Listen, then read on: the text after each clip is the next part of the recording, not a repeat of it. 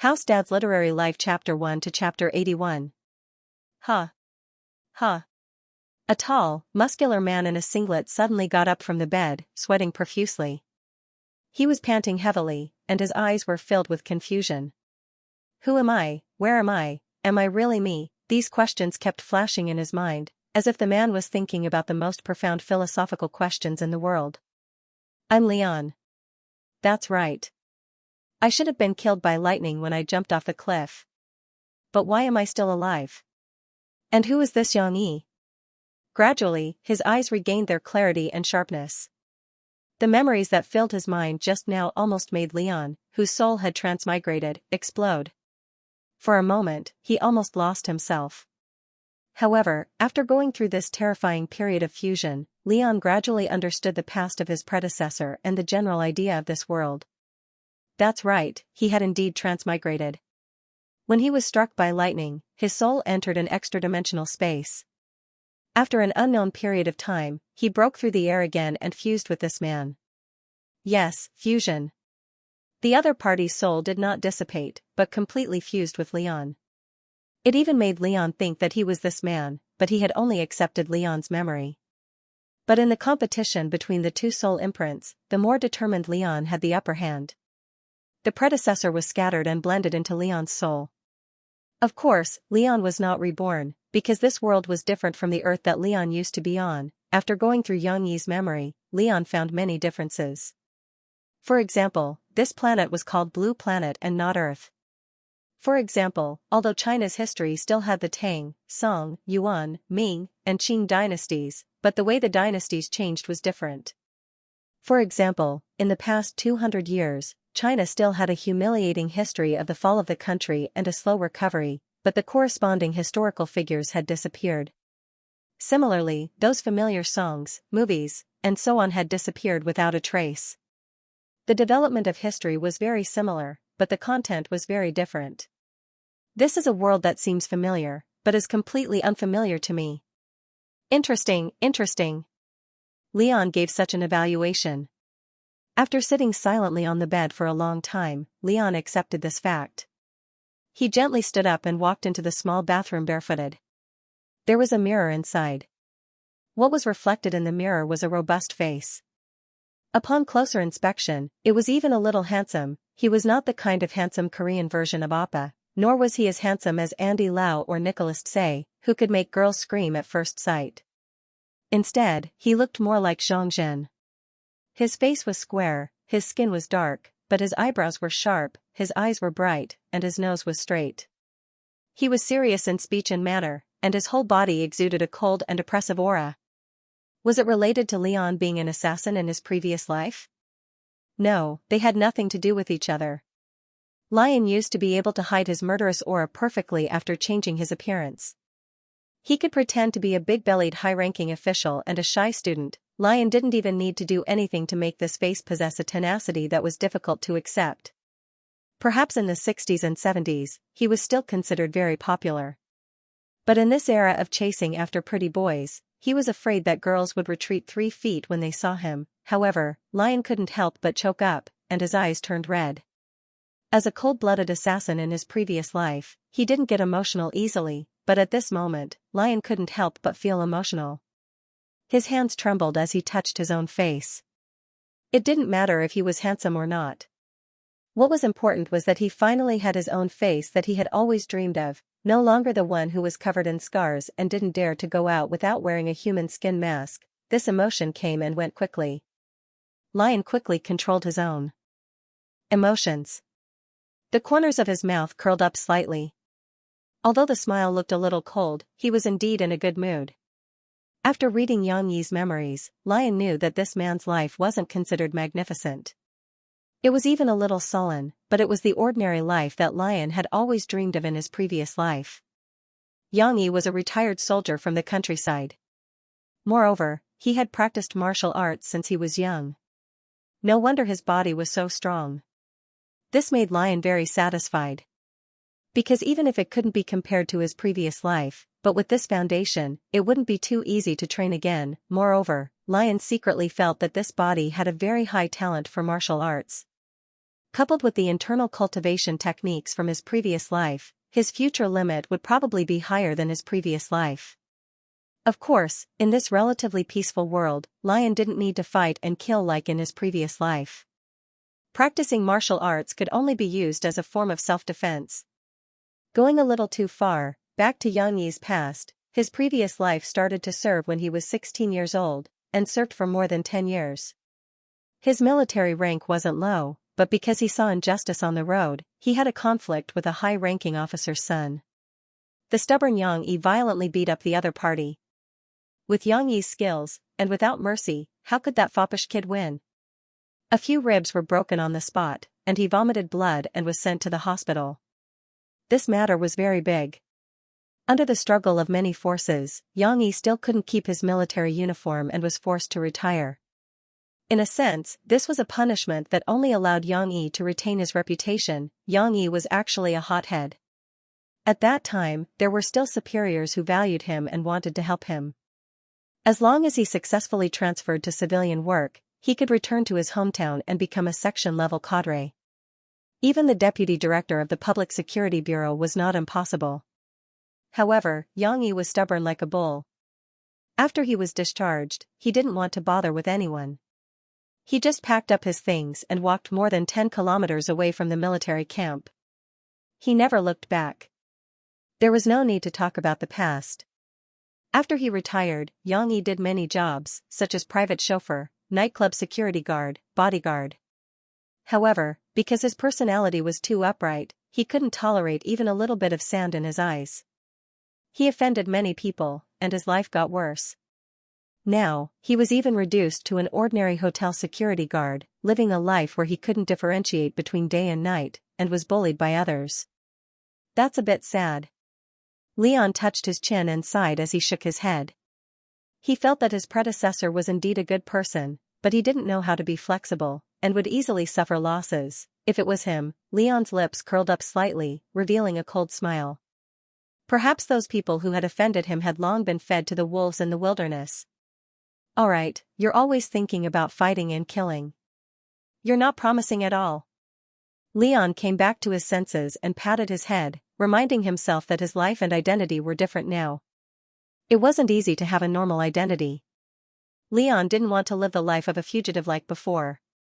Maybe, it's time to change the way I address myself, Leon. No, it should be Xianxia, gradually accepted his new identity.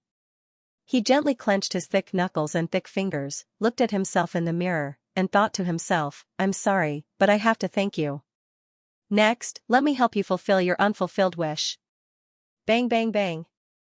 Bang bang bang. The tube-shaped apartment in the urban village was narrow and closed.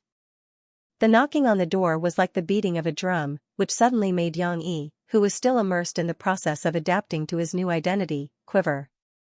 Subconsciously, his eyes became sharp, his lips pursed, his left hand opened like an eagle's claw, and his right hand habitually reached behind him to look for a knife. The killing intent suddenly spread in this small space. But it was only for a moment. Papa, open the door. A soft and happy voice came through the door. She is here to see you. The childish voice immediately dissipated Xianxi's murderous aura. Although he didn't withdraw his left hand in time, the tenderness in his eyes couldn't help but appear in his eyes. It made this tough man look even more human. Xianxia had a daughter, and it was his biological daughter. After integrating the memories of his predecessor, Xianxia knew what was going on, but he was not mentally prepared to face everything that belonged to this body. What's more, the one outside the door was the original Xianxia's most beloved daughter. Just now, when he heard his daughter's voice, his whole body emitted tenderness. It was the effect of the soul mark left by the original Xianxia, and it could not be erased at all. However, even though he was a fearless cold-blooded killer in his previous life, Xianxia was a little flustered at this moment. He did not know how to face it, and he was afraid that he would expose himself in front of his daughter. However, Xi's expectant voice outside the door reached Xianxi's ears, and the desire in his heart made him turn around and walk to the door even though he was afraid. The hard wooden door and the cold iron door were opened by Xianxia, and a small face came into Xianxi's sight. It was a face as delicate as a princess's in a fairy tale.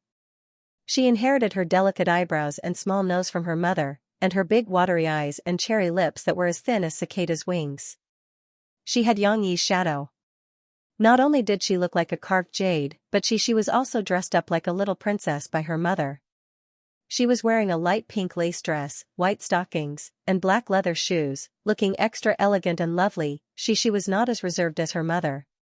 The little girl, who had not yet reached the age of 4, was in a lively age. When she saw her father, she jumped up happily and opened her slender little arms to ask for a hug. Xianxia hurriedly bent down and picked up Xixi a little awkwardly. "Papa, Xixi missed you so much." The little girl giggled happily, hugged her father's neck, and asked coquettishly, "Papa, did you miss Xixi?" The little guy was soft as if he had no bones, and even had a milky fragrance. Hugging him was like hugging the happiness of the entire world. Xianxia felt her dependence on him, and his heart, which was as cold as ice, couldn't help but soften. He blurted out, "Yes, of course." Perhaps he was still affected by the soul imprint of his predecessor, but Xianxia had already fused with those memories. He knew that Xixi had not come for almost half a month because her mother was very busy. Xianxia missed his daughter so much that he almost turned into a love-gazing rock. Therefore, his answer was not false at all. Xixi was very satisfied with her father's answer. The little girl giggled, leaned forward, and gave her father a sweet kiss as a reward from the princess. Xianxia was stunned for a moment. He lowered his head and looked at the little girl with bright eyes in his arms. He couldn't help but feel proud in his heart. "This is my daughter, Xianxia." Whether it was the soul imprint of the original Xianxia or not, the more Xianxia looked at her, the more he liked her. The tenderness in his eyes completely covered the vigilance that had never disappeared in his previous life.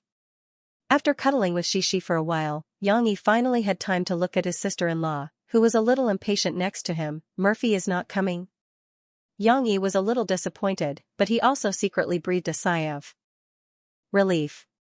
Murphy was Xixi's mother, but she wasn't anyone to Xianxia. She wasn't his ex-wife, she wasn't even his girlfriend. In fact, she was a superstar in the music industry. The story behind this was a long story. To put it simply, the marriage between Xianxia and Murphy was a coincidence. However, just like that, Xixi was pregnant.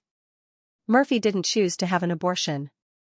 Instead, she retired from the entertainment industry without warning and secretly gave birth to the child abroad.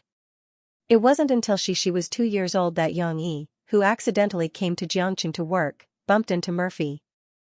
Only then did he know that he was going to be a father. No matter what, Xixi needed a father. Murphy was also willing to arrange for Xixi and Xianxia to get along. However, perhaps due to the difference in status, Xianxia and Murphy's relationship didn't make much progress in the past year. As Murphy's cousin-cum personal assistant, Mo Xiaowan looked down on Xianxia, who was a scumbag and a good-for-nothing. She said impatiently, "Sister Feifei is busy recording a song. She doesn't have time to come." Mo Xiaowan didn't want to stay with Xianxia any longer. She had been brooding over Murphy's sudden retirement. She felt that it had completely affected Murphy's development, so she had been blaming Xianxia. "Okay, now that I've sent Xixi to you, I have to go back. Sister Feifei still has work to do today."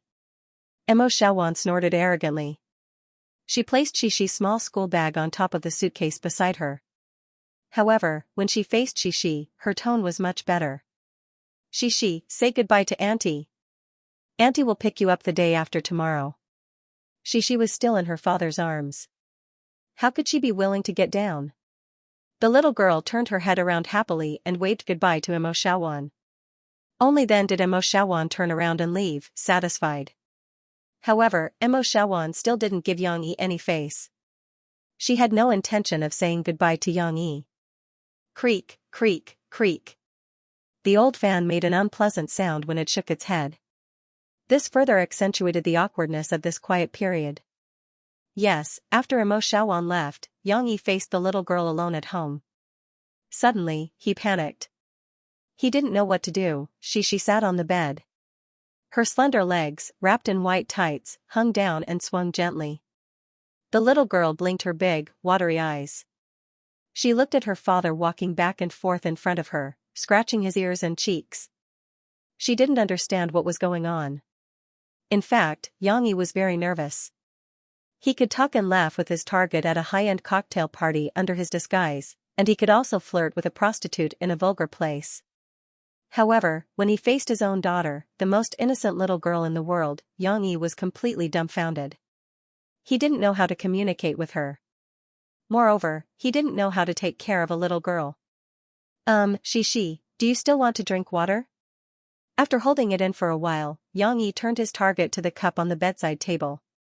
He used this trick 2 minutes ago. Xianxia had just drunk a large cup of water and was already burping. When she heard her father's words, she pouted and waved her hand. No, Xianxia doesn't want to drink water. I'm so full. Well, it seemed that it was going to be awkward again. Xianxia was secretly anxious. Fortunately, Xianxia opened her mouth. She remembered a lot of things she wanted to say to her father in the past half a month. He saw the little girl turned around and half knelt on the bed with her long legs. She took her school bag from the side and unzipped it. Papa, look. Xianxia happily took out a large sketchbook, opened it, and showed it to Xianxia. This is what I drew. It took me a long time to draw it. On the sketchbook, it was a very rough colored pencil drawing. A round sun was drawn in the sky, and below it was a brown house. On the grass in front of the house, there were 3 little people who looked like matchsticks. Xianxia, who was relieved, sat on the edge of the bed. Xianxia immediately went into her father's arms like a puppy and found a comfortable position to lean on. She was afraid that her father would not understand, so she pointed to the little people and introduced them one by one. This is Xianxia, this is Papa, and this is Mom. The 3 little people stood on the grass hand in hand. The youngest, Xianxia, stood in the middle, holding her parents' hands. Xianxia did not comment on the drawing, but the little girl leaned in his arms. He was a little flustered, but he was also very happy. For some reason, listening to Xianxia's childish words, he felt very warm. Xianxia seemed to be attached to this happy feeling in his heart. Perhaps, it was not bad to live like this. Logically speaking, Xianxia's drawing was still at the level of a child's doodling. However, in terms of artistic conception and composition, Xianxia still had some talent. Xianxia's eyes lit up. After praising and encouraging the little girl, he suggested, Xianxia, Daddy will teach you how to draw, okay? In his previous life, Xianxia had learned zither, chess, calligraphy, and painting in the assassin training camp. He knew all kinds of skills, which were the basic skills of disguise. After all, the next mission of the poker assassin organization was the most difficult and arduous. Without any skills to hide in the crowd, Xianxia would have been caught by the police countless times. Xianxia didn't like drawing very much, and later became obsessed with music. In his free time, he liked to listen to music, watch movies, and spend some time in his carefully arranged safe house. As for drawing and other skills, after leaving the training camp, he didn't improve at all. However, it was still possible to fool Xianxia. Of course, it wouldn't work if he just talked about it, so Xianxia showed Xianxia's skills at the beginning. Under the little girl's amazed gaze, Xianxia held a black pencil and gently sketched. After a few strokes, a little girl with long hair appeared on the paper. It had the charm of a cartoon style in his previous life, and the little girl's facial contours, expression, and appearance were very similar to Xianxia's. She was also wearing the lace gauze dress, long pantyhose, and small leather shoes that Xianxia was wearing now. In addition, Xianxia deliberately drew the little girl's head big, and her big eyes were very anime style. Her hair that reached the ground was like a waterfall falling down, and she was very cute. Xianxia liked it so much that she couldn't take her eyes off it. She opened her small mouth and exclaimed in admiration, "Wow, Papa is so awesome." Hearing his daughter's praise, Xianxia felt a sense of accomplishment in his heart. It was simply bursting. Even though Xianxia had been careful not to speak too much for fear of exposing himself, he couldn't help but ask, Xianxia, can you tell who Dad is drawing? Xianxia used to be a soldier, so his voice was loud and clear. But when he was talking to his daughter, he was so gentle that he didn't seem like a tough guy at all. Not to mention Leon, who had always been cold and aloof in his previous life. Even he himself wouldn't dare to believe it. I know. It's Xianxia. Xianxia was bashful. She pointed at herself happily, but she also felt embarrassed. She giggled and threw herself into her father's arms, only revealing half of her bright eyes. For almost the entire afternoon, Xianxia was teaching Xianxia how to sketch. He also personally helped the little fellow fill in some of her simple paintings. She was having a great time. Her bell-like laughter rang out one after another. Little did she know that her father was actually happier than she was. Because Xianxia was worried that he would expose himself, it didn't happen. Perhaps she would feel that the father in front of her was no longer the clumsy and dull father she used to know. But she was still young and didn't have so many suspicions. The little fellow firmly believed in her own eyes. Her father was her father. How could it be someone else? In fact, Xianxia in the past would have found it difficult to even appreciate Xi's paintings, let alone draw. But she didn't care why her father suddenly became so powerful. The little fellow was now almost a fanatic fan who worshipped her father. Happy times passed quickly. Unknowingly, the sun was setting in the west, and the street lights outside the window lit up with a faint halo. She was tired from playing. A child's physique was not as good as an adult's. Under Xianxia's coaxing, she fell into a deep sleep. Xianxia carefully carried Xishi to the middle of the bed. He carefully placed a small pillow on her and tucked her soft hair into a bun to prevent her from feeling uncomfortable. It was April, and the early spring was still chilly. Especially after the sun went down, the air was slightly chilly. Xianxia went to the cupboard and searched for a while before he found a neither thin nor thick towel and covered Xishi with it. Okay, the question now is, what should we eat tonight? Xianxia gently closed the bedroom door and rubbed his chin as he pondered. The place he lived in was about 20 square meters. But although it was small, it had everything. There was a bedroom, a small living room, a kitchen, and a bathroom. Of course, every small space was very narrow, especially the kitchen. Other than a stove and a sink, the rest of the space in the kitchen could only fit a strong man like him. It couldn't accommodate anyone else, even moving around was troublesome. His previous life was still better. He had money, a place, and could even live in a mansion. However, Xianxia was not picky. He rummaged through the fridge and rice jar left behind by his predecessor, thinking about what to prepare for Xi's dinner. When it came to cooking, Xianxia was a rookie in the past. He only knew how to cook some white rice. The dishes that went with the rice were either pickled vegetables, olives, or vegetables that he boiled himself and ate with soy sauce. On one hand, it was because of his low income and lack of money. After having a child, Xianxia saved up all his money and used it to buy everything Xishi wanted when he was with Xishi. It had to be said that Xianxia's love for his daughter was definitely more than anything else in the world. Of course, on the other hand, Xianxia did not have the cells to learn cooking in the past. But the current Xianxia was different. In his previous life, he lived alone and was very well off. When it came to food, he would definitely not treat himself badly. Even if he personally cooked, whether it was Chinese food or Western food, he would be able to take it out. Of course, in his previous life, he could only admire himself. Now, he could finally cook for his beloved little one. Xianxia had to be more serious. However, Xianxia quickly scratched his head. Even the cleverest housewife can't cook without rice. He smiled bitterly and shook his head. In the fridge, there were a few eggs and ham sausages. Then there was the cabbage that the previous Xianxia ate for many years. There was still plenty of rice in the rice jar. However, it was obvious that with the rice, even if it was Xianxia's cooking, it would be tasteless. Xianxia could still make do with it, but he could not use this pig food to entertain his daughter. However, at this time, it was too late to buy groceries. Xianxia rented a house in a remote area. It would take half an hour to walk to the nearest market. Xianxia was not at ease leaving Xishi alone at home. So, what should he eat for dinner? Should he go out to a restaurant? But the hygiene of the small restaurants near the village and the city was worrying. Xianxia finally looked at the instant noodles box in the corner. There was still half a box of instant noodles inside. This was the spiritual food of his previous life after he came back from the night shift. Sometimes, when he was tired and hungry, he did not have the leisure to wait for the rice to be cooked.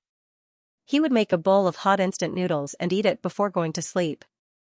Instant noodles are the food of loneliness. It is the best friend of those who cannot sleep. Looking at this half box of instant noodles, Xianxia's memory of it emerged. He could not help but sigh. His heart was slightly sour. Xianxia shook his head and threw this thought away. For tonight's dinner, he already had an idea. The houses in the urban village not only had poor sound insulation, but also had poor ventilation. As Xianxia was busy in the kitchen, a strong aroma bypassed the thin door and slipped into the bedroom. The little girl on the bed was like a quiet sleeping beauty. Her delicate face was set off by a few knotty hair, which made her look delicate and delicate. Perhaps it was the aroma of the aroma. The little girl's pink nose flapped slightly, and a little greedily stuck out her small tongue to lick her mouth. In the kitchen, Xianxia was busy around a small iron pot that was simmering slowly. The water and boiled instant noodles were rolling with a strong aroma, which was the mixed aroma of seasoning packets and sesame oil. Xianxia threw away the oil packets of the instant noodles. He didn't trust the oil. Now, Xianxia pulled out the finely cut ham sausage and evenly mixed it with long chopsticks. The taste of the ham sausage blended with the boiling soup, which seemed to be more fragrant. At this time, Xianxia's ears moved. He heard a rustling sound and then the sound of the bedroom door being opened. He poked his head out to take a look. The little fellow was still rubbing his sleepy eyes and walking out in a daze with bare feet. "Papa, Papa." She, who had just woken up, said in a soft voice, with a sense of insecurity and anxiety. "Papa is here." Xianxia hurried over and picked up the little girl. In her father's arms, she was relieved of a burden, and her sleepy spirit gradually woke up. She put her arms around her father's neck and said with a pout, "Papa, she is hungry. It will be ready soon. Papa is making dinner for you." Xianxia helped Shishi fix her hair and comforted her with a smile. Of course, the noodles were not ready yet. Xianxia helped Shishi put on her slippers and went back to the kitchen. Under Shishi's curious gaze, Xianxia couldn't help but show off his skills. He threw the washed egg high into the air, causing Shishi to exclaim in surprise. Then, Xianxia held the kitchen knife in his right hand and went up to meet the egg. At a distance that was hard to see with the naked eye, Xianxia made a movement to dissipate the force, and the egg landed steadily on the back of the knife without a single crack. Before Shishi could react, Xianxia had already flicked his right hand, channeled his strength into the back of the knife, and tossed the egg up again. His movements were extremely fast, and the tip of the knife flipped over, cutting right into the eggshell and firmly embedding the egg inside. "Wow!" Shishi cried out in surprise. The little fellow's mouth was so wide open that an egg could be stuffed inside. She subconsciously covered her mouth with her small hands in a ladle-like manner. Xianxia smiled. In fact, he had never practiced these tricks before. He had only watched videos on the internet before. However, with his skill in controlling the knife like a god, it was not too difficult for him to do it on the spot. However, Xianxia felt a sense of accomplishment to be able to make his daughter so happy. The egg white flowed down along the knife, and slowly spread on the instant noodles under Xianxia's shaking. Then, with a gentle shake, the gap in the eggshell cracked a little, and the egg yolk fell down, spreading evenly in the frame of the egg white. The little one couldn't see, so she could only stand on her tiptoes and curiously poke her little head out. The next step was not so complicated. Xianxia casually cracked 3 eggs on the side as decorations, then turned off the gas stove and covered the lid. The eggs below were overcooked, so they didn't taste good. The remaining heat of the pot and the temperature of the steaming water were just enough to make them medium well. It's a pity that there are no green onions. Otherwise, it could be used as a plate decoration, Xianxia thought to himself. Well, wait for Daddy to cook some cabbage, then we can have dinner. Xianxia smiled. He carried the pot of instant noodles to the tea table in the living room, and told the little one not to burn herself. Cece was so greedy that she kept swallowing her saliva as she followed behind her father. There was cabbage in the refrigerator. Xianxia didn't waste it just now. He had already picked it up, washed it, and put it aside. Now, he took another pot of hot water, quickly boiled it, drained the water, and put it on a plate. Then, Xianxia heated the oil in the iron pot, poured in the chopped garlic and soy sauce, and made a sauce that could make people's mouths water. While the oil was boiling, he poured it on the boiled cabbage, making a sizzling sound. Suddenly, the rich aroma of vegetables and oil filled the whole house. "It smells good, it smells good. She wants to eat it." The little one's stomach growled, and she couldn't wait to jump up and down. She was quite sensible. She took the initiative to help her father carry the washed dishes and chopsticks, and then she took out a small stool exclusive for Shishi and sat on it obediently, waiting for dinner. In fact, Yang Yi's movements were quite fast. The instant noodles were not stuffy for too long. He lifted the lid, and the instant noodles in the pot were just soft without losing their chewiness. However, Xixi's attention was attracted by the heart-shaped egg in the middle. Yang Yi's dazzling skills just made the egg spread out in the shape of a heart. The golden yolk was inlaid in the middle of the white egg, as if it was a work of art. In fact, Yang Yi felt that the other 3 eggs he had cracked were more delicious. This heart-shaped egg might not be as tender as the other 3. After all, it was spread out and boiled for a long time. Xixi saw her father put an egg in her bowl, and the little one immediately refused. She pouted her pink little mouth and said, "I want that, I want that." It seemed that even for children, it was an era where appearance was important. Yang Yi smiled slightly. Fortunately, he was prepared.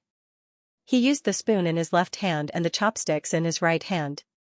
He used his strength and gently scooped up the egg with the noodles under it, and quickly transferred it to Xixi's small bowl.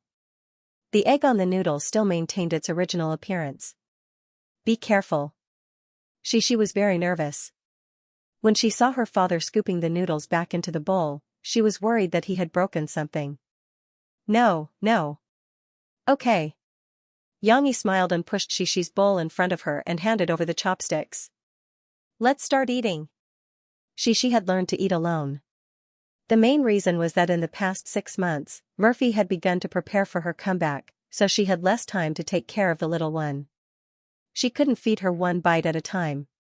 Sometimes, Xiixi even had to eat and play by herself in Murphy's recording studio. Now, Xiixi picked up the chopsticks, but she was a little hesitant. She gently tapped the egg on the noodles with her chopsticks.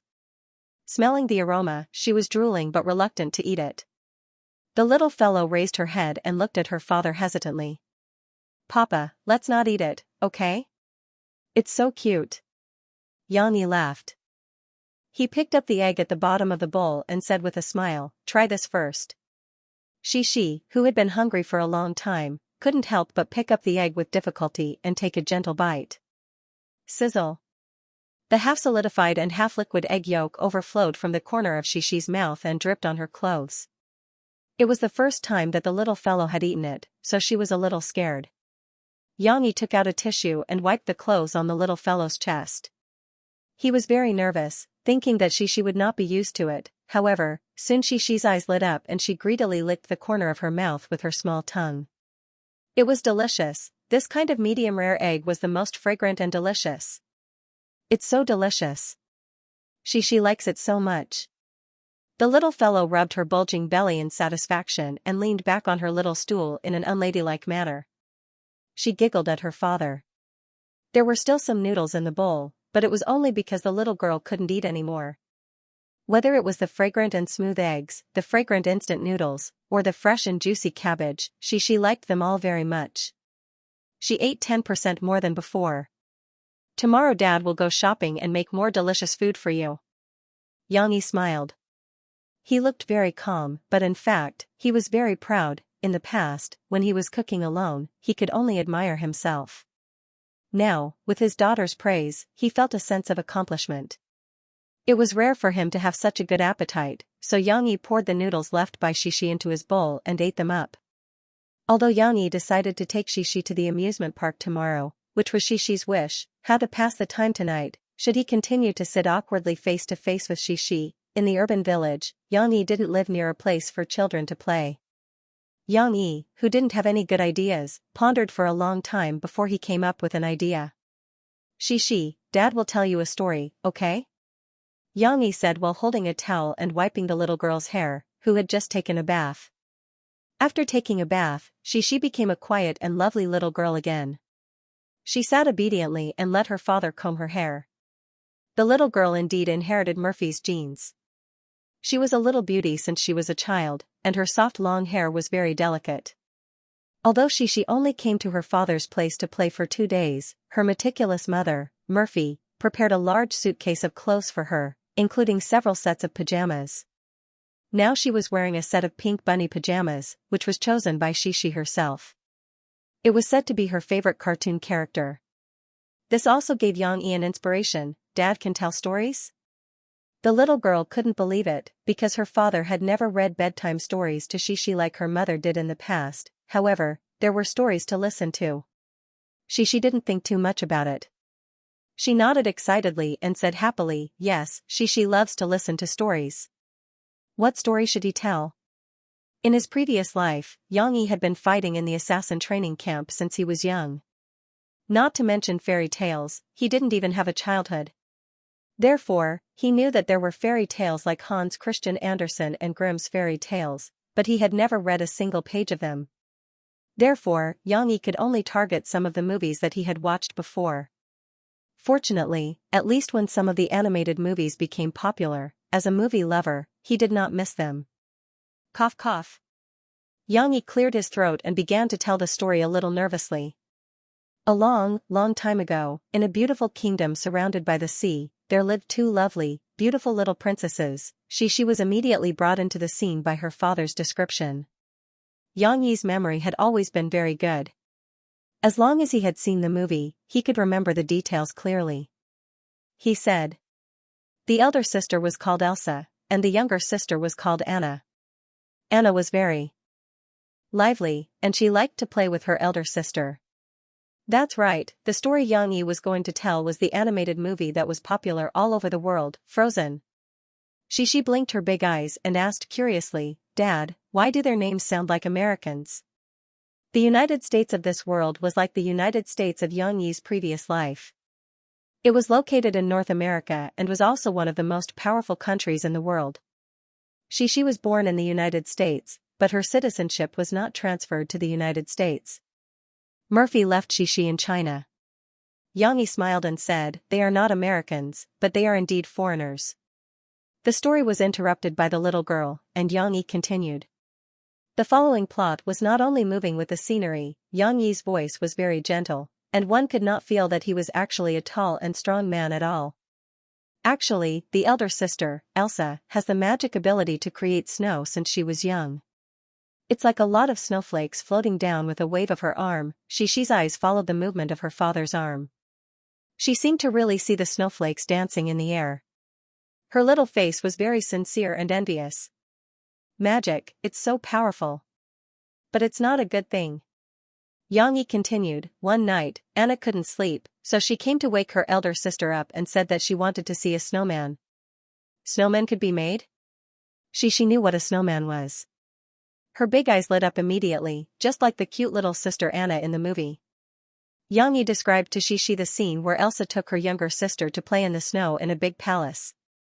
With a magic spell, snowflakes would appear all over the sky, and a thick layer of snow would be created to build a snowman.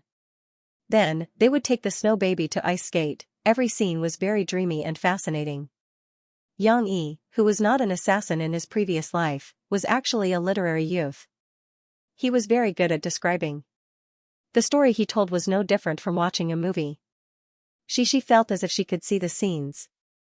Of course, the little girl still said with some envy, Xianxia hasn't played in the snow yet.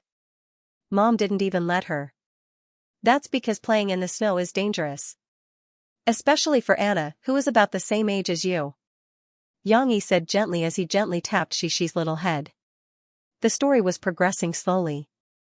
When Xianxia heard that Anna was injured and unconscious, the little girl immediately grabbed her father's hand nervously. Her delicate little hand was sweating because of nervousness.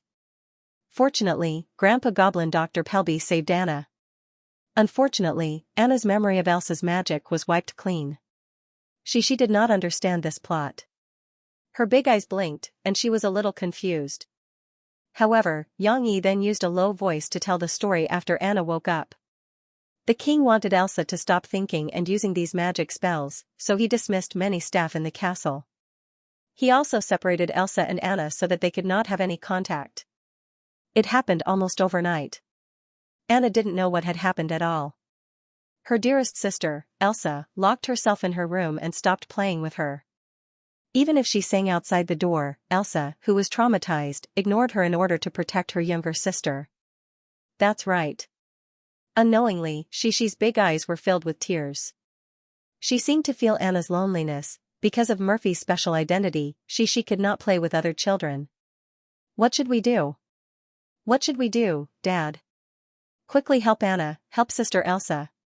The little girl's soft heart was touched. She grabbed her father's hand and said in a choked voice. Xianxia quickly sat down and hugged the little girl in his arms. He patted her little head and coaxed, "Don't worry, there's more to come." The night was still very long. Xianxia was ready to tell a long story until she fell asleep. I don't want to. Shi's sobs were like the moonlight variation in the OTS song The Legend of Qin, Full Moon Night, until dawn. It was full of sadness and stubbornness. Xianxia stood awkwardly by the bed and scratched his head. The little girl wasn't crying because of the story of Frozen that her father told her last night. The story had a perfect ending, it was just that she didn't want to go to sleep because she wanted to hear the story. After listening to it, she was so excited that she wriggled around in bed until midnight. Therefore, she couldn't get up in the morning. Xianxia saw that he couldn't wake her up, so he let her sleep until late in the morning. Well, she was even more unwilling now. I want to play all day. She had just woken up. Her morning grumpiness mixed with her obsession to play in the amusement park turned into an indescribable grievance. She could only cry. Xianxia was really dumbfounded. Why was she crying, whether in his previous life or this life? Xianxia was a man of steel who didn't cry easily. He really couldn't understand why she was crying. Was it because she didn't have enough time to play in the amusement park? However, Xianxia explained that he couldn't wake Shi up, so he let Shi continue to sleep. However, Shi didn't listen. She was immersed in her own grievance and cried miserably. Women are so difficult to understand. Xianxia muttered in his heart. No, girls are even harder to understand. His previous life was better. Women's problems weren't problems that could be solved with money. Perhaps Xianxia wasn't very good at coaxing children. He tried very hard to find a solution in the memory of his predecessor. Unfortunately, the original Xianxia was also silly. He sat there like him and watched his daughter cry. In the end, he was reprimanded by Murphy. Xianxia still tried very hard to coax his daughter. He squatted down by the bed. Because he was too tall, half of his knee was on the ground. In this way, he could see Shi at the same level as her. Don't cry. Dad promised you today that we can play as long as you want. Okay? Xianxia coaxed softly. It seemed that the effect wasn't obvious. Shi was still sobbing slowly.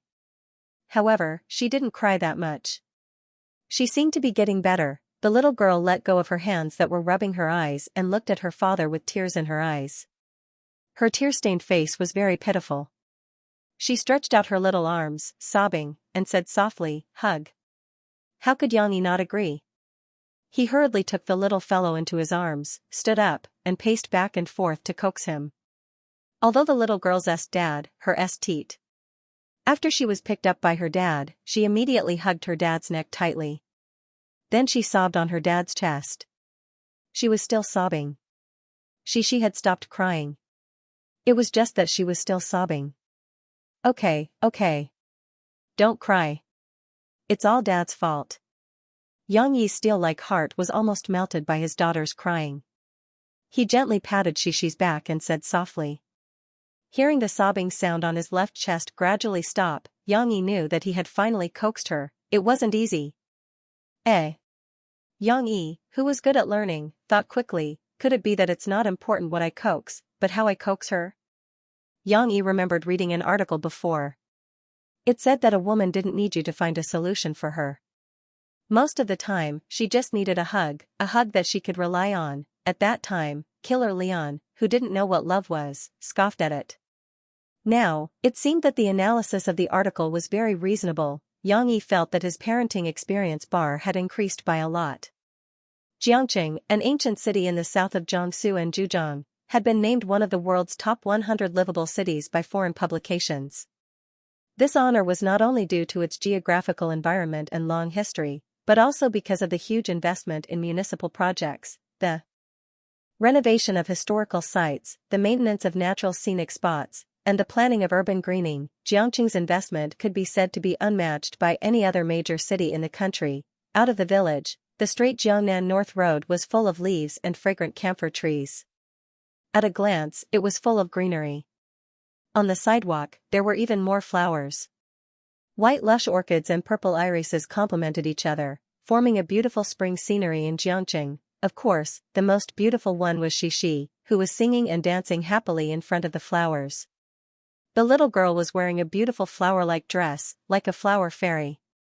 She ran in front of them, skipping and singing the song that her father had taught her when he was telling her a story yesterday.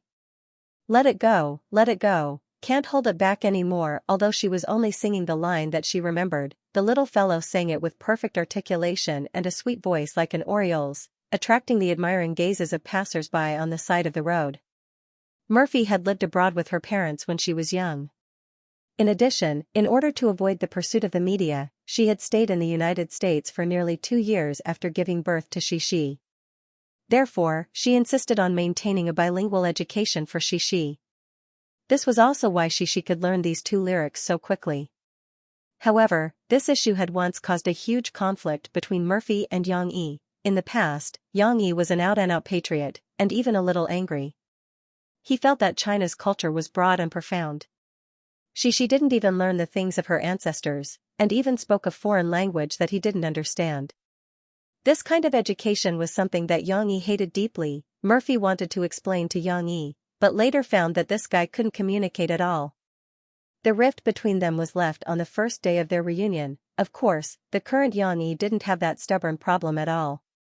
In his previous life, he was proficient in 8 languages. Now, teaching Xianxia to sing English songs didn't have any burden at all.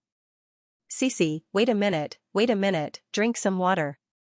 Yang Yi stopped the little girl, who was a little happy without Murphy's discipline. He took out a children's water bottle from the school bag hanging on his shoulder, unscrewed the lid and handed it to Xianxia. Xianxia was very obedient and drank the water in big mouthfuls. Yang Yi squatted down, took out a small towel, and wiped the sweat on Xianxia's face. In his slightly cold eyes, Xianxia's pretty face was reflected. The little girl was drinking water while blinking her big eyes and looking at her father. This scene was actually so heartwarming. There's no need to walk, we can take a taxi there. The bus stop was still a long way away. Yang Yi silently counted the money in his pocket and said to Xianxia. Today, he took out all the money that Yang Yi used to live frugally and stuffed in his shoebox. Although it wasn't easy for the predecessor to save money, Yang Yi didn't have the habit of saving money. Money was to be spent. If he ran out of money, couldn't he just earn it back?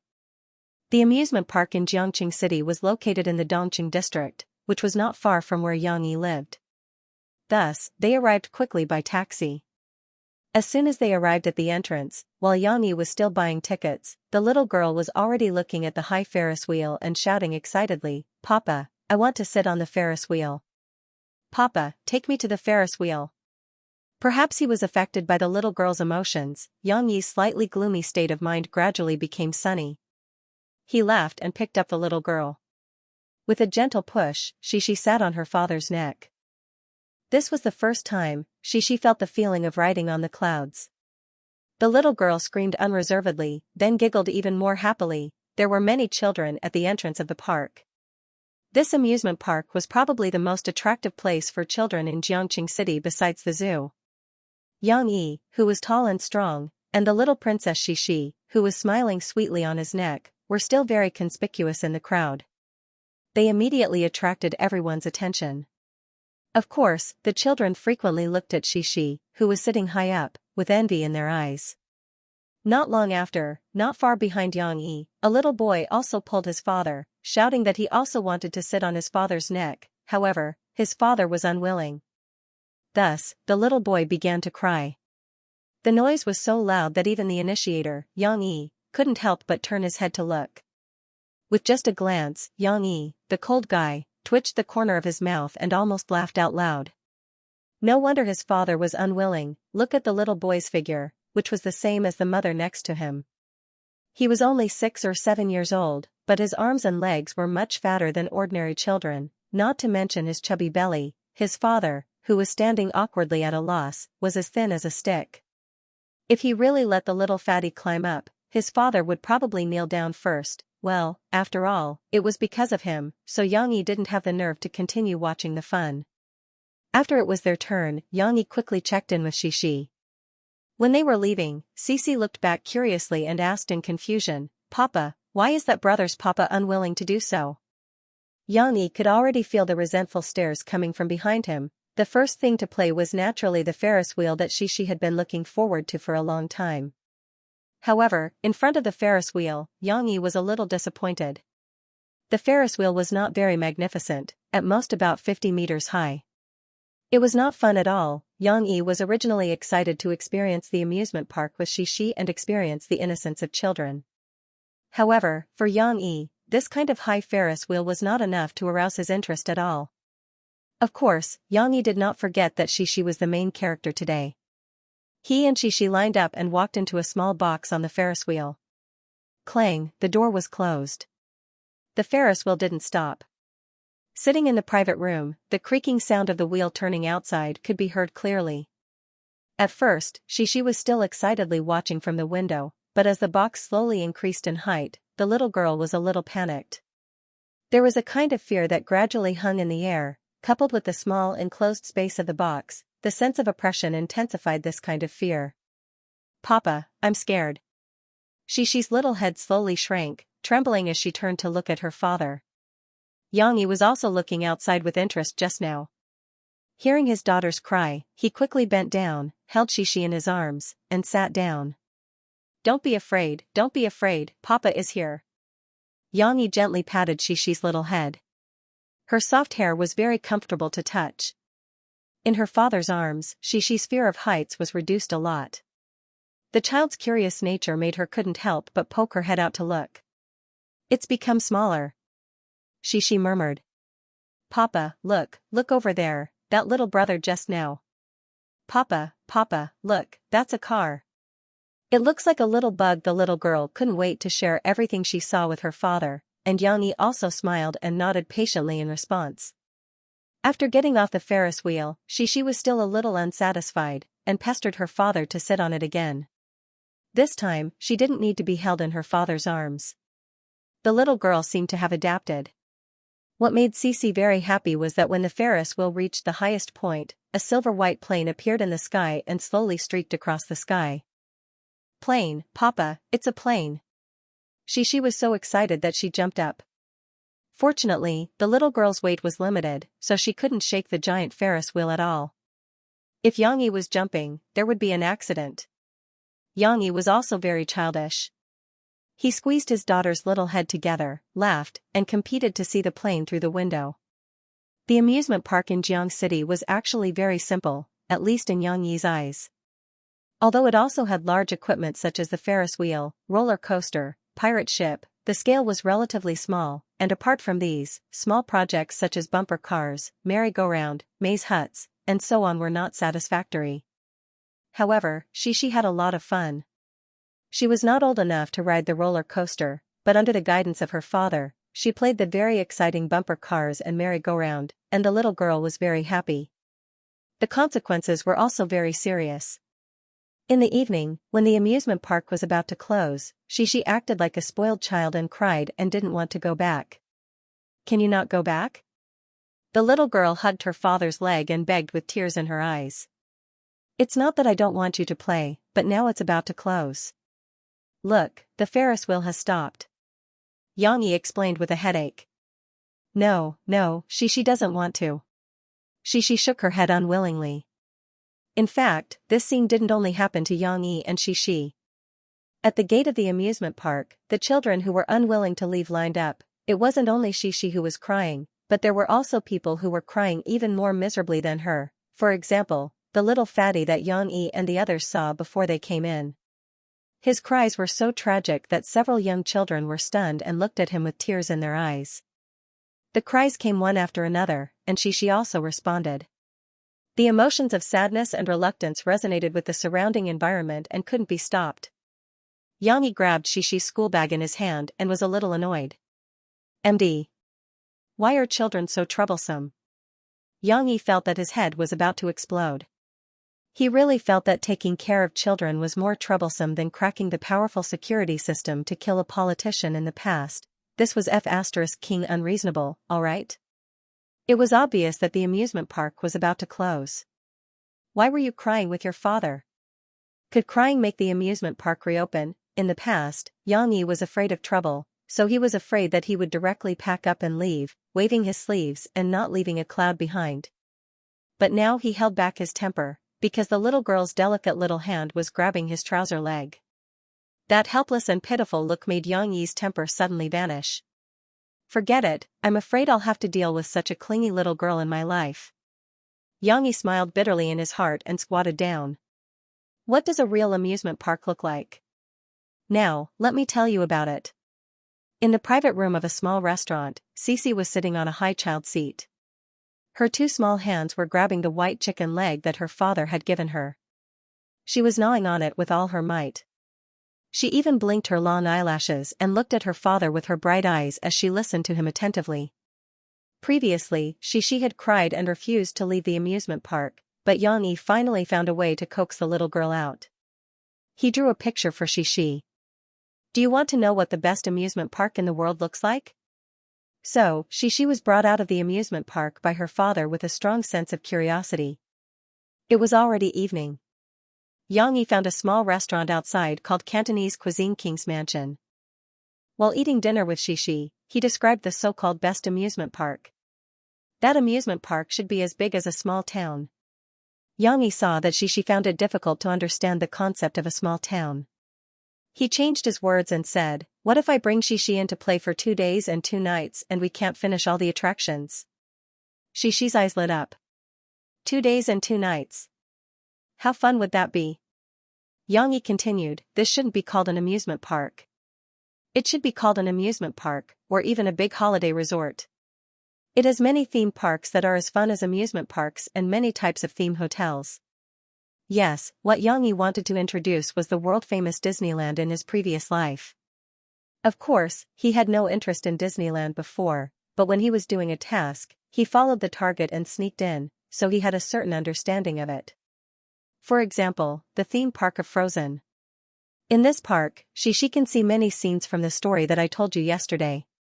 Xixi put down the chicken leg in her hand and pouted her oily little mouth. She couldn't help but ask, will Sister Elsa be there too? Although Anna was also the main character in her father's stories, Xixi preferred Elsa, who had magic and could make snowflakes fill the sky. Of course. Xiangyi smiled and said, Aisha is in her ice castle. Wow. Ice snow castle. Cece's big eyes were overflowing with light, full of longing.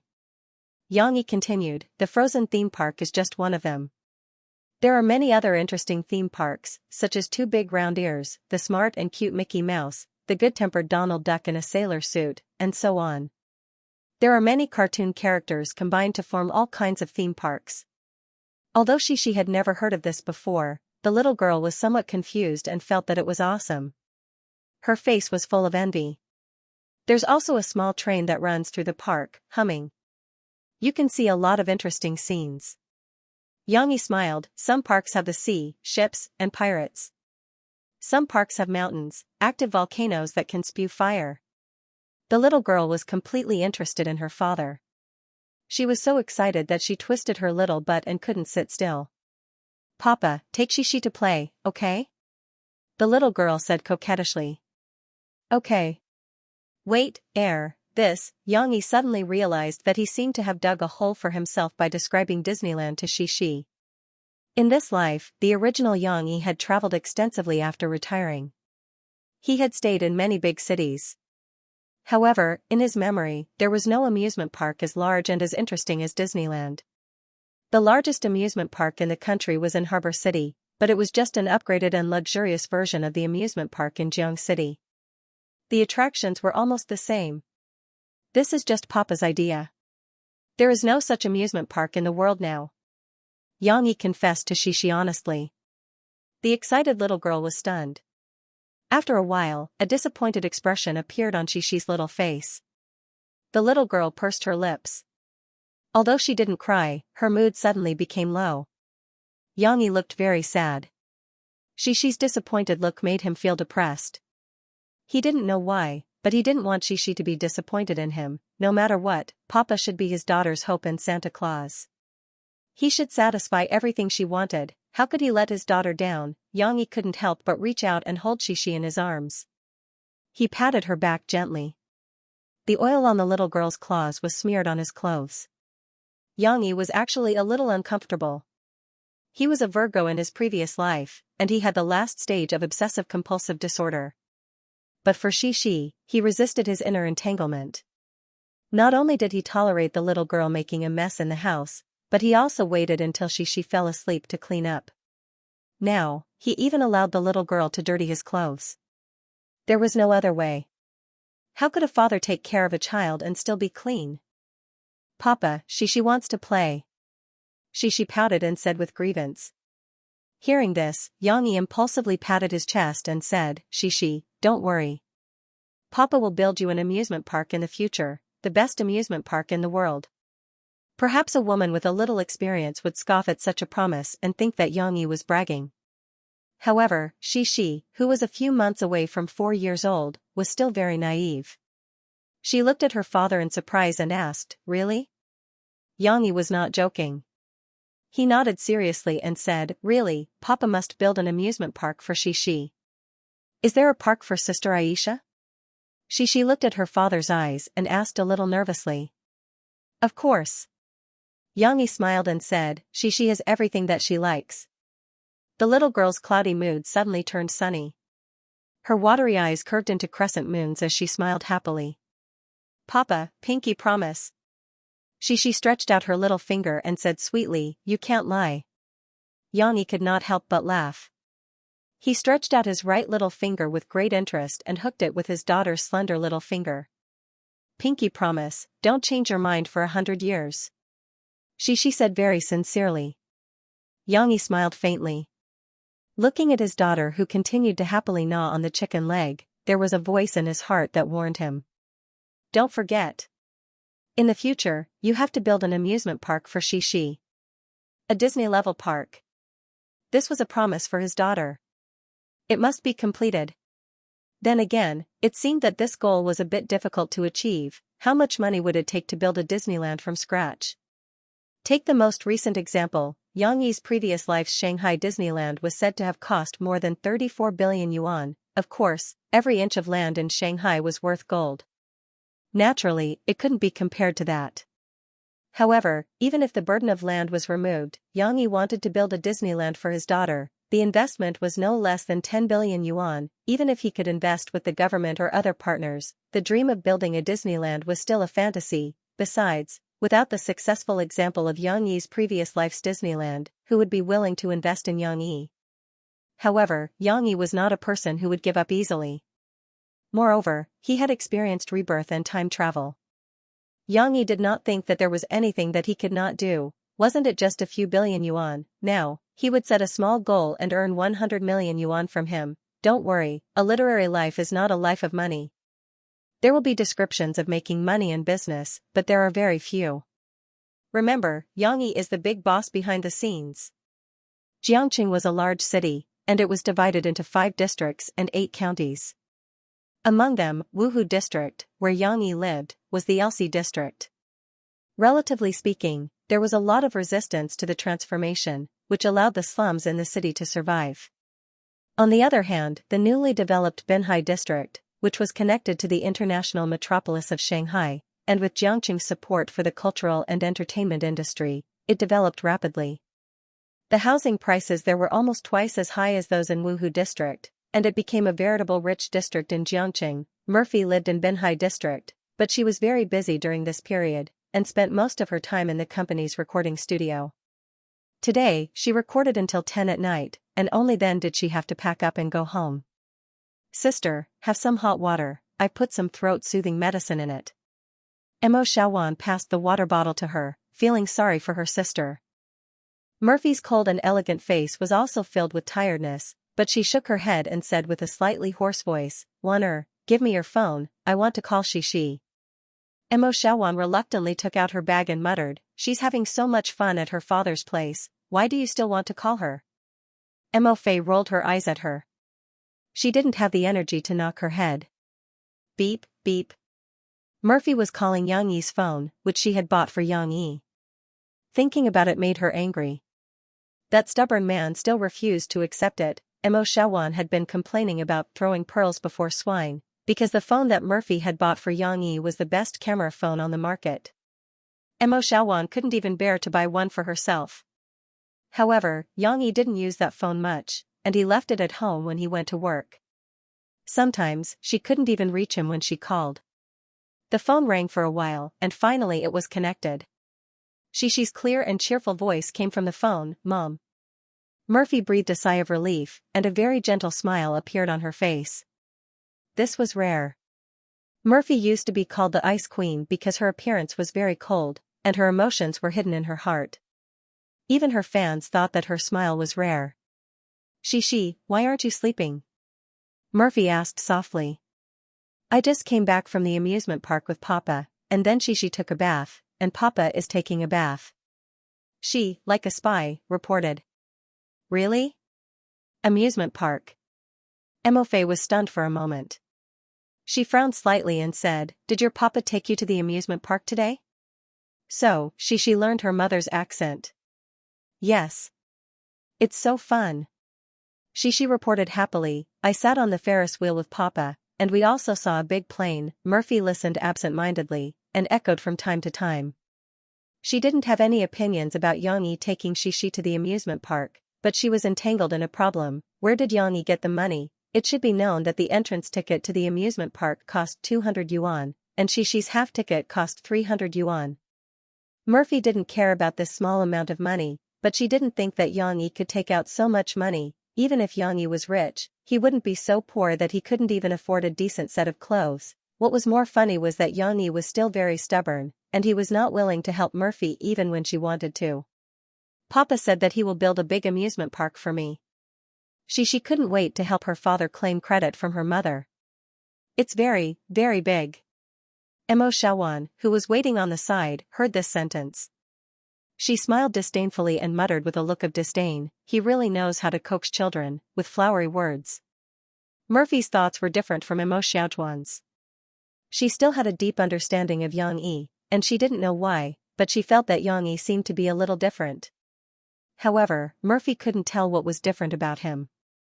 Murphy sighed inwardly, and her emotions were very complicated. She shook her head and came back to her senses, and said to Shishi, "Then, did Shishi have fun with Papa today?" "Of course."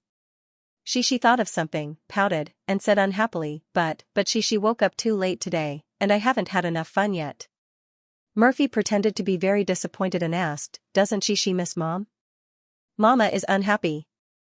Cece giggled and said cutely, "I miss Mama too. It would be even better if Mama could wake up with me." These words made Murphy's heart feel warm. This little girl seemed to be quite sensible. Maybe it was because children from single-parent families matured early. At this moment, Yang Yi came out of the shower. He took a towel to wipe the water droplets on his head, and asked from afar, "Shishi, who are you talking to?" "I'm talking to Mom on the phone." Shishi stood on the bed barefooted, raised the phone with her two small hands, and responded loudly, "Papa, do you want to talk to Mom?" Yang Yi frowned, and couldn't help but feel a little flustered. He didn't know how to face Murphy.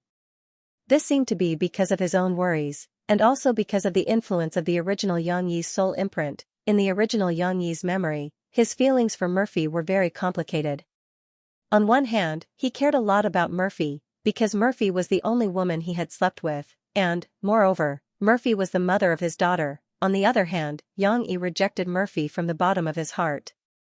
He felt that there was a great disparity between the two of them and that they were not a good match. Moreover, Yang Yi himself thought that Murphy was prejudiced against him and looked down on him. These complicated feelings also affected Yang Yi's judgment to a certain extent. He had never seen Murphy, and there was already a grudge between them. "Forget it, Dad still has to wash the clothes. You two continue to talk," Yang Yi said to Shishi. In fact, because the room was narrow, Yang Yi's voice also faintly reached Murphy's ears through the phone. Logically speaking, Murphy also didn't want to talk to Yang Yi, okay? The two of them were like fire and water in the past. She was just wondering if she should comply with Shishi's request and say a few words to Yang Yi. In the end, Yang Yi rejected it first. "I didn't say no, so why did he reject it?" Murphy was almost angered by Yang Yi. "Okay, Dad is very busy." "Mom, don't be angry." Shishi's soft voice came over, and Murphy's anger dissipated by more than half. She shook her head with a slight wry smile, left Yang Yi behind, and continued to chat with her daughter. She was like a lark, chattering to Murphy about the day's experience. She also told her mother that Dad would tell her a lot of good stories. This bit of information made Murphy's heart feel even more strange. Was this still the dull and clumsy Yang Yi from before, on the way back in the nanny van? Sister, sister. Mo Xiaowan called several times before Murphy came back to her senses. Murphy shifted her gaze from the window. Sister, why are you in a daze? Mo Xiaowan complained, I'm going over tomorrow's schedule with you. Murphy acted as if she didn't hear Mo Xiaowan's complaint. She suddenly made a decision. Xiaowan, help me postpone the meeting with Teacher Lu tomorrow afternoon for the time being. Mo Xiaowan was dumbfounded. She asked in confusion, why? It's not easy to make an appointment with Teacher Lu. Murphy said firmly, no reason, I'm going to pick up Xi. Creak. Clang. The sound of the old iron door broke the silence of the early morning in the apartment. Yang Yi opened the big iron door and walked in from the outside. He was wearing a singlet, and his strong muscles were bulging. His slightly tanned skin was flushed with sweat, making it look as if it had been rubbed with olive oil. His hormones were bursting. However, it was a little strange that he was carrying bags of vegetables in his hands.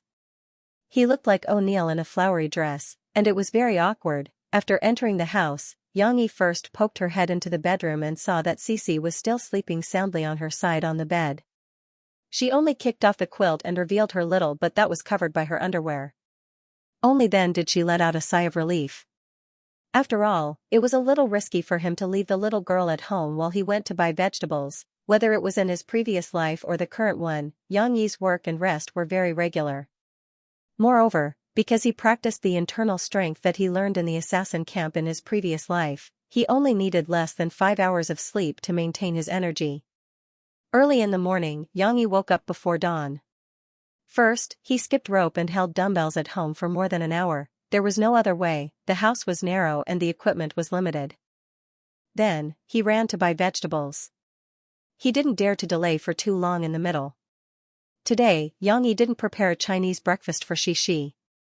He wanted to change his craft, so he carefully made a sandwich that looked simple, but the process was complicated. This sandwich was not the cheap kind that could be bought in a convenience store. Yang Yi was very picky with the ingredients.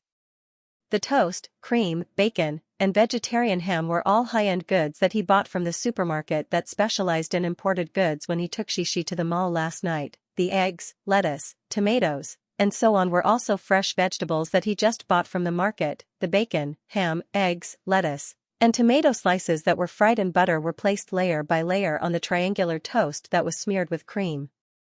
Then, he used the other half of the toast to pick it up. The little guy's mouth was not as big as an adult's. Yang Yi had specially made it thin, especially the toast. Yang Yi had almost cut it into transparent thin slices. After all of them were stacked up and pressed gently, it was only half a finger wide. However, the small quantity didn't mean that they were cutting corners. Every layer was meticulously made thin and fine, ensuring that there was variety and that it was mini. With Yang Yi's culinary skills, the taste of this sandwich, which was rich in ingredients, was definitely not inferior to the ones made by the top chefs in the big hotels. The most direct feeling was that Xi's face was brimming with happiness as she ate. When the little guy was woken up by his father, he was still a little grumpy. Yang Yi carried the fluffy-haired little fellow to wash up. When they passed by the living room, Xi saw the sandwiches on the table and thought they were bread that she didn't like. She pursed her lips and was about to cry. However, after she took her first bite, she couldn't stop. "Daddy's sandwiches are so delicious!" She shouted with her mouth full. Then, before she finished eating, the little guy took another bite. The delicious and juicy bacon, lettuce, tomatoes, and other fillings seemed to bloom in her mouth. It was so delicious. She didn't even have time to take a sip of her favorite yogurt. "It's so delicious. Papa, Xi also wants to eat sandwiches tomorrow." When Yang Yi was washing the dishes, Xi was as happy as a little oriole flying through the forest. She ran over, hugged her father's feet, and said coquettishly, "Okay? Is that okay?" Yang Yi thought for a moment, but shook his head and said regretfully, "Not tomorrow." Your aunt will come to pick you up this afternoon. He added, when she comes to Daddy's place next time, Daddy will make delicious food for you. It was true. Xianxia was full of recipes and wanted to show off to his daughter, however, the little girl's mood was a little low. She grabbed her father's trousers, pouted, and said, but why can't Daddy live with Mom and She likes to eat Daddy's dishes, and Mom will like it too. Xianxia paused. He shook his head with a wry smile. He really didn't know how to answer the little girl's words. In silence, Xianxia finished washing the last bowl in his hand, wiped his hands, squatted down, picked up the little girl, kissed the depressed little girl, and rubbed his nose against her little face. Xi's skin was as delicate as milk. In the past, Xianxia also liked to express intimacy with his daughter, but at that time, Xianxia was not used to shaving every day, and sometimes the little girl would cry out. Fortunately, the current Xianxia not only brought the character of a Virgo from his previous life, but also cherished his current peerless beauty. Every morning, he shaved his beard clean, and she did not need to be tortured. Xianxia looked at his daughter's pleading eyes, sighed softly, and said, the situation between Daddy and Mommy is more complicated. Whether we are together or not is not up to your daddy. Of course, your Mommy also has her difficulties. Of course, this was just to comfort Xi. In fact, Xianxia was not optimistic about his relationship with Murphy. Although he was no longer the inferior and stubborn Xianxia, would Murphy's opinion of him change, or from another point of view, could he accept Murphy? What kind of people were the people in the entertainment circle? Xianxia knew a lot of inside stories in his previous life. Moreover, in the entertainment circle, there were joys and sorrows, and cuckoldry. These kinds of things were not rare. Xianxia might be very interested in music, but what he liked was classical music. He liked songs with meaningful lyrics, and he wasn't a singer who liked to sing. She was quite well behaved. She reached out and hooked her father's neck, kissed him, and comforted him in turn. Papa, don't be sad. She likes Papa. Xianxia could not help laughing, and reached out to rub the sensible little girl's head. At around 3 o'clock in the afternoon, someone knocked on the iron gate of Xianxia's house. Xianxia, who was lying on the bed, turned over, frowned, and looked at the door. In the morning, he took Xi out to play, and came back a little late. The little girl was still taking a nap. Xianxia did not need to take a nap, but who asked the little girl to be so clingy? Fortunately, Xi was sleeping soundly and was not woken up. But, who on earth came to the door? Xianxia gently closed the bedroom door and walked over. The big iron door was opened with a harsh friction sound. Xianxia was surprised to see a slim white-collar beauty wearing a pair of toed sunglasses standing outside the door. Although the big sunglasses covered half of the other party's face, there was no doubt that this was a great beauty. Her face was a little thin, but it was not the face of a snake spirit. On the contrary, her chin was a little round, but there was no baby-fat version of Lu Yifei's fairy face. With this face, even through the sunglasses, Xianxia could feel the delicate outline of the other party, and the soft beauty of the lines. Presumably, she would be even more beautiful if she took off the glasses, right? And the other party's figure was not bad. It had to be said that in this life, Xianxia was really a decent man. In the fused memories, Xianxia could see that his predecessor had been single for so many years. The ill-fated relationship with Mo Fei was another matter. Of course, after so many years of retirement, no matter how bad his life was, there were still people chasing after him. After all, he was also a soldier with a great body. Whether it was the waitress in the hotel or the rich ladies in the clubhouse, they all wanted to hook up with Xianxia. However, not a single leaf touched this fellow's body. The greatest record was when he was working as a security guard in the clubhouse 2 years ago. He was pounced on by a prostitute who was madly in love with him. The other party was naked, but Xianxia still didn't make a move. He took off his shirt and covered the other party's body, then walked away expressionlessly, walked away. He really walked away like Liu Xiaohui. However, Liu Xiaohui had a tragic ending. Later, rumors of his erectile dysfunction spread in the clubhouse. Although the predecessor Xianxia didn't care and didn't hate the prostitute, he did become a laughingstock. But was this body really impotent? Xianxia didn't think so. Looking at the white-collar beauty's hot body in front of him, his overflowing body couldn't hold it. Looking from the bottom up, first, it was wrapped in black stockings and a tube skirt, perfectly round and slender thighs. Then it was indescribable, buttocks, from the tight tube skirt he could see, indescribable. Yang Yi's eyes couldn't help but move to the other party's chest, indescribable. He didn't know if it was the real thing or the effect of the underwear, but it was big, big, big, indescribable. The white-collar beauty was acutely aware of Yang Yi's unscrupulous gaze. Suddenly, through the sunglasses, a cold chill passed through. He heard her snort, "Yang Yi, I haven't seen you for half a month, but your guts have grown a lot." This cold voice was like a bucket of cold water, making Yang Yi come back to his senses. "Murphy?"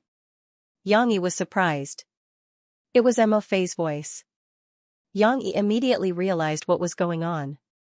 Just now, he vaguely felt that this face was very familiar. He didn't recognize Murphy just now. After all, in his memory, Murphy wouldn't dress like this. Before Murphy retired from the music industry, with the nickname Ice Queen of Songs, she dressed very conservatively. Moreover, at that time, she hadn't given birth yet, and her body wasn't so hot.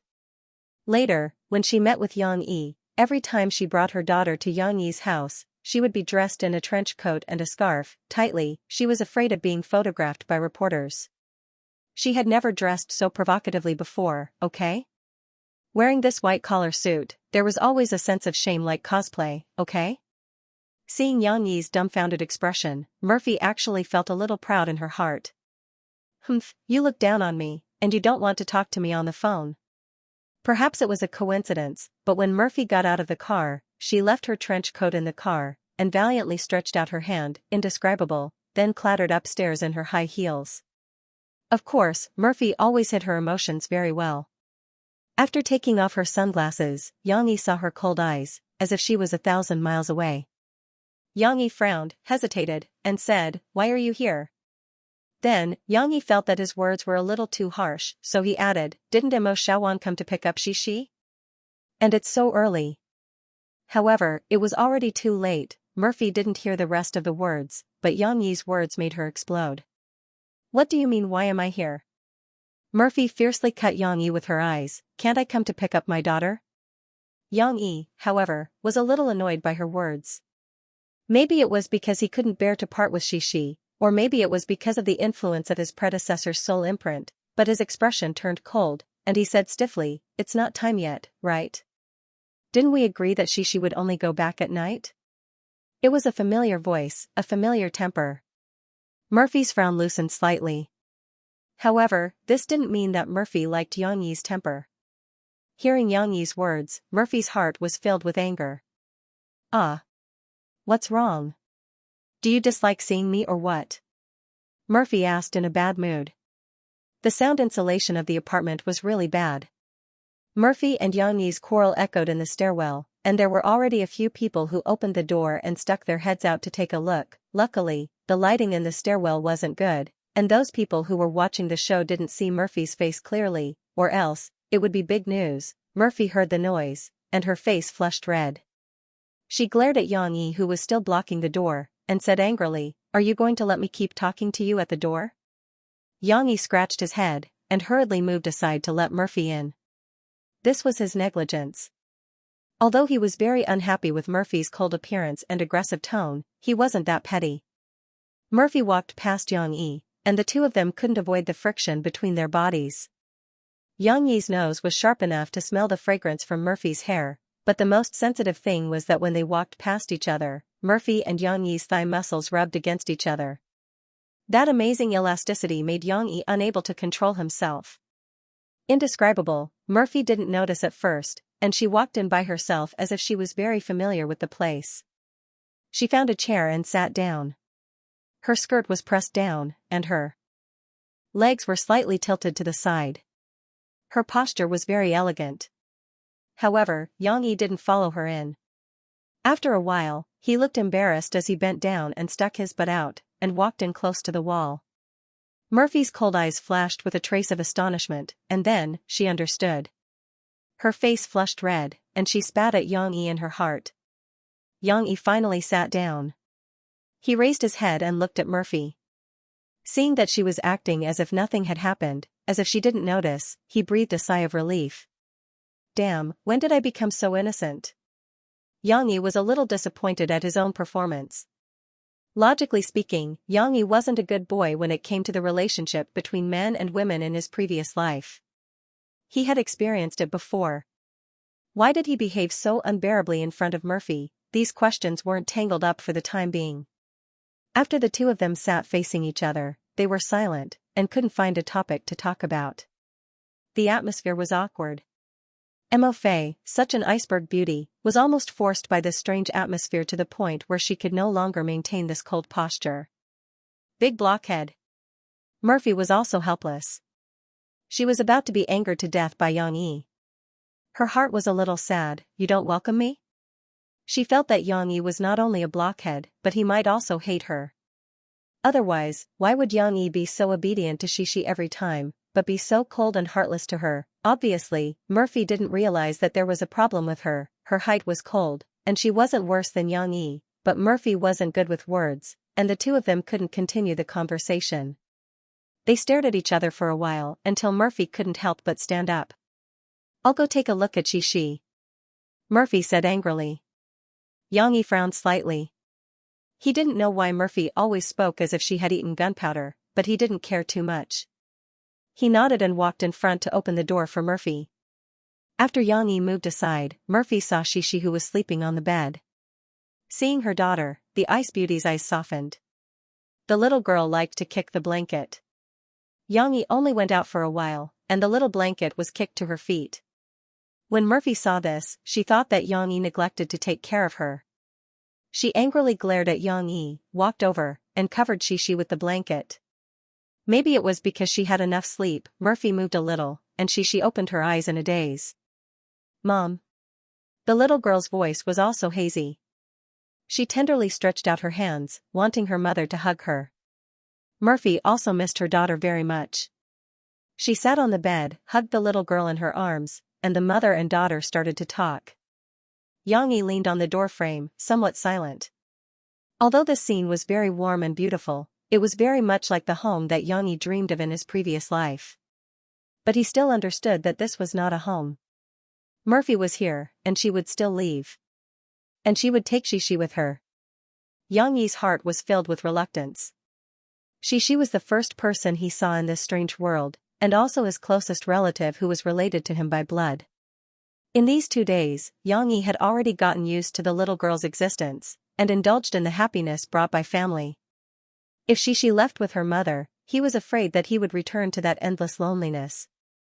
Although Xixi was reluctant, and although Yang Yi's face was dark and he did not say a word, Murphy finally steeled her heart and took the little girl back. Mom, let Papa live in our house, okay? Papa can cook delicious food for you. When they went downstairs, Xixi was still in her mother's arms and acted coquettishly. Murphy was annoyed by Yang Yi's attitude. She angrily patted Xixi's butt and said, "Don't talk nonsense. Girls can't be so naughty. Your papa has his own life. He won't be willing to come over." Murphy finally touched the little girl's head and said faintly. Today, Murphy came over. In order not to be followed by the paparazzi, she changed into an inconspicuous private car. After getting in the car, Mo Xiaowan, who was acting as the driver, anxiously turned her head and reported, "Sister, sorry for the trouble.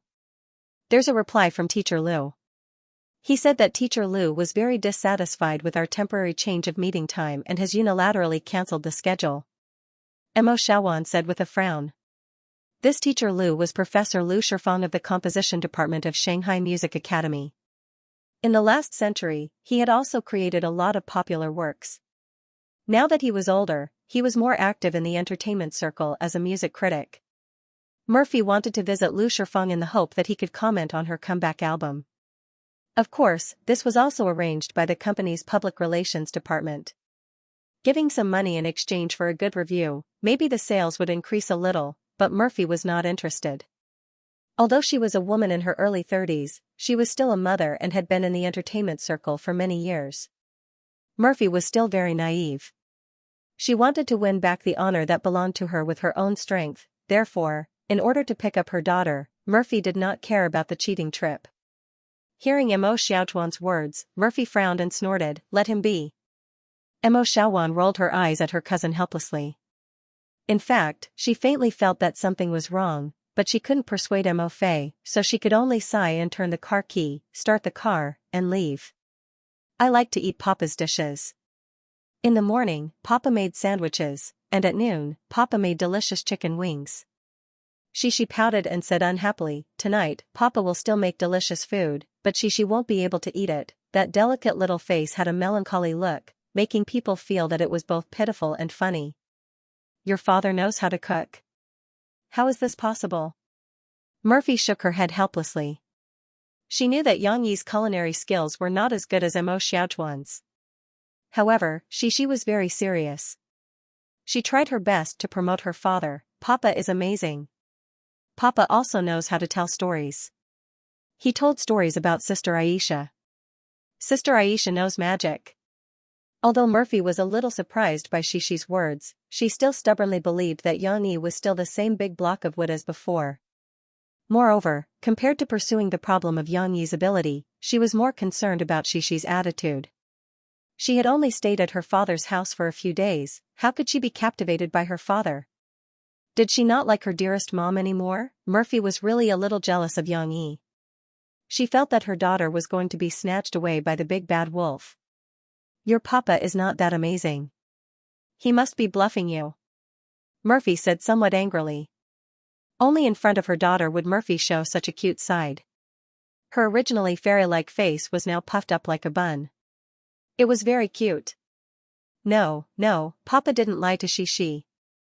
Xianxia was not happy and tried to argue for her father. Papa said that next time, he will take Xianxia to ride the Ferris wheel. Hearing this, Mo Fei was stunned for a moment, and then fell into deep self-blame. She loved Xianxia very much, but Murphy knew that she was not a qualified mother.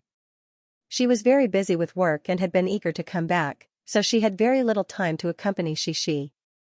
Coupled with her identity, it was destined that it was difficult for her to take Xianxia to public places like ordinary people. No wonder you like to be with your father. Murphy gently held her daughter in her arms and rested her chin on her daughter's hair. She thought with some guilt, did I make the wrong choice? But this thought only flashed through her mind. Murphy was a very strong and persistent person. After returning, she and Xianxia went to a restaurant for dinner, and then took the little girl to her recording studio to continue working. She was busy until late at night again. In the middle of the night, Murphy, who had just fallen asleep, suddenly woke up. She got up with her clothes in a mess and crawled to Xianxia's room. Seeing that Xianxia was still sleeping in bed, she breathed a sigh of relief. The dream just now was too strange. Murphy seemed to have returned to the time when she and Yang Yi first met.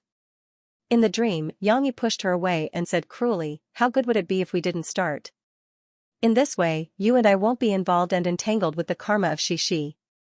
Then, Murphy was swallowed by darkness and could no longer see her lovely daughter. Fortunately, it was just a dream, but Murphy was not sleepy for the time being. She poured herself a glass of red wine, put on a silk nightgown, went to the floating platform in the bedroom, and sat down curled up. Outside the window of the floating platform was the prosperous scene of the Binhai area. Even in the middle of the night, it was still brightly lit and the traffic was endless. However, Murphy had no time to appreciate it. Her mind was full of bits and pieces from more than 4 years ago. At that time, Murphy was still the ice queen in the music industry. 6 years after her debut, 4 albums pushed her to the peak of the music industry.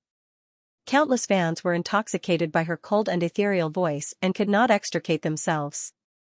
At that time, Yang Yi, who had been driven out of the army camp, had just begun his new life in the capital. Perhaps it was God's arrangement that they came to the intersection of fate with no intersection at all.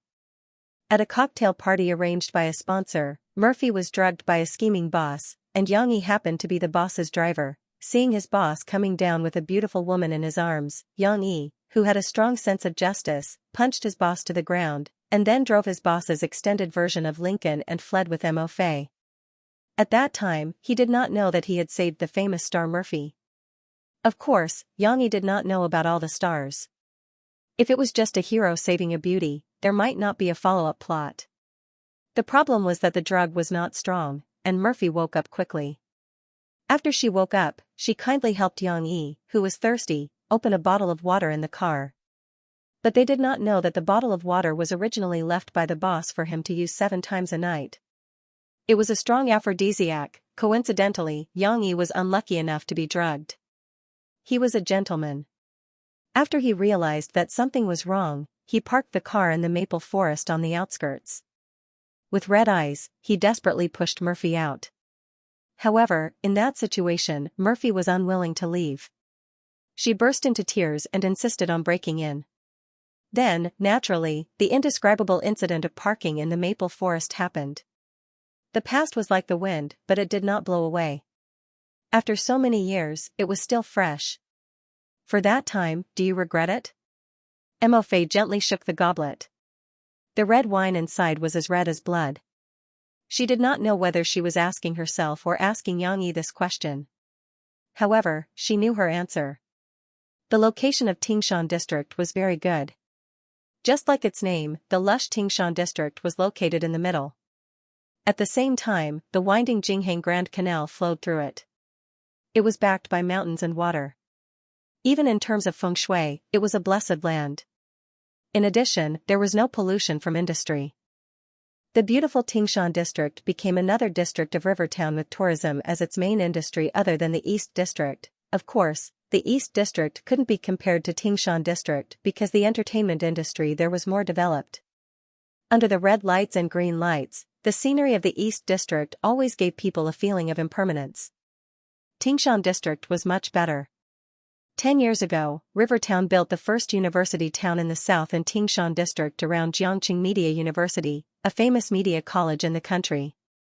The strong cultural atmosphere blended with the beautiful natural scenery. It was just right for Yang Yi, a guy who was passionate about literature. After renting a car, Yang Yi spent 2 days walking around Tingshan district. Finally, he took a fancy to a shop near the back door of Jiangqing Media University that was about to be sold. This shop was actually a little remote and desolate. This was because the real bustling area of Jiangqing Media University was the area outside the main entrance and the East District. Because the main entrance was next to Jiangqing Normal University, it was where the popularity of the two schools converged. It wasn't hard to understand why it was bustling. Jiangchuan's dormitory area was near the East District, so the food and beverage industry outside was more developed. The back door was a little far from the dormitory area. Other than some students from the arts and media colleges who came for classes, there weren't many students who were interested in visiting. Outside the back door was the Jinghang Grand Canal. However, it wasn't the rippling Shijiang River, nor was it the trickling Tingxi stream. Facing the calm Jinghang Grand Canal and the lack of willows supporting the banks and green grass embankment, the students were always a little disinterested, except for some male and female students who liked to find quiet places to go on dates. However, Yang Yi took a fancy to this place because he liked its silence and seclusion. Why did it have to be so bustling? Yang Yi didn't like to open a coffee shop that he couldn't handle. The best situation was 10 or so customers a day, with 2 or 3 regulars. They would drink coffee elegantly and quietly, or talk about literature and music without restraint. "Are you the owner of this shop?" Yang Yi asked in surprise when he saw the person renting the place on the second floor of the shop. In front of him was a silver-haired but hale and hearty old man. He wore a very traditional Chinese green robe, and his every movement gave people a sense of elegance and wisdom. This made Yang Yi suddenly feel deep veneration. When he spoke, his tone became much more respectful. "Little friend, why do you ask?" The old man smiled gently and asked, "Do you think that I shouldn't be tainted by the stench of money?" Yang Yi's old face was a little embarrassed. The other party's judgment was very accurate. He really did think so. "Haha, this is actually a house given to me by the school. After so many years, only my wife used it to open a small bookstore." When the old man talked about his wife, he looked a little sad. He gently touched the round wooden handrail of the stairs, as if he was reminiscing about something.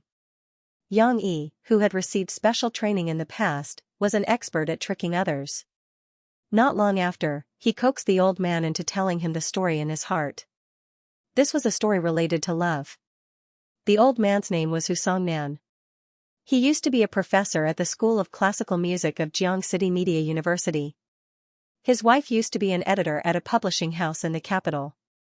Later, in order to come to Jiang City to reunite with her husband, she resigned and opened a small bookstore. The two of them were in harmony and helped each other in difficult times for decades. Their days were peaceful and happy. Until 8 years ago, when the old grandma fell ill and passed away, the old man Hu Songnan was the only one left in this small building. It was not that his children were unfilial. Hu Songnan's children had all gone to Harbor City to develop. They had always wanted to take the old man over, but the old man was reluctant to leave this place because every brick and tile of this small building was filled with his memories of his wife. Now that the old man had retired, and with the pleas of his grandchildren, he also had plans to go over and enjoy his remaining years. However, what I can't let go of the most is still this. Hu Songnan's eyes regained their wisdom and he gently patted the handrail of the stairs. I want to find someone who can take care of it well. The old man didn't want anyone to destroy this place and this small building. If there was time in the future, the old man still hoped to come back and have a look. At least, it would be a memory. However, this was a bit of a headache for Xianxia. Obviously, it wasn't so easy to meet the old man's requirements. The old man didn't list out a standard at all. Whether it worked or not, it all depended on his mouth. To be honest, Xianxia really hoped to meet a Philistine. At least, the problems that could be solved with money were not problems. However, Xianxia still wanted to fight for it, because this small bluestone building was really artistic from the appearance and the surrounding environment. He liked it very much. Xianxia was silent for a moment and said his thoughts truthfully. I will rent your house. The second floor will be for myself, and then the first floor will be used to open a coffee shop. Your bookshelves can be left behind. In Xianxia's description, the bookshelves left by the old man would be rearranged by Xianxia to build a coffee shop full of the fragrance of books. The old man looked at Xianxia with interest and smiled slightly. Open a coffee shop here? That's not a good idea, you might lose money. Xianxia didn't care and said, it doesn't matter if I lose money or not, it's just my dream. Moreover, it's better if it's quiet. In my free time, I can write books and listen to music. He didn't think much of it, but the old man showed a strange expression. The style was not right. Xianxia was an 8 feet tall man, with coiled muscles, strong and brave, and under the influence of the soul imprint of his predecessor, he still inadvertently carried the shadow of a soldier when he walked or sat, and this kind of guy said that he liked to listen to music and play with literature. Anyone would feel uncomfortable, but the old man didn't raise any questions, because Xianxia's calm expression made him feel a little different. Can I ask, what name do you want your coffee shop to be named? The old man asked curiously. Xianxia's description before actually made Hu Songnan a little moved. In these few months, he had come in contact with people who had the same idea as him. Xianxia already had his own idea. He simply said, the coffee shop at the corner of the street.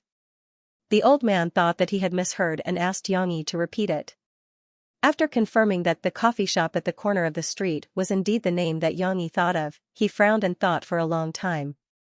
Sorry, I can't think of any classical story that this name came from. Little friend, can you tell me? The old man humbly asked. It would be a miracle if he could think of it. It's from a song that I wrote. Xianxia said shamelessly. Plagiarizing songs from his previous life, he didn't have any psychological burden as he didn't have any legal awareness. Oh, is that so? The old man said excitedly, a song that you wrote? What's the name? The old man taught music. Although he was a retired classical music professor, he wasn't uninterested in pop music. When talking about music, his interest rose. Xianxia didn't directly answer, he looked at the wall next to him. There was a simple-looking guitar hanging on it and asked, excuse me, can I borrow your guitar? I'll sing it for you. What's this song? Do you know what it is? Xianxia's request was very abrupt. The old man looked at Xianxia's bronze-colored muscles with a strange expression. They were sturdy and firm. This kind of guy can play the guitar. The old man's mind was filled with an incongruous image of a cow chewing on a peony. You can try. Hu Songnan nodded his head with self-restraint. He did not refuse because of his own prejudice. Xianxia took down the guitar and sat on the chair opposite the old man. The guitar was placed on his right foot. He gently plucked the strings and tested the sound. Buzz. A very deep and thick bass sound was clearly transmitted through the resonance of the guitar case. Xianxia's ears moved slightly. His expression became a little surprised. Then, he tried a few notes. "Professor Hu, your guitar is not ordinary." Xianxia finally raised his head and said to the old man with a little surprise. Hu Songnan was stunned. His hand trembled and pointed to a beetle-like carving at the end of the guitar case. He asked in disbelief, "You don't recognize this logo? Could it be some famous brand?" Xianxia looked at it and shook his head. Of course he didn't recognize it. The musical instrument brands in his previous life did not exist in this world. But the musical instrument brands in this life? What a joke. He didn't even study for a few years. It would be strange if he could recognize the predecessor without any musical talent. The old man almost rolled his eyes. He helplessly gasped for breath. Only then was he able to calm down this depression. Brown Beetle, this is an old factory in Germany. It was a limited classical guitar produced in 1970. The old man blew his beard and stared at Xianxia as he explained, "This old man, I spent a lot of effort to buy it from a businessman." Well, listening to Hu Songnan's description, it seemed to be very powerful.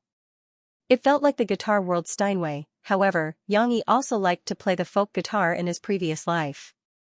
Therefore, the classical guitar, known as one of the three major instruments in the world, Xianxia did not have a deep feeling about it. Besides, compared to the guitar, Xianxia preferred the violin. That was his favorite. Pour a glass of red wine, light a candle, play the violin alone, and become a pair of shadows. The topic was a little too far. Xianxia could not deny it and began his performance. When the broken guitar strings converged into a low and melodious prelude, Hu Songnan, who was looking at Xianxia curiously, slightly frowned. This melody, he had never heard of it. This was normal. After all, Hu Songnan taught classical music. He may not be able to teach pop music. However, Xianxia's performance already gave him a different feeling. It was very beautiful, very smooth, it did not seem like an unknown person's game work. The old man's body leaned forward slightly, and he listened carefully. The slightly sad melody lasted for more than 10 seconds, gradually opening the curtain. Xianxia's fingers gently hooked the strings and began to sing. "I came to your city walking the way you came." Yes, it was Eason's long time not seeing you, a song that Xianxia liked very much in his previous life. Of course, Xianxia's voice could not be like Eason's. When it was low, it could still maintain a very empty magnetism. However, the texture of Xianxia's voice was not bad. His low voice was very deep and had an inexplicable influence. It spread the sadness in the listener's heart. "Imagining the days without me, how lonely you would be." The melody at the beginning was still very plain, but the old man listened very carefully. Finally, the mood of the song ushered in a small explosion. "Holding the picture you gave me, it was a familiar street. Just without your picture, we can't go back to that day." Xianxia sang very affectionately. Unknowingly, he brought in the original Xianxia, the complicated emotions when facing Murphy. However, he didn't notice that the old man sitting opposite him was trembling slightly. The lyrics of "Just Without Your Picture" seemed to bring back the old man's nostalgic memories. "Will you suddenly appear at the coffee shop on the corner with a smiling face, I'll wave and exchange greetings, sit and chat with you."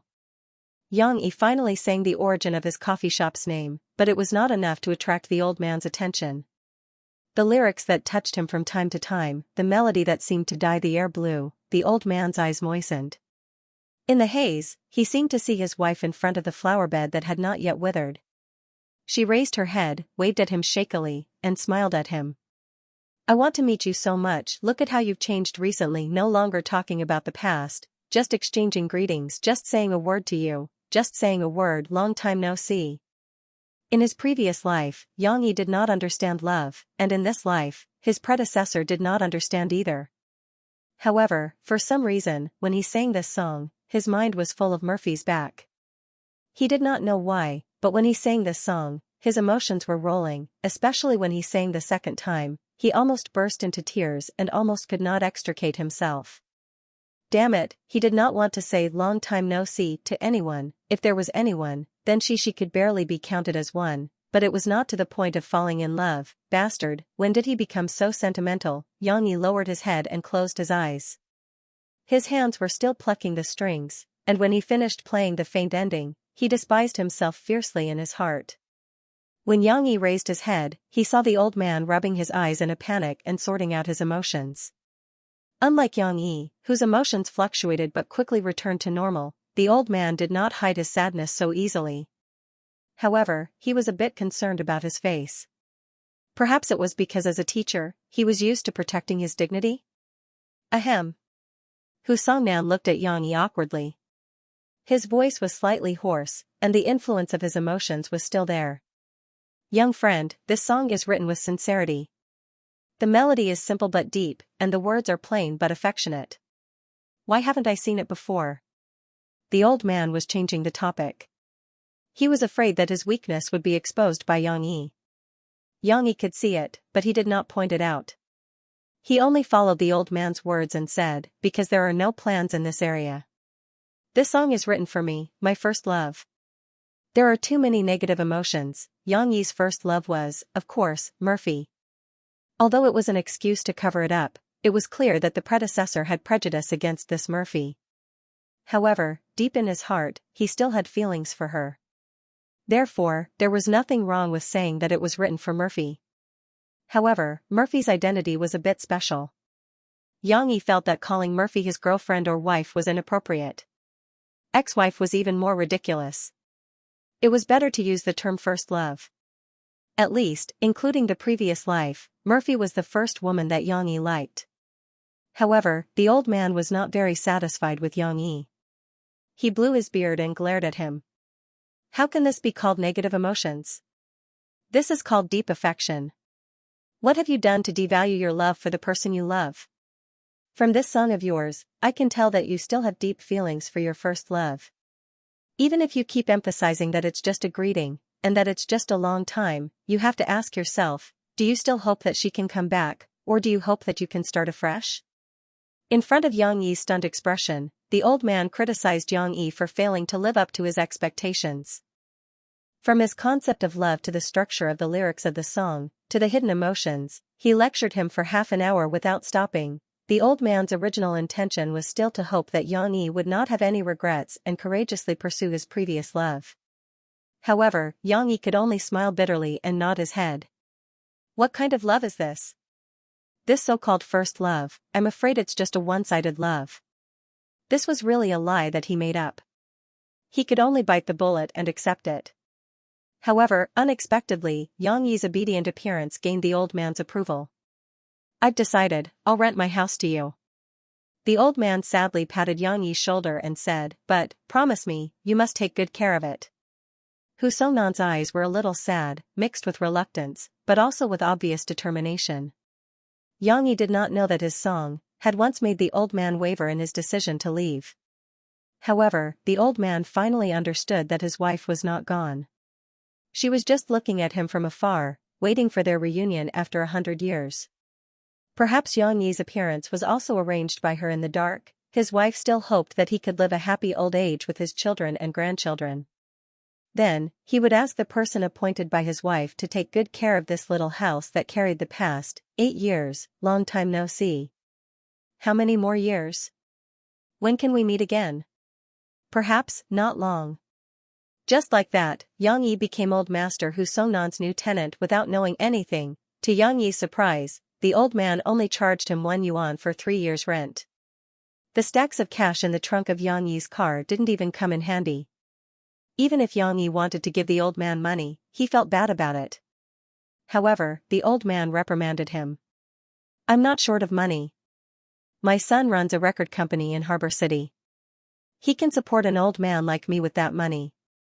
You take care of this house for me and take care of her. It's more practical than any amount of money you can give me. Hu Songnan had sorted out his sadness and was ready to leave tomorrow without any sentimental attachment. Would you like me to send you off?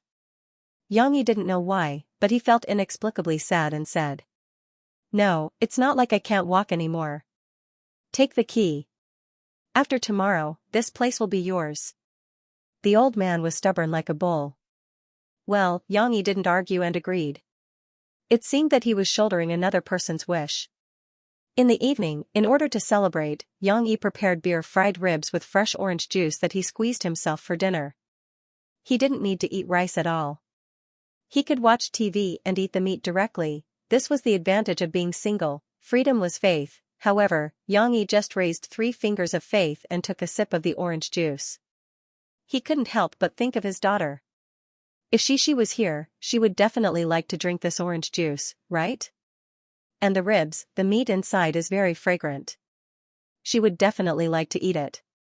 Xianxia couldn't help but imagine the image of the little guy gnawing on a fragrant rib, and he couldn't help but reveal a smile at the corner of his mouth. No, didn't he say that he wanted to breathe the air of freedom? Why did he think of his daughter again? Before Xianxia could figure out the reason, a news broadcast on the pitifully small old-fashioned television caught his attention. A few days ago, the famous musician teacher Lu Shifeng, who once composed Daughters of the Great River and the Nation's Broken Mountains and Rivers, accused Murphy of being domineering and disrespectful to her elders on an interview program, which caused a huge uproar. Murphy, when Xianxia heard this familiar name, he raised his head in surprise. Was it Xi's mother? The news quoted the recording of that interview. In the video, the old man with the Mediterranean hairstyle was shouting and spittle flying everywhere. You can't forget your roots. No matter if you're a celebrity or a big shot, the more popular you are, the more humble you have to be. You have to show respect to your seniors. Otherwise, you won't be able to stay in the entertainment industry for long. I'll give you a few typical examples. Do you still remember the famous Murphy from a few years ago? In the past, before she debuted, as her senior, I gave her a lot of pointers so that she wouldn't take many detours. But this woman is an ingrate. After she became famous, she turned her back on me. Saying that she has a cold personality is just a compliment from the media. In my opinion, she's just too arrogant. At that time, I thought that she wouldn't be popular for long. Sure enough, there's reincarnation in heaven. The old man with the Mediterranean hairstyle said triumphantly. Xianxia frowned. From the other party's description, he could basically confirm that it was Xi's mother, the big star who was as cold as ice. However, Lu Shifeng's words made Xianxia very uncomfortable. On TV, he was still talking at length. What kind of comeback is she doing recently? She wants others to support her, so she asked her assistant to send her new album to me. She doesn't even have the sincerity to visit me. What kind of person does she think I am? Here, I hope that the fans who like Murphy can open their eyes and recognize what kind of person your favorite star is. At this time, the host also played the fool. Then, Teacher Lu, what do you think of Murphy's comeback album? Lu Shifeng couldn't wait to wave her hand and shouted, the new song is terrible, and it's mixed with a lot of old songs. I really don't understand whether she wants to release a new album or a new bottle of old wine. So, for such an insincere album, I don't recommend fans to buy it. There was nothing new at the end of the news. It was just a summary and analysis of Murphy's situation. However, Xianxia frowned. Lu Shifeng, what is this old man doing? Although Xianxia didn't know anything about the situation of the entertainment industry in this world, he could still analyze a strong sense of malice from the other party's words. Is he deliberately slandering Murphy? Xianxia secretly thought. At this time, the TV was only broadcasting the news. As early as yesterday, after Lu Shifeng's program was broadcast on the TV station, Murphy's company was informed of the news. However, by the time the public relations department took action, it was already too late. In this era of underdeveloped social networks, the channels for people to get news were nothing more than TV and newspapers.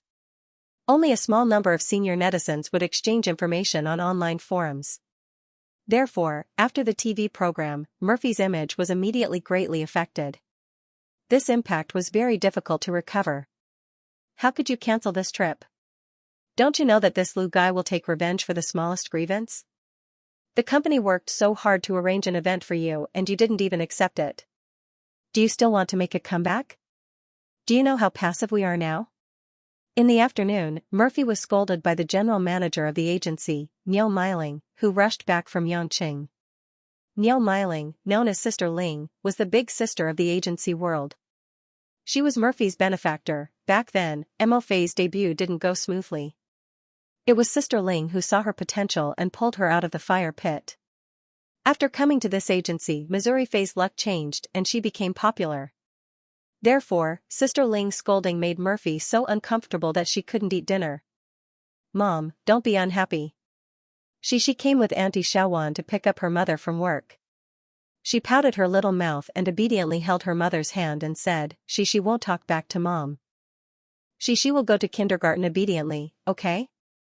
It turned out that the little girl thought that her mother was sulking because she had discussed with her yesterday about sending her to kindergarten but was refused by her crying and making a fuss. Murphy's mood was very low. Not only was she angry because of Lu Shifeng's words, but she was also under a lot of pressure because her unreleased new album was covered with a layer of shadow. She forced a smile and rubbed Shi's little head.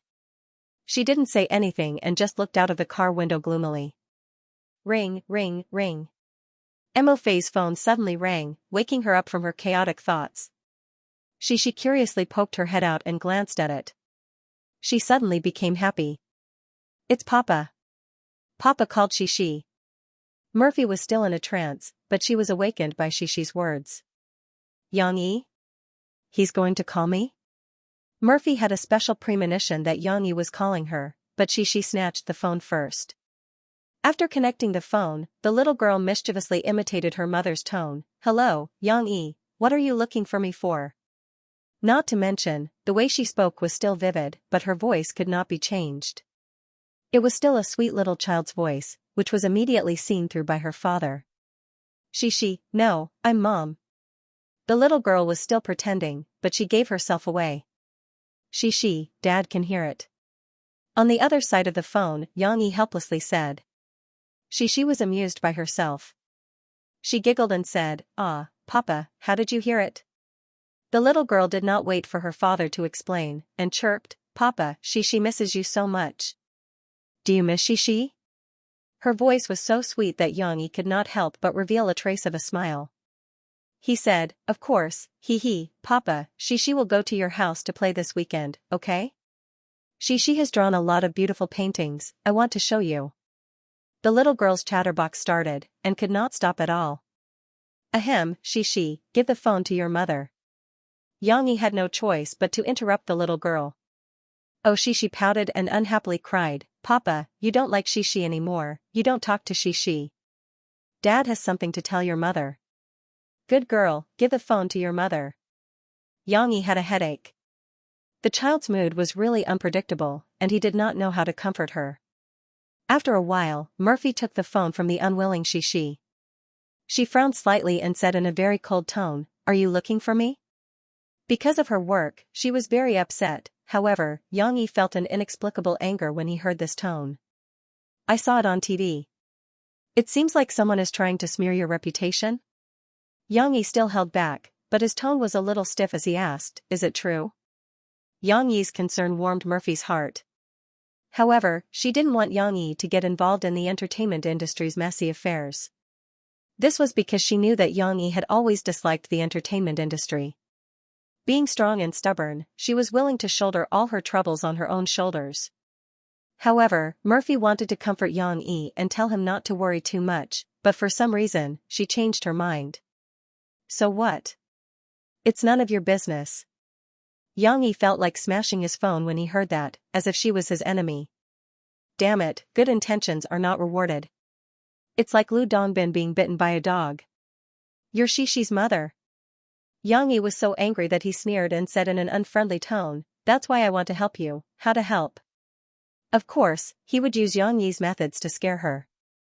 If that didn't work, he would directly make her disappear from the face of the earth.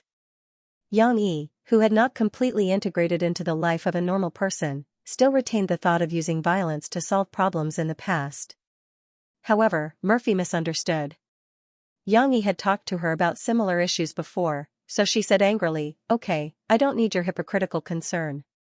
No matter how much people despise me, I won't quit the music industry. Do you? Understand? After saying that, Murphy slammed the button and ended the call. Then, she sat there in silence with a frosty expression. Ah? She still wants to talk to Papa. Cece widened her big watery eyes and cried out in surprise. She was just angry with her father just now. A child's temper came and went quickly, and it had long disappeared. Murphy was so angry that her plump chest violently heaved. However, when facing Shi still did not force her anger on her daughter. She gently rubbed the little girl's head and sighed, "Mom will send you to play with Dad on the weekend." "Mom doesn't want to talk to your dad now." "Okay then." She was quite well behaved. Seeing her mom's tired face, she stepped on the seat and stood up. She used her little fist to pound Murphy's shoulder. "Mom, I'll give you a massage." "Thank you." She is so obedient. Murphy patted the little girl's head with gratification.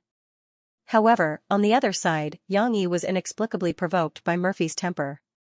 "What the hell?"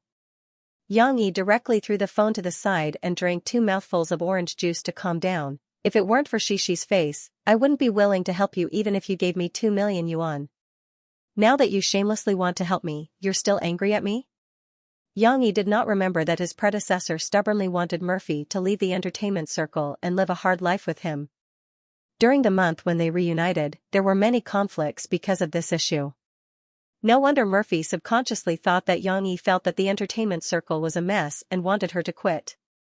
But with Xiangyi's arrogant character, whether in his previous life or his predecessor, he would not consider whether he said something wrong from Murphy's point of view.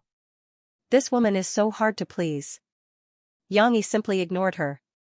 He was also influenced by his predecessor's thinking and felt that Murphy really despised him. She despised him for his rural background, his low job, and his lack of money. Otherwise, why would she say something like "it's none of your business"? Although he was not the same as before, Xianxia felt the same and was very unhappy. "Looking down on me? I'm the one looking down on you. Forget it, forget it. I don't want to think about her." Xianxia happily gnawed on the slightly cold ribs and thought about his own matters. Of course, the coffee shop needed to be renovated, but it did not need to be too troublesome, because he did not intend to make a modern-style coffee shop. The retro architectural style of the small building was already very much in line with Xiangyi's expectations. Xianxia planned to use a month to buy some special decorations, lights, and chairs and redecorate it. Of course, there were also coffee beans that the coffee shop needed. Xianxia understood that the coffee beans in this world were basically similar to the coffee beans in his previous life, so he had to take some time to go to Shanghai and buy some top-grade coffee beans. Top-grade coffee beans were expensive, of course, they were very expensive. But money could not buy a good thing. Xianxia felt that even if he could not sell it, it was worth it for him to drink it. Of course, there would also be ordinary coffee beans, which Xianxia would buy back on the way. At that time, ordinary customers would give him ordinary coffee. If he met a fated person or someone with similar interests, he would naturally treat him to the best coffee, and it would be free. Besides the coffee shop, Old Master Hu Songnan also reminded Xianxia of something today. "Remember to register the copyright of the song." Register the copyright? Xianxia did not care too much at first, but under Old Master Hu's repeated reminders, he took it to heart. It was also because the predecessor did not care about this. Before Xianxia returned, he specially went to the internet cafe to check the relevant information. It really surprised him. Why is the copyright awareness in this world so strong? Not only songs, but also books, inventions, and so on. As long as it was created by people, it could be registered on the Copyright Association's website. Once the registration was successful, the copyright would be confirmed, and others would have to pay the copyright fee if they used it. Rampant piracy? Rampant sharing of resources on the internet? Such chaos in his previous life did not exist in this world at all. On one hand, people had developed the awareness of respecting copyright. On the other hand, the rich and powerful Copyright Association kept a close watch. Once such a phenomenon occurred, the relevant personnel would not be able to bear the responsibility of violating the rules. Of course, correspondingly, the price of authentic records and books would not be very high, and ordinary people could afford to buy them. But low profits did not mean low income, because everyone pursued the authentic version. Creators who were popular in the market could even be on the rich list. This seems to be a good way to earn money? Xianxia was interested. He originally wanted to spend the 2 million yuan and then earn the hard work fee for heaven's justice, but Xianxia rejected it from the bottom of his heart. It was not easy to have a normal life, and he wanted to draw a clear line with his previous life. Time always passed quickly when you were busy. In the blink of an eye, a few days had passed and it was the weekend again. Xianxia had not seen his daughter for 2 weeks. When Murphy called, Xianxia was sweating profusely as he moved the bookshelves in the small building. He had already put away the few remaining books in a box on the second floor for the old man. Xianxia had his own arrangement and plans for these bookshelves. Some of the bookshelves would naturally be filled with books that Xianxia found interesting and thoughtful. For some of the bookshelves, Xianxia planned to buy some handicrafts or some wooden carvings that he carved himself. This was a hobby that he had left behind from his boring training in the jungle. The simple and unadorned wooden bookshelves were displayed against the wall in a picturesque disorder. Coupled with the warm lighting, it was enough to create a very cultural atmosphere in the coffee shop, but Mo Fei's exasperated question immediately broke the awkward atmosphere. "Yang, where the hell have you been all this time? Didn't we agree that I would send my daughter over today? Do you know that I still have work in the afternoon?" Xianxia froze for a moment. He looked at the time on his phone and was speechless. "What time is it?" Murphy did tell Xianxia yesterday that she was going to send Xianxia over, but the problem was that she used to arrive in the afternoon. Therefore, Xianxia had nothing to do in the morning. After practicing martial arts in the morning, he came over to tidy up his coffee shop and planned to go back in the afternoon. Who knew that Murphy would come so early? "Okay, I'll come back now." Xianxia did not want to argue with Murphy over such a small matter. After hanging up the phone, he rushed back. Murphy was very angry. She was actually very busy. In order to save her image, Sister Ling had arranged a lot of work for her. Yesterday, she recorded until 3 in the morning. This afternoon, she still had a clothing brand event to attend. She could have asked Mo Shaowan to send Xianxia over. However, when she thought about her attitude towards Xianxia that day, she later calmed down and realized that she might have misunderstood Xianxia. It was too late for regrets. However, she could not put down her face and apologize. Murphy decided to personally come over. For this, she even put on some light makeup to hide her tiredness. She even picked out a set of clothes for half an hour, putting aside how she wanted to dress up beautifully to see Xianxia. She held Xianxia's small hand and nervously went to the door of Xianxia's humble home. When she saw General Tai at the door, Murphy's exploded. The suspicious nature of a Scorpio was triggered, and Mo Fei was still thinking about the worst-case scenario. Went to live with another woman. He didn't want Xianxia in. Forget it, he didn't want Xianxia anymore. That was why the scene on the phone just now happened. However, when Murphy saw Xianxia appear at the stairs with a dirty face and a sweaty back, Murphy's anger, grievance, and suspicion disappeared. Even her cold face seemed to melt a little. "Papa." Xianxia was very happy to see her father. She didn't care that her father was dirty. She pounced on him and wanted to hug her father. However, Murphy was a little bit of a clean freak. Xianxia was wearing a clean white dress. She quickly pulled the little guy back. However, she paused for a moment. She opened her red lips and asked in a rare gentle voice, "Why didn't you say you went to work?" Her doubts about Xianxia just now melted into deep guilt. However, Murphy's tone made Xianxia feel uncomfortable. He looked at Murphy strangely and said lazily, "Work? I didn't go to work." Indeed, he didn't go to work. He hadn't been working as a security guard in the hotel for many days. He didn't even want to resign. However, Mo Fei believed it. She even imagined the scene of Xianxia moving bricks in the construction site. After all, Xianxia was really covered with a lot of dust from head to toe. This man was also working hard to make money for Xianxia. Suddenly, she felt an indescribable pain in her heart. Xianxia didn't think too much about it. He smiled and bumped fists with Cici, who was bouncing around, making the little girl so happy that she made a funny face. After opening the door and letting Murphy and Xianxia in, Xianxia glanced at the black mud mark he left on the tiles at the door when he came in. He couldn't help but frown. He wanted to pick up a rag and carefully wipe it clean.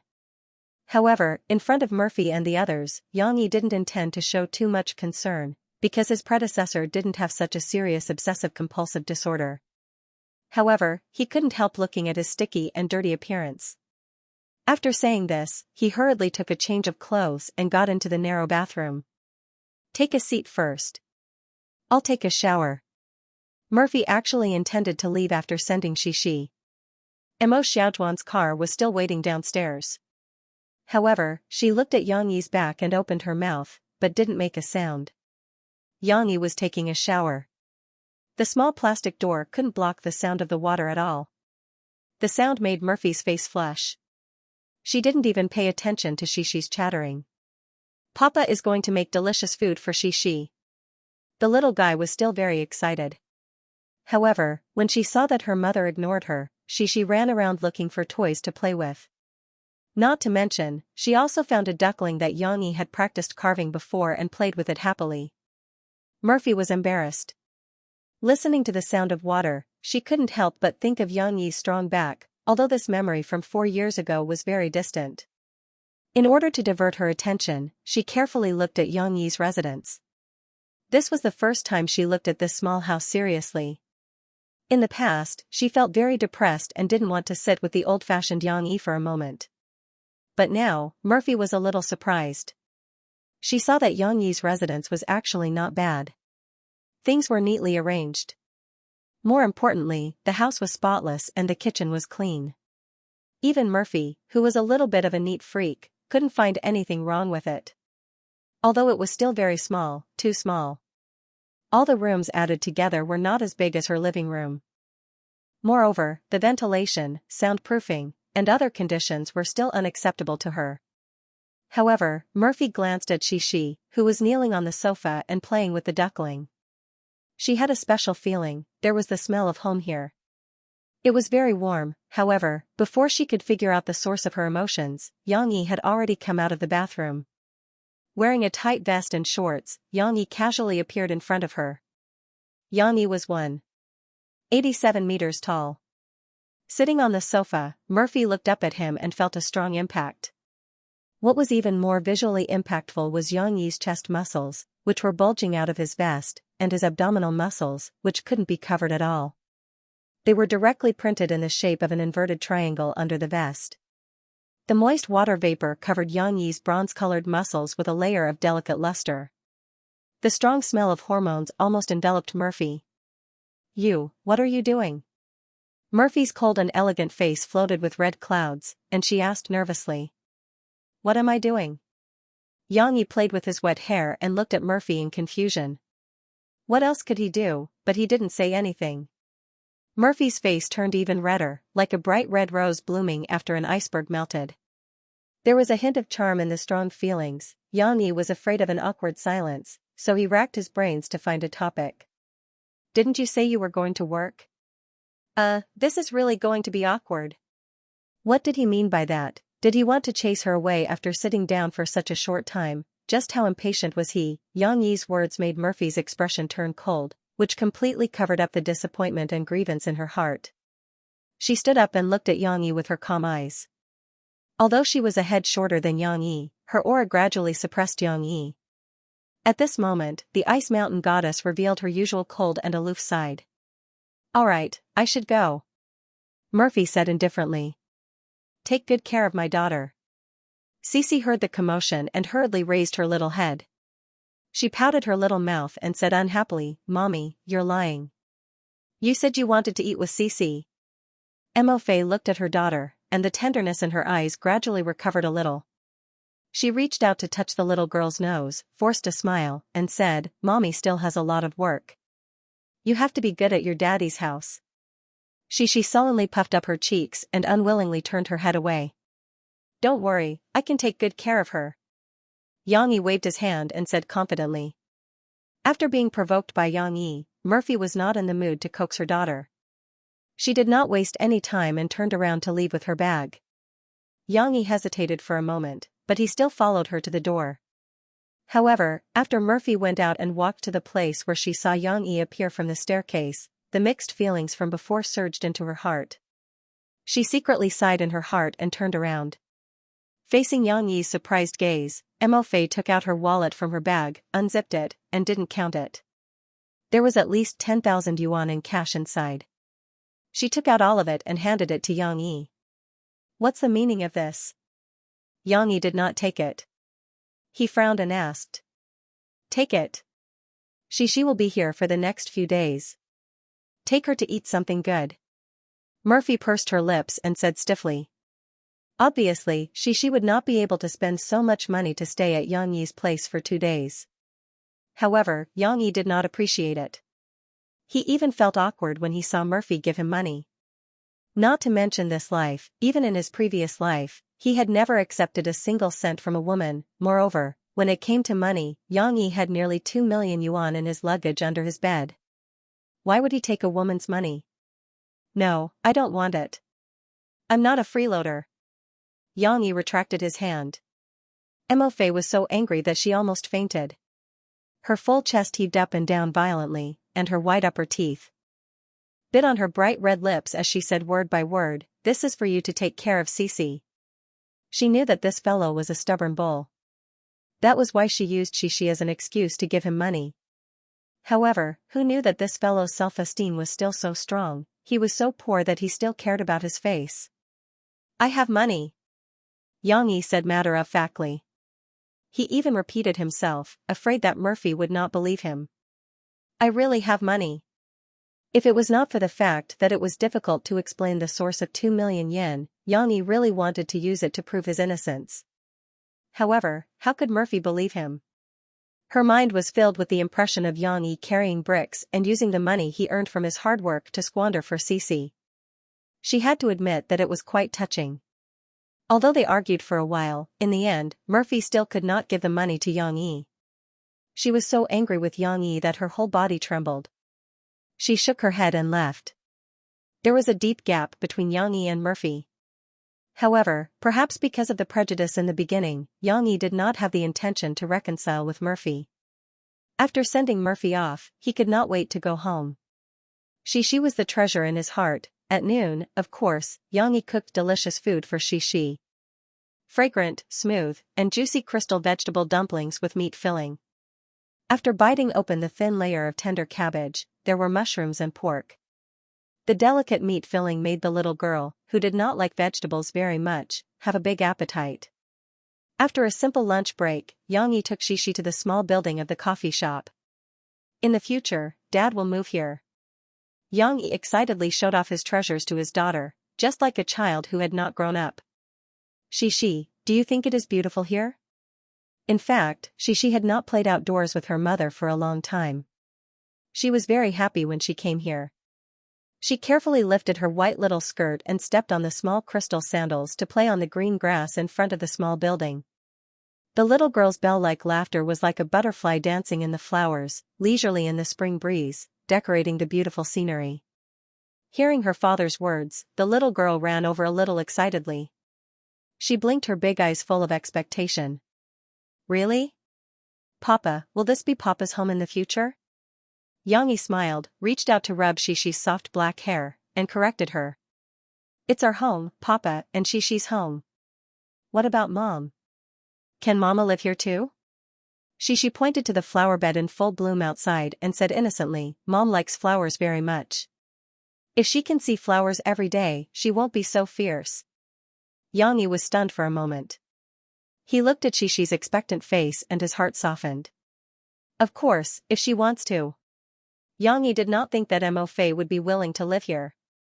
Not to mention the fact that the two of them were like fire and water. Mo Fei's obsession with her career as a singer was more suitable for her development in Binhai, where the entertainment industry was more developed. Moreover, from the perspective of living in Binhai district was far more convenient than in Tingshan district.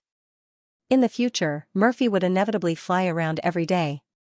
Binhai district had its own large airport to fly to all parts of the country, but Tingshan district did not even have a basic train station. Of course, Xianxia did not dislike Murphy at all. If she wanted to come, Xianxia would not mind. The small Western-style house that his grandfather rented to him was actually not small.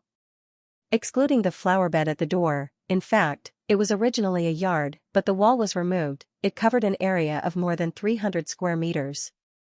Moreover, Xianxia did not intend to make some space on the second floor for business.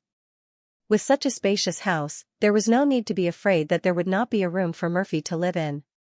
Cici's mood became brighter and happier because of her father's words. After she asked Xianxia to carry her, she kissed her father's face sweetly and said, "Papa, you're so nice." What did he do? He was actually praised by his daughter. Moreover, he was also rewarded with a soft kiss by his daughter. Xianxia was a little speechless. It was a bit like he had to go back to kindergarten to get a little red flower after he had made a name for himself in the assassin world. It felt very strange, however, for Yang Yi, this was actually quite useful. His daughter's reward made this guy overjoyed, and a smile appeared on his tough face. This was a proud smile, without any concealment. Let's go.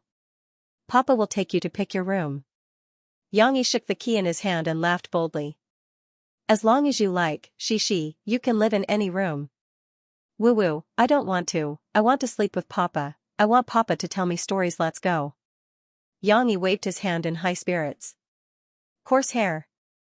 A childish voice was also trying to shout. Yang Yi was carrying big and small bags, and Shishi was also following behind her father, carrying her small school bag. Hey, hey!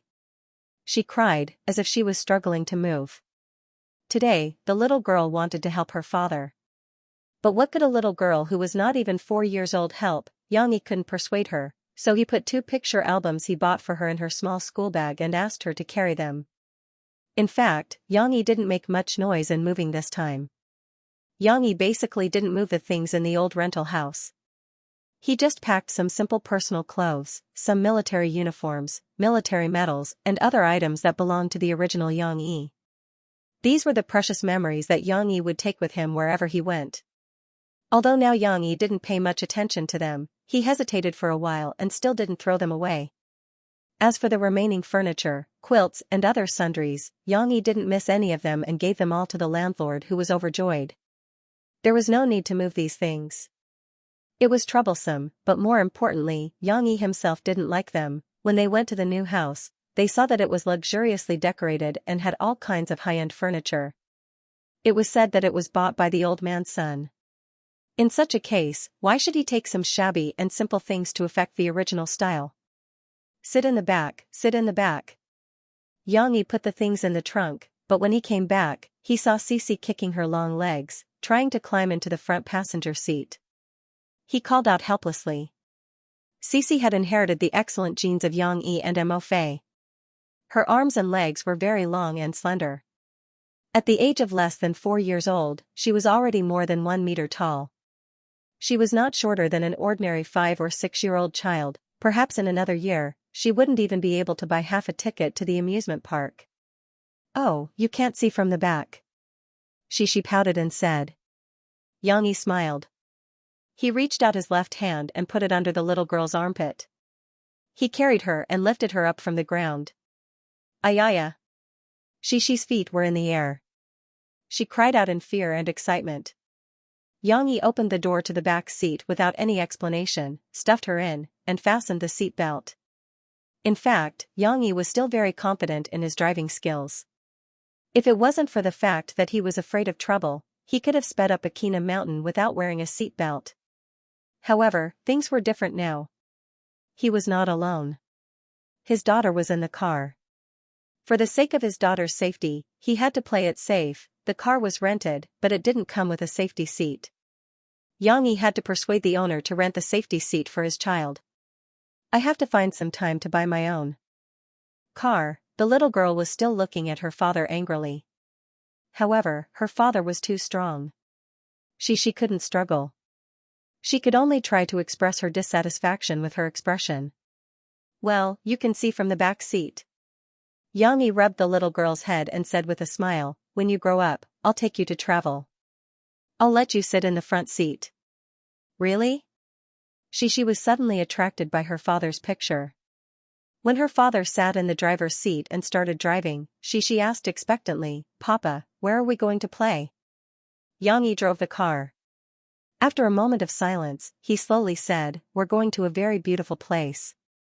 There are large areas of flower fields, clean and clear lakes, and mountains covered with snow in the distance. She tried hard to construct the picture her father created in her mind. However, she had little experience. When she heard the word snow, she became excited. Papa, is that Sister Aisha's home? She asked expectantly. Why did he mention Aisha again? In fact, Yang Yi didn't take the story he told to Shishi seriously. He didn't know that children were the most obsessed with such fairy tales. Yang Yi hesitated for a moment, but still nodded and said, yes, she used to live at the highest point of the snow mountain. Just like Santa Claus, he left something for the little girl to remember. Then she wants to go. Papa, when are we going? She asked eagerly. Not now. You have to wait until you grow up. Xianxia smiled and said, otherwise, you'll get sick when you go there. She pouted her small mouth and sat back regretfully. Well, she has to be obedient and eat well, so that you can grow up quickly. She was really like a little adult, the atmosphere was a little dull. Xianxia thought for a moment and hummed a song while driving. At least it wouldn't be so awkward. But, what was he humming? I drove the car to the fifth ring, I drove the car to the fifth ring. The fifth ring, you have one ring more than the fourth ring, the fifth ring, you have one ring less than the sixth ring. It was reasonable to say that Xianxia didn't like this divine song. But in the last few years of his previous life, he was a little unscrupulous, so the kind of racing in the wilderness was full of charm when listening to this song. However, she obviously didn't like this song. After listening for a while, she coquettishly called out, she wants to listen to Sister Aisha's song. Papa, can you sing this? Again? Xianxia's face was bitter. Last night, the little girl pestered him. Not only did she tell him the story of Frozen again, but she also sang Let's Go over and over again. Xianxia was not a professional singer like Mo Fei. If he had to sing this nursery rhyme over and over again, he would get tired of it. Yes, yes. The little girl smiled happily and nodded vigorously. Well, Xianxia really didn't know what to do with his daughter. Cough, cough. Xianxia cleared his throat and began to sing. The snow glows white on the mountain night, not a footprint to be seen. Xianxia's singing of this kind of song wasn't good, mainly because it was difficult to sing the mellowness of a female voice. However, his pronunciation was clear and his intonation was good, so he could still sing the original charm of the song. She still couldn't understand the meaning of the first few verses of the lyrics. The words were too complicated, but she still blinked her big crystal clear eyes and listened carefully. The car drove onto a straight suburban road. On both sides of the road were green farmland and neat eucalyptus trees. The gentle spring breeze rustled the leaves. Xianxia rolled down the window and was ready to sing at the top of his voice, Let It Go. She was waiting for this sentence. Her eyes lit up and she excitedly sang with her father. Let it go, can't hold it back anymore. She sang this sentence the most familiar. Her childish voice, probably inherited from her mother's musical sense, sang every word correctly, not to mention, she even sang better than her father. Xianxia smiled slightly. He lowered his voice and just led the little girl. As if singing together, the father and daughter's voices floated out of the car. On this suburban road, it was gentle and beautiful. The weather in Harbor City was very good today. The sun shuttled between the high-rise buildings and shed a warm light on this international metropolis. In front of a Western-style small white building, Hu Songnan was watering the flowers in the yard. This was his son's home. The villa looked small and not luxurious enough. It even had a sense of age. But don't underestimate it. People who can live in a villa in Harbor City where every inch of land is expensive are definitely not ordinary local tycoons. Hu Songnan came to his son's home and lived there for almost a week, but he didn't go out to see the world. It was mainly because he liked to be quiet and didn't like to be noisy. Playing the piano and taking care of the flowers were the only things he could do. His grandson and granddaughter were very well behaved, but after all, young people also had their own life. Of course, he didn't have much company. Dad, let's go. A middle-aged man who was nearly 50 years old but well-maintained came out and said respectfully. This was the eldest son of the old man, Hu Yongxiang, the boss of Tianxiang Records, which ranked fourth among the record companies in Harbor City. Although his status was high, he still showed respect in front of his father. What do you think an old man like me can give you advice? Hu Songnan sat in his son's car and said, I'm not in pop music. I'm afraid I can't play with you young people's things. Hu Yongxiang personally drove for his father.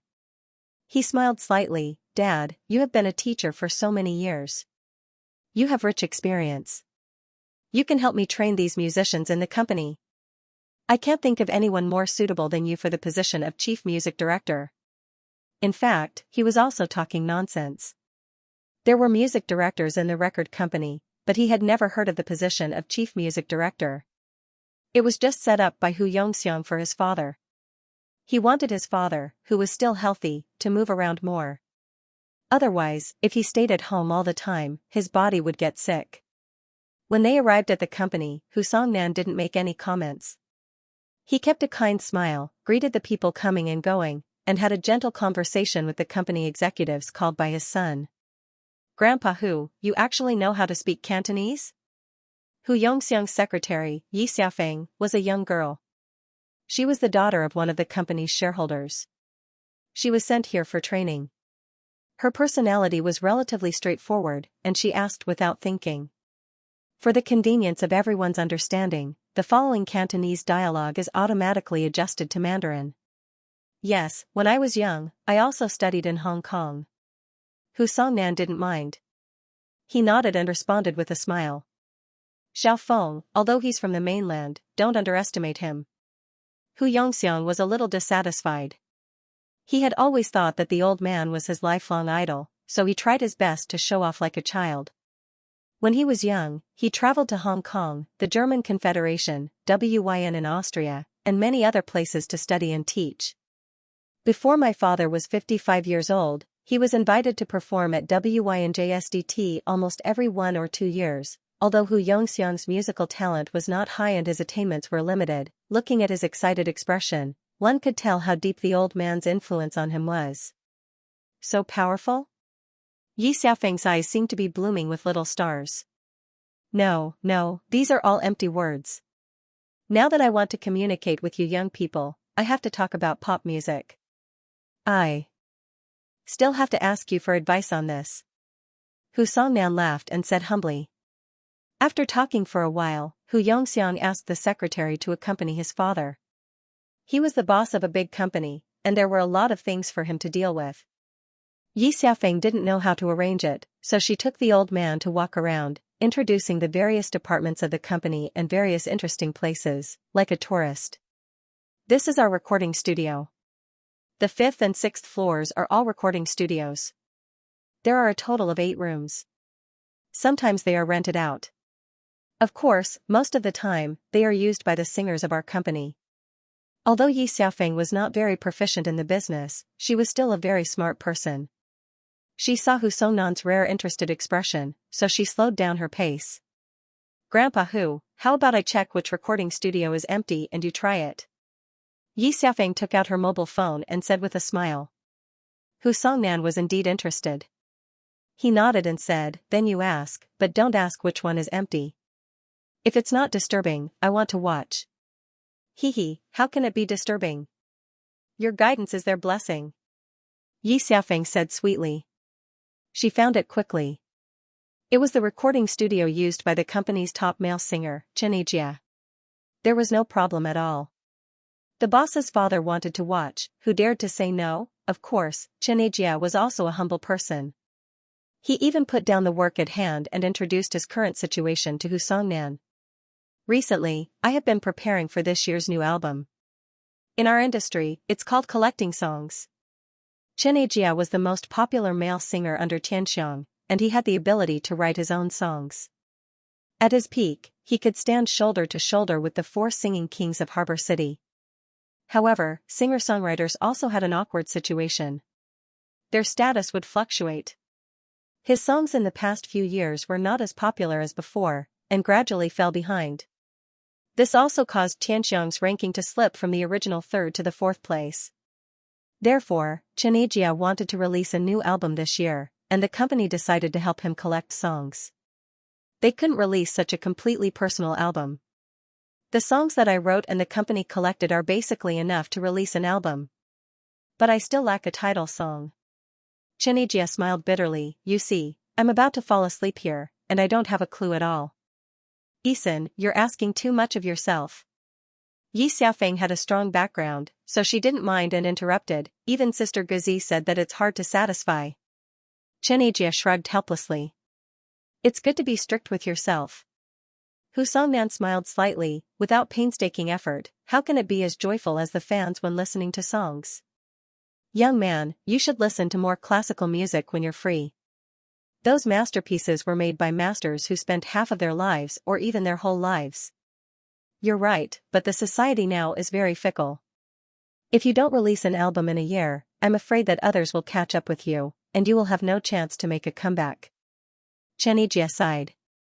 After all, Hu Songnan was old, and he felt tired after standing for a while.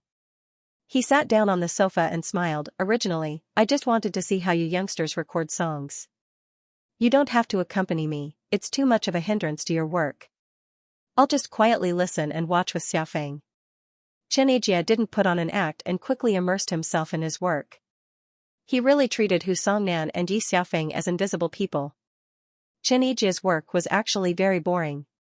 He repeatedly played the music score that he had previously written, carefully considering the structure of the lyrics. From time to time, he would stop to sketch on the paper, and from time to time, he would cross out what he had just written and redo it. Hu Songnan could still accept it because he was familiar with this situation. However, Yi Xiaofeng felt that it was boring.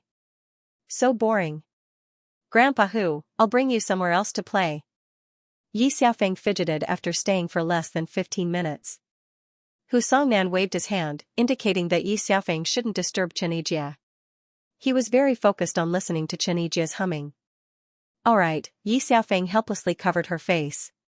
Not long after, she became even more restless. It was very boring. If she had this time, she might as well sneak out and discuss with the receptionist on the first floor how to get a new one. This idea, like a weed, grew in Yi Xiaofeng's heart and was very difficult to control. Within a few minutes, her eyes darted around as she thought of sneaking away, but suddenly, Hu Songnan stood up. Anne? Are you leaving? Yi Xiaofeng was ecstatic and also stood up. However, Hu Songnan went straight to Xianxia. He patted Xianxia's shoulder and said with a smile, "Your voice is very recognizable. It's a sad and restrained magnetic voice. Coincidentally, a few days ago, I heard a song that suits you very well. Do you want to give it a try? Where did you get the money? Live here." When Murphy came to pick up her daughter, she saw Yang Yi's new address and looked at Yang Yi suspiciously. It was no wonder that Murphy was suspicious. What kind of place did Yang Yi live in before, and what kind of place did he live in now? Not to mention Yang Yi, even Murphy herself was a little jealous. "Mom, don't scold Papa. Papa said you can live here too." She quickly ran over and hugged her mother's long legs to persuade her. "Who is going to live here?" Fei was dazed for a second and said. In his previous life, Yang Yi really wouldn't spoil this bad-tempered woman. However, it seemed that after spending a few days with Shi, Yang Yi's edge became less sharp. Looking at Murphy's appearance, he only raised his eyebrows and didn't have the intention to quarrel with her. He lazily took out the lease contract from a drawer and handed it to Murphy. "Here, I rented it for 1 yuan. You can say that I'm lucky. I met a good person." How could Murphy believe such a good thing? She frowned and looked at the lease contract again and again, but she couldn't find any problems with it. Finally, Murphy gave up. She reluctantly handed it back, but still asked suspiciously, "Why are you renting such a big house?" The changes Yang Yi had shown her this time were too big, too big. Was this still the honest Yang Yi from before? Was he still the unrepentant and stubborn Shishi's father who made her stomp her feet? "I'm opening a coffee shop," Yang Yi said. "Coffee shop? You? You don't even drink tea and only drink water. You want to open a coffee shop?" Murphy felt her vision go dark. She asked unhappily, "Do you know what coffee is?" Yang Yi was speechless. "Don't look down on people, okay? Do you want me to make you a cup of coffee?" "No, I don't drink instant coffee." Murphy snorted. Yang Yi was too lazy to bicker with her. He turned around and went to the bar. There was a small bar in the restaurant on the second floor. In the past, the old man probably used it to drink wine. People who played classical music were really elegant. But now, Yang Yi temporarily occupied the place and set up his own coffee utensils. At first, Murphy's cold eyes have a look of distrust, but gradually, it was replaced by surprise. Yang Yi used a hand-cranked grinder to carefully grind the coffee beans.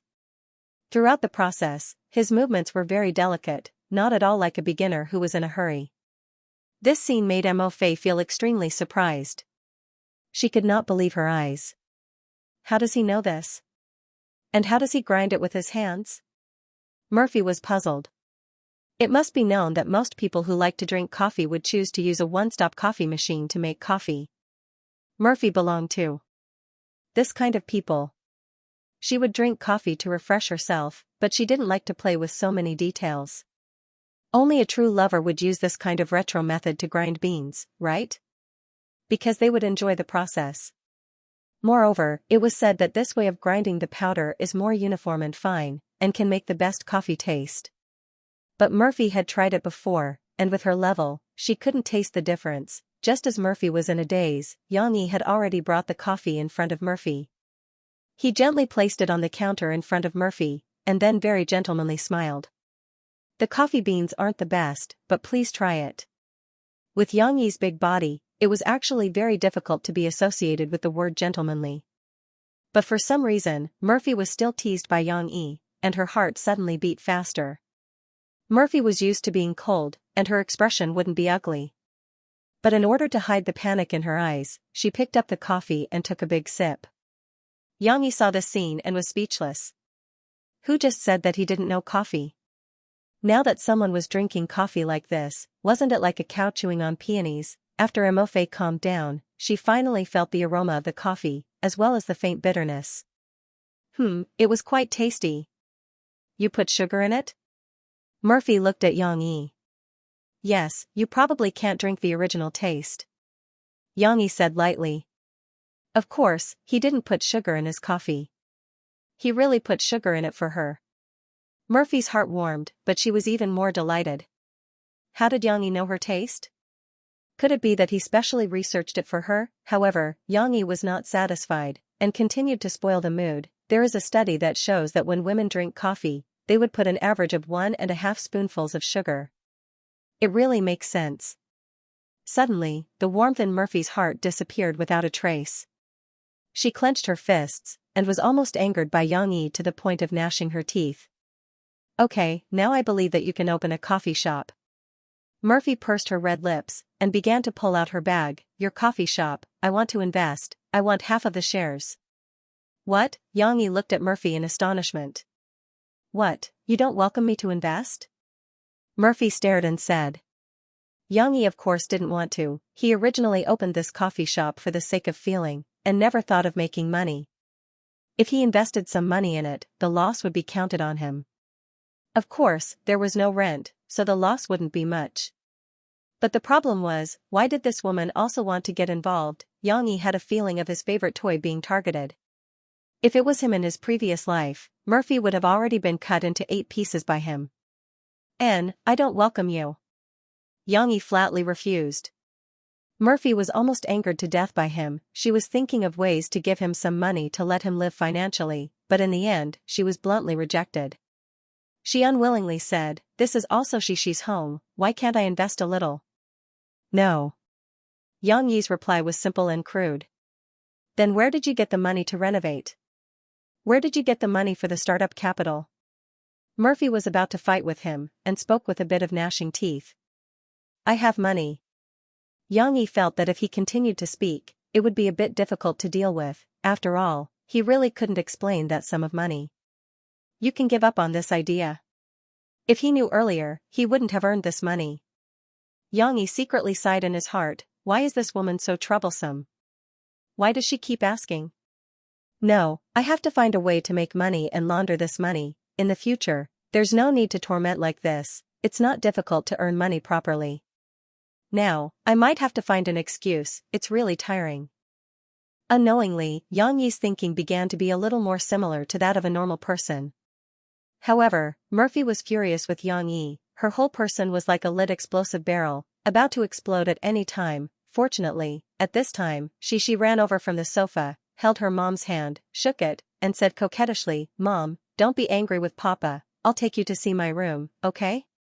She didn't understand what her parents were talking about, but she still felt that the atmosphere was not right. Murphy was finally pulled away by her daughter, and when she looked back, she left a resentful look at Xianxia.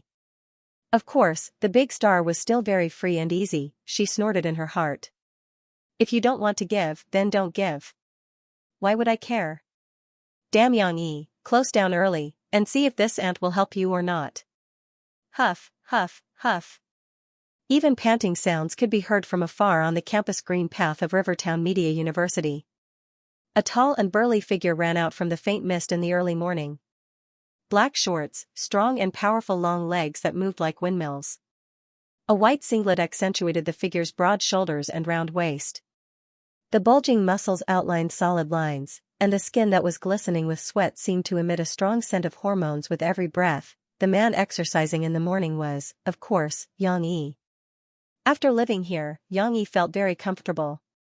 Not only did he have a vast campus for his daily training, but the high-quality air in Xianxia area also allowed his internal cultivation to improve by leaps and bounds. Of course, he wasn't alone on the way to his morning training. Rivertown Media University was one of the top media universities in the country. Many diligent students woke up early every morning. Not many of them exercised, but there were many who practiced their voices, their eloquence, and their musical instruments in every corner of the campus. Although Xianxia couldn't stand such restrictions, he still cast envious glances at them from time to time. Campus life, a place where one's youth was unrestrained. There was also romantic and pure love. These were all lives that he had never experienced before. Even though he had been reborn, he couldn't experience them. Speaking of which, Xianxia was still a little depressed. Help! Xianxia had already run along the campus green path to the depths of Xianxia when suddenly, a cry for help came from afar. He couldn't help but slow down and look in the direction of the sound with a frown. Could it be a melodramatic scene of a hero saving a damsel in distress? How could it be? After a while, Xianxia saw a nimble little fatty rushing out from the bushes. He was flustered and stumbling as he tried to escape.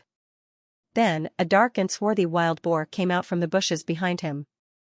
The wild boar wasn't big, only slightly bigger than a dog. But looking at its sharp tusks, it displayed a ferocity that was different from a domesticated pig. Huff! The wild boar's eyes were red as it chased after him relentlessly. The little fatty was about 1.6 meters tall, but he weighed about 160 kilograms. The fat on his stomach jiggled. It was really amazing that he could run so fast even when he was scared witless. Of course, now was not the time to watch a show. Xianxia shouted and strode forward, passing the little fatty. No. It's dangerous. Fatty was shocked. He wanted to turn around and pull Xianxia back, but when he turned around and saw this scene, his eyes almost popped out of their sockets. Xianxia charged toward the wild boar. Suddenly, he turned his body to the side to avoid the wild boar's charge. Then, using some unknown force, his left leg hooked onto the wild boar's hind leg. Taking advantage of the wild boar's momentum, he lifted it up. This was nothing. After Xianxia picked up the wild boar, which weighed tens of kilograms, like a football, Xianxia turned around and smashed his right leg into the wild boar's abdomen in midair. Roar! The wild boar's scream in the air came to an abrupt end. Then, it fell into the grass where it had run out from and stopped moving. Oh my God! Fatty was dumbfounded. But he was really daring. Otherwise, he would not have run up the mountain alone to provoke a wild boar. He suppressed the fear in his heart and went to the grass to look for a while. Finally, he confirmed it. Trembling, he looked at Xianxia and asked, It's dead? Xianxia looked at him indifferently and nodded. Don't underestimate Xianxia, okay? Although he had not recovered half of his strength from his previous life, but a wild boar that was not much bigger than a dog was hit in the abdomen by his inner strength. Its internal organs were all shattered. How could it survive? But, in contrast, he was more curious. In this mountain, how could there be a wild boar? And, how did this little fatty provoke this wild boar? If not for his curiosity, Xianxia would have left after kicking the wild boar to death. However, the little fatty was more fanatical than him. Suddenly, his eyes lit up. He rushed over and pulled Xianxia's hand and said sincerely, Hero, please accept me as your disciple. I want to learn martial arts from you. Real martial arts. At that moment, Xianxia had a bad feeling. Oh no, it seems like I've been entangled by a pervert. Of course, the little fatty was not a pervert, but he was more sticky than candy. Xianxia used his running speed to get rid of him.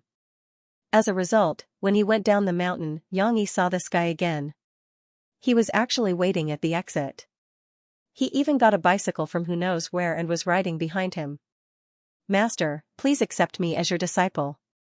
I'll do anything for you," the little fatty said while gasping for breath. Really useless. Xianxia looked down on him. He used his feet to run such a long distance and was still breathing evenly. This little fatty was as tired as a dog from riding a bicycle.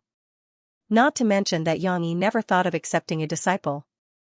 Even if he did, he would not be willing to accept a waste. However, the little fatty really persevered. He followed Xianxia all the way back to the small building. The coffee shop was not yet renovated, so when Xianxia went up to the second floor from the back, the little fatty still shamelessly followed him. Xianxia frowned and resisted the urge to throw him out.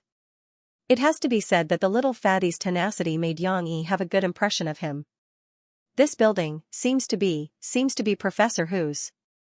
The little fatty, who turned into a know-it-all, patted his head and asked in surprise, "Master, are you Professor Who's son?" Originally, Xianxia did not want to pay attention to him. This guy was a chatterbox. Along the way, he kept talking. But now, his guess was so outrageous. Xianxia turned his head and glared at him. "This house, I rented it." Oh. The little fatty was very happy because his master finally spoke to him. Then, he still wanted to continue nagging. "Shut up." Xianxia did not even turn his head and sealed his mouth. The little fatty could only obediently shut up. But he still looked around curiously. The questions in his heart slowly began to be suppressed. "You live in such a big house by yourself? Where did Professor Who go? Master, where did you learn so much kung fu?" But he could not ask. He felt very uncomfortable holding it in. "Have you eaten breakfast?" Xianxia took off his wet singlet under the little fatty's envious gaze. He wiped the sweat off his body and changed into a dry t-shirt. Then, he walked into the kitchen and asked casually. "Not yet." The little fatty acted as if he was granted amnesty. He excitedly opened his mouth. "Master, you know how to cook?" "No, I mean, you even prepared breakfast yourself?" Xianxia did not pay attention to him. He minded his own business and fried eggs and ham. He also made a plate of vegetable and fruit salad. One serving for each person. He brought it to the dining room. "Master, you are so amazing. My saliva is about to flow out," the little fatty said with a face full of admiration. Xianxia smiled. His expression was not as cold as before. He pointed at the plate in front of the little fatty and said, "Eat, don't get cold." After integrating into his new identity, Xianxia had been reflecting. Was he still as isolated as he was in his previous life? If he did not even have a friend, then what was the point of being reborn? Now that he had met a thick-skinned little fatty, Xianxia suddenly thought that it was not a bad choice to meet some strangers and make some friends. P.S. It seems that there are readers in Genesis who said that they can't review. I don't know what's going on with Little Han. Little Han has never deleted anyone's review. Could it be that the system deleted it? Learning martial arts was out of the question. After Xianxia brought up some training conditions, the little fatty backed off. How could he withstand such a tough training? No horse stance, no running, no dieting. "Can I still practice some simple martial arts?" the little fatty asked in the end, unwilling to give up. "No." Xianxia shook his head. "Okay." The little fatty lowered his head dejectedly. However, without this layer of request, the little fatty continued to display his talkative nature, and the two of them quickly became familiar with each other. The little fatty's name was Guazi, and he was a genius youth. Of course, this was what he thought was extraordinary and patted his chest to admit. However, at the age of 16, he had skipped grades to the third year of high school, and his grades were the best in the entire school. His IQ was definitely not low. However, Xianxia felt that whether this guy was a genius or not was still undetermined. He was definitely a clown. A straight-A little fatty felt that the challenge of the college entrance exam was too low, so he changed his goal and signed up for Jiang Chuan's arts exam this month. "I want to be a big star," Guazi said childishly. Xianxia could not deny it, but he was very interested. He wanted to know how angry this guy's parents and teachers were when he made this decision. "My parents don't care about me, but my teachers are worried to death." Guazi laughed, "But I don't want to go to Beijing University or Tsingnan University." I don't want to create results for them. Jiang Chuan is so good, there are so many beauties. Yang Yi was speechless. He was only 16, and he was already so eager. Speaking of which, this guy was using the opportunity of coming over to prepare for the exam to walk around the school all day. Otherwise, he would not have run to Ting Mountain early in the morning to play and be chased by wild boars. You suddenly came over to take the arts exam. Can you pass? Yang Yi expressed his doubts. Guozi patted his chubby chest and said unhappily, Brother Yang, how can you doubt me like this? After all, I've been learning vocal music since I was a child. Yang Yi took the guitar that the old man had given him from the wall and handed it to Guozi. Perform a song that you're good at. Let me hear it. Wow, big brother Yang, you have such a good guitar? Brown bee. Guozi knew what was good for him, so he made a fuss about it.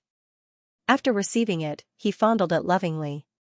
Yang Yi didn't explain. He just raised his hand and let Guozi start his performance.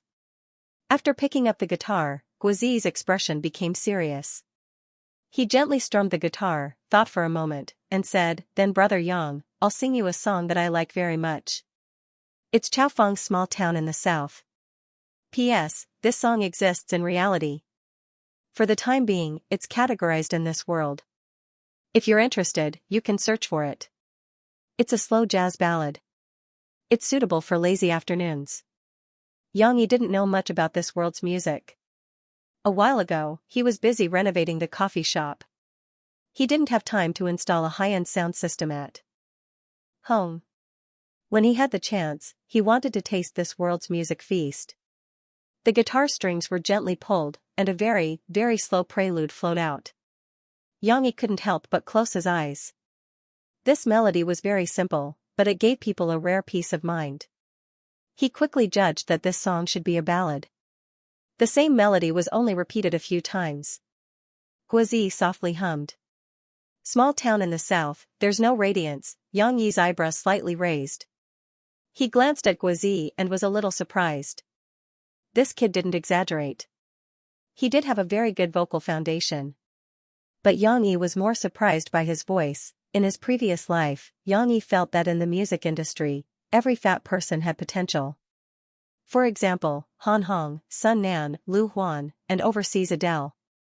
Although these people were fat, they had a unique voice. They could sing very high-key songs. They could also sing across many vocal ranges.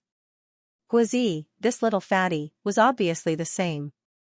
Although the song he sang wasn't very high-key, it should be a female song. To use this kind of rhythm and sing a slightly high key, Yang Yi admitted that he couldn't do it. But Guozi sang very easily. Every time I come back here, I feel calm. The sun is blazing, people walk slowly. He was indeed a 16-year-old boy. His voice was clear and without any impurities. The boy sang with the same pleasant voice. The scattered straw hat, the flowers I planted. Finally, with this line, Guozi sang with his extraordinary singing skills. The word sun transitioned from the word flower to the word flower. The intonation changed a few times, vividly displaying the languid spirit of the song. Shake, shake, shake, shake, shake, shake, shake. I sing this song by myself here, and people just smile. Oh, smile, I'm singing this song alone here. You won't know. Oh, I know. Yang Yi really closed his eyes and listened to the song quietly. The song was actually ordinary, but it was pure and simple. People who liked slow ballads would like it, but there were very few of them. It was not easy to become popular in the market. However, Guozi's singing was not bad. Whether it was his voice or his singing skills, Yang Yi felt that he was much better than some of the singers in the Chinese music industry in his previous life. However, after putting down the guitar, this guy's funny nature was revealed again.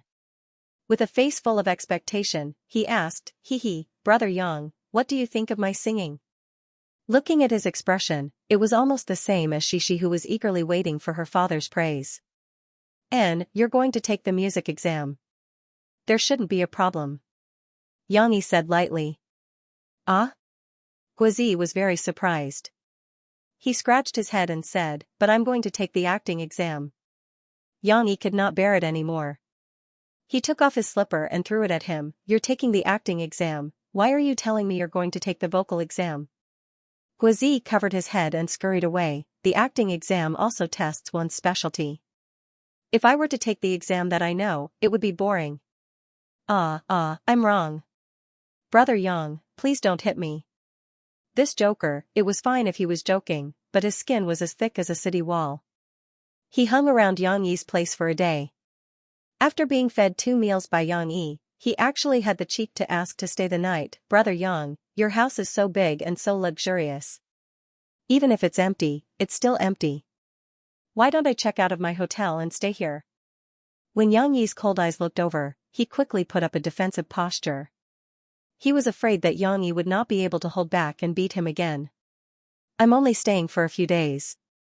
After the art exam, I still have to go back to school. I'll pay rent, a lot of rent. Guozi smiled fawningly. This guy. Yang Yi actually knew that Guozi's family was not ordinary. He could see that the clothes he wore and the watch he wore were not high-end products that an ordinary family could afford. Moreover, when Guozi was holding the guitar, although he was surprised, he did not show much concern. This meant that he had used it before, and even used a better one. Guozi wanted to come over for a free meal, but Yang Yi rejected it in his heart, but he suddenly remembered that he still needed a helper for his renovation work. You can come over and stay for a few days. It's not impossible. Yang Yi looked at Guozi with bad intentions and said, I won't charge you rent, but you have to do me a favor. Guozi was overjoyed. He patted his chest and agreed, no problem, Brother Yang. Guozi, have 100 pounds of meat, I'll be at your disposal. I hope you can still smile tomorrow. Help. Little Fatty was crying and screaming again, but this time, no one came to save him. After a while, he stopped his fake crying. He shook his head and sighed. He bent down and hugged the heavy sofa. No, it should be said that he dragged the heavy single-seater sofa into the shop while gasping for breath. Yang Yi walked past Guozi, ignoring his pitiful eyes. Then, Yang Yi moved a bigger sofa, and walked in as if he was flying. After putting down the sofa, Yang Yi lightly kicked the little fatty who was paralyzed like a dead pig. Get up, if you don't work, you won't have lunch. Yang Yi used the thing that Guozi cared about the most to threaten him. Guozi quickly jumped up, muttered and followed Yang Yi outside, and continued to move. Brother Yang, I'm about to take an exam, how can you bear to let me work instead of studying? His nagging was like a bug that drilled into the ear, making people uncomfortable. Yang Yi didn't even look at him, and coldly threw out a sentence, aren't you a genius? Do you still need to study? Yes. Yes. I need to study, I need to practice acting. Guozi nodded his head like a chicken pecking rice. Do you think I'll believe you? Yesterday, this guy moved here, and played for a whole day. Yang Yi didn't believe that this little fatty who likes to stroll around looking at beautiful sisters would have the mood to study. Ahem, hello, may I ask which one of you is Mr. Yang Yi? Outside the door, a voice with a slight accent interrupted Guozi's thoughts of struggling. But Guozi was overjoyed. He took the initiative to put down the work in his hand, and went to greet the person. My brother, he is Yang Yi, hello, welcome. Yang Yi also turned his head to look, and saw a man of medium height standing at the door, dressed very well. Even at noon, he was still wearing a mask and a hat, but he didn't feel bored. But, it seemed that Murphy also liked this? Yang Yi couldn't help but think of the bad-tempered woman who had a good figure. Achoo! In a dance studio, Murphy, who was rehearsing the dance in the MV with the choreography teacher, inexplicably sneezed. This made Mo Shaowan worried for a while. Back to the coffee shop, Guozi, who enthusiastically ran to greet the customer, was the first to find that something was wrong. He was surprised, pointed at the person, and said in a trembling voice, You, aren't you Isan, Xianxia? The person was Xianxia. In order to show his sincerity, he turned down a job and rushed over from Harbor City to find Yang Yi. After being recognized, Xianxia generously took off his hat and mask, and nodded at Guozi with a smile. Hello. Who was Xianxia? Yang Yi was still confused, but Guozi was already trembling with excitement. He tightly grasped Xianxia's hand and shouted, Isan, I'm your loyal fan. You must give me an autograph. Sure. Xianxia was a little scared by this guy's enthusiasm. Of course, there were more fanatical fans before, but that was under the protection of assistants and security. He smiled a little awkwardly. Yang Yi's mouth twitched a little. He didn't have the heart to expose Guozi, this thick-skinned guy. He didn't know who it was, but yesterday he swore that he was Chao Feng's loyal fan. Yang Yi helped Xianxia out, and then invited him upstairs to talk. As for Guozi, of course, he eagerly followed. Finally, he could be exempted from labor. He almost ran in front. When Yang Yi made coffee for them, Xianxia explained the purpose of their visit. Yang Yi just listened indifferently, but Guozi took the initiative to talk. Oh, so it's Professor who introduced you? Professor whose son is your boss? So powerful? My brother can write songs? Is it true? Guozi excitedly picked up Xianxia's phone and asked him to play the song for him. Yang Yi concentrated on making coffee, listening to the song but didn't say anything. I came to your city. Accompanied by the guitar accompaniment and the faint noise, Yang Yi's voice finally came out. Although it was a little distorted, it was indeed Yang Yi's voice. Guozi looked at Xianxia in a daze. Xianxia understood what he meant and said with a wry smile, "This is the sound source downloaded from the Copyright Association. It's not damaged." Not to mention Guozi, when he was in Harbor City, he listened to it with Grandpa who and had a toothache.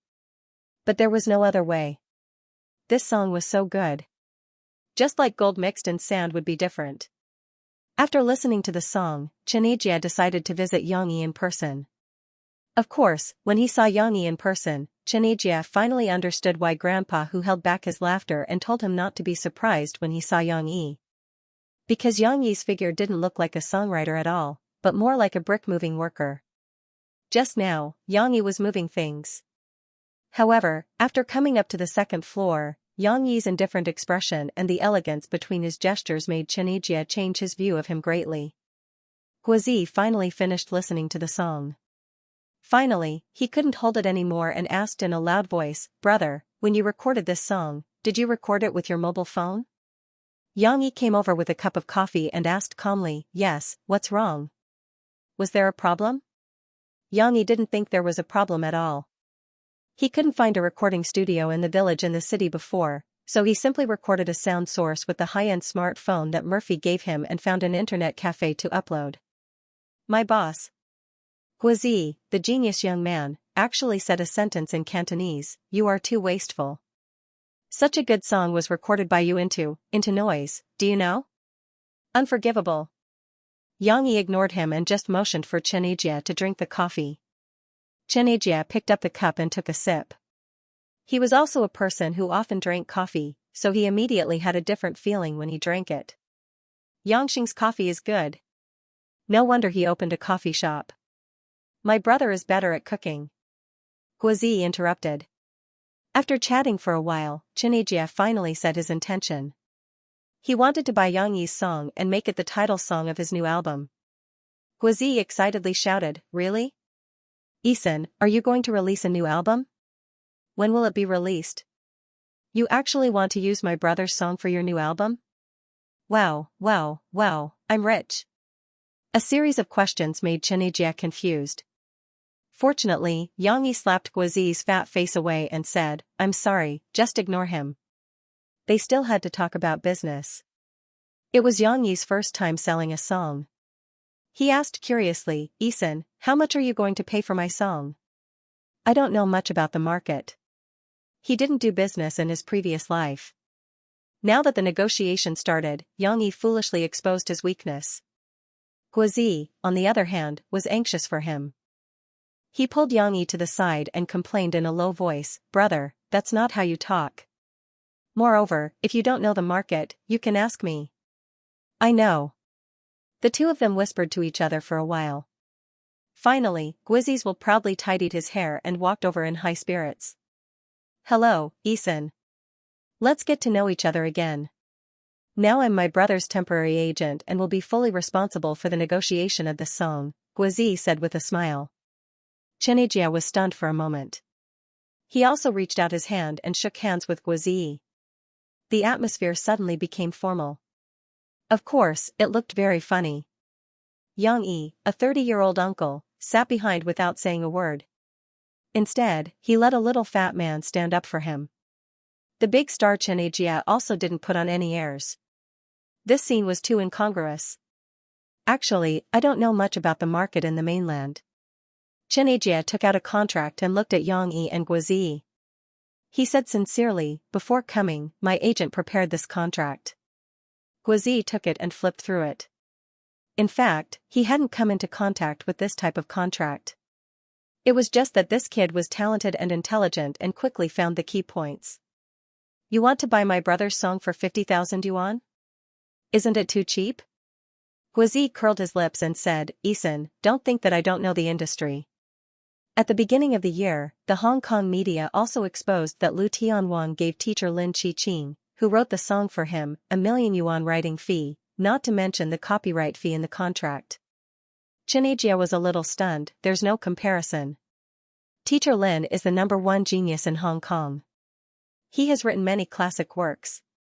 But Mr. Yang, with all due respect, we have already offered a very high price for a newcomer. But my brother is not an ordinary newcomer. Guozi smiled slyly and said, Eason, don't you have a high evaluation of this song? Otherwise, you wouldn't have come to Jiangqing in person, right? Xianxia actually didn't know much about negotiations. Usually, his agent handled it. But this time, he came in a hurry and his agent had to stay behind to deal with the mess he left behind. So, Xianxia went into battle alone. Yes, I really like Mr. Yang's song. Xianxia said sincerely, whether it's Hong Kong or the mainland, there are very strict rules. The highest copyright fee I can get is 80,000 yuan, and it's impossible for me to get more.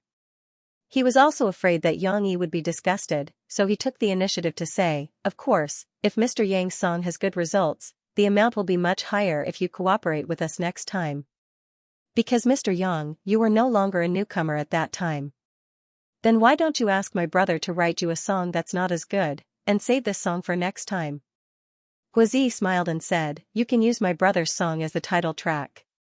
It's so heartbreaking to sell it cheaply. Xianxia was helpless. He felt that the little fatty in front of him was too cunning. His straightforward personality made it difficult for him to deal with him. He said, then what do you think we should do? Guozi glanced at Yang, and Yang nodded slightly at him.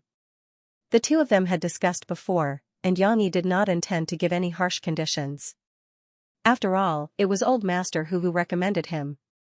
He owed Old Master a big favor, and it was not Yang's style to ask for too much. Guozi understood. He coughed twice and said, Eason, you have your difficulties, I can understand. How about this, let's change the condition and increase the percentage of the share. How to increase it? Guozi patted his chest and said boldly, Eason, we won't take advantage of you. If this song can't help you get a platinum album, our share will be calculated as 8% of the original contract. The income from copyrights in this world was very high, and it was reflected in the share of sales. The record company still had the biggest share, but it was not as scary as in Yang's previous world. The record company could get at most 40% of the share, and the record store or other channels could get 15 to 20%. The remaining 40% was divided by the singer, the songwriter, the producer, and the Copyright Association. The Copyright Association's share was very high, reaching 2%. But it was also because of this that they had enough financial resources to maintain the operation of this huge organization, so that the creators could get the rewards they deserved. The share of the songwriters was not fixed, and it depended on the negotiations between the creators and the record company. However, 8% was indeed the standard for a newcomer.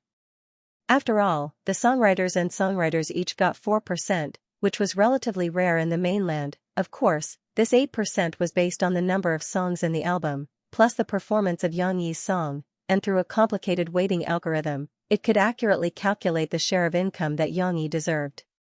As far as I know, Eason hasn't released a platinum album for 3 years, right? Guozi hit the nail on the head. Xianxia nodded silently. He did not deny that he was eager to return to the top.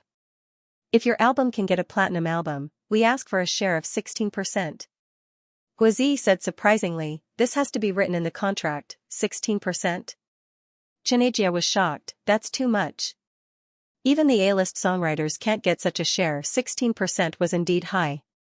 As a singer, Xianxia could only get 15 to 20%, and 20% of the share was when he was at the peak of Hong Kong's music industry. Eason, we're talking about after the results are out. If my brother's song can help you sell a platinum album, do you think this share is not worth it? Guozi said with a smile, if it's not platinum, we'll be at a loss with an 8% share. Xianxia smiled bitterly. He felt that in the negotiation with Guozi, he was completely at a disadvantage. Guozi had firmly grasped his eagerness to prove himself.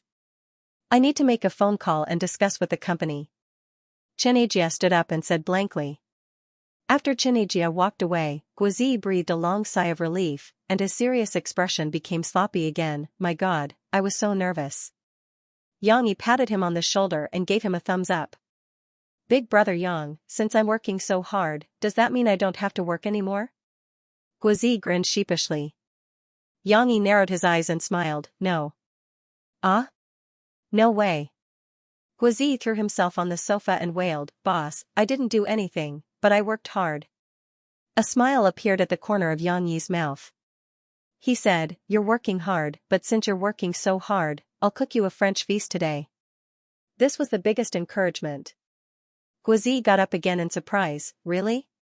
Then I want medium well-fried steak, fried goose liver, baked snails. Yang Yi rolled his eyes and said, there's no foie gras or snails. You'll eat whatever I make. Goose liver, snails, Yang Yi wanted to eat it himself. However, in Jiang City, he hadn't figured out where to buy such top ingredients. In the end, Xianxia agreed to increase the share of the platinum album to 14%. On this basis, the share of the single album would be weighted any higher and they would not relent, because they had to take Xianxia into consideration. Xianxia had already taken the initiative to lower his share to 15%. They couldn't let an A-list singer suffer, right? Although little fatty Guo was still unsatisfied, Yang Yi didn't let him continue to pester him. He made the decision to sign the revised contract. He didn't use his real name. Yang Yi, who was used to using a fake name, gave himself a stage name. Mu Xiang, in fact, was a homonym of Liang, Leon. It was also a remembrance of his previous life. After the contract was signed, Xianxia, the famous singer, was finally relieved. He didn't stay for long, and excitedly held the piano score that Yang Yi had rearranged for him. This song was more suitable for piano accompaniment, and he was rushing back to Hong Kong to test it out. Big loss, big loss. Guozi kept murmuring, this is a gambling agreement, and it may not succeed. If we don't have a platinum album, we will have nothing to eat. It seemed that Guozi cared more than Yang Yi himself. Don't forget your roots. Yang Yi simply explained to Guozi, what's more, the other party has also expressed their sincerity. We don't need to take all the advantages. Yang Yi had experienced this in his previous life. Once, he was carrying out an assassination mission in Iraq. During the mission, he was discovered by a civilian child. He couldn't be ruthless enough to get rid of the threat, so he let the child go. 2 days later, when he completed the mission and retreated, he was attacked by a mysterious armed force. The other party even used a rocket launcher. He was seriously injured and almost fell into a desperate situation. However, he would never have thought that the child whom he had helped before would magically appear and take him to a tunnel to escape. After this incident, he not only understood the truth, but also felt the warmth of human kindness. Gradually, he was no longer used to the identity of an assassin, so he escaped from the organization. However, the logic was the same. One should not be too greedy. Leaving some room for others would also facilitate future cooperation. Yang Yi's casual words gave Guozi a great shock, especially the sentence that had never appeared in this world before, don't go too far, and we'll meet again in the future. It was like a proverb, making Guozi unable to help but think about it for a long time. He felt that he couldn't understand this big brother of his anymore. Thinking back, the first impression that Yang Yi gave to Guozi was that he was a fierce man, a super strong man who could kick a wild boar to death with a single kick. This was a very deep impression. After all, Yang Yi's appearance was there, and Guozi couldn't help but be in awe. Then, Guozi shamelessly came here. His impression of Yang Yi had changed a little. A chef who could make top-notch delicacies. Fortunately, Yang Yi didn't know that this guy thought of him as a chef with a thick neck and a big head. If he knew, he would definitely cut him up, but now, Yang Yi had once again subverted Guozi's understanding. This big guy, not only could he write songs, but he could also speak such profound principles. He had become a mixture of a fierce man, a chef, an artist, and a life mentor. What the hell, no matter how you look at it, it's unbelievable. Guozi held it in for an entire day, until the evening. He couldn't help but ask, "Big brother Yang, what kind of person are you?" Yang Yi frowned, hiding the killing intent in his heart. He asked, "Why do you ask?" This question was very dangerous. Could it be that he saw something? Yang Yi had only enjoyed a few days of peace, and he didn't want it to be taken away from him. If someone jumped out, Yang Yi would mercilessly let him die without a burial ground. Guozi didn't feel that something was wrong. He looked curious and said excitedly, "Because you're very mysterious.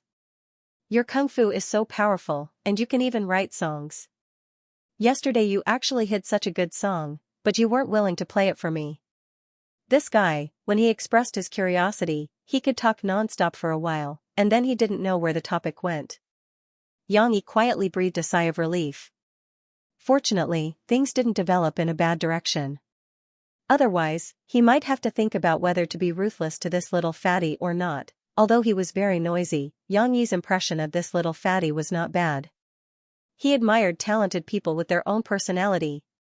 "So, I'm very curious, what kind of person were you in the past?"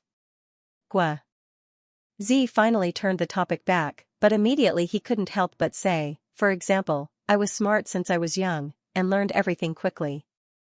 When I was 5 years old, my family hired a tutor for me to learn piano." Yang Yi helplessly dug his ears. Well, at this time, he could organize his words and study how to lie. Finally, Guozi's mouth was dry as he drank a large glass of water.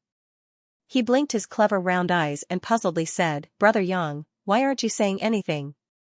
Are you not willing to talk about it?" "That's okay, everyone has their own past that they don't want to talk about." "What the hell? Who said he wasn't willing?" It was obvious that he couldn't get a word in. Yang Yi couldn't help but roll his eyes. He was too lazy to argue. He just said lightly, "I used to be a soldier." "Oh. I know." Guozi immediately interrupted. He said excitedly, "Your kung fu is excellent. You must be the legendary Special Forces soldier, the king of soldiers, riding 1,000 miles alone, and taking the head of the general in the midst of thousands of soldiers." Seeing Yang Yi's glare, Guozi laughed dryly and said, "Brother Yang, go on, go on. After I retired, I worked in all kinds of industries. Entertainment, hotels, bars, nightclubs." Yang Yi didn't care and simply introduced his experience over the years. "I understand now." Guozi couldn't hold it in anymore. He slapped his thigh and said with a look of worship, "Big brother Yang, it's because you've endured humiliation all these years that you've secretly learned so many powerful skills and have your current achievements." Yang Yi really wanted to lie like this, but he wasn't sure if others would buy it. However, now Guozi imagined it himself. Yang Yi was happy to see this. He saved the trouble of explaining. "And, that's true." Yang Yi nodded calmly. "Brother Yang, you're amazing. You're my idol, please accept my worship." Guozi knelt on the sofa in worship and really kowtowed. Yang Yi didn't know whether to laugh or cry. He remembered the scene of this guy recognizing idols everywhere. Guozi eagerly ran over, took the guitar and respectfully handed it to Yang Yi. "Brother Yang, sing 'Long Time No See' for me again. Today's poor sound quality, I can't tell if this song is good or bad." Yang Yi held the guitar and was in a daze for a while. He suddenly said, "I'll sing you another song I wrote. Didn't you ask me what I was like before? I think through this song, you may be able to find the answer." "Okay." Guozi sat down with a look of expectation and prepared to listen. Without any prelude, Yang Yi casually plucked the guitar strings and directly began to sing. "I once dreamed of traveling the world with a sword, to see the prosperity of the world." Yang Yi's low voice, with the vicissitudes of life, the first line of lyrics, made Guozi's scalp tingle. The young heart is always a little frivolous, now you're all over the world.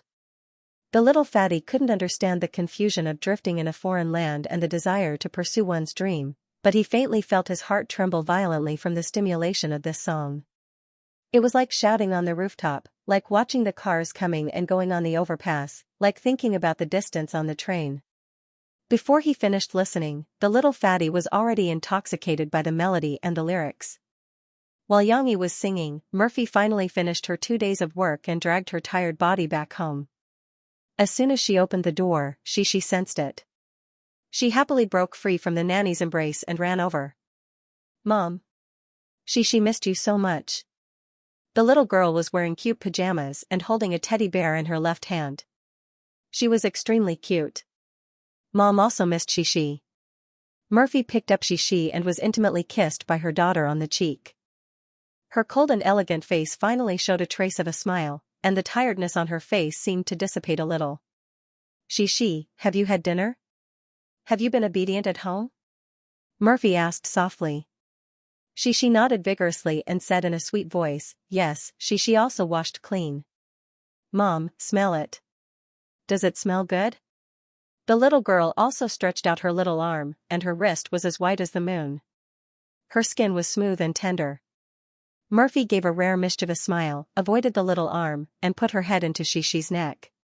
She took a deep breath, and then said seriously, "Yes, it smells good." Shishi shrank her little head and giggled. No, it tickles, Miss Mo, have you eaten? Shall I heat up the food for you?" The nanny watched the mother and daughter being intimate for a while, and then came over and asked with concern. "Aunt Ju, there's no need. I've already eaten on the plane." Mo smiled slightly and said, "You can go and rest first. I'll take care of Cici." The nanny, Aunt Ju, was an Aunt Mo Shawan hired in her hometown. She was honest and would not leak secrets. Murphy was relieved. But even so, every time Murphy went out to participate in an activity, she would feel uneasy. She was always afraid that she would not be safe at home. Especially when she was on a business trip for 2 days, she would still be awakened by nightmares in the middle of the night after talking to her daughter on the phone. Of course, she was happy to be back, but Murphy knew that unless she gave up her career as a singer, she would have to fly around and not be home more and more often. At night, Murphy changed into silk pajamas and lazily lay on the bed. She leaned on her left forearm to support her cheek, and watched Shishi play with her dolls at the bedside. The silk-like silk pajamas were very light and thin. It went down along Mo Fei's waist and up on her perky buttocks, showing the original charm of her curves without any cover. The most beautiful part was her pair of upturned feet. They were as clean as snow and as smooth as jade. It was a pity that there was no bright nail polish. Mo Fei did not have the time to apply it. Otherwise, it would give people a strong visual impact. Of course, this beauty could not be appreciated by any man. As for Mo Fei, she would only let herself go when she was alone. Usually, she was still a very conservative person. Now Murphy's expression was slightly depressed. Although she was watching her daughter play, she was actually thinking about something. She still had to work, otherwise she would not have made up her mind to come back. She would have to face a lot of competition, but what about Shishi? Murphy knew that she would be busier and busier in the future. She could not always leave Shishi at home, could she? How about I send Shishi to her father? As soon as this idea came up, Murphy was shocked by herself. How could she, no matter who he entrusted to take care of his daughter, he couldn't entrust his daughter to Xianxia. For 4 years, Shishi was a piece of flesh in Murphy's heart. If she handed her daughter to Xianxia, Murphy felt as if the flesh in her heart was cut off. Occasionally, when she went to her father's house for the weekend, Shishi was so happy that she did not want to come back. If she stayed at her father's house for a long time, would the little girl still remember that she had a mother? Murphy was very jealous when she thought about it. Let it go, can't hold it back anymore. Cici was playing with the 2 dolls. One was a doll in the shape of a girl, and the other was a pig. She hummed and walked around as if she was playing house. Murphy was very busy recently. She rarely paid attention to what song her daughter was humming. But this time, she finally understood that the little girl was humming from time to time. Not only was she singing English songs, but she was humming with a very good melody. She, what are you singing? Murphy put aside the distracting thoughts and asked curiously. I'm singing.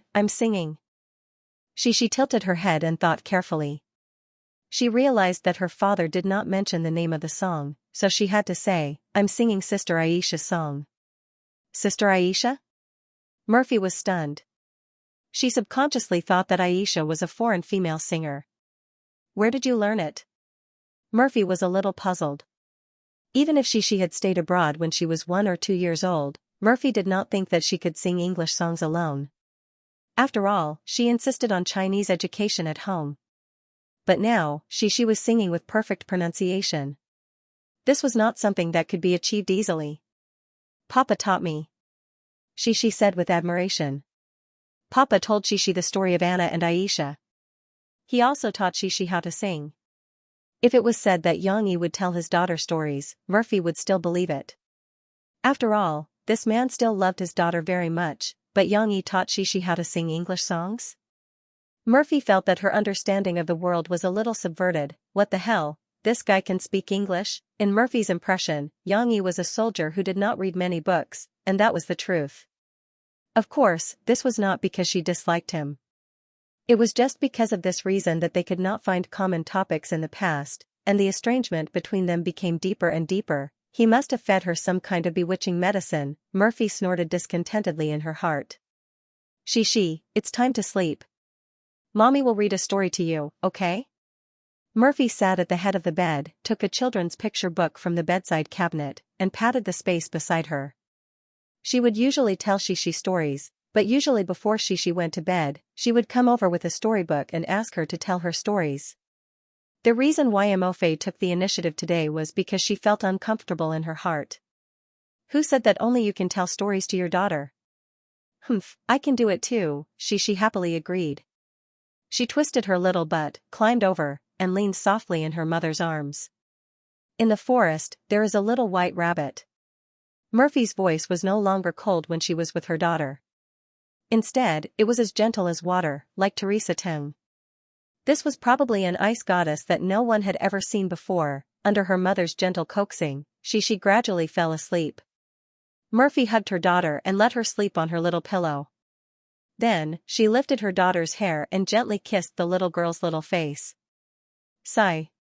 She let out a long sigh. Murphy also turned off the lights and laid down. Her tired face did not reveal any sleepiness, and her beautiful eyes were a little dazed. The thought that had appeared earlier came to her mind again. P.S. Many readers feel that this plot is extremely toxic. Xiaohan reflects deeply. It is recommended to skip chapters 30 to 33 and directly consume chapter 34. Brother Yang, I have a business plan for you. Our shop can wait for the release of Eason's album and open for business.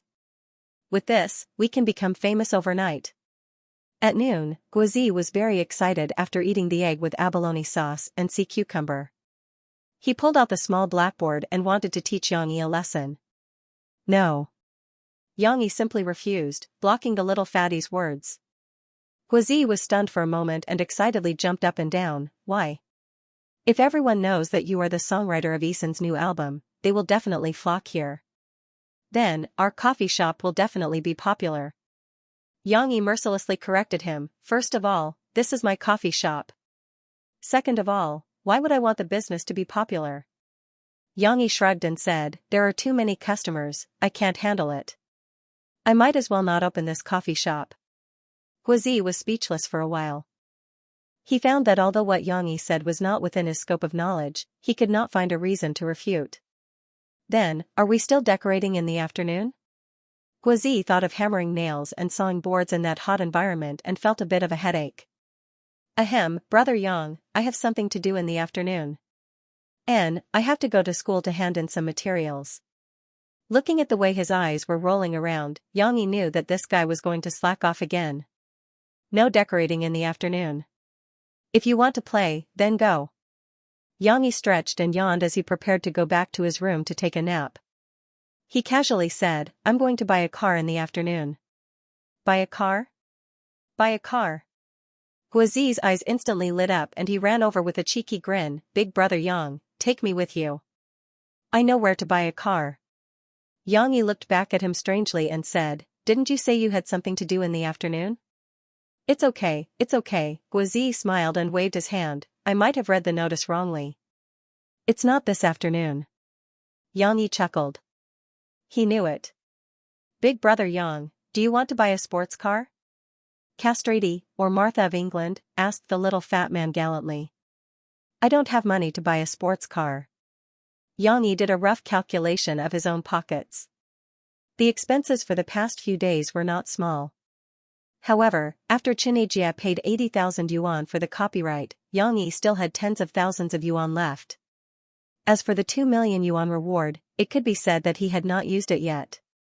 Even so, 2 million was still not enough to buy a supercar, f*ck. Yang Yi likes supercars too. In his previous life, he owned a Lamborghini Reventon. This car was limited to 20 units in the world. Of course, he could not afford it.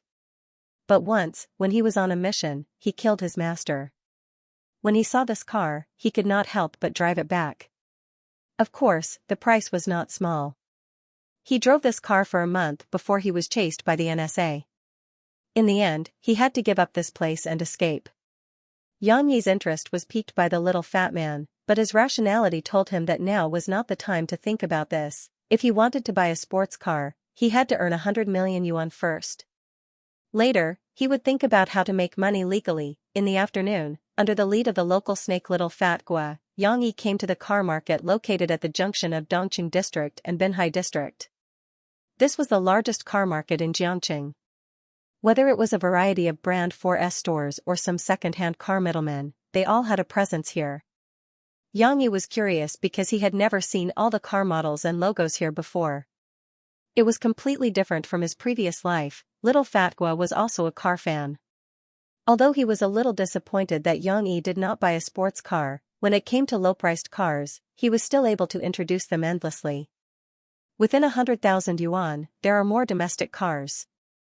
Things like Feati, Changjiang, they are all about the same. Feati and Changjiang are old brands, the quality is slightly better. Too ugly, I don't want it.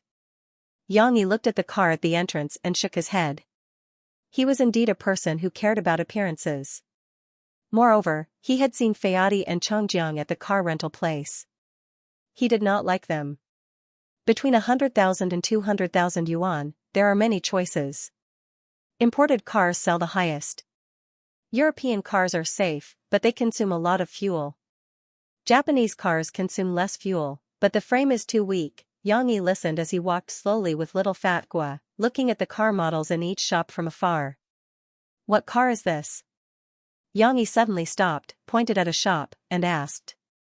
Little Fat Gua took a look, scratched his head, and thought for a while before saying, "This is an unpopular car. It is a civilian pickup truck brand after the military vehicle factory was restructured. It's called Wolfang. However, its car sales are not high because it doesn't suit the public's taste, and the price is on the high side. Let's go take a look." Yang Yi felt that just hearing the name Wolfang made his blood boil. Moreover, looking at the huge frame of the car from afar, it looked very much like the muscle car he liked. Pfft. A disdainful laugh came from behind, attracting Yang Yi and Little Fat Gua's attention. Looking back, it was a young man with slicked back hair, dressed in a suit and leather shoes. His face was oily and powdered, just like a gigolo. Of course, looking at the brochures in his hands, Yang Yi recognized him. He was the person from the 4S car shop called Feati. TSK, big brother, little brother, you really know how to pick.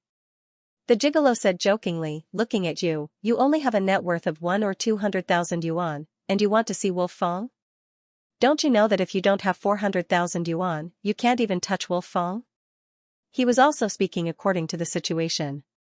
After observing just now, he thought that Yang Yi and Little Fat, who walked past the shop, were dressed like potential customers of Feati, so he wanted to approach them. But before he could say anything, he heard Yang Yi's disdainful words, which made him angry. It was not that he thought that his brand was good, but he thought that Yang Yi was just a poor guy, who came out to buy a car with a worn-out luggage bag. He was even worse off than him. The gigolo boasted that he was a senior car purchasing consultant in this industry, with a monthly salary of more than 10,000 yuan. He could afford to wear a suit and leather shoes, and drink red wine and coffee. Unlike these two, who wore sandals and shorts from the street stall, they were as tasteless as they could be, but the gigolo's car was also a Fiat. After all, he was an employee of the company and had a discount, so he could not bear to buy another car. How could a person who was worse off than him be so arrogant to say that he wanted to buy a better car than him? So, the gigolo could not help but ridicule him. Xianxia frowned, as he could not understand what was wrong with this person. He and Guizi looked at each other, and Guizi also looked innocent, and his eyes said, "I don't know this guy either." "Okay, you guys go and see. After you see, don't blame me for not reminding you." The gigolo chuckled and said in a strange tone, "As a person, the most important thing is to recognize your own position. Those who have enough money to buy a Fiat shouldn't daydream so much." Xianxia actually wanted to beat him up. In his previous life, if someone dared to ridicule him like this in front of him, he would definitely teach him a lesson, but now, he suddenly felt that it was fun. "You think that we can't afford Wolfgang?" Xianxia asked faintly. No, what kind of car is Wolfgang?" Cough, cough, "I actually think that you guys can't even afford Fiat." The gigolo sneered. Author's note, skip chapters 30 to 33 in the beginning. Why are you still complaining after reading it? Xianxia was still very calm, but Guizi was furious. He angrily stepped forward and said, "We can't afford it? Fine, come over, we'll buy it for you." Wait. Xianxia didn't know whether to laugh or cry as he pulled Guizi back. He still wanted to dig a hole for the other party. Guizi misunderstood. He thought that Xianxia was embarrassed. He quickly lowered his voice and muttered to Xianxia, "Brother Yang, you don't have to worry. How much are you short of? I'll use my pocket money to buy it with you. I have to take revenge for this." "I know." Xianxia rolled his eyes and pulled Guizi to the back. The gigolo looked at the two of them with ridicule and said, Okay, don't discuss any more. If you can afford the wolf teeth, I'll smash my car." He even flaunted the car key in his hand and squeezed it. Not far away, the lights of a compact SUV flashed. Xianxia and Guizi couldn't help but be silent for a moment. They almost rolled their eyes. This car was too compact. Although it was called an SUV, it didn't have the length or height. If a person sat in it, with Xianxia's height, his head would probably be rubbing against the roof of the car. If he sat in the back seat, he probably wouldn't be able to straighten his legs and would have to curl up. Of course, the appearance was okay. The design was obviously stolen from a popular foreign car model. The Arctic white color was also very generous, but it was too small. It was almost as popular as the Mini Cooper from Xianxia's previous life. No wonder he was a gigolo. Even the things he bought were so girly. "Is that what you said?" Xianxia said indifferently. When the gigolo saw Xianxia's indifferent look, he felt a little nervous. However, the arrow was already on the bow and he had no choice but to release it.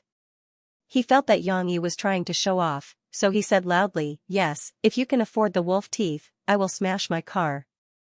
This time, they were so noisy that even the staff in the shop heard them. "Isn't this Sunji of Fiat?" "What? Are you here to cause trouble?" In the Wolfgang store, a few men in suits came out, but they were burly and had an imposing appearance. Compared with the gigolo, the gap was obvious. At this moment, Xianxia narrowed his eyes slightly. From the way the man walked, two words appeared in his mind, soldier.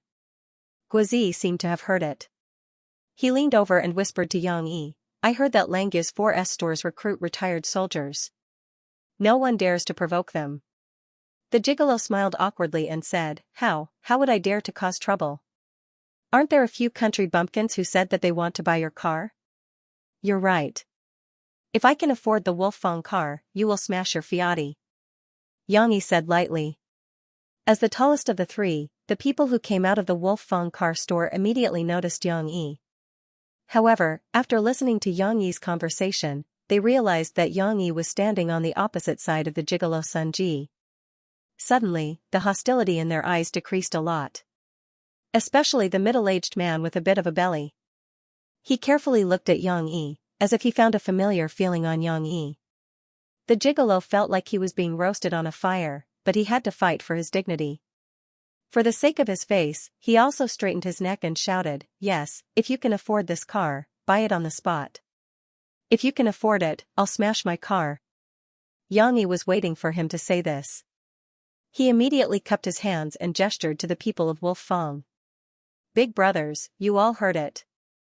If we really smash his car later, please be my witness." "Haha, no problem, no problem," the middle-aged man said with a smile. "President Wen, for this bet, shouldn't we give him the best discount?" A thin bamboo with short hair next to him said with a smile, "Why should we leave a rotten car like Fiat in this world to harm people?" The gigolo jumped up excitedly and shouted, "You can't collude with each other. This doesn't count."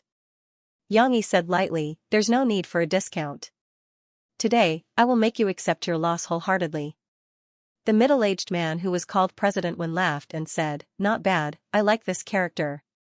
If you smash his car today, I will recognize you as my friend." A group of people crowded into Wolf Fang's shop. There were also a few people who heard the commotion and came to watch the show.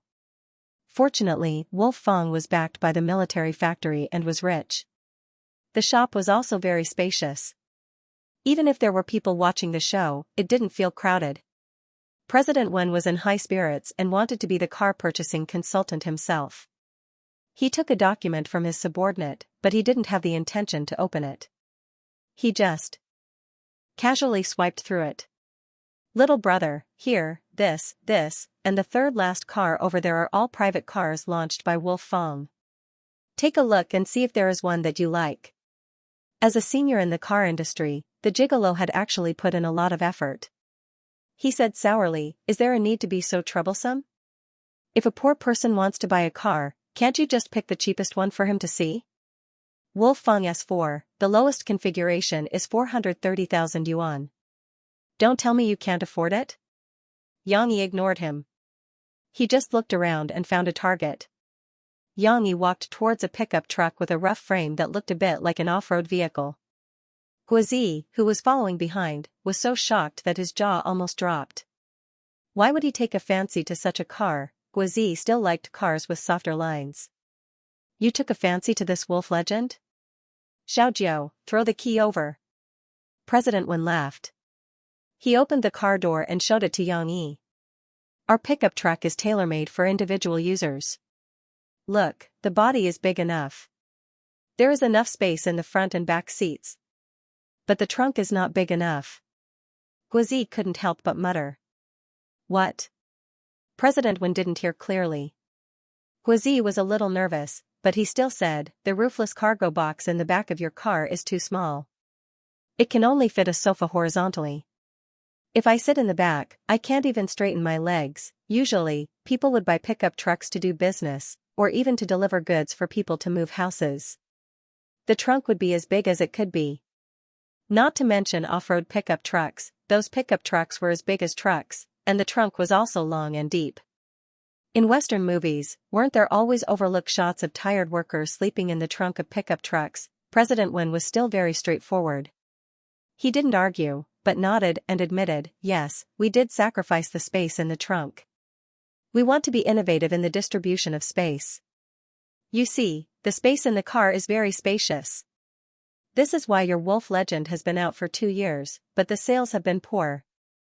There is a problem with your own position." Guozi curled his lips. These words stung the people of Wolf Fang. A few young people were unhappy. "What did you say?" A thin bamboo pole said with an unfriendly face. "Are you looking for trouble?" The gigolo at the side laughed as if he was watching a joke. Okay, if you can't afford it, then don't act in this show. You're still complaining about this and that. President Wen, I think you shouldn't stick your warm face to a cold butt. Be careful not to be despised by others. Author's note, skip 33 chapters, why are you still complaining?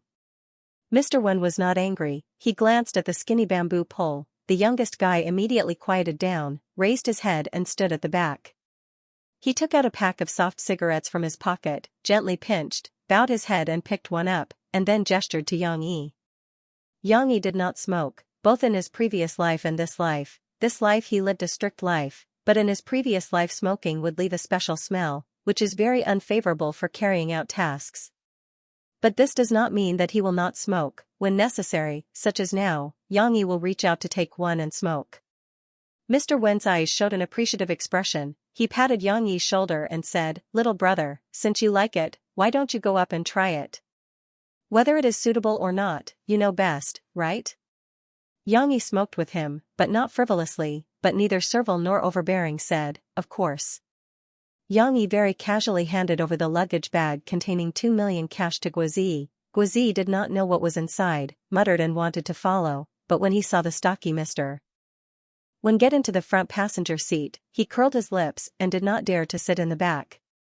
Who told him to have the courage to talk back to others? Xianxia strode with his long legs, stepped into the driver's seat. The chassis of this car is very high. The huge tires are not ordinary car tires, the lines are deep. Even if the road is bumpy, it can still maintain a high bite force. Sitting in the driver's seat, Xianxia immediately felt different. The reason why he likes pickup truck is because he used to drive this kind of car in Africa and the Middle East, strong and crash-resistant.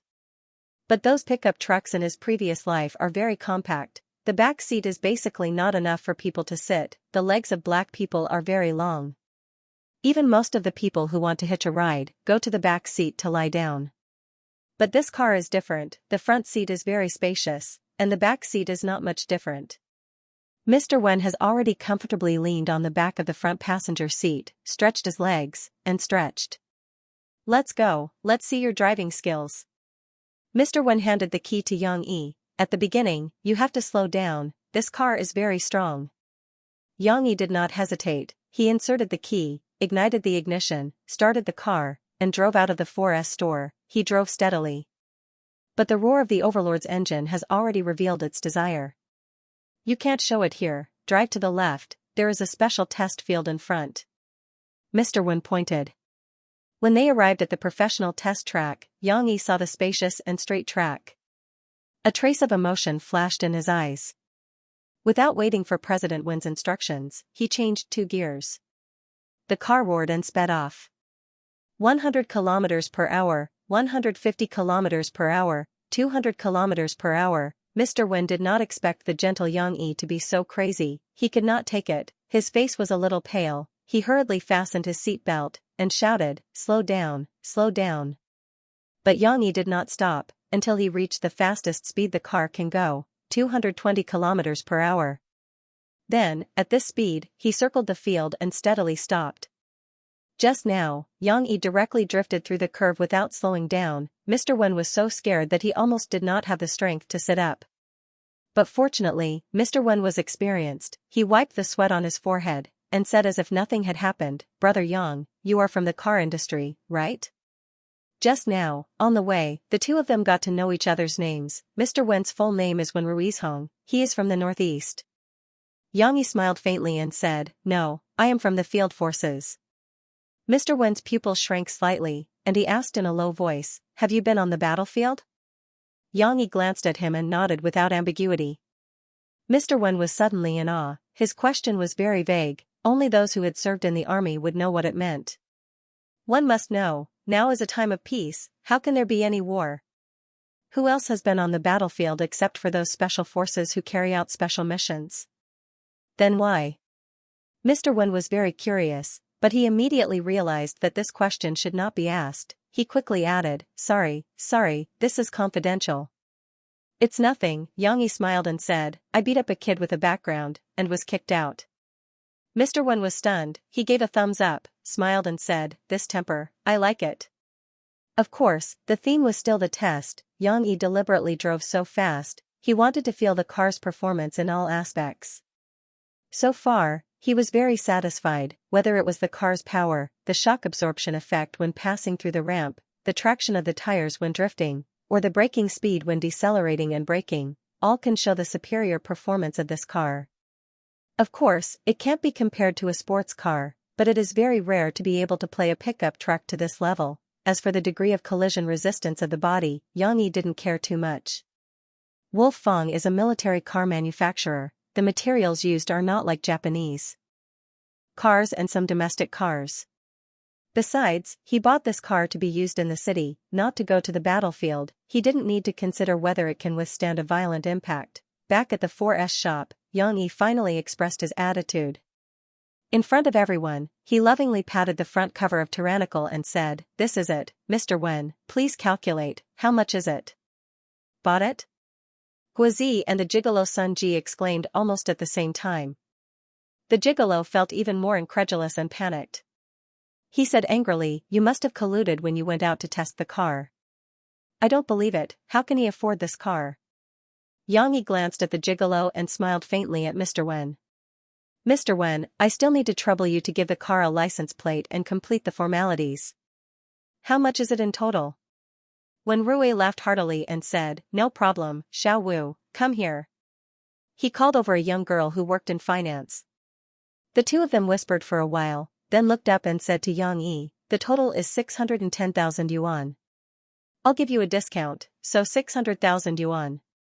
It seems that there is no discount, but the other people in Wolf Fang's 4S shop had a strange look on their faces.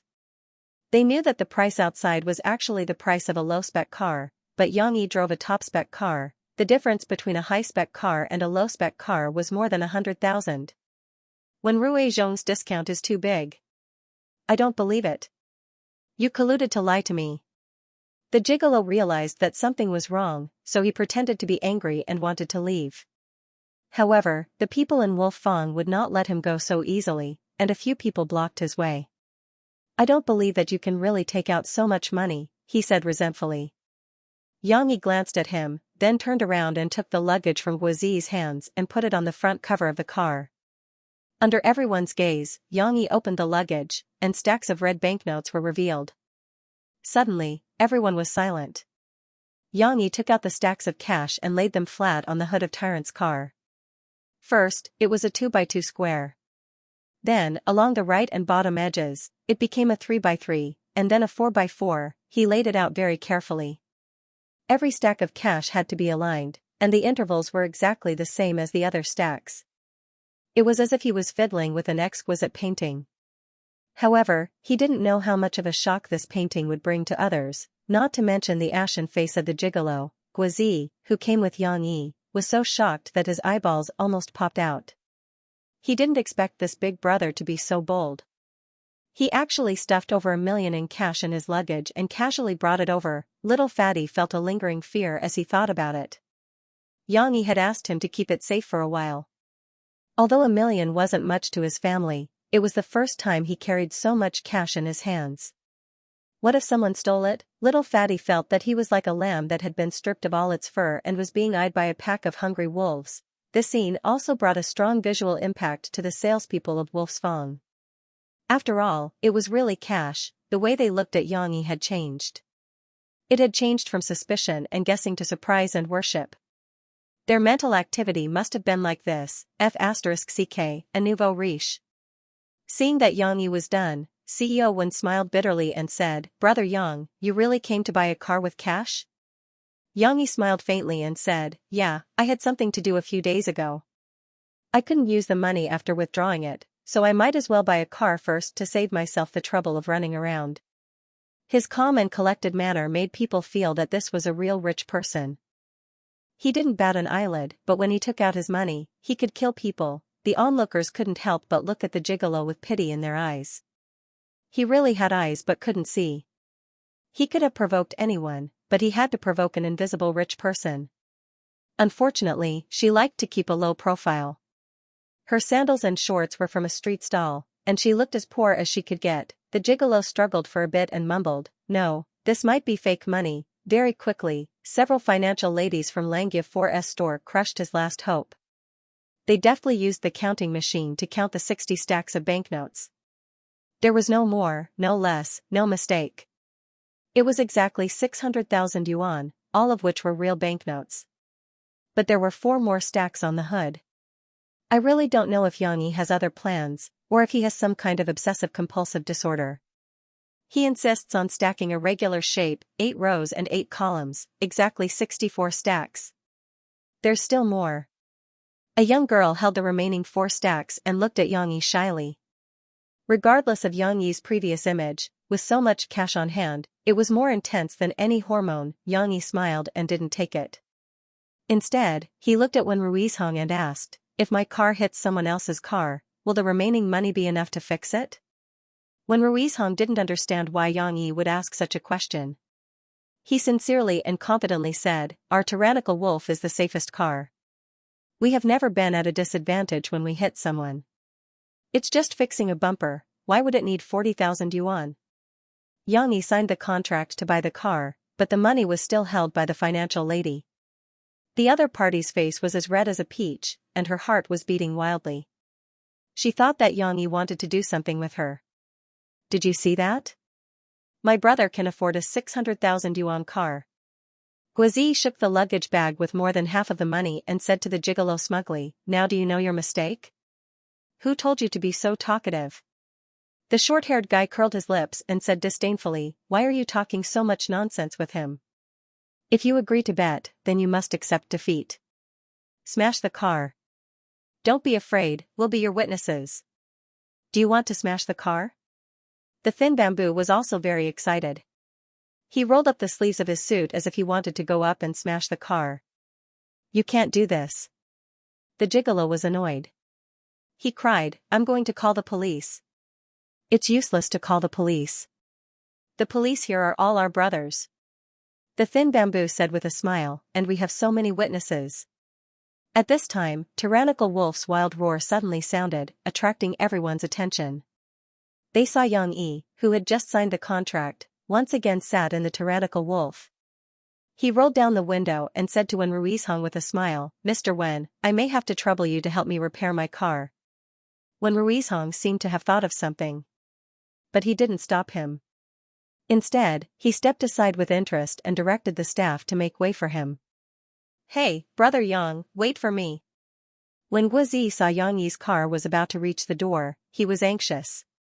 He carried his suitcase and wanted to catch up. I haven't got in the car yet." The onlookers in Xianxia 4S store seemed to feel that a good show was about to be staged. They followed Wen Ruizhong to the door. The gigolo was secretly happy. He wanted to take the opportunity to escape. But when he slipped to the door, he saw the burly Tyrannical Wolf roaring and driving in the direction of his car. He suddenly became silly. What is he going to do? Guizi carried his bag and chased to the door. Looking ahead, he couldn't close his mouth. Under the sunlight, Tyrannical Wolf emitted a silvery white glow, as though it was a snow-white ancient wolf. As it galloped and howled, it charged towards the petite Fiat and bit it ferociously. Although it was an SUV, Fiat was too small, after the Tyrannical Wolf's bumper slammed into it. Fiat was first dented. Then, the Tyrannical Wolf's huge wheel, under the powerful bite force, actually crushed it, ka. Fiat's shell was crushed and caved in. Crash. The front windshield cracked under the pressure as well. This scene, in the eyes of the onlookers, was no less impactful than Yang Yi taking out millions of cash just now.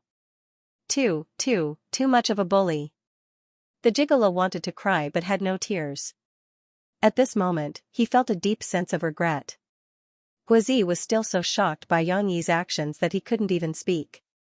Although he was very jumpy and rebellious, he had never thought that he would do such a violent thing. "This is too. Guizi's words were snatched away by the skinny bamboo next to him. "Too exciting, too manly." The skinny bamboo was so excited that he almost wanted to applaud Yang Yi. He was not alone, those veterans in the Xianxia 4S store, none of them were good people. They were also stimulated by Yang Yi's violent action, trembling and boiling with passion. This brother Yang, no wonder. When Ruizhong was a bit more normal. He slightly shook his head with a smile, took out a cigarette, lit it, and took a big puff. As the smoke slowly came out, when Ruizhong seemed to see his own youth in the haze. In the smoke, the Tyrannical Wolf slowly drove back. Although Fiat was beyond recognition, the Tyrannical Wolf seemed to be fine. There were no scratches, at most, the bumper was a little dented, and some paint was chipped. Yang Yi got off the car and received everyone's attention. However, he was so calm and collected that it was as if he had just done something insignificant. "President Wen, please help me fix the car. When the procedure is done, call me to pick up the car." Yang Yi handed over the car key. "No problem. When Ruizhong smiled, at most, in 3 days, I'll return you a brand new tyrannical wolf. Then, Yang Yi went to Guozi and took the luggage bag. He took out a few stacks of red banknotes from the inside and threw them to the pretty boy like he was giving alms. The pretty boy was paralyzed on the ground. After being hit by the banknotes, he looked at Yang Yi in horror. This is for you to fix your car. When it's done, remember to fix your mouth. Yang Yi indifferently looked at him. Yes, you're a big man and don't remember my mistake. The pretty boy's face changed. One moment he was happy, the next moment he was nervous. He held the money tightly and cried bitterly. One must know that his car was really cheap, employee price. The money Yang Yi gave him was almost enough for him to buy another one. This was really a desperate situation. Sun Ji, this B*TCH, felt that he was willing to kneel down. He really did kneel down, thinking that he would be given tens of thousands of dollars again. However, Yang Yi did not pay attention to him anymore. He left with Guozi, who had a look of worship. What was left was a group of people looking at him with contempt. In Harbor City, in Tianxiang's recording studio, Xianxia was sitting in front of the piano, playing with his eyes closed. He dressed very casually. Maybe he was influenced by Yang Yi's habits. A pair of shorts and a pair of slippers, which was completely different from his usual image when he held concerts. But perhaps, playing long time not seen required such casualness. He didn't need the audience to pay attention to his appearance. He just needed to close his eyes and listen quietly. Holding the photo you gave me, the familiar street. Xianxia's deep voice was intoxicating. Xianxia's interpretation of this song was more touching. Alas, it's a pity that this is a Mandarin song. A cool man next to him, wearing a jacket and a cowboy hat, shook his head regretfully and said to Xianxia, who was still thinking about it after singing. He was the music producer of Xianxia's new album, the deputy director of Tianxiang Music, Teacher Mao Su. He himself was an excellent songwriter and composer, who had made many singers popular. It's not impossible to sing a Mandarin song. I have sung a lot of Mandarin songs before. Xianxia said. Mao Su touched his mustache and said with a smile, it's not that I don't like this song. On the contrary, I also think this song is very good. It's just that Eason, you have to make clear the position of your album. The songs in it are all Cantonese, but the title song is a Mandarin song. Will it cause trouble for both sides? Xianxia's expression became serious. He also realized this problem. Mao Su continued, if Eason's album is a Cantonese song, and you include a Mandarin song, there will be no big problem. Xianxia thought about it carefully, but still shook his head and said, no, choose another song as the title song. Let's give it a try. The main thing was that compared with this song, the gap between other songs was obvious. If Long Time Not Seen was placed at the back, it would be easier to steal the title. Mao Su thought of a way. He clapped his fists, and his eyes under the cowboy hat were a little excited. Well, let's find someone to help us fill in the lyrics of a Cantonese song with this song. Use the Cantonese version as the title song, and the Mandarin version as the second title song. In this way, we don't have to worry anymore. This idea was really good, and Xianxia also nodded. Mao Su had already begun to think about which master could help him to write the lyrics. After all, there were 4 great ghosts in Harbor City. I think I can let Yangxing try. Xianxia suddenly said. Yangxing? Is he the composer of this song, Mu Ziang? Mao Su asked in surprise, he even knows Cantonese? Mu Ziang is his stage name. As for the Cantonese language, Xianxia recalled their conversation that day. Because he had no problem communicating in Mandarin, but he was stuck in the Cantonese language during the negotiation, he simply spoke in Cantonese, and Yang Yi acted as the translator between Mandarin and Cantonese. Not only can he speak Cantonese, but he is also proficient in it. Xianxia smiled bitterly. Yangxing speaks Cantonese better than many people in Harbor City. Although Mao Su was still skeptical, Xianxia still insisted on asking Yang Yi for help. After a phone call, Yang Yi thought for a while and said, okay, give me 1 night. Actually, Yang Yi agreed to it because the song itself was already available in Cantonese. Moreover, the level of refinement is no less than the Mandarin version, are you kidding me? Where was Lin Shi's essay? How bad could it be? However, Yang Yi didn't intend to be too shocking, so he left a gap for one night. But this was already enough to shock the world. Xianxia and Mao Su didn't quite believe that Yang Yi could fill out the Cantonese lyrics in one night. But when they came over the next day, they stupidly saw an email lying quietly in the computer mailbox. Was it really the lyrics that had been filled out? Better not to see? From the rhyme of the lyrics, it was unmistakably Cantonese. But just by looking at the name of the song, Xianxia and Mao Su immediately felt the weight of this song. Give it a try? Mao Su was still a little skeptical. Xianxia was very serious. Give it a try. The lonely piano prelude opened the prelude. My head is wet, it's inevitable. Xianxia was worthy of being a super first-tier singer. Looking at the printed lyrics, he pondered for a while in his heart, and then sang the proper charm. Harbor City is always attached to the rain, taking the early opportunity to endure a yawn just to see you. Unexpectedly pleasant to listen to? Mao Su cheered up, as if he had received a treasure. He also seriously closed his eyes and carefully savored it. Found the dusty shop, but can't go back to the day of love. The lyrics in the front were relatively plain, but the intoxicating mellow slowly brewed in the plainness. Finally, it began to break out. The aura has probably been polluted long ago, who doesn't change for the sake of life? Xianxia used a little trick here to sing the helplessness in the lyrics, as if he was sighing softly. The more I yearn to see you, then I find that there are 10 years in between. The smiling face I want to see is only nostalgia.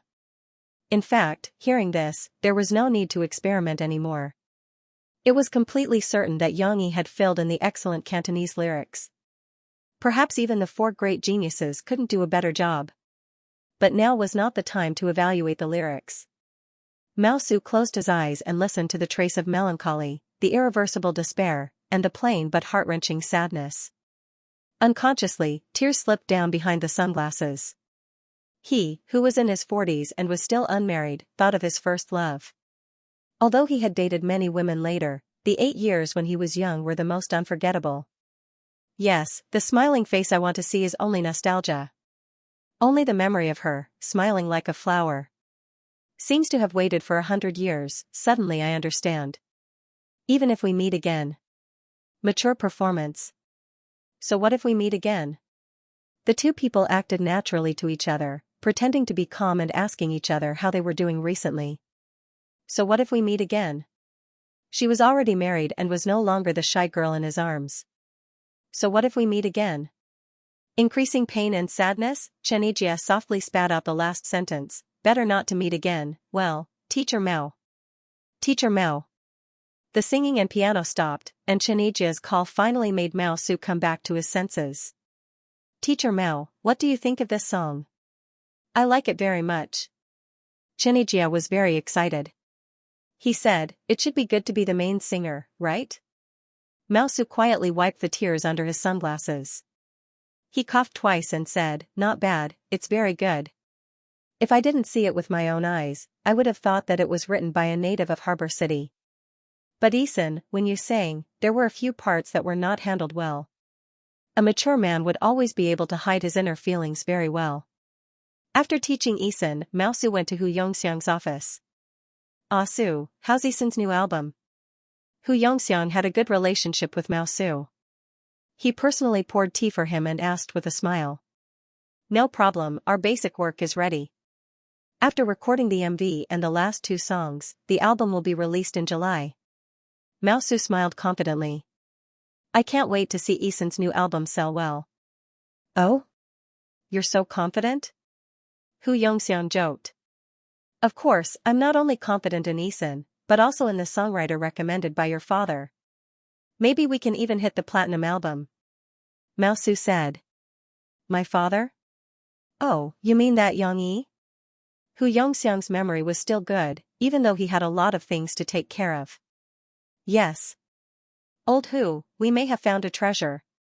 Mao Su took a deep breath. He's a genius. If it's possible, I hope that the company will pay more attention to him. Before other companies discover Yang Yi, we'll sign him with the best contract. Guazi's art exam was finally here. On this day, the campus of Jiangqing Media University was as lively as a festival. Early in the morning, cars that came to deliver the exam blocked the campus. Yang Yi even gave up the idea of exercising. Guozi, on the other hand, had a big heart. He woke up very early and squatted at the school gate to observe the young ladies who were dressed up beautifully. It was only when the exam was about to start that he hurried back with his bag and rushed over. Yang Yi's coffee shop was almost done with the decorations. He had nothing to do, so he wiped the cups in the shop and wondered when he would open for business. Of course, the signboard was not ready yet. He wanted a simple wooden brand, so it was not easy to find a carpenter. He had to wait for a week to order a set. "Papa." There was a faint call from outside. It was so familiar and he missed it day and night. Yang Yi suddenly came back to his senses and quickly looked out. Outside the closed glass window, a cute little angel was excitedly waving at him. Her sweet smile and big bright eyes were all worried about Yang Yi's heart. In fact, he missed her very much. Yang Yi hurried over to open the door. As soon as he opened the door, the little girl couldn't wait to pounce on him.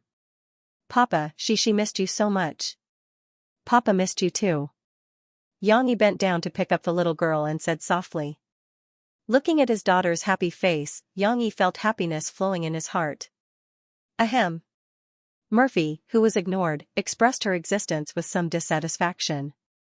At this time, Yang Yi's gaze fell on her body. But, didn't this woman feel hot? It was the turn of spring and summer, and she was still wearing a windbreaker, a scarf, a woolen hat, a mask, and sunglasses on her face. She looked like an Eskimo who lived in a world of ice and snow. "Aren't you hot?" Yang Yi frowned, reached out and took off her woolen hat. Murphy was caught off guard by Yang Yi's sudden concern. When Yang Yi took off her hat, she subconsciously shrank her head back. But it was too late. After the woolen hat was taken off, Murphy's wavy hair cascaded down like a waterfall, and the air was filled with a rich fragrance. "What are you doing?" Murphy's heart couldn't help but waver. However, on the surface, she still wanted to save face. She reached out and snatched the hat from Yang Yi's hand, and asked in a flustered and exasperated manner. Yang Yi carried Shishi inside. After Murphy came in, he asked flatly, "Do you need to dress up like this to come to my place?" Shishi knows why. The little fellow who was hugging her father's neck and refusing to let go was very active. She raised her little arms and looked at her father with a longing expression. As if to say, "Do you want to know?" Quickly asked Shishi. Yang Yi found it funny and scratched her little nose with his finger. He said in a soft voice, "Then Shishi will tell Daddy." "Because Mom is afraid of being seen by the reporters." Shishi giggled and said with an "I'm very powerful" look. Yang Yi suddenly understood. He thought of Xianxia who came a few days ago. Weren't these big stars also like this? Murphy took off her windbreaker and other disguises before she breathed a sigh of relief. "It was really too hot just now."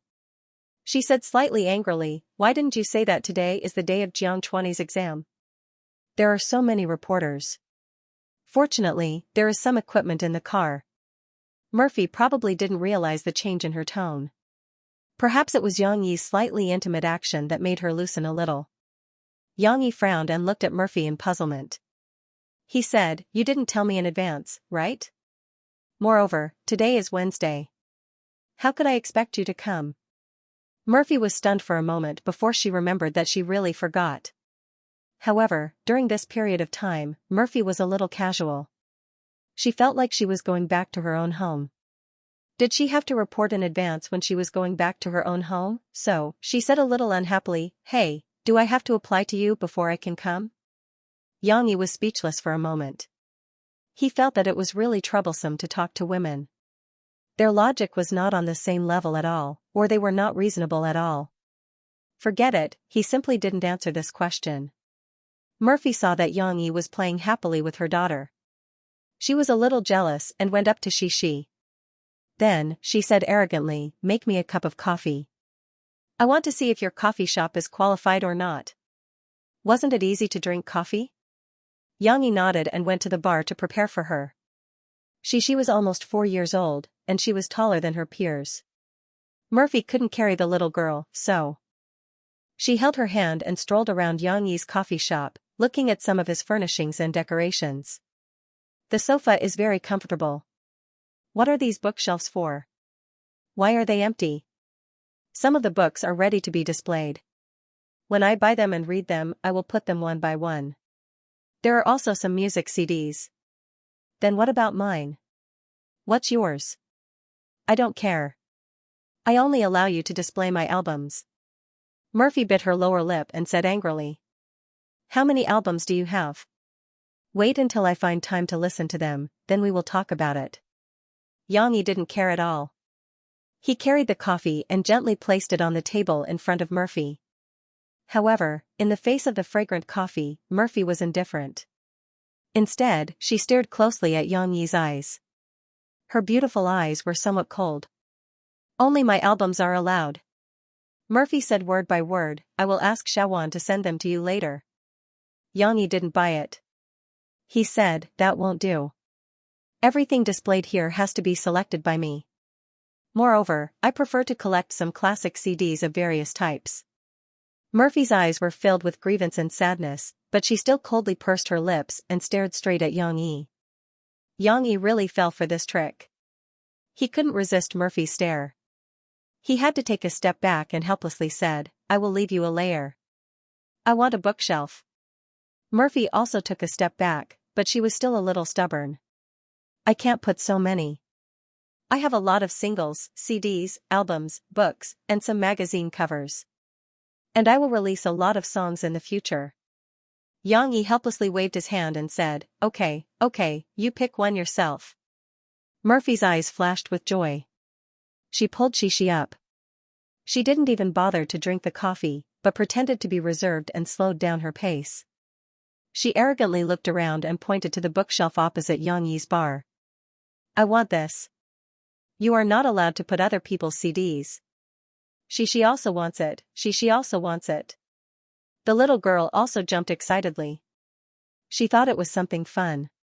Xianxia doesn't need it. Xianxia quickly took out a few wooden frames from the box next to him and said, Xianxia, Dad has prepared these for you.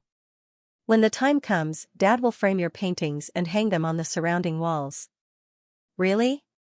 Then Xianxia will have to draw a lot of paintings. The little girl was pleasantly surprised. Murphy was a little jealous. This time, she ate her daughter. Xianxia was so considerate for his daughter. Why didn't he take the initiative to think for her? Murphy didn't stay for long. After drinking her coffee, she left in a hurry. After all, she sent Xianxia here because she was about to go to Beijing, Shanghai, Guangzhou, and other cities to participate in commercial performances. She wouldn't be able to go home for 2 weeks. She had no choice but to leave Xianxia in her father's care. Xianxia naturally couldn't ask for more. With the little girl around, the house was less lonely and more fun. However, the happy time between the father and daughter was always short. A little fatty ran back with a sad face and cried miserably downstairs, Brother Yang, open the door for me. I'm so miserable. Oh no, the chatterbox is back. What's wrong? You didn't do well? Xianxia could only go down to open the door for him. He asked puzzledly, why did the high-spirited little fatty come back with a sad face? It's not that I didn't do well. They are prejudiced and think I'm fat and short. Guozi complained, my mock performance and skip performance were the best. In the end, during the individual talent show, 2 of the judges said that I was too young and that it would be better to come back next year. There are such standards? Xianxia couldn't help but frown. Guozi was a little chubby and he was not that handsome. However, Xianxia felt that this kid was really talented. Moreover, he was still young, only 16 years old. Perhaps when he grew taller and slimmed down his body, he would be a good-looking man. One must know that every fat person had potential. Guozi sighed and said, there's no other way. The teachers are all focused on the handsome guys and pretty girls. I'm afraid that no matter how I perform, it will be hard to catch their attention. Xianxia was silent. Just as he was thinking about how to comfort the little fatty, Guozi made a fuss about nothing and shouted, Why is there a little girl? Xianxia turned around and saw that Xianxia, who couldn't sit still, had run to the stairs and was looking down with her cute little head. However, she was startled by Guozi's shout, and Xianxia retracted her head. She's my daughter. Yang was speechless at Guazi's fuss. You already have a daughter? Guazi was even more surprised. And she's already so old? In his opinion, Yang was only 27 or 28 years old. How could there be a 4 or 5-year-old child in front of him? Could it be that soldiers all got married at an early age? Isn't it normal that I have a daughter? Yang had no intention of explaining. After going upstairs, he called the little girl over and introduced her to Xixi, who was bashfully hiding behind her father's thigh. This is Guazi, Uncle Gua. He is temporarily staying at our house. And this is my daughter, Xixi. You can call her Xixi. Before Xixi could say hello, Guazi shouted in dissatisfaction, What Uncle Gua? Calling me Brother Z makes me sound old. Just call me Uncle. Yang patted Xixi's little head, and then glared at Guazi. You call me Brother Yang. Is it wrong for my daughter to call you Uncle? Xixi was still very obedient to her father. Her voice was soft as she whispered, Uncle Gua. Guazi's heart was crumbling at the moment, but under Yang's abuse of power, he could only be an uncle with tears in his eyes. Because of Murphy's identity, Xixi had not had much contact with strangers since she was young, so she was very shy in front of strangers. Even when her father was preparing lunch, she insisted on staying in the kitchen with him. Poor Guazi. When he saw how beautiful and cute Xixi was, he even volunteered to help take care of Xixi. But now, his self-esteem was hit again. Am I really too fat and ugly? The examiner doesn't like me, and even Brother Yang's daughter doesn't like me. Guazi lay on the sofa in the living room, feeling that he was already a useless person. Fortunately, Guazi was saved by Yang's sumptuous lunch. Tomato fish soup. Dad knows that you don't eat spicy food, so I used your favorite small tomatoes. It's sweet and sour, and eating fish will make you smarter. Yang introduced the dishes to his daughter one by one with a smile. Guazi listened and swallowed his saliva. This is fried abalone mushroom with minced meat sauce. This is Beijing sauce shredded pork. This is more special. It's called steamed tofu. It's a special dish in Shandong cuisine. There's stuffing in the tofu. Stop talking, I can't help but want to eat. Guazi held the bowl and chopsticks and said with red eyes. Xixi was originally smiling happily, but the little fatty uncle's hungry look made the little girl feel threatened. She pouted her little mouth and stretched out her little arms to stop him. She said unhappily, No, this is what my papa made for me. But you can't finish it. Guazi shouted. In fact, Xixi was quite willing to share with others, but today Guazi's attitude made the little girl unhappy. She threw a tantrum and said, I won't let you eat. Okay, it's all for Xixi. Xixi, try a piece of steamed tofu first. Yang dotingly picked up a piece of tofu for his daughter and sat down beside her with a smile. Guazi didn't mean to be difficult with the little girl, but, seeing that Yang didn't speak up for him, and the delicious food on the table seemed to be leaving him, he was so sad. Delicious. Xixi ate the soft and tender steamed tofu and couldn't help but say to her father that it was delicious. However, she didn't forget Guazi, who was rejected by her. The little girl blinked her big eyes and looked at Guazi's sad appearance. She pulled her father's sleeve and motioned for him to lower his head. She whispered in her father's ear, Papa, Uncle is so pitiful. How about Xixi give it to him? Yes, your Uncle Gua failed the exam today and is very sad. Yang smiled and whispered to his daughter, but, there are so many delicious food, is Xixi willing to give it to him? Of course, Yang didn't know right from wrong and wouldn't condone Xixi's tantrum. However, perhaps because of his tragic childhood in his previous life, he didn't know how to reason with children, so it seemed that his way of teaching was quite special. However, what made Yang happy was that his daughter was too kind.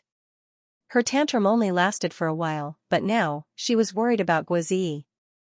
Uncle is not happy? Then, share some with Xixi. Xixi can't eat so much. The little girl whispered in her father's ear. Then, tell him that I'm sorry, Uncle Gua. Let's eat together. Yang encouraged her. Xixi was a little nervous, but she still plucked up her courage and said, Uncle Gua, don't be sad. Let's eat together. The little angel's voice was very pleasant to listen to. When it reached Guazi's ears, it was like the sound of nature. Thank you, Shi. Being able to enjoy delicious food, Guazi threw away all the grievances in his stomach. He smiled happily at Shi and couldn't wait to start eating. Oh. The fish slices are delicious, the tofu is delicious, and the shredded pork with soy sauce is even more delicious. Guazi used a spoon to scoop up a large spoonful of shredded pork with soy sauce, mixed the sauce with rice, and wolfed it down. Looking at the way the little fatty uncle ate, Shi also had a great appetite. Papa, Shi wants to listen to a story. At night, Xianxia remembered Murphy's request and coaxed the little girl to sleep at around 9 o'clock. But perhaps because she was with her father, Shi was very excited all day. Now she was wearing a small nightgown and barefoot, stepping on her father's big bed. Well, Papa will tell you a new fairy tale. Xianxia sat on the bed and said with a smile, but Shi, you have to lie down and be obedient. Yes. Shi will be obedient. Shi nodded happily and quickly got into bed. Then she held the teddy bear she brought from home and looked at her father eagerly. Xianxia sorted out his thoughts and began to say, long, long ago, there was a beautiful princess. Her skin was as white as snow, and everyone called her Snow White. Yes, Xianxia was going to tell the story of Snow White. However, this story was not as easy to tell as Frozen, because Xianxia had never read this story in his previous life. His childhood was only filled with killing, and there were no fairy tales. Therefore, he could only make up his own story based on the general direction of the plot that he learned from various places in his memory. It seemed that the effect was good. Shi was fascinated by the story, and she seemed to have integrated herself into the role. When the little girl heard that Snow White's mother had passed away, her small eyes showed sadness. When she heard that Snow White's stepmother didn't like Snow White, she was also very frightened and nervous. Magic mirror, who is the most beautiful person in the world? Xianxia pretended to be the queen and raised his hands in front of him as if there was a mirror in front of him. Because Snow White grew up, her skin was as white as snow and she was as beautiful as a holy angel. So the magic mirror replied, my queen, you are the most beautiful here, but Snow White is 1,000 times more beautiful than you. She didn't realize the problem yet. Her big eyes showed a happy smile, and she was proud of Snow White's beauty. The queen was shocked, and her face became distorted because of jealousy. She couldn't tolerate others being more beautiful than her. Xianxia said softly, so, the queen ordered a soldier to take Snow White to a distant forest and kill her. The original version of the story should be about a hunter, but Xianxia didn't know these details. No, she doesn't want Snow White to die. The little girl took her father's hand and said in a panic. Silly, how could Snow White die? Xianxia comforted his daughter and smiled. Snow White was so cute and so beautiful, so that soldier couldn't bear to kill her, so he let her go, and then he killed a pig, and then told the queen to see. She breathed a sigh of relief. Under the tension, the little girl's spirit was a little tired, the story was still very long. Slowly, Xianxia said that Snow White, who died after eating a poisonous apple, was rescued by a prince riding a white horse. Shi's nervous expression relaxed, and she finally couldn't help but close her eyes and fall asleep. Xianxia looked at his daughter for a while, then he smiled, tucked Shi in and quietly went out. Outside, Guazi was moaning and groaning on the balcony. Today's weather was a little gloomy, and the moon couldn't be seen. The dark sky made it even more depressing and difficult to sleep. Xianxia came over and sat next to Guazi, thinking about what to say. The little fatty opened his mouth first. Brother Yang, I want to drink. Xianxia looked at the dispirited little fatty, and he nodded silently. He went back to the kitchen and mixed a large plate of sweet and sour peanuts, and then pulled out a dozen beers from the fridge. Xianxia didn't plan to drink the beers he bought. He wasn't addicted to alcohol, and even if he wanted to drink, he would drink red wine. These beers were only used to cook dishes, such as beer braised duck, beer braised eggs, and so on. They were all very delicious. He didn't expect that it would come in handy now. Come, I'll drink with you. Xianxia opened 2 cans of beer, handed one over, and clinked it with the little fatty. He smiled and said, Men, what's there that can't be overcome? In this world, minors weren't allowed to drink, right? But there weren't as strict regulations as in other countries, and in Yang world, there weren't so many taboos. "Thank you, Brother Yang," the little fatty said in a low voice. He was so depressed today that he even became a little quiet. After gulping down a big mouthful, he finally opened his mouth. "Big Brother Yang, I've really lost a lot of face this time. Before I came, I even told my teachers and classmates that if I didn't pass the arts exam, I wouldn't go back." At that time, how high-spirited was Guozi, a genius like him, he didn't need to work hard, and his grades were still the best in school. A genius like him, he was younger than others by 2 or 3 years, but he was still able to receive a lot of attention from his older brothers and sisters. He even played the guitar and sang at the New Year's party, which stirred up the hearts of many girls. A genius like him, after he made up his mind to enter Jiangchuan's performing arts department, he ignored the teacher's objections and threw himself into the performing arts course without hesitation. Even though he started late, in half a year, he made the other students in the tutoring class feel ashamed of their inferiority. He thought that he was invincible, so he boasted in high spirits, but now, he suffered a heavy blow from reality. After drinking 2 cans of beer and talking a lot, Guozi finally vented some of the depression in his heart, but Yang didn't comfort him. He just listened and drank with him. "Brother Yang, I want to sing your song, once." "You?" the little fatty said. Yang nodded. He taught this song to Guozi that night, but Guozi didn't plan to use it for the exam. This guy was a little arrogant, and wanted to use his own ability to conquer the examiners. Of course, the result was quite tragic. "Once I dreamed of walking the world with a sword, to see the prosperity of the world." Guozi took the guitar, plucked the strings, and began to sing. Yang couldn't help but raise his eyebrows. He didn't know if the little fatty was drunk, or if he had experienced some setbacks, but his singing today was unexpectedly good. Diddle-da-da-da. The kid actually started to wail and howl towards the end of the song. Yang interrupted him unhappily.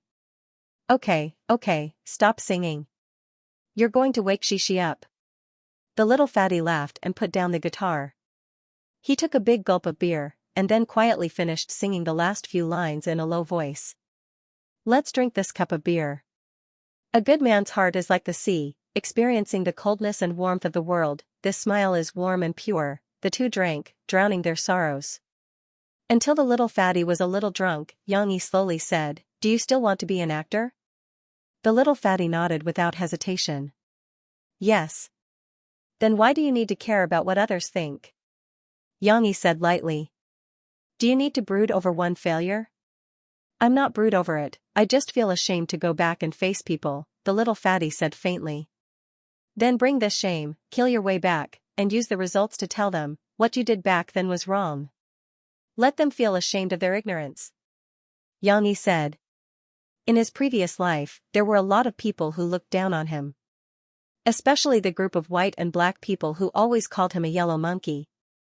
But in the end, these people who were lucky enough to survive the training camp did not escape from his pursuit. Guozi opened his mouth wide and looked at Yang in a daze. "Don't tell me that after being hit once, you can't recover." Yang laughed and looked very disdainful. "Don't make me look down on you." "How is that possible?" The little fatty jumped up excitedly. Not sure if it was because of shame or because of the alcohol, his face and ears were red.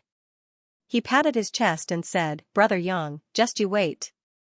I'll kill my way back. I'll let those people who looked down on me regret the humiliation they gave me today." The next day, the frustrated fatty Guo went home. Before he went home, he confidently said something that only villains would say at the gate of Jiangchuan school, "I'll be back." It's not easy to come back. You just live in the coastal area. Yang said, ruining the atmosphere. The cool brother Yang wasn't as sentimental as Fatty Guo. He was just going to take Xianxia out to play, so he gave Fatty Guo a ride. Since Tyrant was also back, he could drive a little further to get used to the car. After seeing Chubby Guo off, Yang drove his daughter to the shopping mall. Haihong Shopping Mall, which specialized in children's products and had high-quality imported products, was also in the coastal area. This was what Mo Fei told him.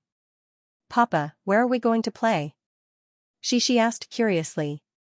The little girl sat obediently on the child seat in the back seat. She finally didn't wear a skirt today. Xianxia gave her a white chiffon short-sleeved shirt and blue cotton linen shorts. At first, she didn't like it. Later, when she looked in the mirror and saw the fresh and pretty little girl, she felt that she was beautiful and didn't dare to admit it. "I'll buy you clothes, milk powder, and toys." Xianxia smiled. This time, she was going to stay at home for 2 weeks, so the things that Murphy brought over weren't enough, not to mention milk powder, which was a daily necessity for Xianxia. Murphy was careless and forgot to bring it over. Even though Murphy stuffed a suitcase full of clothes and toys, how could it be enough? Wearing the same skirt all day long would also decrease the novelty. Moreover, Xianxia felt that Murphy's taste was quite average. She only wore skirts and skirts, so it was necessary for the little girl to change her style. "Really? Papa is going to take Xianxia shopping?" Xiaxia's big eyes sparkled as she cheered in surprise. The Haihong shopping mall was indeed a children's specialty store. The entire shopping mall was decorated in a childish manner. There were cartoon posters, pink-toned stairs, and even a huge bubble ball playground in the plaza on the first floor, which stimulated many children to pester their parents to go in and play. Xianxia also wanted to play, however, the temptation of buying clothes was even greater. Soon, she could not help but break free from her father's embrace. She ran ahead happily and called out to her father, "Papa, look at this is so beautiful." Xianxia looked up. "Alright, why are we at a dress shop again?" Xianxia took a fancy to a pure white pleated gauze dress. It was sleeveless and had a blue-purple floral belt around the waist. It looked a bit like the dress worn by priestesses in the Olympic ceremony of collecting fire seeds. It was holy and clean. "The little girl is so cute. You have a good eye." Seeing this, a saleswoman in the store immediately came up to her with a flattering smile. "This dress suits you the best. Do you want to try it on?" Xianxia was a little shy. She ran back to her father and took his hand. "Sir, come in and have a look." The saleswoman immediately changed her target and said to Xianxia with a smile, "Your daughter is very tall. This dress is very suitable for her. Moreover, we are holding an event today. All the clothes are 20% off. If you don't think this dress is suitable, we have others." Xianxia looked down at Xianxia. Although the little girl was shy, her small eyes were still looking at the dress expectantly. Xianxia smiled and said, "Then let's go in and try it on." More than 20 minutes later, Xianxia and Xianxia came out with bags. The shop assistants behind them were smiling brightly. They were even happier than Xianxia, who had bought the dress she liked. Shopping with Xianxia, for the first time, Xianxia experienced the craziness of girls shopping. Xianxia could find clothes she liked in almost every store, and then she wanted to go in every store to have a look. In the end, she almost dragged her father to shop. It was thanks to Xianxia's steel-like physique that he was able to accompany the little fellow to shop floor after floor. It was also thanks to Xianxia, who was willing to spend money on his daughter, that he was able to support her to shop round after round: princess dresses, t-shirts, suspenders, jeans, shorts, miniskirts, suspenders, sweatpants, and all kinds of cute cartoon tops and suits. Not to mention all kinds of hats and accessories, buying a lot of favorite clothes. Xianxia felt that she was bursting with happiness. In the middle, Xianxia couldn't carry so many bags, so he went to the parking lot twice to deliver them. Almost all the shops passing by looked at them with shining eyes. In the end, the little girl couldn't bear it anymore and stopped shopping crazily. Even so, Xianxia, who was sitting on her father's neck tiredly, still wanted to continue. She said to her father in a spoiled manner, "Papa, let's buy clothes tomorrow, okay?" Xianxia shivered. He coughed and said, "Not tomorrow.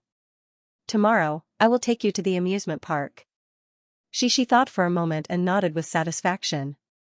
Then Xianxia will go to the amusement park and wear the most beautiful clothes. But which one is the most beautiful? Ah, it's so hard to choose. The little guy was still very excited and started talking to himself. However, Xianxia still had to buy things, so he let the little girl sit on his neck. He went to the milk powder shop and bought the milk powder that Xianxia often drank, as well as some fish liver oil and vitamin supplements that Murphy asked him to buy in the text message. "In fact, you don't have to buy these. When I was a child, my family was poor. I grew up eating sweet potatoes, and I didn't look bad. Xianxia sighed with emotion as he bought the things. I don't like to eat them. She pouted and said, I like to eat Papa's dishes. These are not delicious. However, Xianxia still had to buy them. Murphy warned him on the phone that if he didn't buy them, she wouldn't let Xianxia play with her father next time. After buying these, it was already night. Xianxia was ready to go home, but he happened to pass by a bookstore, which sold books related to children. Xianxia's heart moved. He carried the bags and carried Xianxia, who was sleeping on her father's shoulder, into the bookstore. Sir, what do you need? I can help you. A shop assistant greeted him. She saw that Xianxia was inconvenient now, so she took the initiative to lift a shopping box and help Xianxia take the books. I want to buy some children's storybooks, fairy tales, and some books that teach parents how to take care and educate children. Xianxia whispered to her. With the help of the shop assistant, Xianxia began to buy crazily again. 100 children's fairy tales, a selection of foreign fairy tales, baby's pillow storybook, parenting knowledge, a good mother is better than a good teacher, how to make children listen, loving children is talking well. There were more than 20 heavy books. In the end, 2 shop assistants helped him to carry them to the parking lot. The books Xianxia bought were enough for him to study and become an expert in educating children. Anyway, Xianxia had to live with her father, so Xianxia also had to shoulder the responsibility and learn how to be a good father seriously. The prince used his love to wake up Snow White, who had mistakenly eaten the poisoned apple. He told the 7 dwarfs that he wanted to take Snow White as his wife, and the 7 dwarfs were invited to attend their wedding. They sang and danced, celebrating the prince and Snow White's happy life together. But one day, the Bad Queen asked the magic mirror, Mirror, mirror, who is the most beautiful woman in the world? The magic mirror said, You are the most beautiful woman in this room, but in the kingdom on the other side of the forest, Snow White, who had just gotten married, is 1,000 times more beautiful than you. The Bad Queen was furious. She rode a flying broom and wanted to go to the kingdom next door to deal with Snow White. But she had done too many bad things. When she was flying over the forest, a lightning struck and killed her. Xianxia still used the story that he didn't finish yesterday to coax Xianxia to sleep. The ending was very good. Xianxia was also happy for Snow White, but the little girl didn't smile. She thought of herself. I don't like Snow White's stepmother. She is bad. Although Xianxia was very tired, she still hugged the little bear tightly and said to her father, Papa, don't be separated from Mom, okay? Xianxia is scared. Mentioning this issue again, Xianxia secretly sighed. He said softly to Xianxia, Xianxia, don't be afraid. No matter what, Papa will protect you. No matter who it is, Papa won't let anyone hurt you. Xianxia said firmly. Xianxia pursed her lips and put down the little bear. She stretched out her little hand and said, Papa, I want you to hug me. Xianxia's heart softened. He quickly lifted the quilt and got on the bed, hugging the little girl in his arms. In her father's arms, Xianxia seemed to feel at ease as she hugged her father's big hand. Her breathing gradually stabilized and she fell into a deep sleep. She was too tired from shopping today. After all, she was still a little girl who was not even 4 years old. Xianxia waited for Xianxia to fall asleep before he took her teddy bear and slowly replaced his hand with it. Then, he picked up the little girl and put her back to sleep. Just as Xianxia released his hand and was about to cover her with the blanket, the little girl squirmed and Xianxia stopped. Xianxia withdrew her hands and hugged the teddy bear tightly. Her long eyelashes clung tightly to her face, and she muttered vaguely, Papa, Xianxia doesn't want a stepmother, I don't want. For some reason, Xianxia felt a little sour in his heart. This was a feeling he had never experienced in his previous life. No way, no way. Xianxia lowered his head and gently kissed his daughter's forehead. He said softly, Xianxia, don't be afraid. As if she had heard her father's words in her dream, the little girl gradually relaxed and frowned. After coaxing Xianxia to sleep, Xianxia closed the door and went to the study. A few days ago, he bought a computer and installed the internet in the study. The computer system in this world was relatively ordinary, and the logic was a little inhuman.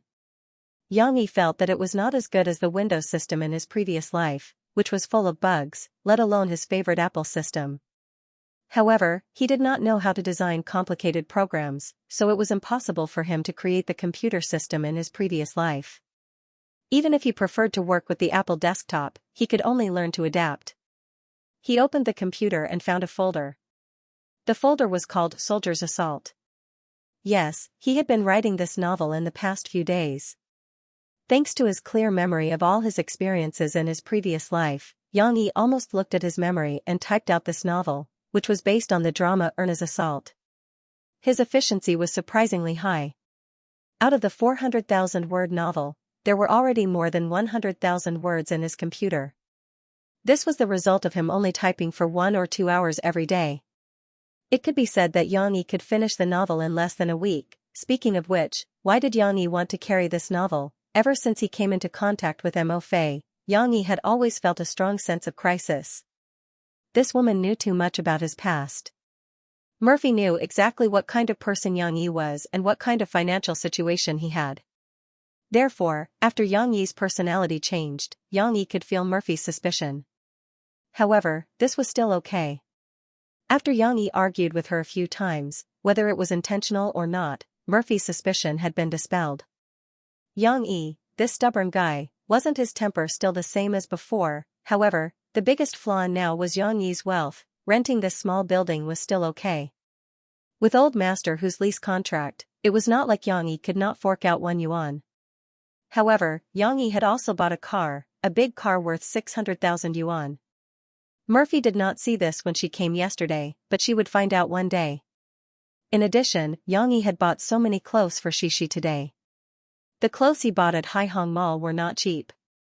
Basically, they were all worth at least 1,000 yuan, unless Xianxia did not let Xixi wear them and hid them. Murphy would definitely notice that something was wrong. The coffee shop had not even opened yet. Where did Xianxia get such a huge sum of money? However, why would Xianxia do this? Hiding the money and not enjoying it while it lasted was not his style. Moreover, he dared to buy clothes for Xixi and swagger in and out in Tyrant because he had already thought of an escape route. This escape route was to use some of the literary and musical works from his previous life to earn copyright fees in this world. The awareness of copyright protection in this world was very high, and it also led to the development of the cultural industry. However, Xianxia still had strong confidence in the excellent works he had seen in his previous life. Did the 2 songs, Long Time No See and Better Not See, not receive the favor of Hong Kong singer Xianxia and the deputy director of Tianxiang Music? It also brought 160,000 yuan to Xianxia, plus a huge profit from future dividends. However, Xianxia did not intend to reveal this part of the profit too early. After all, Murphy knew that his predecessor did not like music. At least he needed some buffer time. Then, with Xianxia's past identity and experience, it was perfect to write a military novel. When he thought of military novels, Xianxia's first thought was Drawing Sword. However, this popular novel in his previous life revealed a history that was not quite the same as this world. Even if Xianxia wanted to write it, he would need to carefully study the history of this world before going back and carefully adapting it. In addition to Drawing Sword, Xianxia's first choice was the popular TV series in his previous life, followed by the popular novel adaptation, Soldier's Assault. P.S. Little Han has checked. Soldier's Assault should be the novel Soldiers before the TV series. However, the original novel seems to be very difficult to find. Moreover, Little Han is more inclined towards the TV series plot of Soldier's Assault. So, for the time being, treat the adapted TV series as the original novel. In his previous life, Xianxia did not have strong feelings for the military. He even read this novel to pass the time when he was lonely. However, in this life, when he wrote this novel word by word, Xianxia's heartstrings were pulled. This story was too similar to the experience of his predecessor. Although his predecessor was not as cowardly as Su Sanduo, he was just as naive, just as silly, and just as dull. He also came from the countryside. He also grew from a useless soldier who knew nothing and was ridiculed by his teammates to an elite soldier who received so much honor that his hands went limp. Therefore, Xianxia felt that writing this novel was also a virtual story that included his memories of the military camp. Xianxia came back to his senses. He opened the web page and registered an author's account with his real name on the largest literature website in the country. It was a website established by copyright organizations. Su Sanduo's journey begins now. The literature websites in this world were different from the ones in Xianxia's previous world. Before authors uploaded their works to a certain website, they had to click on the confirmation button and sign an agency agreement with the website. This virtually eliminated the need to sign a contract and send it out. Then, after the author uploaded the chapters, the website had a tailor-made review program by the Copyright Association to identify them. It was said that it was supported by the calculation of a supercomputer. The Copyright Association was rich and powerful, so in a few seconds, it could analyze whether the chapters were plagiarized or not. Not only would there be such a review during the upload of a new book, but the anti-piracy, anti-plagiarism, and anti-infringement work actually ran through the entire release period of the novel. This really made the original author feel at ease. As for the editors of the website, they didn't need to repeatedly identify them. They just needed to pick out the excellent original works from the vast sea of books and then place them on the website. Although their work seemed simple, just reading non-stop, in fact, it was far more important than people imagined. After all, in a world where reading books required money, although the price was very, very low, there were no free chapters.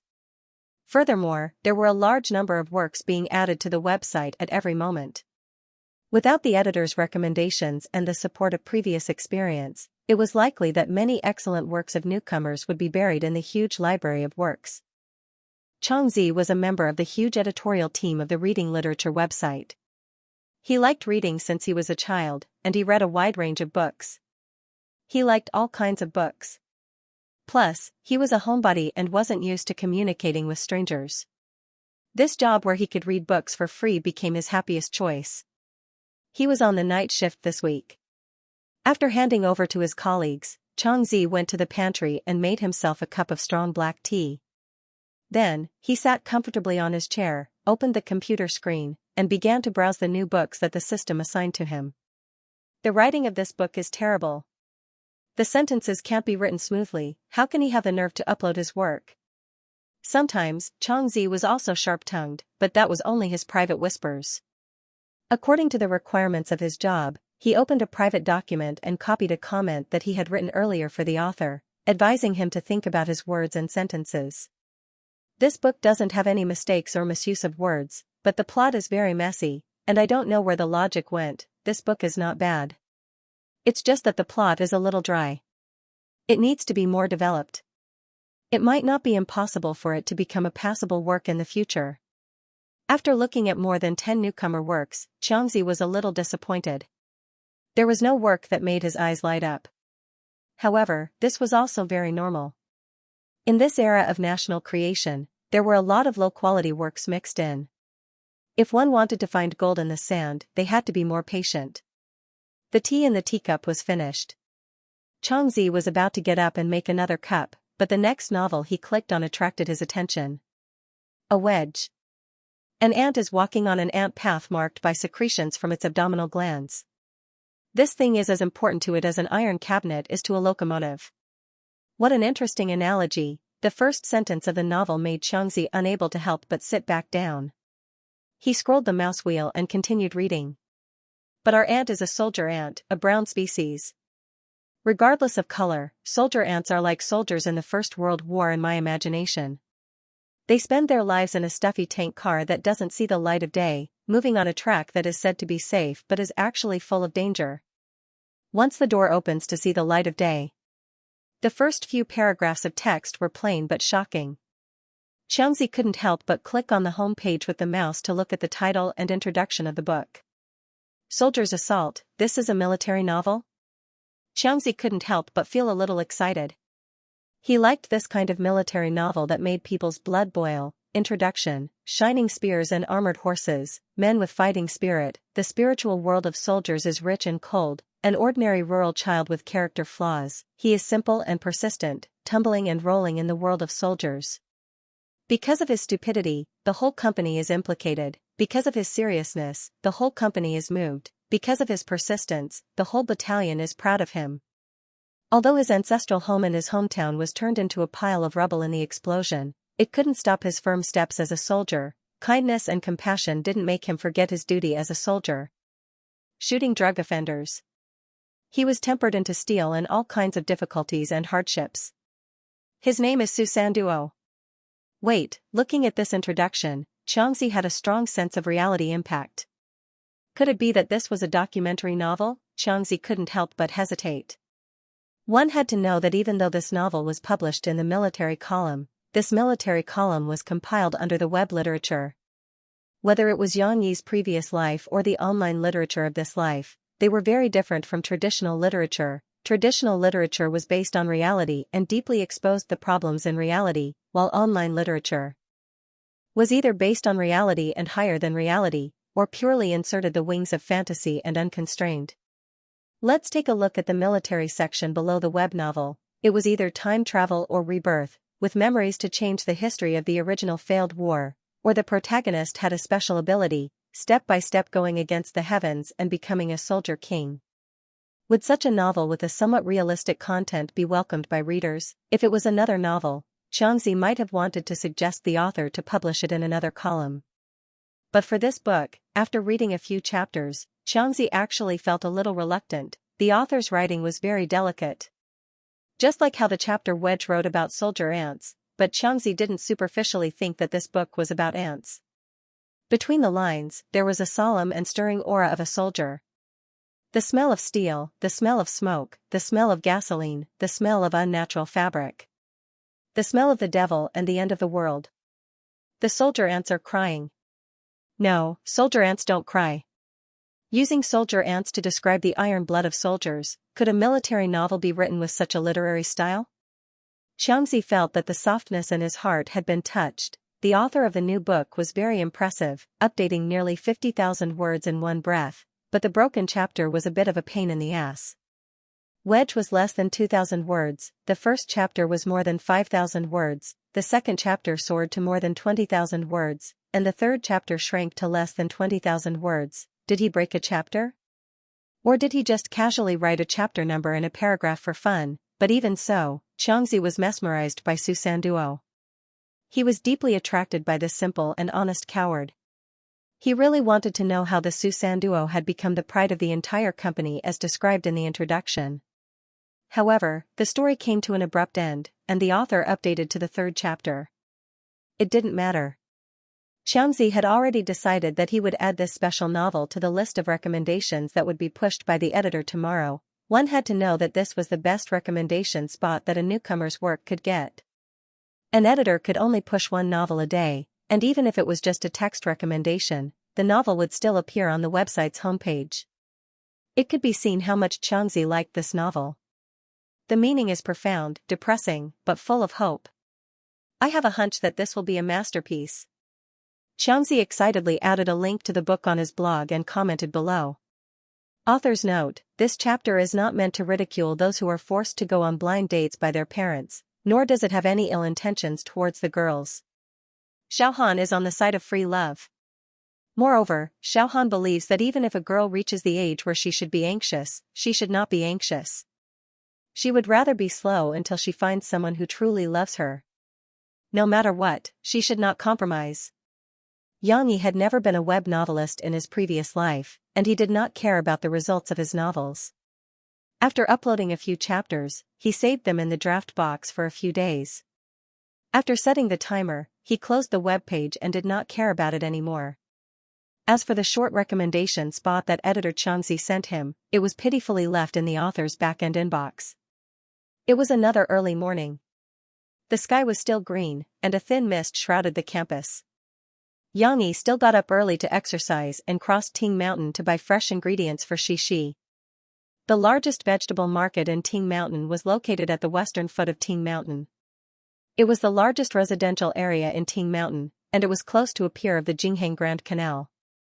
Whether it was agricultural products, seafood, birds, beasts, or even some precious high-quality ingredients, they could all be bought in this market. After all, there was also a villa area here, where the rich and powerful lived. If he went through the main gate of the school, he would have to walk a long way around the foot of the mountain. As long as he crossed Ting Mountain, the vegetable market would be on the opposite side. However, the shortcut required a lot of physical strength on the rugged mountain road. Xianxia did not lack physical strength. The energy consumption from crossing the mountain was just enough to force his internal strength to circulate and accelerate the speed of his cultivation. Little Yang, you're here again. The aunties selling vegetables in the second row of the market had already recognized the young man who came every day. They smiled and greeted him. I picked some bamboo shoots today. Do you want some? Yang was very picky about food. He had walked through many stalls, and only this one sold vegetables of the highest quality. The auntie said that the vegetables were all grown in the mountains contracted by the family, and there were no fertilizers or pesticides. Then I'll try some. Yang smiled, picked a tender bamboo shoot, and put it in the bag handed over by the aunties. These people who sold vegetables liked to chat. Yang didn't want to appear too arrogant, so he agreed. After a few times, Yang got used to the feeling of greeting people. His personality was also unknowingly influenced and became more easygoing. While Yang was picking the mushrooms and lettuce, the granny who sold eggs and duck eggs came over and looked at Yang with burning eyes. Her gaze swept from Yang head to his feet, then back to Yang face. Yang sensed it and raised his head in confusion. Little Yang, where do you work? Big Ant was pushed by the old lady and asked helplessly. I started my own business and opened a coffee shop in Jiangchuan. Yang didn't know why, so he had to answer honestly. Unexpectedly, Yang answer made the old lady very satisfied. She grinned and said, starting a business is good, you can make money. I told you, little Yang's family background is good. Big Ant smiled, so it's in Jiangchuan, that's even more suitable. Yes, yes. The old lady smiled from ear to ear, then little Yang, how old are you this year? Yang had never seen this kind of attitude before, so he was a bit confused. Why did she ask so many questions? But because of the favor, Yang couldn't keep quiet. He said awkwardly, 31 years old. The old lady's somewhat cloudy eyes were shining at this moment. She smiled and said, 31 years old is good, 31 years old is not bad. What's so good about 31 years old? Yang was dumbfounded. 31 years old is not old, just 1 or 2 years old. And look at little Yang, he exercises every day, his body is so good. Big Ant continued to recommend, and little Yang is definitely someone who loves his wife. He buys groceries and cooks every day, I'm afraid Yan doesn't have to worry about housework at home. Yes, yes. Big Ant was so happy that she couldn't close her mouth. Wait, something's wrong, no matter how slow Yang was, he noticed it. But before Yang could say anything, under the old lady's urging, Big Ant smiled and said to Yang, little Yang, Auntie will introduce you to someone, okay? Huh? Yang was dumbfounded. Your Grandma Wu's granddaughter also works in Jiangchuan as a counselor, right? Big Ant saw the old lady nod and smiled, I was too busy with work before, so I didn't have time to talk to someone. Now my family is very anxious, so you two are close, so you can talk more. Auntie is not bragging, but their Yan is as beautiful as a flower, and she's a local, and she has a house. Big Ant continued to recommend. Wait. Yang said with a bitter smile, Auntie, Grandma Wu, you misunderstood. I'm already married. Suddenly, there was silence. Big Ant and Big Ant looked at each other, and the atmosphere was a little awkward. Big Ant looked at Big Ant with some resentment, as if to say, didn't you say you're not married? Yes, I'm not married. She had observed Yang for many days, and he didn't have a wedding ring on his hand. She also didn't see him bring that girl to go grocery shopping. He had been alone all this time. Big Ant said with some dissatisfaction, little Yang, don't lie to Auntie. Don't tell me you think Yan is old? She's not even 30. 28, 29, still far from 30. Big Ant said unhappily. Yang had no choice but to take out his phone, flip through the photo album, and show it to them, this is my daughter, I'm not lying to you. Yang almost never took photos, a habit from his previous life. But yesterday, Murphy missed her daughter and insisted that Yang take a photo and send it to her, so Yang took a photo of Xi. He didn't expect it to come in handy today. Oh. The auntie and granny looked at the photo and sighed regretfully. Then, their attention was attracted by the cute little girl in the photo. Wow, Xiaoyang, your daughter is so beautiful. She looks just like you. After Yang took the phone, he said proudly, of course, she's my biological daughter. The topic of Xi alleviated the awkwardness of Big Ant and Big Ant. They were still very talkative and chatted with Yang Yi, asking Yang Yi what he usually gave Shishi to eat. Their daughter was so white and tall. Yang Yi felt quite awkward. It was the first time he was introduced to someone. He answered a few words perfunctorily, then quickly ran away with the excuse that he had to go home to take care of his daughter. Behind him, Yang Yi, with his sensitive ears, heard Big Ant complaining impatiently, "Seriously, you said you're not married, and you're introducing my Yan Yan to someone who already has a child." Yang Yi wanted to cry but had no tears. He felt a little embarrassed to go to this stall to buy groceries in the future. When he got home, Shishi still hadn't woken up. Yang Yi took a shower, changed into dry clothes, and then went to wake the little girl up. "Boo-hoo, I don't want to get up. Boo-hoo, I don't want Papa to hug me. I hate it." Shishi's hair was fluffy, and she couldn't open her eyes and made a fuss in her father's arms. She was going to be angry for a while after waking up. Yang Yi kissed his daughter's tender little face and said, "Okay, Dad will take you to wash your face. It's time to get up and eat breakfast." He laughed secretly in his heart. "You said you don't want Dad to hug you. You don't know that you almost lost your dad just now." It was terrible. There were people who introduced people to each other after meeting a few times. "I've never dreamed of becoming a soldier because I'm afraid of death. But now, I'm in awe of soldiers." Mu Yuqing's blog. Mu Yuqing was an IT programmer in Yangqing. He was usually very busy, working from 9 to 9. Although he was well paid, he also lost his personal life. So he liked to use his spare time to read novels and web novels. Through other people's writing, he could fulfill his own fantasy of life. Today, in the editor's recommendation, he saw a military novel called Soldier's Assault. The name was ordinary, but it was recommended by his favorite editor, Xianxia. So, out of curiosity, Mu Yuqing clicked on it. Mu Yuqing habitually read the introduction and comments first. But in the comments, there was a confrontation between the two sides, which gave him a shock. "What an ugly horse. I gave up after reading 2 chapters. Be careful of the poison. Thank you for testing the poison above. Luckily, I didn't read it. Without rebirth, without a cheat, tell me, how can the main character survive? The main character is a good-for-nothing, okay? He doesn't dare to fight his own fate and is constantly being scolded by his father as a son of a bitch. If it were me, I definitely wouldn't be able to tolerate it. I don't understand. Can someone tell me why the plot of the first chapter suddenly jumped to the second chapter? Chaos is dead. I think my novel is better than the author's. Above, that's a flashback. Don't spout nonsense if you don't understand. Flashback for a web novel? This author is also Shirliji. Hey, who sent you guys to smear my young dada's water army? This novel is very good. I'm about to cry, okay? I agree. You kids born in the city don't know the hardships of the countryside. I was born in the countryside. I feel like the author is writing my own story. I was almost sent to the army by my father. Let me say this weakly. Don't you think that the last chapter of the second chapter where Susanduo made a gesture of surrender to the tank is hilarious? +1, I almost laughed out loud. Is it okay for you guys to laugh at his misfortune? Susanduo was seen by his superiors and left a bad impression. I'm afraid his future will be difficult. It could be said that the posts in the comment section were mixed. Those who liked it were full of praise, but those who disliked it had a clear attitude.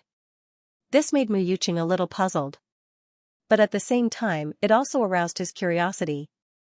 Mu Yuqing decided to buy the current few chapters to read. As soon as he opened it, the chapter on Wedge gave him a different feeling. How should he put it? What a hipster. However, he was not the kind of fake scholar who was full of words. The author's language was very simple, but he described the ants in detail. As a reader, Mu Yuqing could clearly understand that the ants were actually just a metaphor for a soldier. Soldier ants don't cry. Mu Yuqing carefully recalled this sentence and felt his heart tighten. The first chapter was about Susanduo and his teammates on a mission. There were a few names in this chapter: Qingkai, Yuan Lang, Wu Jia. Everyone had a different personality. What left a deep impression on Mu Yuqing was Susanduo's naivety and Qingkai's coldness. Qingkai was a sniper, so it didn't matter if he was a little cold. In fact, Mu Yuqing even felt that Su Sanduo and Qin Kai's personalities were hard to get along, but when they retreated, Su Sanduo was ordered to cover them. Qin Kai's performance touched Mu Yuqing's heart. "Qin Kai, Su Sanduo, I'll be waiting for you."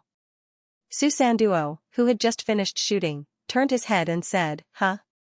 Qin Kai looked like he wanted to beat him up, but he only gestured to him in the midst of the gunshots. Then, he followed behind Yuan Lang and Wu Zhe. The two in front had already retreated from their hiding spot. Su Sanduo smiled like he was looking at the ants. He understood what the gesture meant. Then, he started to fight against the endless enemies alone. Mu Yuqing felt a little sad.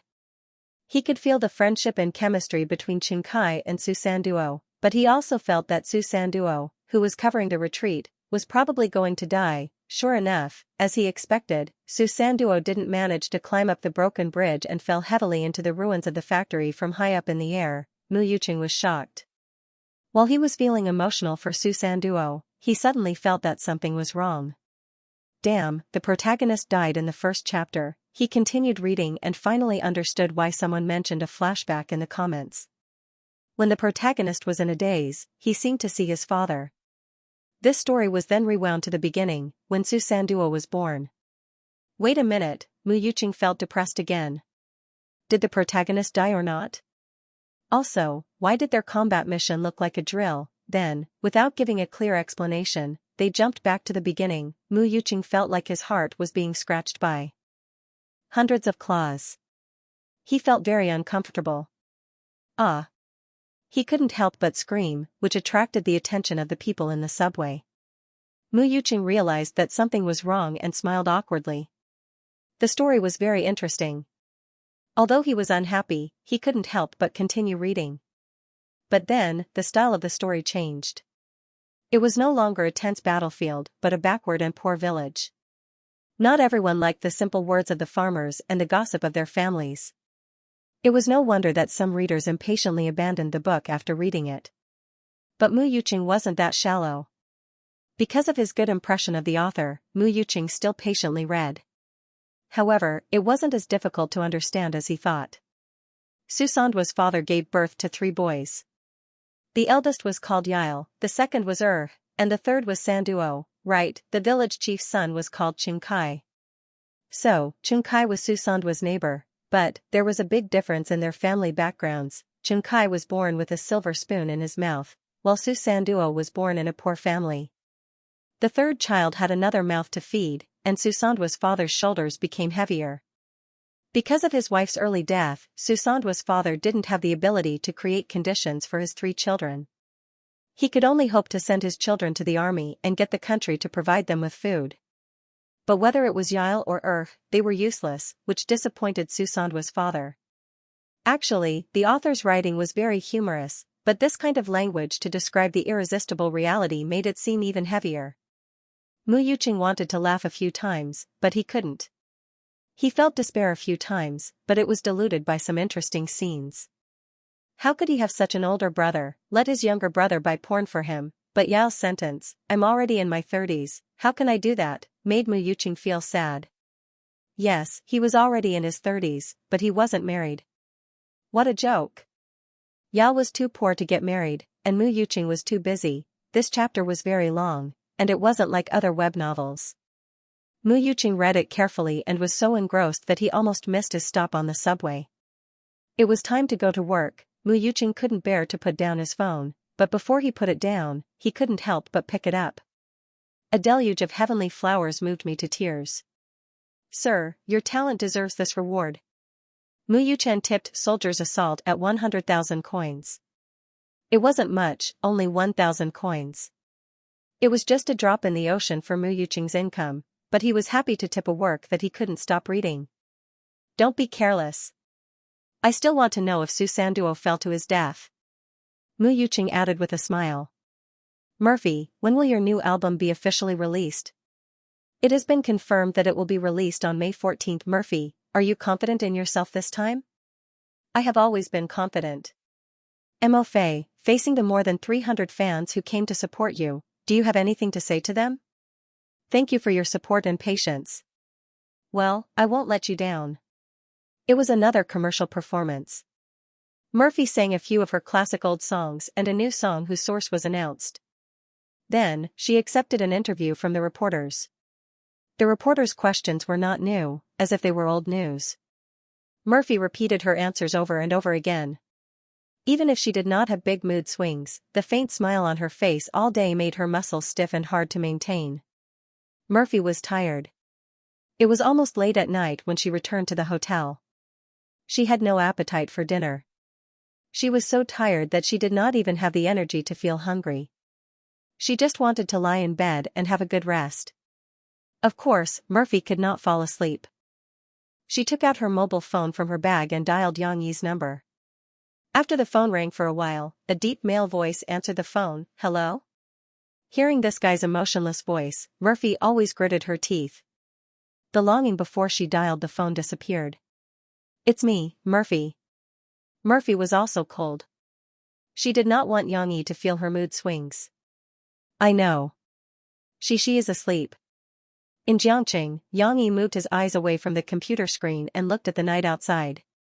Murphy did not have the habit of calling to talk to him. Xianxia knew that she usually talked to Xianxia on the phone. The mother and daughter had to do this to relieve their longing for each other. Hearing Xianxia's words, Murphy felt as if Xianxia was blaming her for not calling earlier. She felt wronged and couldn't help but mutter, "I can't do anything about it. I've only just returned to the hotel. I've been busy all day and I'm exhausted." When the last word came out, Murphy was stunned. She couldn't help but blush. She seemed to be acting coquettishly, however, Xianxia did not seem to realize that Murphy secretly heaved a sigh of relief, but she was also a little disappointed. On the other end of the phone, Xianxia was silent for a while before he said, "Is it necessary to work so hard? Can't you reduce the number of activities?" Xianxia was not completely ignorant of the entertainment industry. In his previous life, he had read an article on the internet that evaluated the singer, Pu Shu. He was a singer who put his heart into making music and did not bend for money. Xianxia felt that he was a real musician. Why do you have to run around doing commercial performances? Why did he have to go on so many variety shows to gain exposure? As long as the music was good, was there a need to be afraid of not having enough fans? If he worked himself to the bone, would he be able to sell a platinum album? Therefore, Xianxia did not approve of Murphy's work style. It was just that he did not mention it before. Today, Murphy's mood had fluctuated greatly, so he couldn't help but ask. Murphy was very happy. This was the first time Xianxia had expressed his concern for her. Although his choice of words was not very considerate, it was enough to hear Xianxia's words in such a tired state. "You don't know how much pressure I'm under."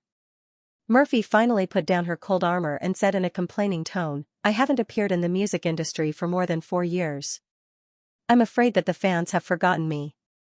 Do you know how many newcomers have emerged in these 4 years? How many pop songs have refreshed people's memories? If I don't work hard, when the new album is released, it will be really awkward." Xianxia was silent. These problems were indeed things he had never considered. He also didn't know what advice to give Murphy, so he could only listen. Mo Fei hadn't told anyone about these emotions that she had been suppressing for a long time. Even Mo Shaowan, she didn't show her weakness in front of her cousin. She had always been an arrogant and firm ice queen. But today, after opening her mouth, Murphy couldn't help but complain to Xianxia. This went on for more than 20 minutes. It wasn't until Murphy's mouth was dry that she came back to her senses. She said angrily, "Hey, why am I the only one talking? Why aren't you saying anything?" At this moment, Murphy herself didn't realize her feminine attitude. Her face was flushed, and she seemed to be angry yet not angry. Her eyes were soft. If Mo Shaowan saw this, her jaw would probably drop. But Xianxia really didn't know what to say. "No matter what, you have to take care of your body. Don't be too tired." He finally opened his mouth and said a few words of concern. In reality, it was completely useless. Could telling others to take care of themselves solve the problem? But these words really worked on Murphy. Murphy had a very stubborn personality. She had an extraordinary perseverance when it came to what she wanted to do. So no matter what advice Xianxia gave, Murphy wouldn't turn back until she hit a wall. However, she was amenable to coaxing but not coercion. Yang Yi, who had always been cold and stiff, suddenly showed concern for her. She was like a little girl, and her face couldn't help but brim with happiness. "Okay, I know." Murphy lowered her voice. Her emotions couldn't be heard. The conversation between the two was so short. From beginning to end, Yang Yi didn't say much. But after hanging up the phone, Murphy was so happy that it was as if all her fatigue had dissipated. "Well," Yang Yi said to take care of her body. Murphy got up from the bed and went to the bathroom to take a shower. Then, in order to relieve her hunger, she boiled water and made a bowl of instant noodles provided in the guest room. Finally, Murphy wrapped herself in a soft nightgown and laid on the bed gracefully. She couldn't fall asleep for a long time. She closed her eyes, as if Yang Yi's tall figure was in front of her. "This bastard, I won't call him tomorrow." Murphy tossed and turned for a while. She was still too tired. Her consciousness gradually blurred, but her mouth was still muttering. On Yang Yi's side, he didn't have any reaction. It was as if chatting with Murphy was just a small interlude. However, it messed up Yang Yi's plan. It took up an extra half an hour. Yang Yi, who had a strict schedule, had no choice but to quickly finish 2 chapters of Soldier's Assault. He tidied up and went back to the bedroom to sleep. At night, Changzi sat in the editing room on the internet. Looking at his empty inbox, he was about to cry. For the past 2 days, he had been contacting Yang Yi through the author's back-end, hoping to get his contact information. Then, he could talk to him about some problems with the chapters, follow-up recommendation arrangements, and update speed. Yang Yi was now regularly updating 2 chapters a day, but the word count had already reached tens of thousands of words. Changzi was worried that Yang Yi would finish updating the book before he finished arranging the recommendations. Web novels were different from traditional literature. Every round of recommendation spots were very important, and they had to be arranged step by step. If he didn't arrange the best recommendation spots, then Yang Yi's results wouldn't be the best. What's more, Soldier's Assault was currently at the cusp of the storm. There were as many people who liked it as there were people who hated it. Every day, there was a huge commotion in the discussion section. There was a selling point only when there was a topic to talk about.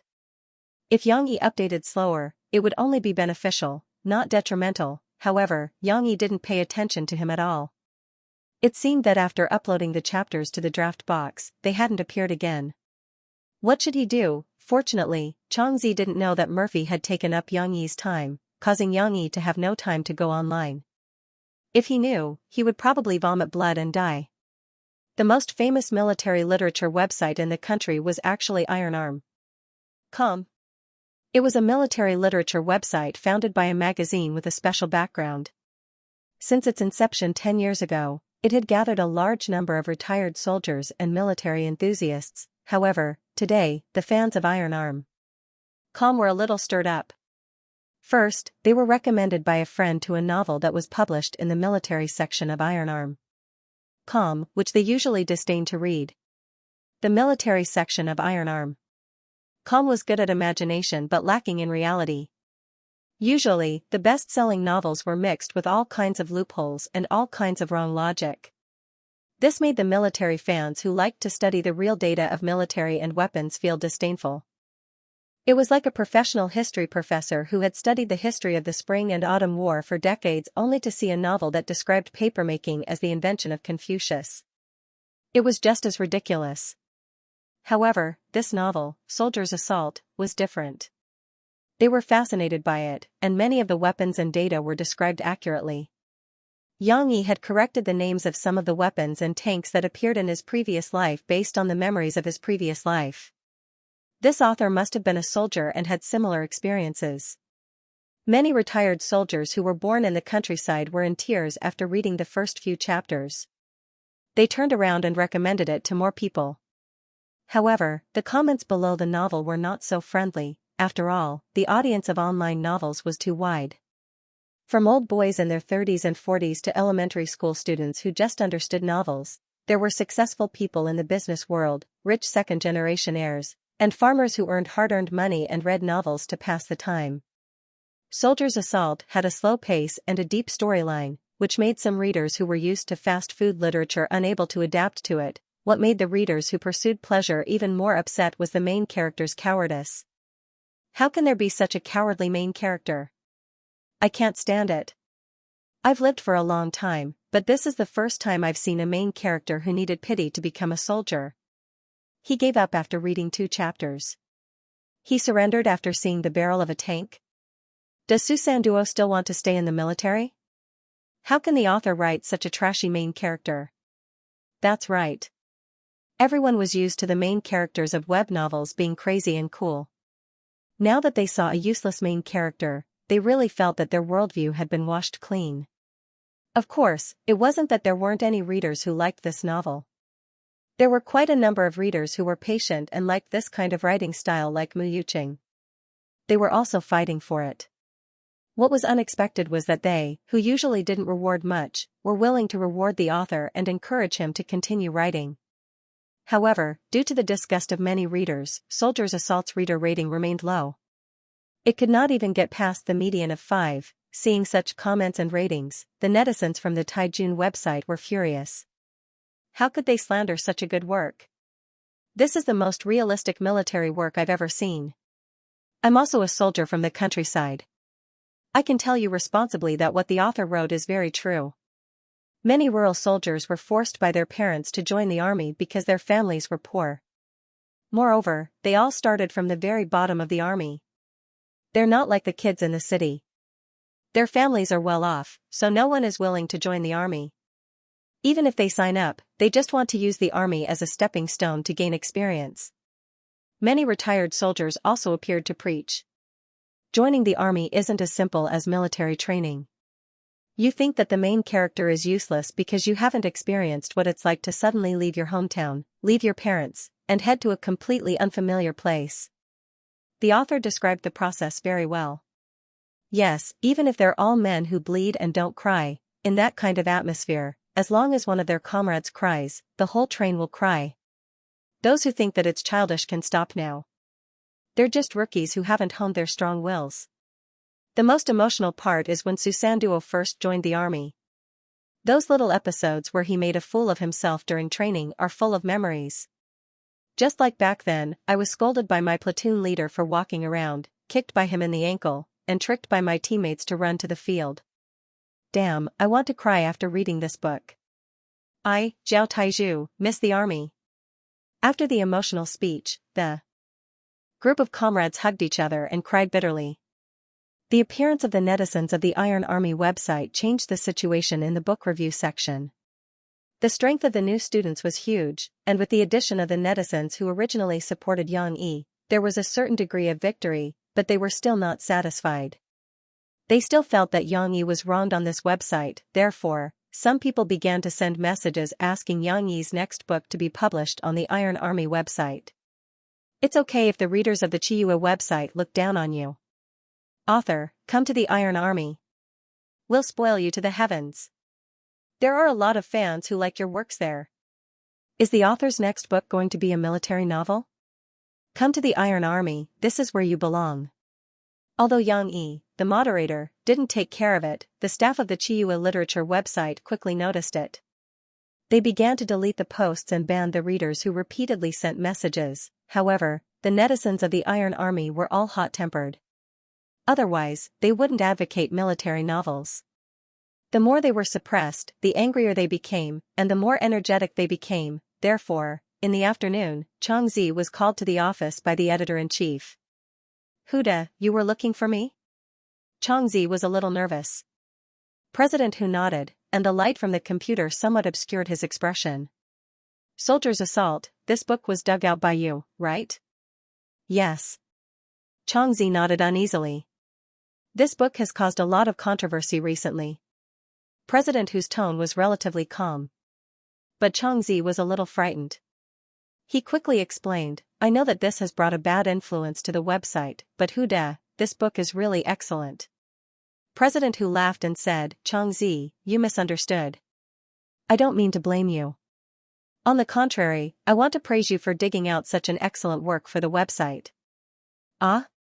Changzi was a little dumbfounded. Look at this data. President Hu handed a printed piece of paper to Changzi and said, in the past few days, the number of new users on our website has suddenly increased greatly. Our technical staff has studied it, and most of this increase in readers is for Soldier's Assault. Xianxia was concerned about the problems in the book review section. He was a little puzzled and asked, but won't their comments have an impact on our website? And these readers are not loyal users. After reading the book, they will still go back to the Iron Army. They are our users. What's important is not where they used to be, but whether we can keep their hearts. President Hu said firmly. And to keep their hearts, we have to make sure that the author of Soldier's Assault will not be poached by the Iron Army. We have to make sure that his next book will be published on our website. President Hu was keenly aware that this was a good opportunity to make the opponent unhappy and attract the opponent's readers. Xianxia, have you contacted this author? Invite him to our company to talk. President Hu looked at Xianxia eagerly. Xianxia was about to cry. Brother, I want to contact him too. Not yet. I've been waiting for him for a few days, but he hasn't come online. Xianxia smiled bitterly. Of course, as a subordinate, he couldn't push all the problems to the leader. Xianxia quickly added, but I think he should come online today, because his stock of manuscripts is about to be consumed. Very good. You keep an eye on this matter today. You must contact this author. President Hu clenched his fist and encouraged Xianxia. It's a big deal. Xianxia, you shoulder our hope. However, just as Xianxia was eagerly looking forward to Yang Yi, what was Yang Yi doing? He was chatting with a beautiful single mother. Today, it was drizzling in Jiang City. This was not surprising. This city was located in the south of the Yangtze River, and it was a warm and rainy city. When it rained, it became more poetic. Of course, Xixi was not as strong as her father. The spring rain was cold, so her father gave the little girl an extra thin shirt early in the morning. The coffee shop at the corner of the street had quietly opened for business. Yang Yi, who didn't like crowds and didn't know the ways of the world, didn't want to make a big scene. He even chose a weekend to hang up the simple wooden signboard as an opening ceremony. This also led to the fact that no one knew that this coffee shop had been open for 2 days, and there were no customers coming in. However, Yang Yi did not care. The sky was dark, but the coffee shop was as warm as home. The light yellow and soft light slightly illuminated every corner. It was as warm as sitting around the fire on a winter night. It was especially suitable for friends to whisper together. However, in front of the bar, Yang Yi turned on the exceptionally bright incandescent lamp. He tirelessly wiped the cup while smiling and watching his daughter draw. She sat high up, bent over the clean and spacious marble bar, and carefully used her colored crayons to draw the image in her heart on the white drawing paper. After a long time, the little girl raised her head and said happily, "Papa, look, how do I draw?" Yang Yi had been watching. She had improved after he taught her a few moves earlier. However, the drawing was still very abstract. Good. Is this an elephant you drew? Yang Yi raised his thumb and pointed to the animal on the drawing paper that was as round as a piglet but had a long nose. Yes. Xixi said happily, Mother Elephant has a long nose. Great drawing. Yang Yi smiled and rubbed the little girl's head. After reading those parenting manuals, Yang Yi's concept had changed a little. In the past, he still felt that Xixi's drawing was a little awkward, so he wanted to teach her how to draw. However, there was a book that said, learning to draw too early will make the child unable to draw. Children between the ages of 0 to 7 are in an important period of right brain development, and a very important part of right brain development is to perfect it with the help of the transformation and expression of graphics, thus promoting the health of the right brain and the formation of divergent thinking. Therefore, children in this period need to freely express imagination and association, and can't be constrained by fixed graphics. Instead, they need to fully express themselves in rich color experiences and unfixed graphics changes. If Yang Yi taught Xixi his painting skills and concepts, then the development of her right brain would be affected. Yang Yi, who was in a cold sweat, restrained his impulse to teach Xixi how to draw. Instead, he supported and encouraged her, allowing her to freely use her imagination and draw what she wanted to express. And the drawing was pretty good too. Yang Yi began to learn how to appreciate and praise. Look at how cute the elephant you drew is. One look and I can tell that you're very happy. She smiled happily and was even more motivated. She lowered her head and continued to draw. At this time, the wind chime at the door rang. Someone opened the door. Xianxia noticed it and subconsciously looked over. However, the person didn't come in. She just let a little boy go in first to take shelter from the rain. Hello. Xianxia couldn't see anyone through the curtain, but he heard a gentle female voice. It was as gentle as the drizzle outside. Why didn't she come in? Xianxia was puzzled. Looking at the little boy's nervous appearance, Xianxia had to walk out from the bar counter. She also quickly jumped down from the chair, pulled her father's hand, and hid behind him. She secretly poked her little head out to look at the little brother who should be 5 or 6 years old. Xianxia curiously looked outside the door. Outside the door was a young woman with delicate features. She shouldn't be too old. She was a little embarrassed. She was holding an umbrella, but her hair was messy. Her clothes were half wet from the rain, and her shoes were also stained with mud. The mud even splashed on her white stockings. Her petite and helpless appearance was pitiful. However, Xianxia didn't have any fanciful thoughts. He asked somewhat uncomprehendingly, "Hello, why don't you come in?" The young woman looked up at Xianxia apologetically and said, "I'm sorry. I just accidentally stepped on your flowers. I didn't pay attention when I walked." Xianxia didn't care. He waved his hand and said, "It doesn't matter. If you want to take shelter from the rain, come in. It's not a big deal." However, the young woman was still a little embarrassed. She said embarrassedly, "My shoes are very dirty. There's a lot of mud on them. Can I trouble you to bring me a basin of water to wash them first? It doesn't matter if it's dirty. I'll wipe it later." Xianxia glanced at the footprints left by the little boy.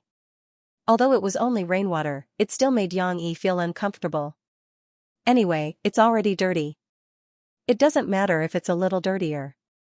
Later, he would have to clean it up. Forget it, I'll take you upstairs. Xianxia thought for a moment, shook his head, and said, "There's only a bathroom downstairs. It's not easy to wash. There's hot water upstairs."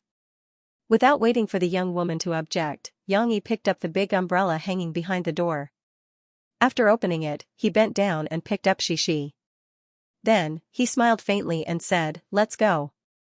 Oh, okay. Thank you. Is this your daughter?" The young woman was a little shy after being arranged by Xianxia. Her face was red. She pulled her son up and tried to find something to talk about. From the back of the store to the small courtyard, Xianxia managed to obtain a lot of information from the other party on the short journey up the stairs. The young woman's name was Yan Xiaopei. Her son's name was Yan Yingkai. From the surname it could be seen that Yan Xiaopei was divorced. Her son took her surname. Obviously, her ex-husband did something that made her so resentful. Of course, Xianxia was not interested and did not ask. The reason why Yan Xiaopei was in such a sorry state today was because her son went to piano class. Yan Xiaopei braved the rain to pick him up. However, when she passed by Xianxia's shop, she did not pay attention to the road and stepped on the edge of the flower bed. "Your coffee shop is new, right? I don't think I've seen it before." When Yan Xiaopei came in, she insisted on not coming in with muddy shoes. Xianxia had to settle the 2 little ones down first and then bring her a pair of slippers. "Yes." Xianxia nodded. At first, Yan Xiaopei was very shy. However, now that they were familiar with each other, she was a very talkative person. She carried her dirty shoes and followed Xianxia. "Oh, I opened a flower shop at the east gate of the school." "East gate? The business should be very good. But what about the shop when you go out?" Xianxia thought of the shops at the east gate and asked in confusion. The shop hired 2 university students to work part-time. Moreover, it's raining, so no one comes out. Yan Xiaopei said softly. When they went upstairs, they saw Xianxia and Yan Yingkai sitting opposite each other across the coffee table. The little boy was a little introverted and lowered his head silently. Xianxia was also afraid of strangers. She was restless. Sometimes, she would sneak a glance at the little brother and sometimes look at the stairs. Fortunately, her father came back. Xianxia could not wait to run over and hug her father's leg. P.S. This is a very ordinary side character. At most, she will live for a few episodes. She can't even be considered a side character. Therefore, you don't have to worry about her becoming a mistress or having sex with Xianxia. This book says that there is only one female lead, so there will definitely not be a mistake like My Fairy Lady. Yan Xiaopei's son was 6 years old, but she was actually only 28 years old. Her first marriage was actually very difficult to talk about. It was a bit like a melodrama. An ignorant rural girl came to the big city to work, and then became obsessed with the city life. In order to stay and hook up with a rich man, her man cheated on her. After a few years of divorce, she got a sum of money and changed her appearance to live her own life in the city. Fortunately, the man in front of her, who she had a good impression of, did not ask about her past, although she secretly hinted that she had a child but was still single. It was not good to live alone, not to mention that she had to worry about her son. As her son grew up, the burden on her shoulders became heavier and heavier, and the loneliness and coldness she faced at night were unbearable. She was more and more eager to have a strong and considerate man to share the pressure with her and give her love and care. At the first sight of Xianxia, Yan Xiaopei felt that her heart was touched. Different from those boys who came to her shop to buy flowers and always looked at her chest, Xianxia had a mature temperament that made people obsessed with him. He was also different from those men who chased after her because of her beauty. Xianxia did not have a body that was hollowed out by wine and women. On the contrary, when she was close to him, the strong smell of the man almost made her drunk. Therefore, when facing Xianxia, Yan Xiaopei was as shy as a young girl. Even when she spoke, she was shy, which was not her usual style at all. Being invited upstairs by Xianxia, Yan Xiaopei did not think of objecting. Even when she followed upstairs, she thought to herself, am I too frivolous? How can I go to a strange man's house so easily? But soon, Yan Xiaopei found a reason for her behavior. It doesn't matter. He has a daughter. And she is so cute. A man with a daughter can't be a bad person. When Yan Xiaopei was thinking nonsense, Xianxia guided her to the bathroom, then went out and sat between Xixi and Xianxia, who were a little embarrassed. After her father came, Xixi seemed to have found her backbone. She ran over, snuggled in her father's arms, and whispered, Papa, I don't like him. Why? Xianxia smiled and whispered to his daughter. Because your little brother doesn't want to play with you? Well, I just don't like it. Xixi pouted. Xianxia recalled the books he had been reading for the past few days. One of them had mentioned the social problems of children. Due to Murphy's identity, it was almost impossible for her to take Xixi to play with children of the same age. Xianxia was not much better. He could be said to be antisocial and too guarded against people. He rarely went out to interact with strangers. In fact, there was a big lawn in the school. Every afternoon, grandparents would bring their children to play on the lawn, but Xianxia was not interested at all. After reading the books, Xianxia gradually realized that he was one of the reasons why Xixi's character became somewhat antisocial. If he wanted to help his daughter grow up, Xianxia had to change himself first. Xianxia turned his head to look at the little boy. He smiled and tried to be as kind as possible. Xianxia, can I call you Brother Xiaokai? You're older than Sister Xixi. Xianxia looked at Xianxia, but his eyes did not dare to make eye contact with adults. He lowered his eyes and nodded gently. Your mother said that you're learning piano? How long have you been learning piano? Xianxia was a little stiff. Fortunately, the opponent was just a child. I just started learning, a month ago. Xianxia whispered. I see. Are you willing to share with Sister Xixi some of the interesting things that happened during your piano lessons? Xianxia pulled Xixi to the front and asked. At this moment, Xixi was also looking at Brother Xiaokai. She did not throw a tantrum. Xianxia was a little embarrassed, but he still nodded. Then Xixi, are you willing to take out your toys and play with Brother Xiaokai? Xianxia pushed his daughter and smiled. Brother Xiaokai and you can be considered friends. Between friends, you have to learn to share. Xixi was still very obedient. She said in a clear voice, then I'll go get it. Before she finished speaking, she ran to the bedroom like a wisp of smoke to get the toys that her father bought for her. Among the toys that Xianxia bought for her, in addition to the dolls that Xixi liked, there were also some puzzle toys. For example, there was a magnetic toy that looked like Lego. There was also a maze ball that could be played as a maze game. Cece worked hard to drag her toy box over. Although Xianxia was also a little antisocial, he was still a child after all. When he saw the toys, he was also attracted to them. The two children quickly played together. While Yang Yi was watching them play, Yan Xiaopei peeked through the gap in the bathroom door. Yan Xiaopei softly called out Yang Yi's name. Yang Yi was puzzled.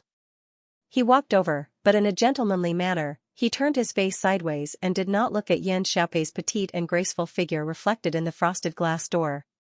That, Yang Yi, my top is wet. Yan Xiaopei seemed to be on the verge of tears as she said shyly. It turned out that after Yan Xiaopei washed her feet, she wanted to take off her wet top and wring it dry.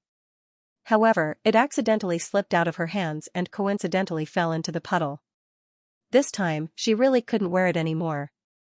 Yang Yi also had a headache. He hesitated for a moment before returning to his room. He took out a top that he had only bought and washed once. He had never worn it before and handed it to Yan Xiaopei. Actually, he didn't like strangers using his things. However, he had no choice. He couldn't let her come out topless, right? After a while, Yan Xiaopei finally came out with a bag in her hand. Inside the bag was her wet top and dirty stockings. Yang Yi was watching the two children play in the living room. When he heard the sound, he actually felt his mouth go dry. The first thing that came into view was Yan Xiaopei's flushed face. Her skin appeared translucent and smooth under the steam. Her slightly wet hair curled and stuck to her cheeks, adding a touch of charm. Yang Yi's short-sleeved top was almost like a skirt on her petite figure. However, Yan Xiaopei had her own way. She pulled up the hem and tied a knot. This way, not only did it not seem to cover her denim shorts, but it also revealed a little of her white waist. Her smooth abdomen and small navel were also faintly discernible. The stockings under the denim shorts had already been taken off, leaving only two slender white thighs. Yang Yi only glanced at it and quickly looked away, pretending not to have seen it. "Thank you, Yang Yi." Yan Xiaopei sat down next to Yang Yi and looked around. Yan Xiaopei, who had experienced the changes in her marriage, couldn't do something like stealing someone else's man. However, in the bathroom just now, the meticulous woman only saw two sets of toiletries, one for an adult and one for a child. Thus, she began to have some charming thoughts.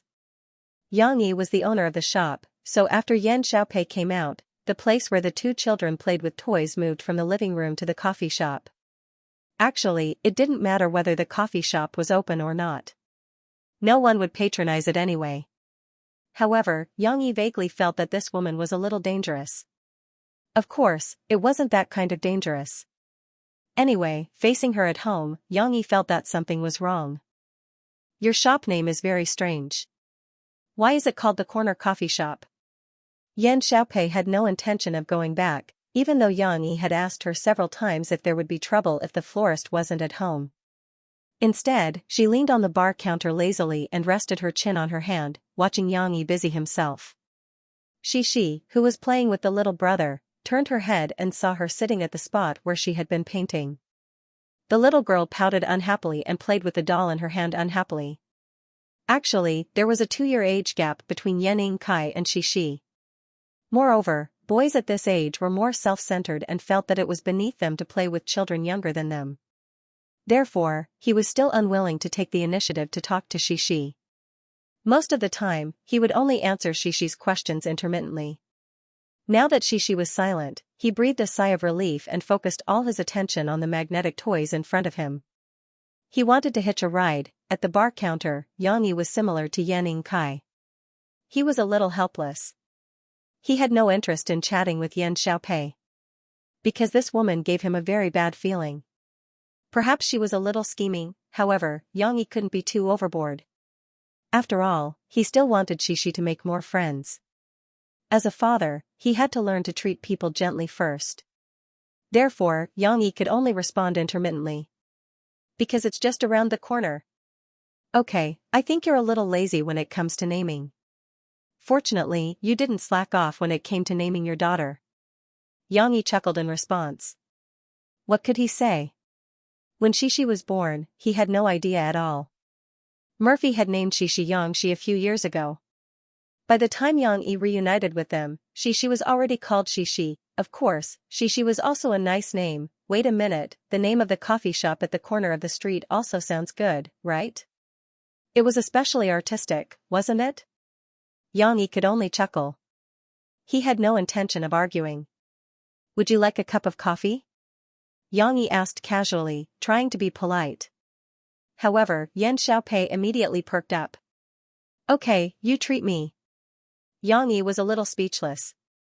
It wasn't that he couldn't afford a cup of coffee.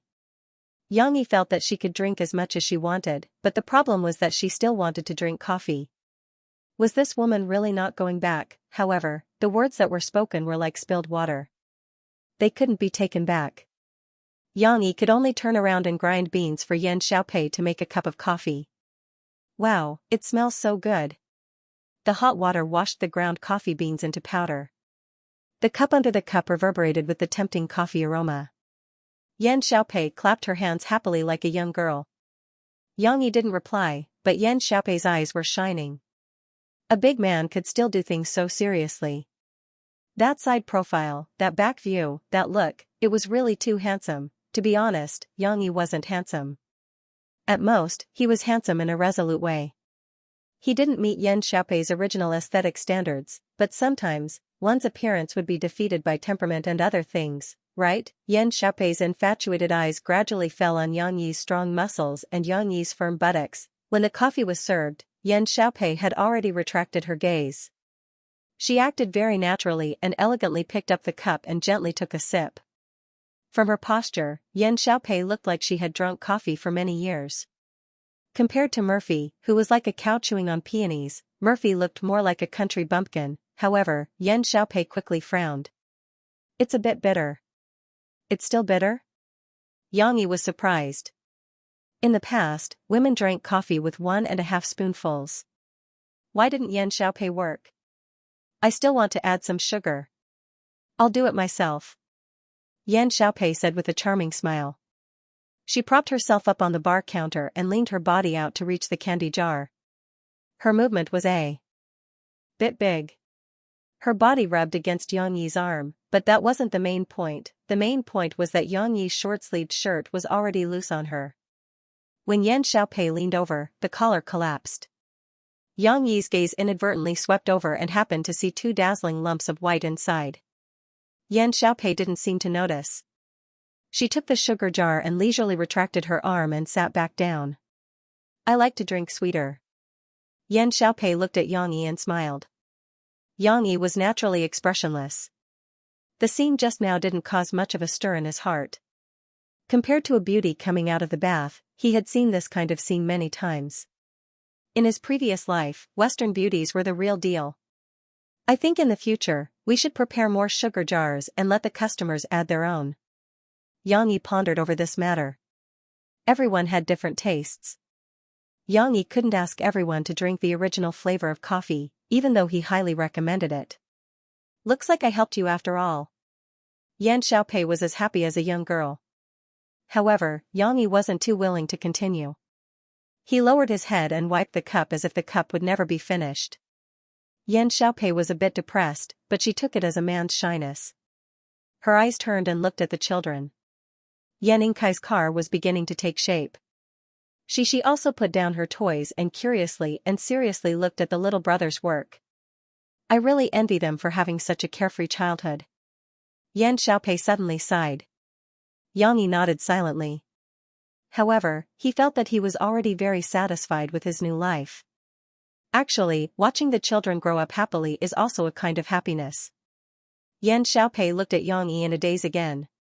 Finally, night fell and the continuous drizzle stopped. Yang Yi didn't have the intention to ask Yan Xiaopei and her son to come down for dinner. Instead, Yan Xiaopei wanted to invite Yang Yi and his daughter to eat at the restaurant by the East Gate, but Yang Yi politely declined. Next time, can I still come here for coffee? Yan Xiaopei asked shyly as she held her son's hand. Yang Yi lowered his head and looked at the little boy. He smiled and said, bring your son here. I'll treat you to coffee. Yang Yi's meaning was Yang Yi, but Yan Xiaopei didn't understand. She was very satisfied with this answer and left with a smile on her face. Phew. Xianxia watched her leave and let out a big sigh of relief. Turning around, he quickly closed the door, picked up the mop, and worked hard to wipe the floor that was previously dirty. It was really not easy for an obsessive-compulsive patient to endure for so long. She also ran over to help her father, but her little shoes left one footprint after another on the floor that had just been wiped.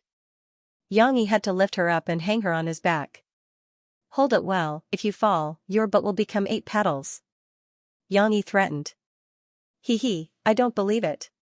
She hugged her father's neck. Her hair swayed, covering her elf-like ears. Papa, I don't like that auntie just now. Why? I just don't like her. Okay, then what about Brother Kai? Brother Kai is very powerful.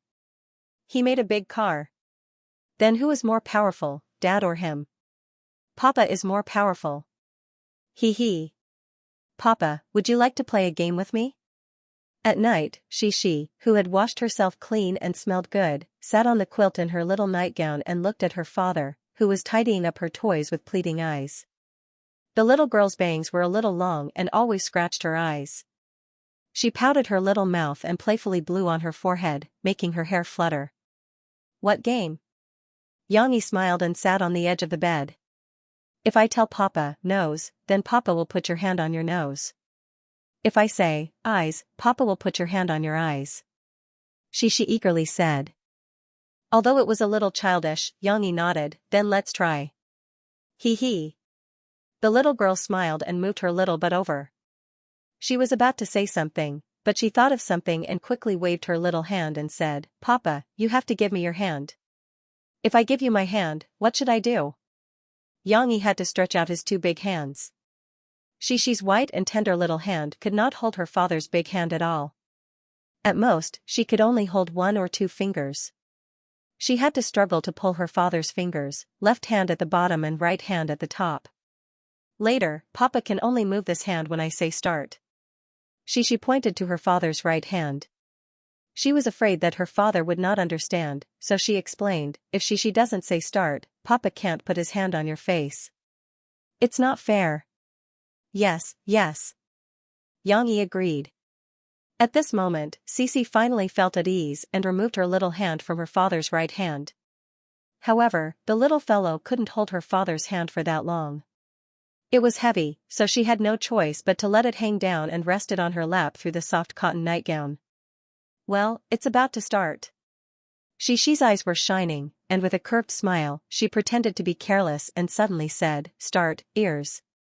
The little girl's clear voice broke the tense atmosphere during the preparation. Xianxia's reaction was very fast. He immediately raised his right hand and pointed at his ear. Woo, why are you so fast? The little guy shook his little butt and asked his father to put his hand down. Again. However, for the next few times, no matter how she played, her father always pointed at the correct position. None of them are fun. She was a little unhappy. She pouted and said, she is playing with Mom. How could she make a mistake? Xianxia also vaguely felt that he was always winning, and the game was no longer interesting. You have to hurry up. Daddy won't be able to catch up with you if you hurry up. Xianxia comforted the little girl. Cici's interest was piqued once again as she said crisply, Begin, mouth. Xianxia reacted quickly this time. He immediately raised his hand and pointed at his nose. He pretended to be flustered, pressed his finger on his nose, and slowly moved it down to his mouth. The awkwardness on his face was so well acted as if it was real, however, she took it seriously. She excitedly jumped up on the bed and threw herself into her father's arms. I'm wrong. Papa, don't move. I saw it. The little girl's soft body fell over. Xianxia quickly held her, for fear that she would fall. She snuggled in her father's arms, opened her mouth and laughed happily. She pressed her little finger on her father's nose and then dragged it down. I saw it. Papa is good or bad? You touched his nose at the beginning. Well, Papa is not honest enough. Xianxia surrendered, but only raised his left hand. His right hand was still holding the little girl, but she quickly broke free from her father's arms. She smiled and stretched out her little hand, saying, "Papa pointed at the wrong place. You have to be punished." "What punishment?" Xianxia put his big hand out again. "You have to clench your fist, and then I'll flick you." She excitedly pressed down her father's finger, and then turned his fist over. She cutely blew a breath of fairy air on her father's fist. "Don't be afraid, don't be afraid. It won't hurt." Oh, she even comforted her father. Xianxia had to pretend to be afraid. He let she bend her little finger and flick it. "Papa, does it hurt?" After the little girl punished her father, she rubbed her father's hand with concern. Xianxia said with a smile, "It doesn't hurt." After she rubbed it, it didn't hurt. After letting her father play a few times, she excitedly changed roles with her father and asked him to point for her. However, the little girl was too nervous and failed the first time. Well, no, Papa, give she another chance, okay?" The little girl held her father's big hand, and her big watery eyes were misty. Xianxia couldn't stand his daughter's coquettish behavior. He had to nod and say, "Then let's start again. Just now was just a warm-up." She was overjoyed, and the mist in her eyes disappeared. Starting again, she did well this time. She pointed out 2 fingers in a row. Although her speed was a little slow, Xianxia didn't point it out. "Start, ears," Xianxia said. This time, she was a little flustered. She pointed at her eyes. "Oh, I was wrong again." The little girl lowered her head dejectedly. "It doesn't matter. You were wrong this time. Do better next time. You see, even Papa makes mistakes." Xianxia comforted her. But I'm afraid." She pursed her small mouth and said aggrievedly. "What are you afraid of?" Xianxia asked puzzledly. "I'm afraid of pain." She was very obedient. She handed over her little fist and sobbed softly. Her beautiful big eyes were filled with tears. Xianxia felt funny and distressed. He deliberately put on a straight face and said playfully, "But you have to be punished if you do something wrong. Just like how Dad was punished by Cici several times when he lost just now." "But Papa doesn't hurt." She is afraid." The little girl sobbed and said aggrievedly. Xianxia gently stroked the little girl's fist, as if he was wiping it with an alcohol swab before an injection. She looked at her father's big hand with some fear. "I don't like Papa anymore." The little girl was very aggrieved. "I'm going to play." Xianxia made a gesture as if he was pulling the bowstring. She was so scared that she closed her eyes. However, the finger that her father flicked out was only threatening, without any power. It softly touched Shishi's little fist. But even so, the little girl was still scared and shivered. "Does it hurt?" Xianxia pretended to comfort her. "Oh, it hurts." Shishi's grievance broke out. She squeezed into her father's arms, pouted her little mouth, sobbed, and pounded her father's chest with her little fist. "Papa is a bad guy." Xianxia had to hold the little girl's fist, blew on it, and said, "Then Papa will blow on Shishi, then it won't hurt." The little girl couldn't pretend anymore.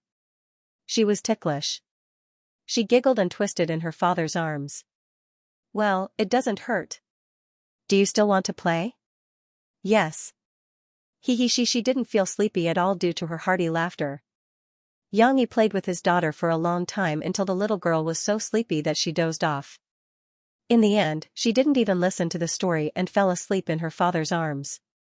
After settling the little girl down, Xianxia went to the study and started his work. Oh right, today the author's draft box was going to be used up. Xianxia looked at the nearly 200,000 words he had transported over the past few days and decided to upload them all to the draft box in one go. However, Xianxia had just logged into the author's platform on the web. Beep, beep, beep. The station's letters jumped wildly. What is this? Xianxia was puzzled and opened it to take a look. The stock of 100 letters in the station was almost full. Except for some system recommendation notifications, they were all private messages from an editor named Xianxia. "Hello author, I am your editor Xianxia. Are you there? I am your editor Xianxia. Please add my SNS, 27960XXXXX. It's convenient to contact. P.S. SNS is this world's chat software. However, compared to QQ, it is more like MSN. Moreover, it is a very old version of MSN. Yang, did you see my private messages? Please reply. No way, brother. You haven't come online for 2 days? The flowers have withered, brother, please add me to SNS. I have urgent matters to discuss with you. There were several pages of private messages. Yang could feel Changzi's resentment through the screen. He didn't quite understand, what's the urgent matter? Why are you in such a hurry to find me? Yang didn't finish reading the private messages. He calmly closed the mailbox and opened the draft box. He uploaded the next 10 chapters inside and set the automatic release time. After finishing his work, Yang leisurely searched for the SNS software on the internet and downloaded it. He studied how to use it while registering his own number. 27960. Yang read silently, added Xianxia, and wrote in the note, I am Yang. It was almost 10 p.m. Yang glanced at the time. He felt that no matter how hard the editor worked, it was already time to get off work. Therefore, he closed the web page and prepared to log out of SNS to write for a while. However, he didn't expect that a few seconds after he sent out the friend request, a dialog box popped up on SNS. Yang? Are you really Yang, the author of Soldier's Assault? A minute ago, Changzi went to the pantry again. This time, he poured a cup of coffee. Only the fragrant coffee could drive away his sleepiness. Why haven't you appeared yet? Has he already rested? Xianxia sat down and rubbed his eyebrows with a sigh. In order to wait for Yang, he almost stayed in front of the computer. He was supposed to get off work at 6 o'clock, but Changzi was still in the company, waiting until now. Should I wait until 11 o'clock? No, wait until 12. If he hasn't come online yet, I'll wait until tomorrow? However, a beeping sound made Changzi suddenly come back to his senses. Please, please. He had been disappointed countless times. Xianxia prayed and opened the SNS system notification. It was a friend request notification, and the other person left a message, I am Yang. Yang? Xianxia was ecstatic. He quickly clicked accept and immediately opened the dialog box. He asked with excitement and apprehension, Yang? Are you really Yang, the author of Soldier's Assault? After a while, Xianxia felt that the days were like years. Finally, a word popped up in the dialog box, yes. Okay, it's good that it's confirmed, Xianxia happily typed and asked, is Yang your real name? Or is it just a pen name? The copyright association in this world was very strong. Other than some necessary evidence, it could completely protect the private information of the copyright owner. Even the staff of the Chiyue Literature website could not access the real name and other private information filled in when the author registered. Real name. The other person's answer was still very concise. Your book has shown great strength and has received the attention of our editorial department.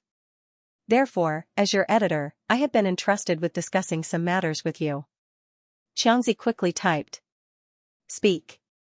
The dialog box flashed with the other person's response. Xianxia was a little hurt. He felt that he was already very homebody and was not good at chatting with others. He did not expect that there would be someone who cherished words more than him. Xianxia looked at the 2-word reply and really wanted to vomit blood. It's like this. Isn't your book currently in a state of hot sales? We hope that you can slow down the speed of your updates and match our publicity. There's no need to update tens of thousands of words every day. There are many authors on the website who can update 4,000 words a day. The readers are moved to death. Xianxia was a little exaggerated. In fact, most authors were very diligent. When he saw this question, Yang was a little puzzled. Why did he have the impression that editors were guys who waved horsewhips to urge him to update? But his own editor actually wanted him to update less. However, Yang did not care too much. He casually replied, just 2 chapters. That's not much. Is it one a day? The readers don't have any objections? Xianxia quickly explained, no, as long as you modify the broken chapters, about 2,000 words per chapter, and update. 3 to 4 chapters a day, the readers won't care. With Yang Yi's current update speed, according to Xianxia, he could update more than 10 chapters a day. However, Yang Yi did not care. He replied, "Forget it. It's too troublesome." How could Xianxia know that Yang Yi was just a porter for this novel? It would be troublesome for him to spend a lot of effort to modify the chapters, increase the number of chapters, and increase the names of the chapters. But this is also true. You will lose a lot of profit. Xianxia weakly retorted. When Yang Yi heard Xianxia say that his book was selling like hotcakes, he curiously opened the author's platform again. This author's platform, which was linked to the copyright organization, could provide timely statistics of the author's remuneration. Of course, the data was synchronized, but the money could only be paid out next month. After all, it had to be audited by a third party to prevent mistakes or human influence. 1324098. Yang Yi could not believe his eyes. It had been less than a week since he published the book, and he had already earned 130,000 yuan. Of course, most of this was from the readers' rewards. The subscription data was not eye-catching. After all, Xianxia had arranged a lot of recommendations for Yang Yi, and Soldier's Assault was at the center of the vortex of topics. It had received too much attention. But what Yang Yi did not know was that the reason he could get so many rewards from the readers was also thanks to those who slandered him. The more people scolded Yang Yi, the more readers who liked Soldier's Assault would desperately reward Yang Yi. They were afraid that Yang Yi would lose confidence from the scolding, but seeing that he had earned more than 100,000 yuan in a few days, Yang Yi was filled with emotion. In this world, creating works is still very profitable. However, Yang Yi did not care about Xianxia's words. He thought that it did not matter how much money he earned, as long as he had enough. There was no need to worry about making more money. Moreover, there was a possibility that the original quality of Soldier's Assault would be affected during the modification. "Oh, it's okay. I'm almost done anyway." Yang Yi's words surprised Xianxia. "Almost done?" It had only been a few days since the update was uploaded. "You're almost done? When are you going to finish? You're done writing?" SNS jumped wildly with a series of question marks. Xianxia's excited look could be seen through the screen. Yang Yi thought about the development of the plot, then tapped on the keyboard. "Next week should be enough." Xianxia felt his heart twitching. "It's finished next week? What the hell? That's too fast. Whether it's Boss Who or my home cover recommendation, there's no time to apply and arrange it. Can't you write a little more?" Xianxia asked weakly. "No." The answer was concise and despair-inducing. Xianxia counted. Yang Yi's novel was about 300,000 to 500,000 words. Xianxia's head was a little dizzy, but he still knew his priorities. He organized his words and continued to ask, "Yang Yi, what are you going to write for your next book? Are you going to write a military novel?" That question was a good one for Yang Yi. He did not have any plans for his new book. However, if he did not have any plans, he might as well think of one now. "Maybe it's still the military. I have a general idea," Yang Yi replied. For example, he had considered drawing sword before. Yang Yi liked it very much in his previous life, especially the novel version, uncensored. He was not very interested in the military and war, but Li Yunlong's character was too likable. As a chivalrous killer, Yang Yi admired Li Yunlong's bravery and fearlessness against the enemy, his loyalty to his brothers, and his tenderness to his lover. That novel was about 400,000 to 500,000 words, and the chapter break was better than Soldier's Assault. After all, Drawing Sword was the pioneer of commercial military novels. In order to adapt to people's reading, it was better handled than TV dramas and novels in all aspects. However, it had more problems than Soldier's Assault. After all, the history of this world was different from that of Yang Yi's previous life. The direction had not changed, but the details were very different. If Yang Yi wanted to transfer this novel, he would have to first learn the modern history of this world and the history of war. Then, he would have to adapt the story according to the history of this world. It was a lot of work. However, it was only interesting to have a little challenge. Yang Yi felt that his literary attainment was not bad. He had adapted a popular novel from his previous life into his own and made the people of this world go crazy. This sense of accomplishment was very strong. Many thoughts flashed through Yang Yi's mind, but Xianxia didn't know that Yang Yi had thought of it on the spot. When he saw the reply that popped up on SNS, he was delighted and quickly typed, "Then please, Yang Yi, no matter what, you have to publish your work on our website." Yang Yi replied with a puzzled expression. "If you choose to continue publishing on our website, I will arrange more recommendation spots for you so that your works can be promoted better. Although the company doesn't have its own channels for physical publishing, it will still help you contact them. This can also increase your income." However, if Xianxia didn't mention this, Yang Yi would definitely continue to publish his new works on Xianxia Chinese network after finishing the novel. He didn't have that much time to deal with the problem of changing owners. However, Yang Yi wasn't a fool. The reason he gave in to Xianxia before was because he owed old man who a favor. However, at other times, Yang Yi wasn't a selfless person. He wouldn't easily give up on his own interests. Otherwise, why would he collect commission when he dealt with those corrupt officials in the past and enforced justice on behalf of the heavens? When Xianxia was anxiously waiting for him to confirm, Yang Yi realized that he wasn't dispensable. Perhaps he was still a hot steamed bun. What was the situation? Yang Yi quickly found the answer. In fact, it was in his own book review section. It was already so late, but there were still people who wanted Yang Yi to go to the Iron-Blooded network. Coincidentally, many editors had gotten off work, so the rate of deleting posts slowed down. At the same time, Yang Yi also glanced at the posts that were scolding him. There were people scolding his literary talent, scolding the story for being nonsense, scolding the protagonist for being a good-for-nothing, and even scolding the author for being S13. Why were there so many trolls in the online literature world? And they were blind enough to find Yang Yi? Yang Yi's eyes turned cold. However, he only remembered this matter in his heart. He would slowly settle it in the future. There would be a day when they would be comfortable. That's it? Are there any better conditions? Yang Yi's reply came after a long time. Xianxia was dumbfounded. For a moment, he didn't know how to reply. However, Yang Yi's second sentence came over, making him jump in shock. "It seems that someone wants me to go to the Iron-Blooded network? How about the Iron-Blooded network?" "Don't go." "Why?" Xianxia held back for a while before replying. "Because the Iron-Blooded network can't give you enough readers." This wasn't wrong. After all, the Xianxia Chinese network was the largest literary website in the country. It had a variety of columns and a huge library.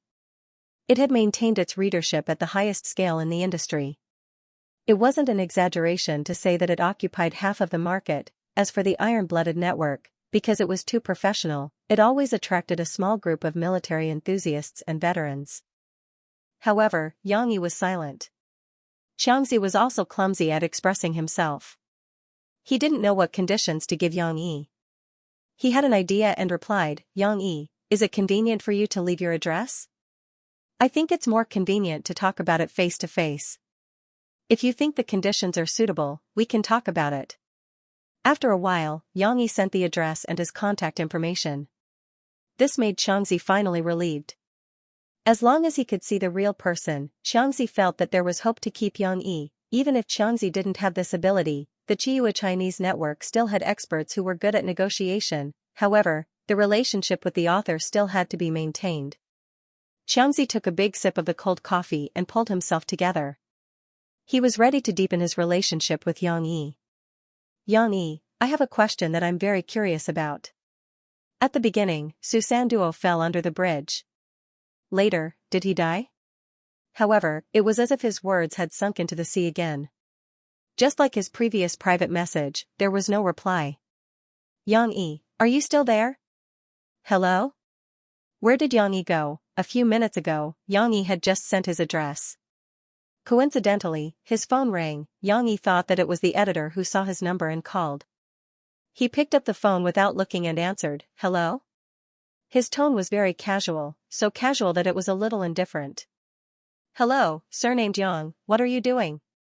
Murphy asked coldly. This Scorpio iceberg sister seemed to have fallen into a terrible mode of suspicion. Why is he so indifferent when answering my call?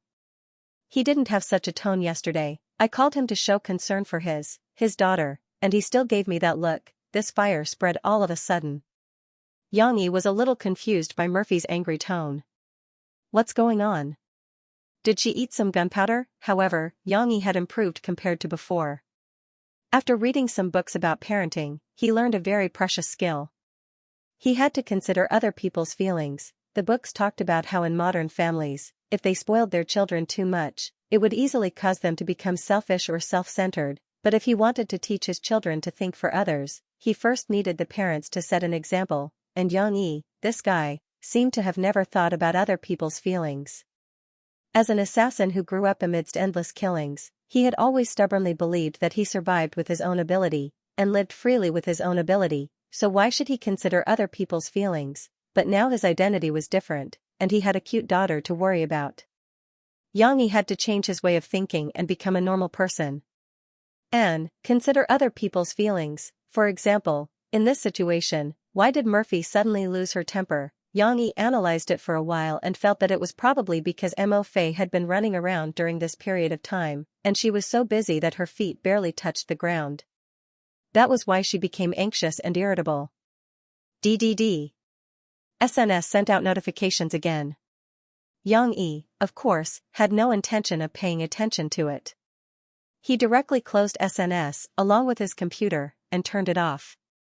Tonight, he played with Xixi for a long time, and then talked with editor Xianxia for a while. After he finished the call with Murphy, it was almost time for him to go to bed. It seemed like he missed something.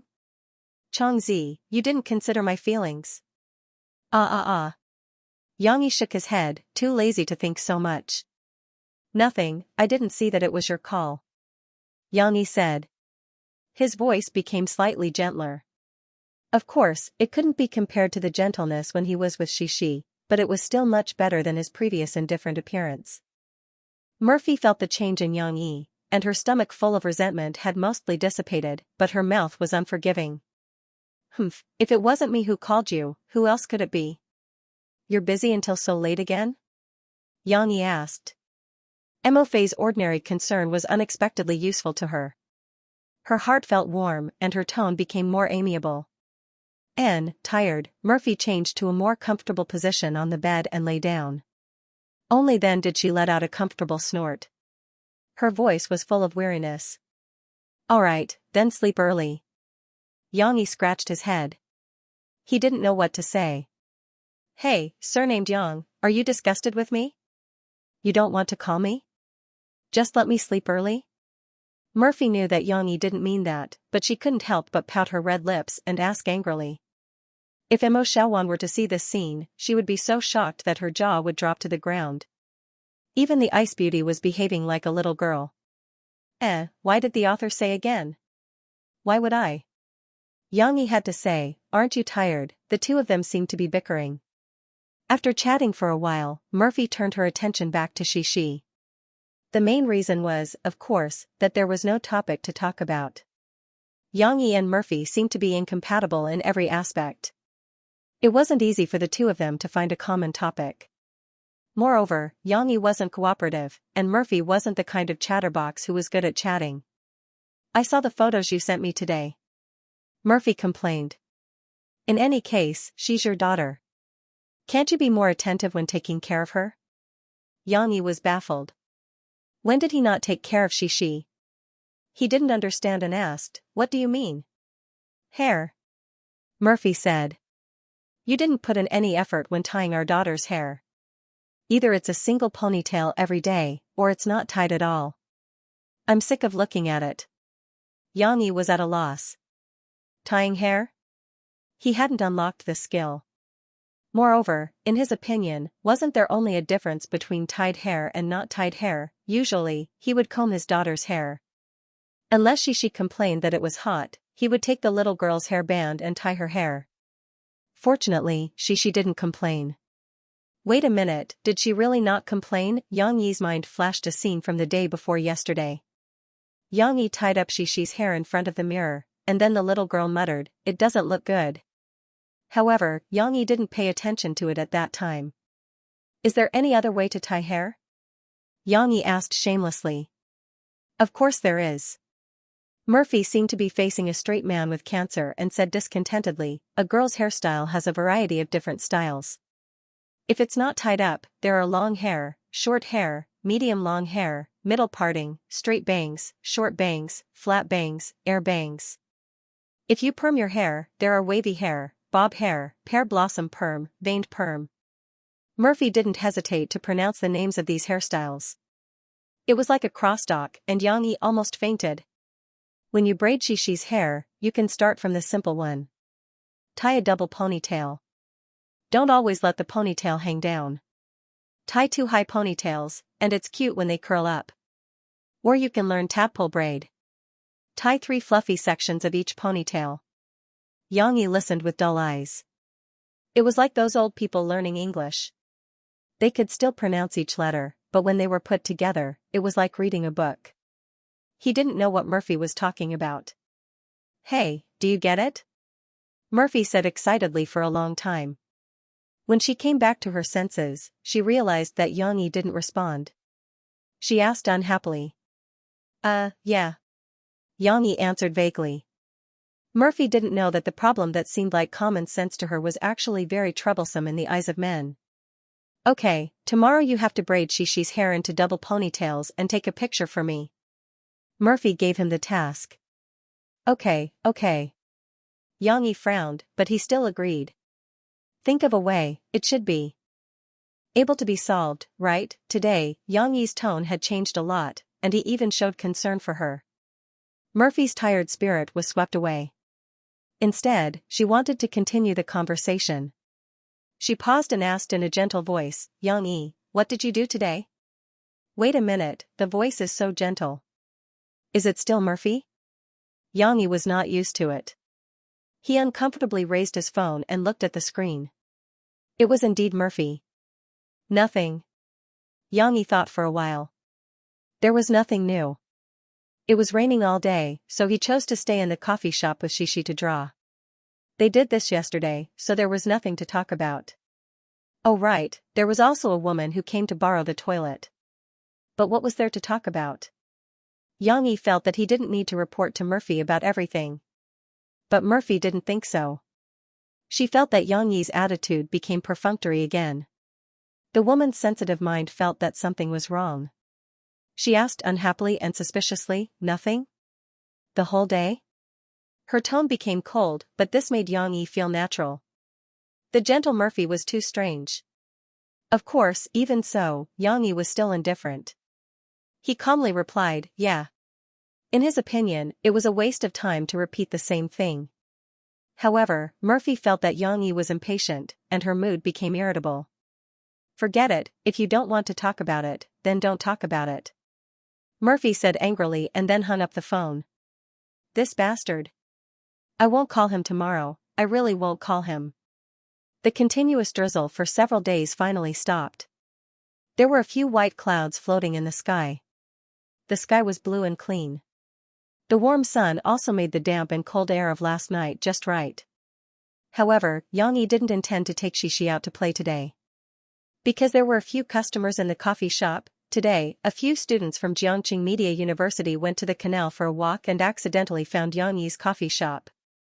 Out of curiosity, they clustered around and bought a few cups of coffee. Of course, the customers were two handsome and rich boys. It seemed that the two girls weren't in a relationship with them. Or rather, they weren't lovers yet.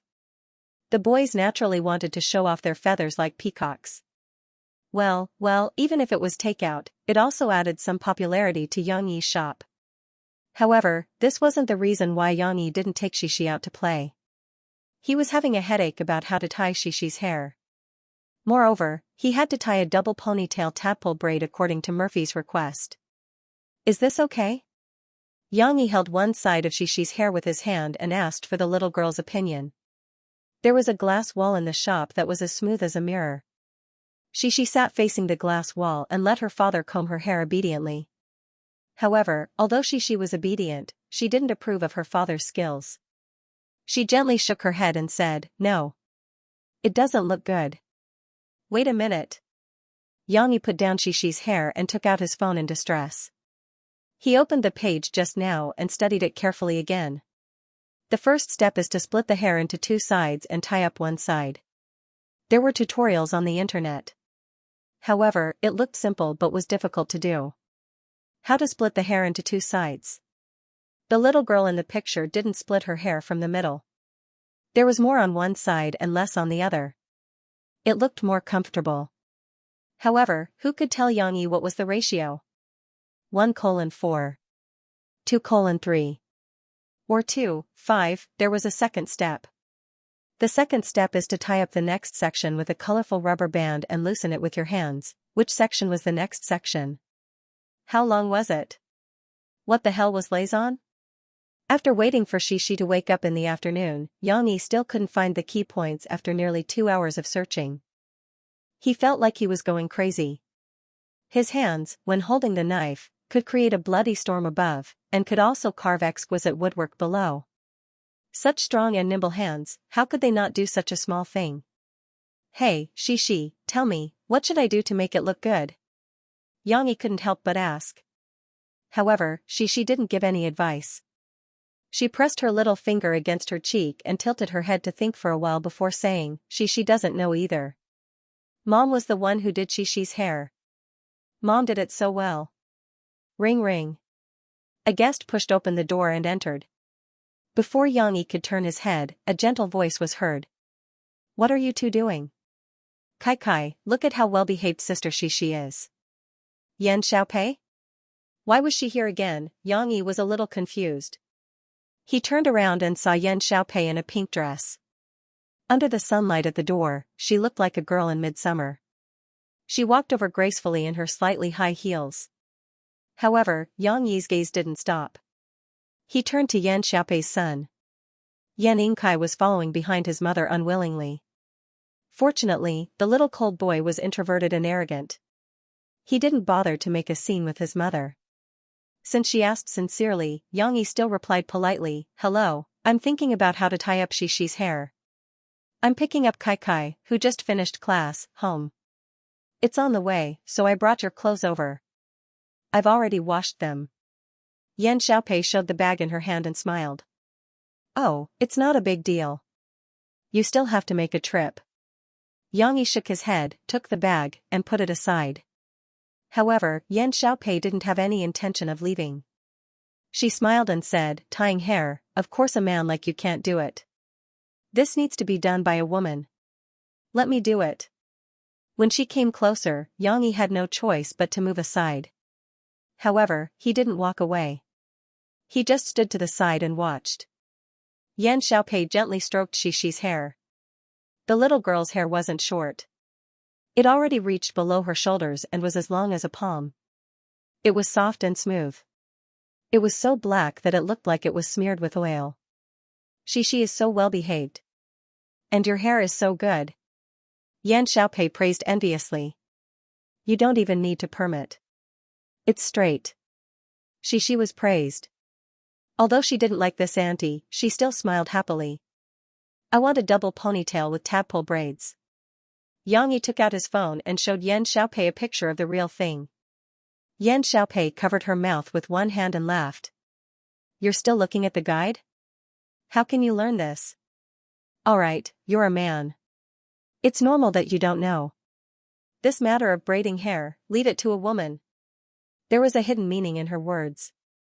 If it was left to a woman, who would be that woman? Yan Xiaopei was secretly delighted. She felt that she had found a chance to make Xianxia look at her in a new light. If she braided his daughter's hair, would he think that he really needed a woman to take care of him and his daughter? Xianxia's burning gaze made Yan Xiaopei, who had been pretending to be looking at Xianxia, blush. She was happy in her heart, but she couldn't show it. It was so hard. Looks like all the effort I put into dressing up wasn't in vain. Yan Xiaopei puffed out her slightly high padded chest. However, Yan Xiaopei didn't know that Xianxia's attention wasn't on her. Instead, he was looking at Yan Xiaopei's every move, engraving it in his mind. The point is that you have to push it up a little. One side is loose while the other side is tight. Only then can you make an arc tadpole braid. Yan Xiaopei explained absent-mindedly, but her hands were skilled. In a short while, she had finished braiding Xianxia's hair. Come, take a look. Yan Xiaopei stood up and said with a smile. She said this to Xianxia, but in reality, she was secretly looking at Xianxia. It looks good. She happily clapped her hands. However, Xianxia sat down in high spirits. He reached out to untie the rubber bands and said, I think I understand it. Let me try. At this moment, Yan Xiaopei noticed that Xianxia didn't look at her. Her eyes became a little bitter. However, she still leaned over, bent down, and reached out to guide Xianxia. Inadvertently, their hands touched. Xianxia frowned slightly and moved his hand away without a trace. Of course, tying the hair was more important. Xianxi's learning ability was very strong. After seeing Yan Xiaopei do it once, he imitated her and tied Xixi's hair. Papa also did it well. Xixi giggled. At this time, Xianxia smiled with satisfaction. He stood up and gratefully looked at Yan Xiaopei. Thank you so much. If it weren't for your help, I don't know what to do. In fact, this was also a threshold problem. With a master to guide him, Xianxia learned quickly. If you really want to thank me, then treat me to a cup of coffee. Yesterday, I felt that your coffee was very delicious. Yan Xiaopei gently covered her mouth and smiled. Summer girl's eyes were like silk, and the electric current was as high as tens of thousands of amps. However, although Yan Xiaopei looked at Xianxia tenderly, Xianxia didn't understand. He clapped his hands and walked straight to the bar counter.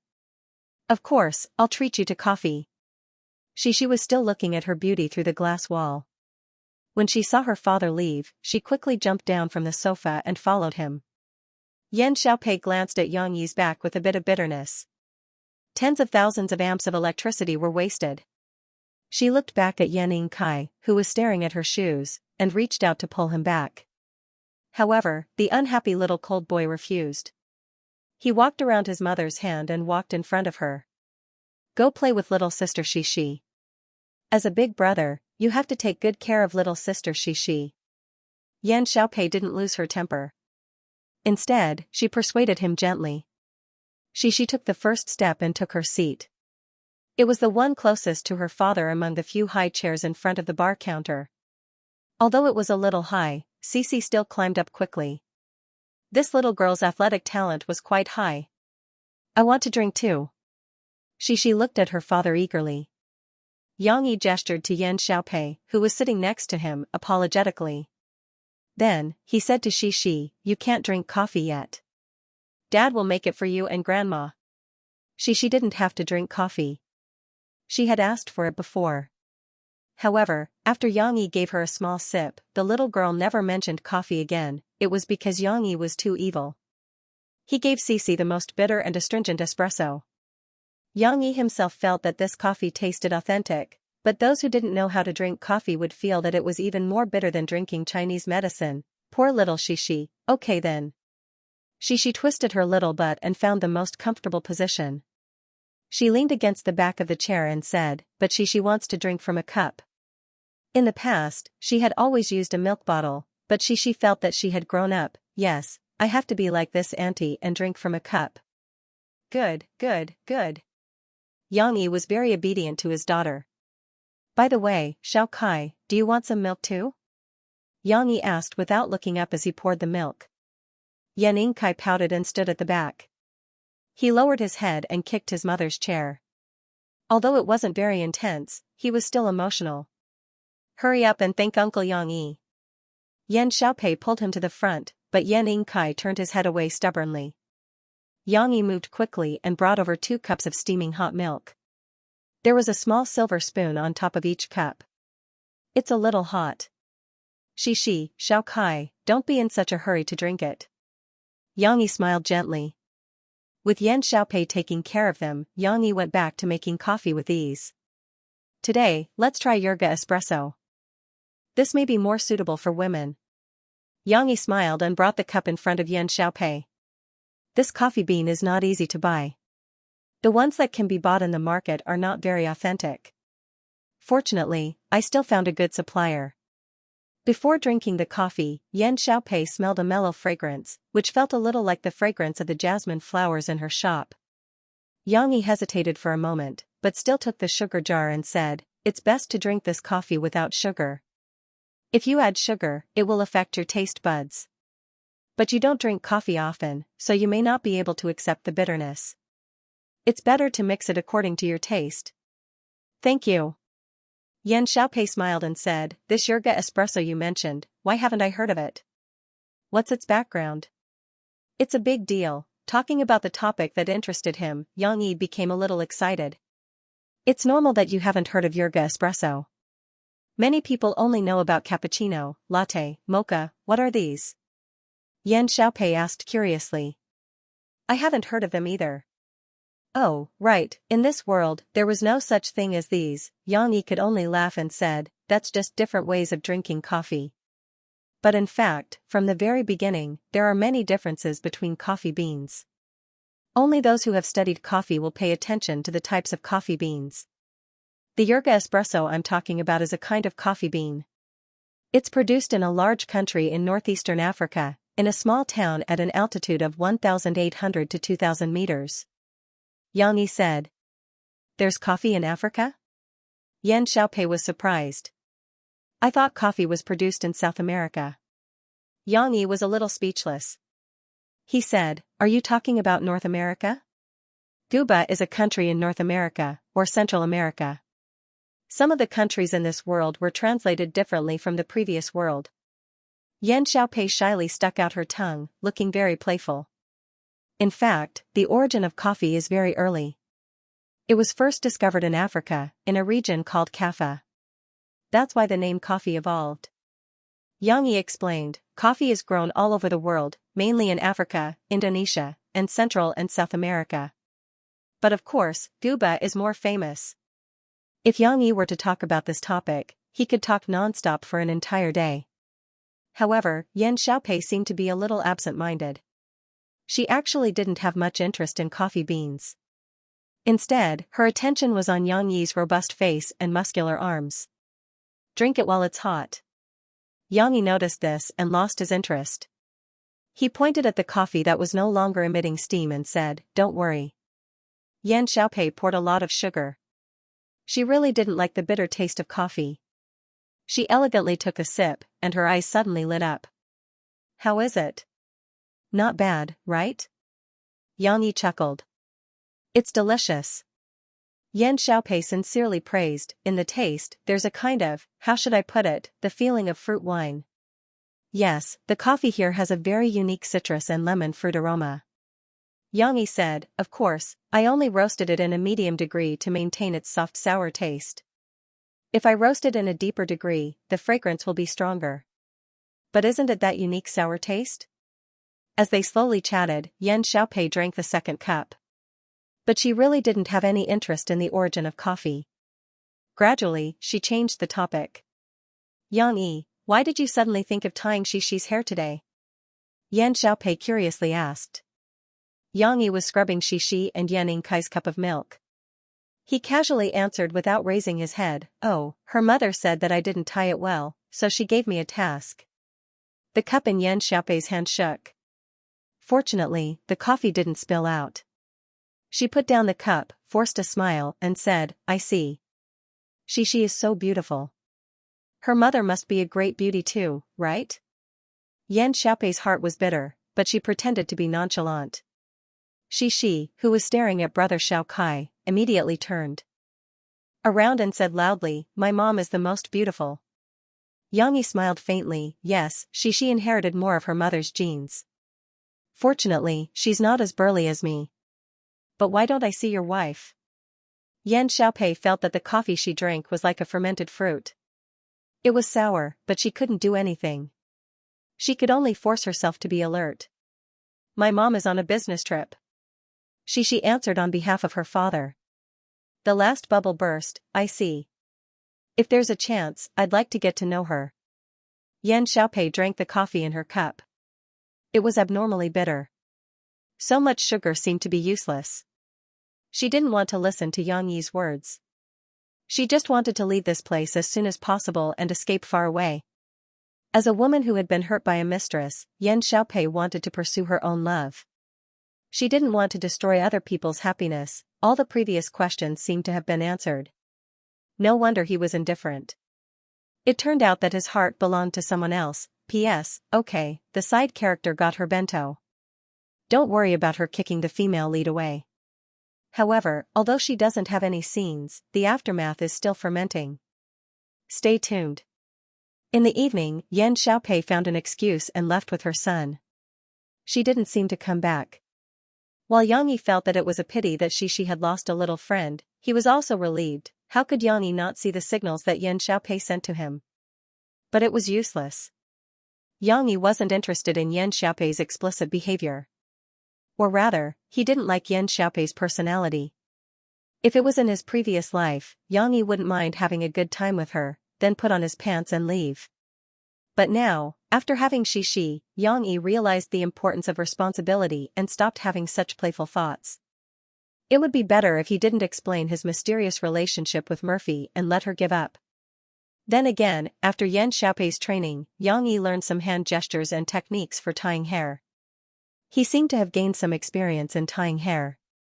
Not only did he get Murphy's praise for tying Xixi's hair that day, but in the next few days, he looked at online tutorials and tied Xixi's hair in different styles every day. The little girl gave him a very high evaluation. The little girl was so smug that she even happily changed into a few outfits. She wore whatever looked good. She was dressed like a fashionable little girl by her father. Today, Yang Yi didn't open for business. He planned to take Xixi out to play. In the end, Yang Yi tied Xixi's hair in a bohemian style. This took nearly an hour. Then, Xixi picked out her clothes and changed out of them. It took another hour. It was late in the morning when the little girl held her father's hand in satisfaction and skipped out the door. However, these 2 hours were not in vain. Xixi, who had dressed up meticulously, was really beautiful. Her father had braided her hair into a thin and delicate headband, just past her forehead, and in front of her left ear, he had braided another band that hung down. Bohemian braided hair matched with a simple flaxen dress. A shy but natural and unrestrained little beauty appeared in front of everyone. If one had to use a word to describe it, it would be captivating fish and wild geese. Yang Yi, your little girl is amazing. Uncle Lu, who also owned a bicycle repair shop at the North Gate, chuckled as he praised Li Du. You'll be a disaster to the country when you grow up. Yang Yi smiled smugly. He greeted Uncle Lu and drove out with Xixi. Yang Yi decided not to go to the amusement park today. He had already gone there 3 times in less than a month. Yang Yi felt that it was time for something else. He planned to take Xixi to a place called Luoxia Village in Tingshan District. He had heard about it in the market before. This village didn't have any historical sites, nor did it have any cultural attractions. However, with the planning and cultivation of these few years, the entire Sunset Village was now a sea of flowers, tender yellow rape flowers, light purple dragon sprouts, pink Persian chrysanthemums.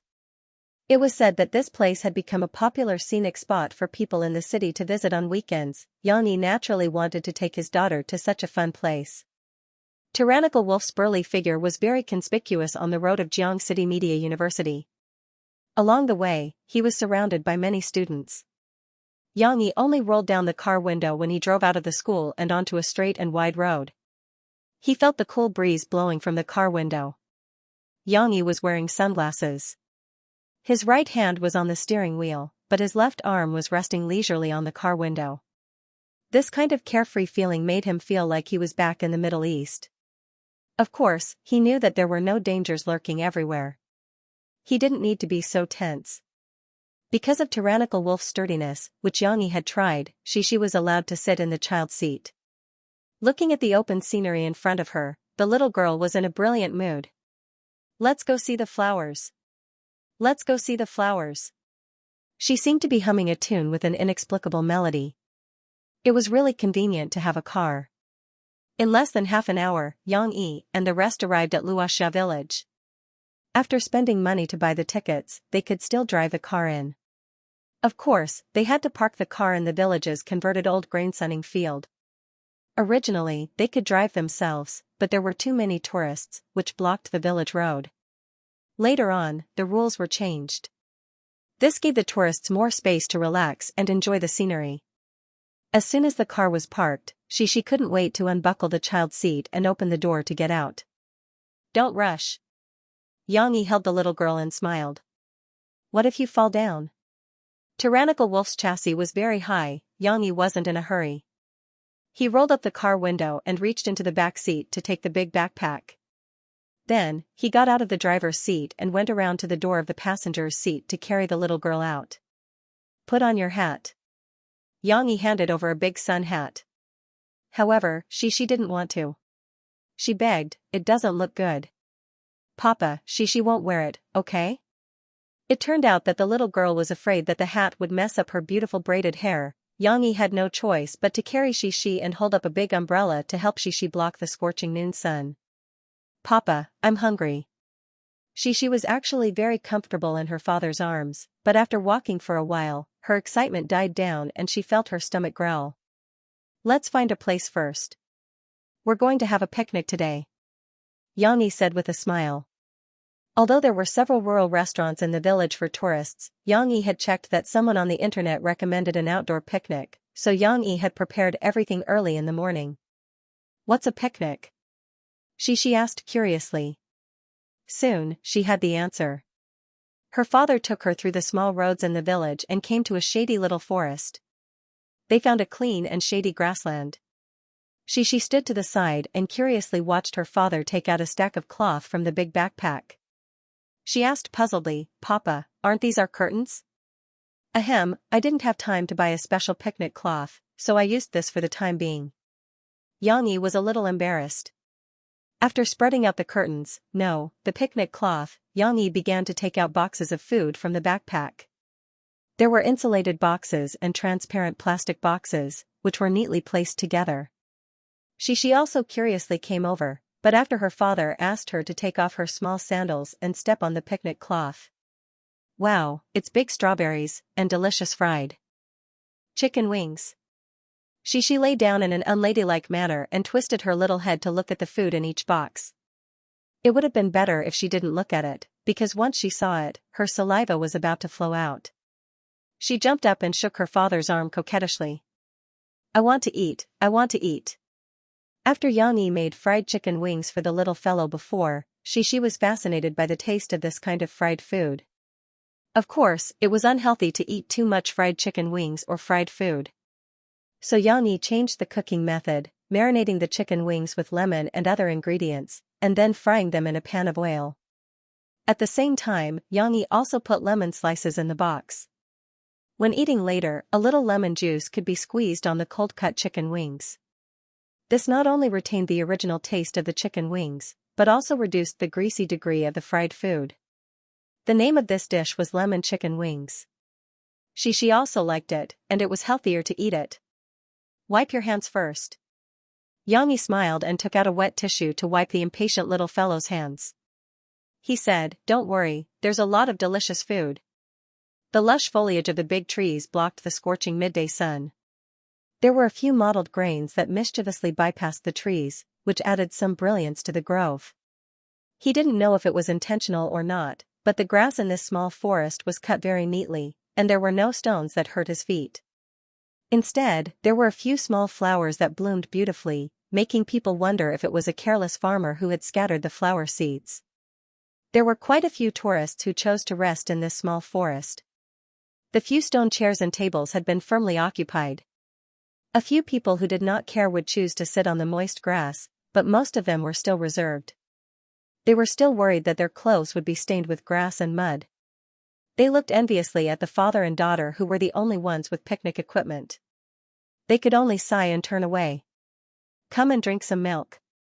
Xianxia unscrewed the lid of the thermos flask, poured a cup of warm milk from the lid, and handed it to Xi. It's a little hot. Drink it slowly. Xi had already eaten 2 pieces of Ninglu chicken wings. The little girl didn't pay much attention to eating, and there was a little oil on her face. However, she was very careful and threw the chicken wing bones into the garbage bag opened by her father, for fear that they would touch her little dress and make it look bad. Xianxia smiled and sat aside. After watching Xi drink a mouthful of milk, he turned his attention to some of the snacks that her father had made. Although Xianxia had prepared a lot of delicious food, most of it was prepared for Xi. He ate more simply, a large beef and tomato sandwich, and a few pieces of Ninglu chicken wings left by Xi. Then, he slowly drank the fine black tea that he had brewed and watched the little girl's performance. It was not suitable to bring stir-fried vegetables for a picnic, and she was not used to the taste of vegetable salad. Therefore, Xianxia prepared a lot of fruits for her, such as red and tender strawberries, small and exquisite cherry tomatoes, and peeled and cut apple. But after all, she was a little girl less than 4 years old. She was full in a short while. She happily squeezed into her father's arms and found a support. Then, she smiled sweetly and said, "I'm so satisfied." Xianxia reached out and scratched the little girl's nose. He smiled and said, "Your stomach is bulging. You're going to become a little fat girl." No, she doesn't want to become a little fat girl. Cece wriggled her body and sat up unwillingly. She touched her little belly a little worriedly and looked at her father in a panic. "But, it's really bulging.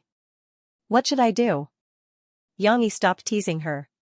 He smiled and rubbed Shishi's little head and said, "Well, our Shishi is gifted. She won't get fat no matter how much she eats. What are you afraid of?" "My hair is messed up." Shishi grabbed her father's hand and said unhappily. "It's okay. You sleep for a while. When you get up in the afternoon to see the flowers, Dad will tie your hair again." Xianxia held the little girl in his arms and said softly. Now the sun was blazing outside. Xianxia wanted to let Shishi take a nap. When it was 3 or 4 o'clock, he would take the little girl out to see the flowers. "Then, I want to do what I did in the morning." Shishi looked up at her father with her big bright eyes that were like black gems. "Well, no problem." In the small forest, although there were still some tourists who came to enjoy the shade talking, everyone consciously lowered their voices. With the breeze blowing and the leaves swaying, Shishi snuggled in her father's arms and soon fell asleep. Of course, Xianxia didn't sleep. He was a little worried about being outdoors. Money was just a worldly possession. The most important thing was that he had to take good care of Shishi. He couldn't let anything happen to her. After some time, he suddenly became vigilant. He frowned and turned his head to look at a hesitant girl behind him. Fortunately, she wasn't a thief. The girl was a little thin and tanned. She was wearing the school uniform of Jiang City Media University. It was clean and tidy, and there was a red ribbon hanging diagonally on her body with the words "Volunteer of Jiang City Environmental Protection Association" written on it. Xianxia's sharp gaze swept over her, giving her a fright. The girl was like a little rabbit, shy and flustered, ready to run away. After seeing her school uniform, Xianxia's eyes softened. He wondered, "Am I so scary? Is there anything I can help you with?" Xianxia lowered his voice and took the initiative to ask. The timid girl plucked up her courage and walked over. She glanced at Shishi, who was sleeping soundly, and said softly, "Please clean up this later. If there's any trash, please take it away." She gestured with her hand to the boxes, jars, and other miscellaneous items that Xianxia had placed on the tablecloth. It turned out that she was here to remind the tourists to take care of the environment and to clean up the trash that they left behind. Xianxia nodded at her and made an okay gesture. Xianxia had originally planned to clean up, but because Shishi was taking an afternoon nap, Xianxia decided to leave it for the afternoon. He didn't expect to be targeted by the environmental protection volunteer. Of course, the thin and shy girl wasn't just taking care of him. After seeing her leave, Xianxia walked towards the other tourists. Along the way, she bent down and picked up the water bottles and tissues that others had dropped. Then, she threw them into her own trash bag. In the afternoon, she had slept enough. When she woke up, she wasn't angry. Xianxia poured some water on her small towel and wiped her face clean. Then, he helped her tidy up her messy hair and tied it up again. "Let's go quickly." The little girl excitedly lifted her skirt and couldn't wait to jump up and down. "Wait for Dad to clean up." Xianxia repacked the food boxes and put them back into his backpack. He cleaned up the trash into the trash bag and folded the tablecloth in an orderly manner. When they reached the field behind the village, Xianxia couldn't help but exclaim, "Wow, this is good."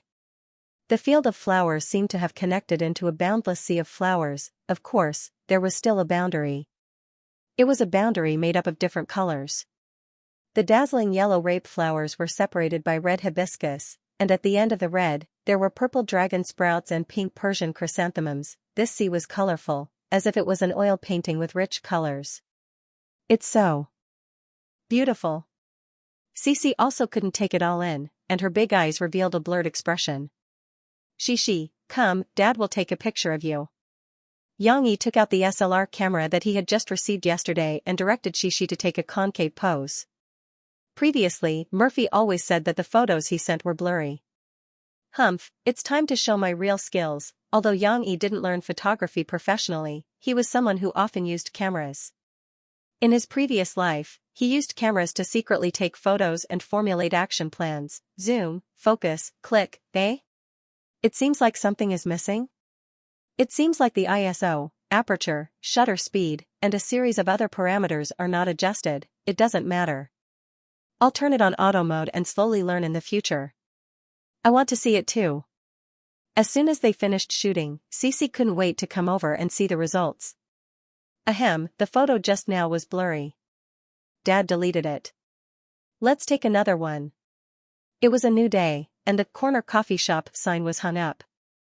Xianxia sat in his bar again, but this time, he didn't patiently wipe the cups, but held a book and slowly read it. She sat in the sofa circle in front of the bar, holding her dolls and playing a very happy game alone. Only occasionally would she raise her head and see that her father was still sitting there, and she would be relieved. The coffee shop still had few customers, but there was still a little difference from before. There was more pleasant singing. You said that this road was a little dark, but you didn't want to accompany me. The so-called care was only left with indifference. I could only bear the sadness alone. In the four inconspicuous corners of the shop, there were newly bought stereos. Murphy's faint singing, under the contrast of the stereo sound of the high hi-fi equipment, was more lingering and heartbreaking. Actually, her song is not bad.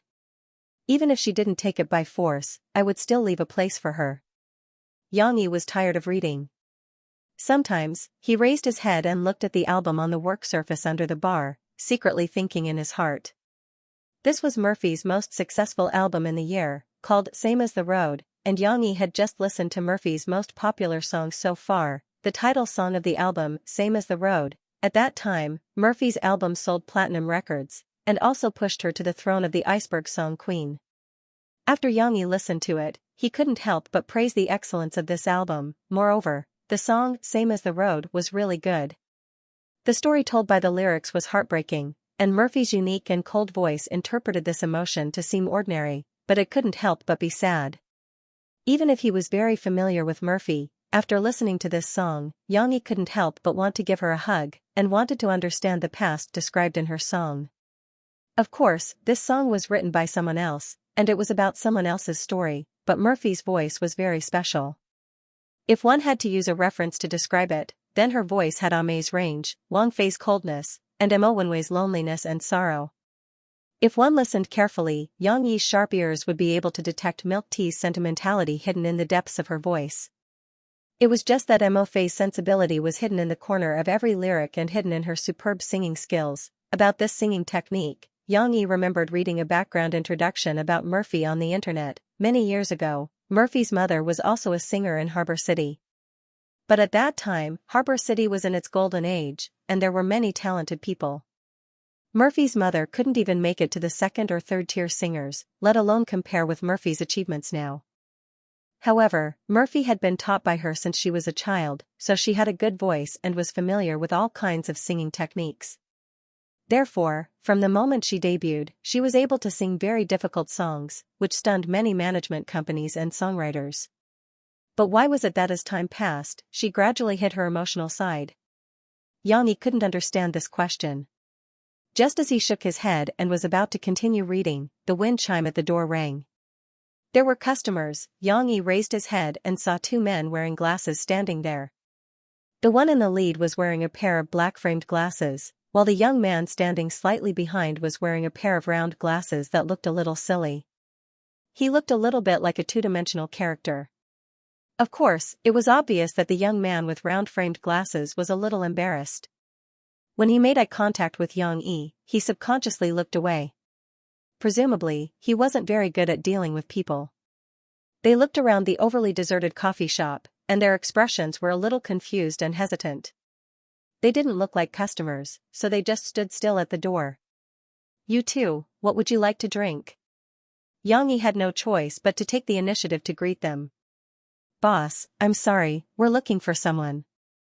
The middle-aged man with the black-framed glasses explained with a smile. "Looking for someone?" Yang Yi was confused.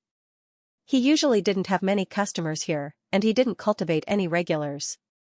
Why would someone come here to look for someone? But the middle-aged man with the black-framed glasses turned his head and said to the young man with the round-framed glasses, "Xianxia, you call and ask, we're already here, did he give the wrong address?" The young man with the round-framed glasses quickly nodded. He pulled the zipper of his laptop bag, but then he remembered something was wrong, so he took out his phone from his trouser pocket. Wait a minute, Xianxia. Yang Yi's thinking speed was still very fast. He immediately reflected where he had seen this name. "You guys are looking for me?" Yang Yi shook the buzzing phone in his hand, looked at the other party helplessly and said, "You're Yang Yi?" The young man with the round-framed glasses asked in surprise. "I'm the real deal, do you want to see my ID?" Finally, they confirmed each other's identity. The two people who came were Hu De, the editor-in-chief of Xianxia Chinese Network, and Xianxia, the editor in charge of Yang Yi. "Yang Yi, you used to be a soldier?" When Hu De got closer, he saw Yang Yi's height and figure. He asked in surprise. "Yes." Yang Yi nodded. Hu De suddenly realized, he said, "No wonder the military novels you wrote resonated with so many readers. It's too realistic, it can't be related to your experience, right?" Yang Yi was speechless. "Novels are just artistic creations." I understand. Hu De laughed. Xianxia was diligent in asking questions on the internet, but in reality, he was a little embarrassed to speak, except for shaking hands with Yang Yi at the beginning. He even sat a little reserved. He couldn't help but be distracted, turning his head to look at the little girl behind him. Yang Yi had just introduced her as his daughter Xixi. She was so cute, as beautiful as a porcelain doll. Xianxia couldn't help but sigh in his heart, "When I reach Yang Yi's age, I must raise such a lovely daughter." But the question was, would he have a girlfriend at this age? Xianxia was sad. Xixi felt it. She turned her head curiously and looked at the uncle with messy hair. Her big bright eyes scared Xianxia and he quickly turned his head again. On the other side, Hu De was still chatting with Yang Yi. As the host, Yang Yi naturally had to make coffee for the guests. Just as Hu De was looking at Yang Yi's bar, he suddenly saw the book Yang Yi had put next to him. Although Hu De hadn't read From the Fall of Our Country to a Comprehensive Counterattack, the title of the book clearly told him what kind of historical book it was. Hu De had a flash of inspiration, and he took the initiative to ask, "Yang Yi, the new book you told Xianxia about, are you going to write a story that takes place during the resistance against the invasion?" Yang Yi was grinding coffee beans. Hearing this, he raised his head in surprise. "How did you know?" When he saw Hu De's eyes pointing at the book, he understood. Yang Yi smiled and said, "Yes, I want to write a war story that's different from Soldier's Assault. It's more hot-blooded and exciting." Listening to Yang Yi's simple description, Hu De secretly clenched his fists. Hot-blooded and exciting, wasn't that what he wanted? A military novel that was closer to the rhythm of online literature. What kind of theme will it be? Hu De asked tentatively. Will it be a modern person going back to the past? Or is there some kind of cheat code? Yang Yi shook his head. Neither. The theme will be very traditional. It will be a story about an ordinary regiment commander. Hu De was a little disappointed, but he also felt relieved. From the previous Assault of the Soldiers, Yang Yi was more familiar with traditional writing methods. If Yang Yi were to write a web novel, he might not be able to write a story as good as this one. Plus, the reason why he valued Yang Yi so much was because Yang Yi could write good traditional military stories. There were a lot of military writers on the Xianxia Chinese Network, and there was no lack of outstanding ones, but only Yang Yi could help the Xianxia Chinese Network win over more netizens from the hardcore web. Hu De smiled half seriously and half respectfully. I believe in Yang Yi's writing style. It will definitely be very interesting. Yang Yi smiled faintly and did not reply. After a while, he brought 2 cups of coffee over. Mandeli, you guys are in luck. I just finished roasting a batch of raw beans the day before yesterday. It will taste the best if you drink it these few days. In this world, the coffee beans were not called mandeli, but Yang Yi still liked the name. He searched for half a day at the supplier's place before he found 2 cans of Sumatra Mandeli. It seemed that the people in this world did not treat it as a treasure. Instead, Yang Yi bought it back at a low price.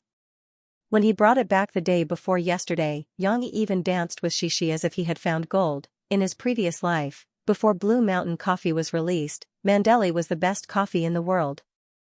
But in this world, Blue Mountain coffee was very famous, while Mandeli was a low-end product that few people cared about, because its beans were ugly. However, Yang Yi knew that for Sumatra Mandhila coffee beans, the uglier they looked, the better they tasted, the richer and smoother they were. However, Yang Yi felt that using mandolin to entertain these two was a bit wasteful. It's a little bitter. Xianxia took a sip and said with a frown, "Can I add some sugar?" Yang Yi speechlessly handed over the sugar jar. Huda, who was beside him, was also looking at him eagerly. He said, "Give it to me when you're done. I want some too." Yang Yi's heart was bleeding. He recalled the conversation just now. "Do you usually drink coffee?" "Yes, we often drink it at work." That was why Yang Yi wanted to share Mandeli with them. Damn it, if he had known, he would have asked, "Do you usually drink instant coffee?" The answer was obvious. It was too late for regrets, so Yang Yi didn't take it to heart and continued to talk about the previous topic. He was too lazy to beat around the bush with Huda, so he asked directly, "Xianxia told me before that you want me to continue publishing my new book in Chiyue. So, what are your conditions?" Huda's heart skipped a beat. He knew that this was not going to be easy. Most of the authors in Chiyue were otakus. When they were negotiating with the website, they generally didn't know how to fight for better benefits for themselves. Of course, Chiyue had its own strength and stubbornness to say no to the authors who made the request. Only a few authors who had been famous for a long time were familiar with some of the unspoken rules in the online literature industry. They were also in contact with some of Chiyue's competitors. Only then could they have the ability to make Chiyue back down. However, Yang Yi was a new writer.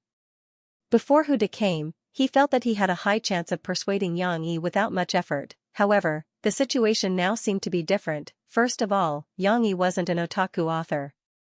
He didn't look young, and he had a daughter. No matter how much Huda talked about ideals, he couldn't fool Yang Yi. Secondly, Yang Yi had his own business. Looking at this coffee shop, it was obvious that this man didn't lack money.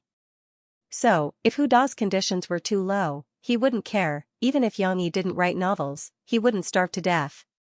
So, why did he have to publish his book on your website? However, Huda still didn't give up. He smiled and said, "But Chiyue's user base is the widest, so we can give you the best publicity. I believe that when Xianxia gave you the recommendation for Soldier's Assault, you should be able to feel it. However, Chiyue's readers don't seem to like my book very much." Yang Yi's face didn't show any change in emotion. Their views will change," Huda said awkwardly. "After all, most of the readers like you. Many readers think that I should go to Iron-Blooded Web. I will have a better development there," Yang Yi said. Of course, Yang Yi wouldn't choose to go to Iron-Blooded Web. He didn't want to write military novels for the rest of his life. Military novels were just a stepping stone for him to cover himself. In his previous life, Yang Yi didn't like military novels either. Apart from these 2 books, the others didn't seem to meet Yang Yi's standards of being a hipster. Yang Yi planned to change his career after writing the next book, Drawing Sword. Therefore, Chiyue was a very comprehensive platform that was more suitable for his development. Huda had no choice but to negotiate with Yang Yi. The two started talking about the sales share of the work. Xianxia, who wasn't good at talking, didn't have a chance to interject. Yang Yi wanted to increase the sales share, but it was very difficult.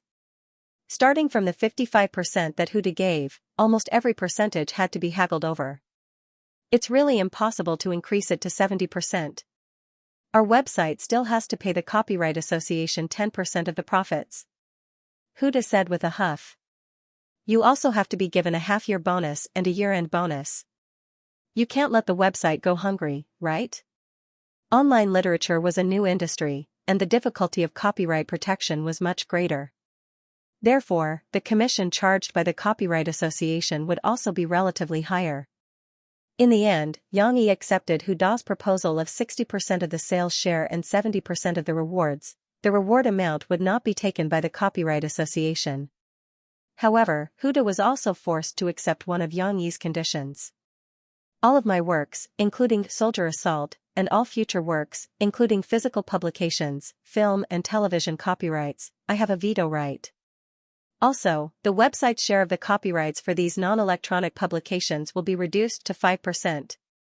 You can provide opinions or channels, but the decision is in my hands. Xianxia said, this must be written in the contract. Hu Da had spent a lot of energy in the previous negotiations with Xianxia. Now that he thought about it, he couldn't see any loopholes. After all, there were very few film and television adaptations of online novels. Otherwise, their previous share would not have been so low. Now, Xianxi's proposal of 5% was not unacceptable. In terms of physical publishing, this was a big deal. Many physical versions of online novels sold very well. However, Xianxia only had a few books, so Hu Da felt that it would not hurt to have a smaller share. Moreover, as long as the website still had the right to share the profits, it didn't matter which publishing house published it. Moreover, Hu Da's main purpose for coming this time was to keep Xianxia for reading. He wanted to use Xianxi's works to compete with Iron-Blooded Web for readers. Since these goals could be met, Hu Da felt that he could compromise on these seemingly insignificant copyright issues. Then, I wish us a happy cooperation. Seeing Xianxia sign the modified electronic contract, Hu Da smiled and extended his right hand to Xianxia. Xianxia narrowed his eyes and held Hu Da's hand tightly. He said calmly, happy cooperation. In fact, Xianxia was overjoyed. He felt that these 2 cups of Mandelin were worth it, not at all. Okay, Xianxia, why didn't I realize that you were so rich before? Murphy finally came back, but what followed was her questioning and interrogation. Just as Xianxia expected, she soon found out about Xianxi's petty bourgeois lifestyle. Not only did he decorate the coffee shop with expensive furniture and equipment, but he also bought many branded clothes for Xixi, which filled a large wardrobe. Previously, Murphy had asked Xianxia to take a picture, but because the phone's resolution in this world was still very low, Murphy couldn't see it clearly. She didn't know that Xianxia had bought very expensive clothes for Xixi. Regarding this, Murphy was still suspicious, but when she saw Xianxi's expensive tyrant, Murphy's suspicion escalated to worry. Tell me honestly, did you do something bad? Murphy bit her lower lip and endured until they went upstairs. Xixi was watching TV in the living room, then she pulled Xianxia into the kitchen and almost blocked him against the wall. What bad things? Xianxia pretended to be confused. Murphy was so anxious that her eyes turned red. You're still lying to me. If you didn't do anything bad, where did you get so much money? You bought clothes and a car? Xianxia was stunned. Murphy's outburst of emotions was a little sudden, and it made him a little flustered, especially when he saw her red eyes. Xianxia felt that he had really done something wrong, and felt inexplicably ashamed. Seeing that Xianxi's eyes were evasive and he didn't speak, Murphy anxiously stomped her feet and said, if you're short of money, tell me, you're Xixi's papa, how can I not help you? Moreover, I have a lot of money too. Why do I have to do those bad things? Looking at Murphy's appearance, Xianxia also felt very uncomfortable. He didn't know why, but he suddenly thought of the 2 million that he had taken back when he was reborn. Back then, he felt that it was only natural. But now, facing Murphy's sincere eyes, Xianxia felt that this was the most shameful thing he had ever done. He did not dare to speak bluntly to Murphy. What are you thinking? What other bad things can I do? Xianxia forced a smile and continued to act according to the script he had thought of. You tell me. Where did you get so much money? Don't tell me you're selling drugs? At first, Murphy was as tough as before. Then, her voice gradually softened. Don't hide it from me, okay? Even if you did something bad, we can think of a way to solve it together. I still have a lot of money. Maybe I can help you get out of this. This idiot, Xianxia, was also a person of flesh and blood. He was touched by Murphy's words. However, he was not a person who liked to show his emotions.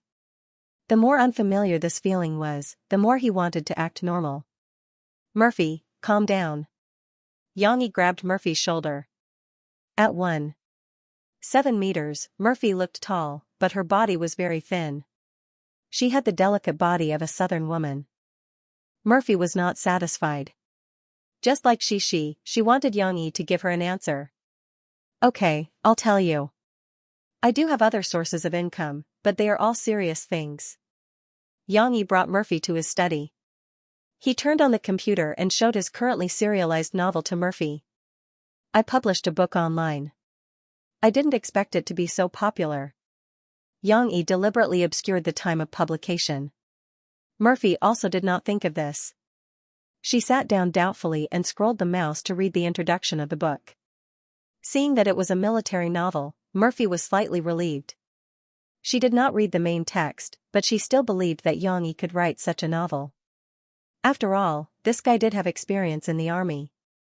You wrote a book and earned so much money? You even bought a car? Murphy frowned.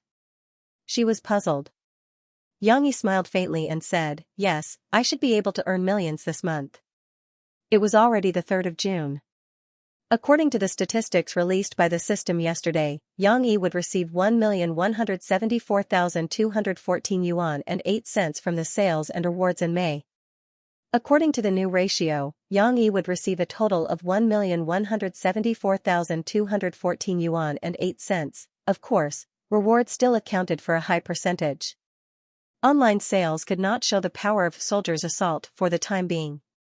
Murphy looked at Yang Yi strangely and said with jealousy, writing a book can earn so much money?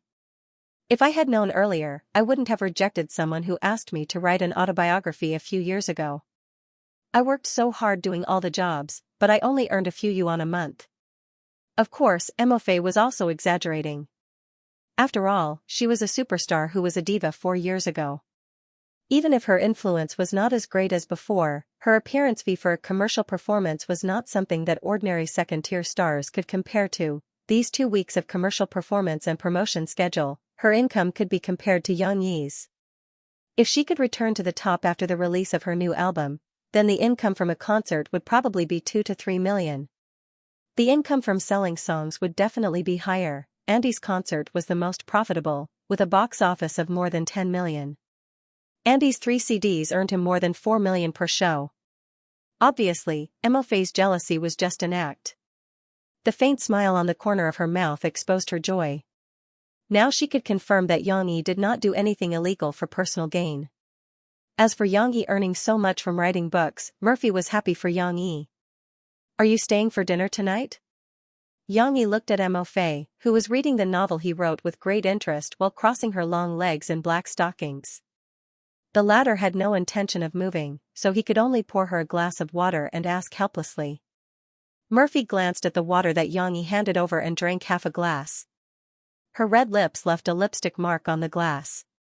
Murphy paused and glanced at Yang Yi, but she did not say the words in her heart. No, Sister Ling said that she would treat me to dinner tonight. She must also come. Isn't it time to tell others about Yang Yi? Murphy was also a little confused. What was her relationship with Yang Yi? Forget it, I won't think about it. Murphy took the reluctant Shishi back, but she did not pack up Shishi's clothes, toys, and daily necessities. With the release date of the new album approaching, she was getting busier and busier. She might take Shishi back to stay for a few days and then hand her over to Yang Yi. You even bought a car. Next time, you have to come over to my place to pick up Shishi. Before Mofe left, she asked Yang Yi to drive Tyrant to take her and Cici around the dam of the canal.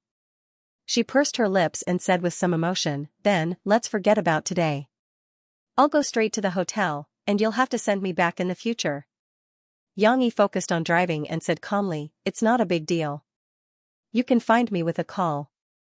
Today was a big day for all the fans of Soldier's Assault. Chapter 23 had already been released, and the website had also announced that the next chapter would be the finale. At the end of chapter 22, Yuan Lang decided to give Su San Duo, who wanted to be reinstated, a month of vacation.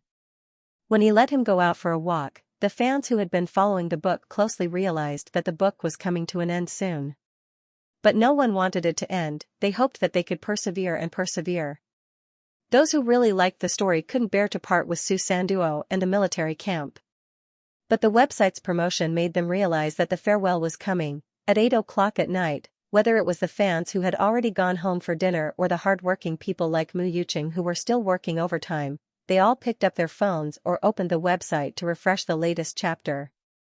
Mu Yuqing's internet speed was good, so he was the first to see the latest chapter on his phone. Like before, there was no chapter name, but he wasn't in a hurry to continue reading. He thought about the situation when he first read the book. That should be a war, right? Until now, there was no sign of the war. How would the ending transition there? Also, what happened to Su Sanduo who fell from the bridge? What kind of arrangement would the author make for him? Was he really going to be demobilized? Mu Yuqing thought about Wu Liuyi who was injured and crippled. That man who was always confident and arrogant, didn't want to be a burden to Su Sanduo and the military. In the end, he chose to be demobilized. Was Su Sanduo going to end up like him? Maybe using the word end up was a bit demeaning, but for a man who wanted to make a name for himself in the military, leaving the military was the biggest torture for him. Mu Yuqing collected his thoughts and continued reading. This chapter was very long. Su Sanduo was first dragged to Gaoqing by his old comrades and met Qin Kai, the arrogant and cold fellow from the same hometown. It seemed that the plot was very simple. But suddenly, the situation changed. Su Sanduo's elder brother found the military and appeared next to Yuan Lang. Yuan Lang started looking for Su Sanduo everywhere until he got in touch with him. Mu Yuqing was worried. Something must have happened. Sure enough, Mu Yuqing saw that something big had happened. Su Sanduo's father had opened a small mine with someone else, but the explosives he had bought in private exploded. His father had been thrown into jail, and now the two injured people were chasing after him every day. Even his eldest brother, Su Yao, had escaped. This scene was very heart-wrenching, but what moved Mu Yuqing was that later, when Captain Yuan Lang received a call from Su Sanduo to borrow money, he didn't hesitate and only said, "How much do you need?" Su Sanduo's comrades in the army pooled together 200,000 yuan in one go. This debt would probably take a long time for Su Sanduo to repay. But when Su Sanduo said that he would definitely return the money, Yuan Lang only said, "Do as you wish." When Mu Yuqing saw this, he had mixed feelings. He was touched, but more than that, he was deeply moved. He was moved by the simplicity of the relationship between the soldiers and their reckless support for their comrades. In real life, it would be hard to find such an example, right? After dealing with personal matters, Su Sanduo returned to the team. As for Qin Kai, he also appeared in the selection list for the special forces. His performance as a sniper was amazing. He's here. Mu Yuqing's eyes lit up. Qin Kai appeared in the first chapter, so he should be in the special forces. Sure enough, after some pestering from Su Sanduo, Yuan Lang put aside his prejudice and added Qin Kai to the silent team. Yuan Lang, Wu Zhe, Su Sanduo, Qin Kai. But Mu Yuqing didn't expect the author to change the scene so quickly, skipping the run-in and arriving at the final battlefield. The scene from the first chapter played out once again, so it was just a drill. Mu Yuqing saw Su Sanduo's final struggle before he fell, but he couldn't help but curse, "This idiot, why didn't he call for help?" This was just a drill. The scene of Su Sanduo falling was seen by Qin Kai through the scope, and Captain Yuan Lang also saw it. Wu Zhe wasn't able to contact Su Sanduo, and everyone's heart sank. Mu Yuqing's heart also sank. The words that Yuan Lang said to Qin Kai made Mu Yuqing feel scared. He felt that the captain that once touched him was too cold. How could he? It was just a drill. Why didn't he go help his comrades? Was he just going to watch him die? But Mu Yuqing knew that Yuan Lang did well, and what he said was right. Soldiers, whether it was a drill or not, had to carry out their mission well, even if their comrades were sacrificed. Don't give up, don't give up. But Su Sanduo gave up on calling for help for the sake of the mission. And Yuan Lang was the same. For the sake of the mission, he couldn't risk being exposed to save Su Sanduo. Luckily, Mu Yuqing was relieved to see that they managed to contact the rescue team and let the enemy rescue Su Sanduo, while they continued to carry out the mission. But Mu Yuqing's heart was in his throat again. This was because he saw Su Sanduo stand up while dragging his broken leg. He struggled to avoid the enemy's rescue vehicle, and like an idiot, he forced himself to reposition his ankle and dragged his broken leg behind the enemy's back. He even hijacked the old instructor He Hongtao's jeep. Mu Yuqing saw this scene and laughed until tears appeared in his eyes. This idiot, why is he still so brave? The mission that followed was as expected. With the hard work of Su Sanduo, Chen Kai, Wu Zhe, and Yuan Lang, they successfully completed it, even though the price they paid was quite high. It's about to end. Mu Yuqing read to the end and felt sad. Yuan Lang, yes, the road ahead is long, even longer than Su Sanduo's. You will be more lost than Su Sanduo, so. He patted Su Sanduo lightly, hoping that this would lessen his pain. I have to ask you first. If this is your path, would you be willing to join Old A? Su Sanduo trembled in pain, and Chen Kai hugged his trembling friend tightly, crying because this sentence was too long, but it wasn't the answer. And, this ending is not bad. Chen Kai joined Old A, and Su Sanduo didn't die. He will definitely become stronger after he recovers. Yes, I will definitely return the money to the captain and the others. Although it was a good ending, Mu Yuqing didn't know why, but he couldn't wipe away the tears in his eyes. He couldn't wait to open the book review and comment section, but he was still too slow. He saw that a large number of readers had already said what he wanted to say. Bastard! How can it end so quickly? I think the author can still write a few 100,000 more words. Old A can still continue with the mission. I still want to read their story. It's over? I can't believe it. No, how am I going to live without Su Sanduo in the future? Su Sanduo, that idiot, Old A and the others are all idiots. I cried when I read it. Damn, I'm a soldier. When I saw this part of the military exercise, I cried my eyes out. I remembered that when I was in the army, I also had a brother who sprained his leg during the exercise. He didn't make a sound and persevered until the end. In the end, he was completely exhausted. I begged the author to release a new book. After reading Soldier's Assault, all the other military novels are boring. May I ask weakly, does anyone know where to buy the physical version? I want to buy a copy for my collection.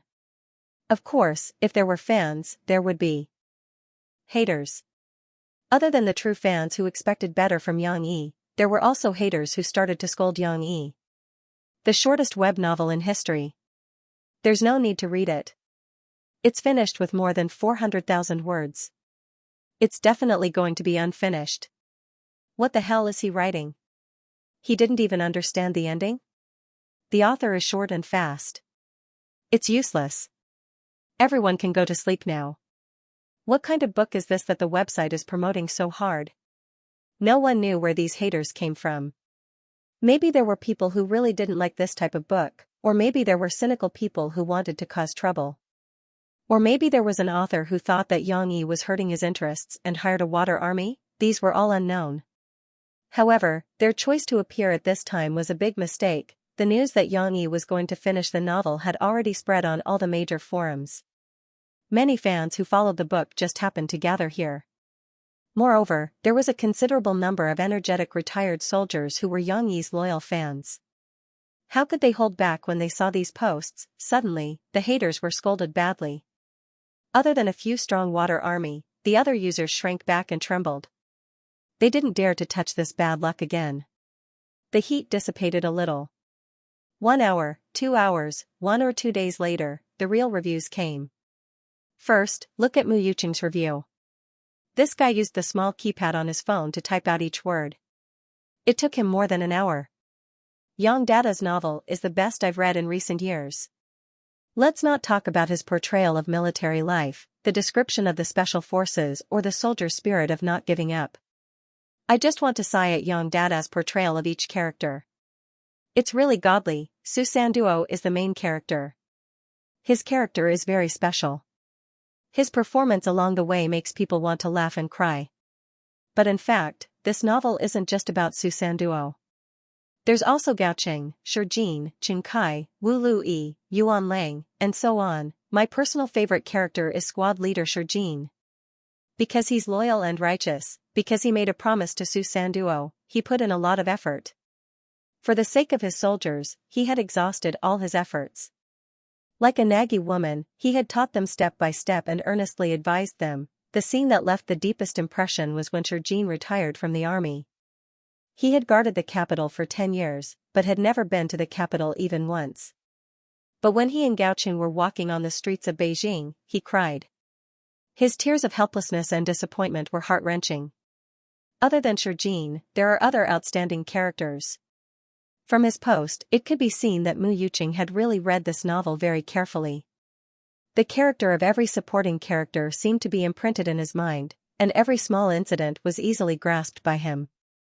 After reading the book, it always made one's heart surge with emotion and want to spit it out. In addition to this long post by Mu Yuqing, there were many other posts with insightful content in the book review section, such as this comment from a veteran of the Special Forces. This is the most realistic military novel. The author is definitely from the Special Forces. There are many details of special operations in this novel that most people don't know. Due to the confidentiality regulations, I won't exchange pleasantries with the author.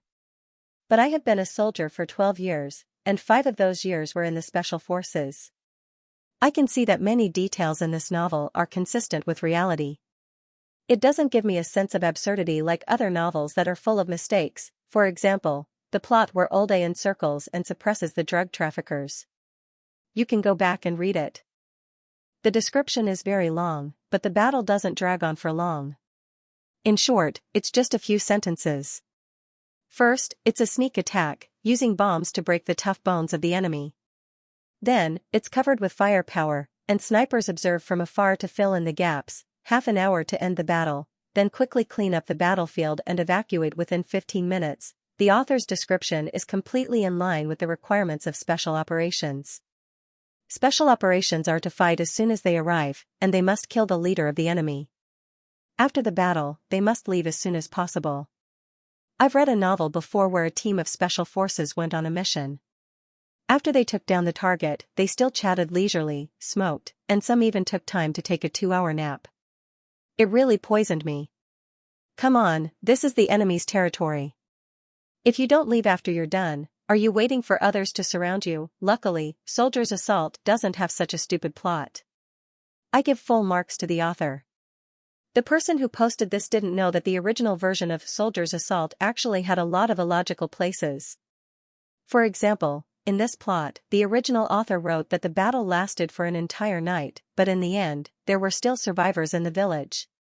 Not only that, but in the later part of the search and capture segment, the TV showed everyone squeezing into a group to search, which made a lot of people who really knew the ropes complain. Xianxia hesitated for a long time during the process of moving the book, but still decided to change some of the illogical places based on some of the memories of his predecessor. Of course, Xianxia would not see this post, but there were a lot of popular posts and discussion posts in the book review section. Those who were eager to share the novel after reading it found a place to go. Some people even joked, the book review is better than the original series. Taking advantage of the large number of fans gathered, Chiyu also took the opportunity to advertise Xianxia's new book on various pages.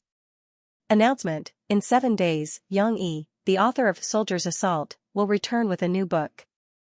The god of resistance, drawing sword, will be an immortal monument. At that moment, the book review section became lively again. The new book will be released in 7 days? I'm looking forward to it even though I haven't read it yet.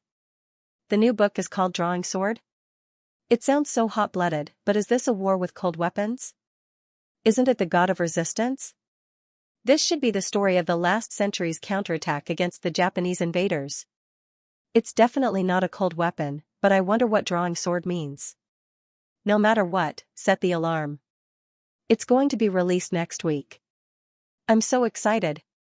I want to read it as soon as possible. I thought that after reading Soldiers, I'd be stuck in a book drought for a long time. Haha, I didn't expect the author to be so awesome. Why not release it today? I can't wait. I hope Xianxia doesn't learn from other coquettish scumbags and keeps his style. As long as it's written at the level of Soldier's Assault, I'll definitely support it. This was obviously a fan from the iron-blooded web. Mu Yuqing only saw the news when he went to work the next day. He was so excited that he almost threw his phone into the subway tracks. Xianxia's character is still guaranteed. The update rate is fast and the quality of the novel is high. I believe Drawing Sword will be a good novel too. I'll give you Piaohong first. I'm looking forward to it. After Mu Yuqing tipped, his excitement had not subsided. He made up his mind that when the author's new book was released, not only would he give a bigger red packet, but he would also invite his friends to read it. Although he was not the richest fan, he, Mu Yuchen, was definitely going to be the #1 hardcore fan. The internet was in an uproar, but in reality, Xianxia was calm and at ease. He didn't even look at the book review section. Since the last time he saw some reviews that slandered him, Xianxia felt that there was no need to patronize them anymore. He wrote his own books and recommended his favorite works to the world. Those who liked them could stay, and those who didn't, what else could they ask for? The coffee shop was still open as usual. The signboard was hung up at 10 a.m. sharp. If there weren't any customers, Xianxia would read a book and listen to music. No, there were still a few customers today. Ring, ring, ring. The wind chime at the door broke the silence of the shop. Even though Xianxia was still playing music, this calm atmosphere could still be called tranquility. Xianxia put away the book in his hand and stood up from the bar counter. The customers were 4 girls in their prime. They were beaming with joy as they held hands and talked in pairs. It looked a bit like the sisters in the dormitory had come out to play together. When they saw Xianxia standing behind the bar counter, they were actually a bit scared. After all, Xianxia didn't like to take the initiative to greet customers. He even had a faint smile on his face. Fortunately, a girl with short hair was braver. She took the initiative to ask, "Boss, what kind of coffee do you have here? Can you show me the menu?" Xianxia was actually having a headache over this problem. Almost every customer came to him to ask for the menu, but Xianxia didn't have the mood to print a stack of menus. Moreover, the coffee he sold wasn't the Starbucks-style coffee. What he sold today depended on the coffee beans in his jar. "It's all written here." Xianxia pointed at the whiteboard behind him. On it, he wrote today's menu with a marker. Mocha, 30 renminbi a cup, Robusta, 40 renminbi a cup, Santos, 50 renminbi a cup. Before he finished reading, the girls exclaimed in unison, "So expensive." Xianxia was a bit speechless, but he still patiently explained, "My coffee is all ground coffee beans. It's all handmade. It's normal for it to be expensive." Xianxia felt that his price was too low. Better coffee shops sold instant coffee for dozens of yuan. He didn't expect this shop to make money, so he didn't raise the price by much. "It's so expensive. Why don't we just forget about it? There's a coffee shop at the East Gate. It's only about 20 yuan a cup." A girl whispered. Xianxia was both angry and amused. He shut his mouth. That kind of coffee shop must have instant coffee, the kind that has been mixed with water. How could it be compared to his? Forget it. If she didn't want to drink, Xianxia wouldn't force her. His street corner was selling emotions. Those who didn't know how to taste it probably wouldn't be able to feel it. However, the girl with the short hair said, "Forget it. We've been to that shop so many times. We said that we're here to experience life. Let's just give it a try." Well, in the end, they stayed. Other than the girl with ear-length hair, there was also a girl who seemed to be from a good family. She curiously ordered Santos and Robusta, while the other 2 girls ordered the cheapest mocha. After they finished ordering, they sat by the window near the flower bed and started chatting again. Because Xianxia practiced internal energy, he had sharp eyes and ears. He could hear their conversation from afar. Originally, Xianxia didn't want to eavesdrop. However, he inadvertently heard that they were talking about him. Xianxia perked up his ears and listened. "Uncle store manager looks quite handsome." "Who said so?" "Even I think he's fierce." "I also think he's fierce. Looking at his eyes, I feel like he's going to eat someone." "Are you exaggerating?" "I think Uncle store manager just doesn't like to talk." "You guys, you must think that he didn't give you a discount because you're the belle of the wind department. That's why you're making malicious guesses." "Hee hee. How could that be? Little Een, tell us. Is this Uncle store manager's eyes especially cold?" These youthful girls, Xianxia helplessly shook his head. He collected his thoughts and focused on making coffee. However, he was also a little apprehensive. Could it be that he still hadn't integrated into the current environment? Were his eyes still filled with killing intent? This wasn't good. He would be isolated by society. Yang Yi suddenly remembered that when Hude and Changzi came over, they were wearing glasses. He suddenly had an idea. 2 cups of mocha, a cup of Santos, and a cup of Robusta. Yang Yi still spent some effort to make the coffee.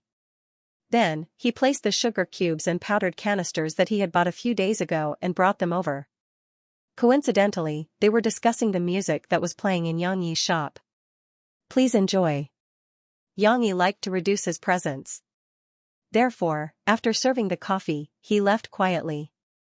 However, his ears still heard the girls' discussion. I used to be a fan of Murphy. I thought that her song Like Strangers was super good. It was a must listen at the KTV, okay? But I don't know why she disappeared for a few years. It hurt me so much. I heard that she didn't listen to the management company's arrangement and was banned. Who knows? Anyway, she hasn't sung for a few years. Now I heard that she's making a comeback. Does she think that the entertainment industry is still the same as before? She comes and goes as she pleases. Didn't Li Man say it in an interview some time ago? A girl covered her mouth and laughed. She said, have you considered my feelings when you call her the queen of songs? Li Man is really straightforward and cute. Li Man was only a 3rd or 4th tier singer at that time. Now, Li Man's influence is no less than Murphy's. She is qualified to say that. But I think Li Man's singing is not as good as Murphy's. Although it's not bad, I think she was chosen as the queen of songs purely because she is popular, beautiful, and often sensationalizes in front of the media. Murphy is not like that. Her success is achieved step by step. She is very steady. This argument was immediately refuted. Xianxia, don't be so naive. Murphy's success was due to many people behind her. Haven't you heard of it? Her mother used to be a singer. She must have a lot of resources in her hands. She grew up with a golden spoon in her mouth. You still say that she relied on her own efforts? Murphy is not doing well now. I read the report that she has started to take commercial performances now, but she only sings a few old songs. I have also heard the new music sources posted on the internet. The songs are very ordinary and won't be popular. I think so too. Didn't someone say that many of her comeback albums are old songs? I don't want such an album. Whoever wants to buy it can buy it. Murphy also had a scandal before. Teacher Lu Shifang of Shanghai Music Academy, we all played his song Daughters of the River. Teacher Lu also scolded Murphy, saying that she didn't respect her teacher and was ungrateful. Ah? I didn't expect her to be such a person. The girl with short hair called Xianxia shouted. Forget it. It seems that I won't be her fan in the future. Yang Yi was behind the bar with his back facing her, but his expression was a little serious. It seemed that Murphy's situation was not very good. Yang Yi didn't know that while he was worried about Murphy, Murphy was also worried about her gains and losses. On the first day Murphy brought Xixi home, because she was eating and talking with Sister Ling, Murphy didn't get home until the middle of the night. Naturally, she forgot to call Yang Yi. But when Murphy thought about it the next day, she was annoyed. She didn't call Yang Yi, so he didn't want to call her? She brought her daughter home, so why didn't he care if she got home or if there were any other problems? So, Murphy didn't contact Yang Yi the next day. In the end, Yang Yi really ignored her. Murphy was really sad. In a fit of anger, she directly deleted Yang Yi's number from her phone's contact list. Actually, this didn't help. She didn't need to memorize Yang Yi's number because she bought Yang Yi's phone and SIM card. She just happened to buy 2 consecutive numbers, one for Yang Yi and one for her, because the release of the new album was imminent. Murphy didn't have much time to spend on love. She simply put it aside and put all her energy on work. Until this day, Mofei stole half a day of leisure, so she took her daughter to eat Western food. She went to a French restaurant that had a rating of 3 stars on the International Food Association. The International Food Association's evaluation has always been known for being objective and harsh. Just like the Michelin in Yang Yi's previous life, their food critics were all secretive and no one was aware of their arrival. Moreover, ordinary restaurants would not be able to enter their rating list at all. As for those that were on the list, no matter if it was a 1-star or the highest 5-star restaurant, they would all be proud of it. At the same time, they would also receive more attention and pursuit from the upper class. In the city of Jiangqing, a restaurant with a rating of 3 stars was already considered to be at the top level. Of course, their service was excellent. Murphy did not have to worry about paparazzi finding out that she was eating at this restaurant with her daughter. When they were eating Western food, Murphy showed her good upbringing. She used the knife and fork elegantly and helped Xianxia cut the veal. Of course, Xianxia preferred the macarons in this restaurant, so Murphy asked the waiter to serve the dessert in advance. However, Xianxia only took 2 bites before she put down her fork. "Why do you look like you don't have any appetite today?" Murphy asked in surprise. "It's not as good as Papa's." Xianxia pouted and said unhappily, "Xianxia misses Papa." "It can't be? Could it be that your Papa can cook Western food?" Murphy asked in amusement. "Who said that?" Xianxia was not convinced. "Papa is amazing. It's delicious." Murphy was surprised. She asked, "What kind of Western food can he cook?" "Tell Mama." "A lot, such as this, and this, Papa has cooked them before. It's delicious." Xianxia could not name the name, but when Murphy saw that Xianxia was referring to the French onion soup and rosemary roasted lamb chop in front of her, Murphy did not believe it. Although Murphy did not know how to cook these 2 dishes, the process was obviously very troublesome. It was completely different from cooking Chinese food. Murphy was willing to believe that a stubborn guy like Xianxia could cook Chinese food. But would he learn Western food, or even such a complicated French food? Murphy felt that the possibility was 0. But would he learn it for me? Murphy suddenly had an idea that shocked herself. How could it be? What if it was true? It couldn't be, right? I've never seen him do that before. But if it wasn't for me, why would he learn Western food? Who else likes Western food, and is worth it for him to change? Murphy was flustered by her own wild thoughts. It was only when the waiter came to serve the dishes that she hurriedly sorted out her thoughts. "You've been living in Papa's house for 2 weeks. Is there anything that makes you happy? Please share it with Mama." Mo Fei changed the topic. Cece's interest was piqued again. She said happily, "Yes. Papa took Xianxia to see the flowers. And took a lot of photos." Murphy nodded. Xianxia had sent her 2 selected photos. The sea of flowers behind Xianxia was very beautiful. It was so beautiful that she was mesmerized. She always felt that it was not enough to just look at the photos. In fact, she was a little jealous. Xianxia did not take her there.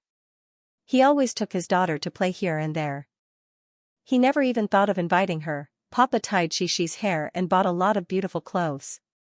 Xianxia pouted and said, "But Mom didn't bring them back for Xianxia." "Those clothes are with your Papa. Mom will go on a business trip in a few days. You can still wear them when you live with Papa." Murphy said, "You're still talking about hair.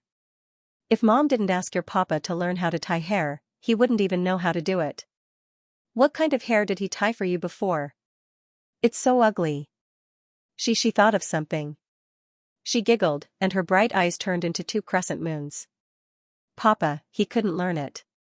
It was Brother Kai's mom who taught him, and then Papa learned it." "Brother Kai's mom?" Murphy's expression stiffened. She narrowed her eyes and asked, "Who is she?" "A woman who appeared around Xianxia." Murphy became vigilant. "Brother Kai's mom." She said in confusion, "Papa said she sells flowers." Mo Fei's face suddenly became cold, but the voice she used to talk to her daughter did not become cold. "Really? How did your Papa know her?" "One day, it was raining heavily." Xianxia had a good memory. She gestured with her small hands and said, "Well, it was raining, and then? Papa and I were drawing downstairs. I drew a very beautiful elephant. Papa also said that it was good." Murphy held back and did not urge her again. Later, Brother Kai and his mom wanted to take shelter from the rain, but Brother Kai's mom's feet were dirty, so Papa asked her to go upstairs to wash her feet. Murphy's hand that was holding the fork tightened. Xianxia did not pay attention. She digressed a bit. "Papa asked me to take a toy to play with Brother Kai, but Brother Kai ignored me at first. He was so fierce. Well, she even led her daughter away. Later, Brother Kai's mom's clothes were wet, so Papa gave her a piece of clothes to wear. She said innocently. But Mom, don't worry. The next day, Brother Kai's mom returned the clothes. Clothes were wet, she even gave someone else clothes to wear, she even returned it the next day. Mo Fei felt that her heart had become cold. She just wanted to sneer. So that was the case. No wonder she was indifferent, no wonder she did not care at all. Mom, what's wrong? Xi's voice seemed to drag Murphy back from the clouds. Murphy forced a smile and said, "It's nothing, Mom, it's nothing." However, she was in a terrible mood. The tears in her eyes were rolling and could not be stopped. Murphy covered it up and took a big gulp of white wine. With the strength of the wine, she suppressed her rolling emotions. Xi. Mo Fei stretched out her hand on the table and held the little girl's little hand in her palm. She smiled a little firmly and said, "In the future, no matter what, we won't be separated, okay?" Yes. And Papa? She said innocently. Murphy could only chuckle. It had to be said that habit was a terrifying force. Xianxia was no exception.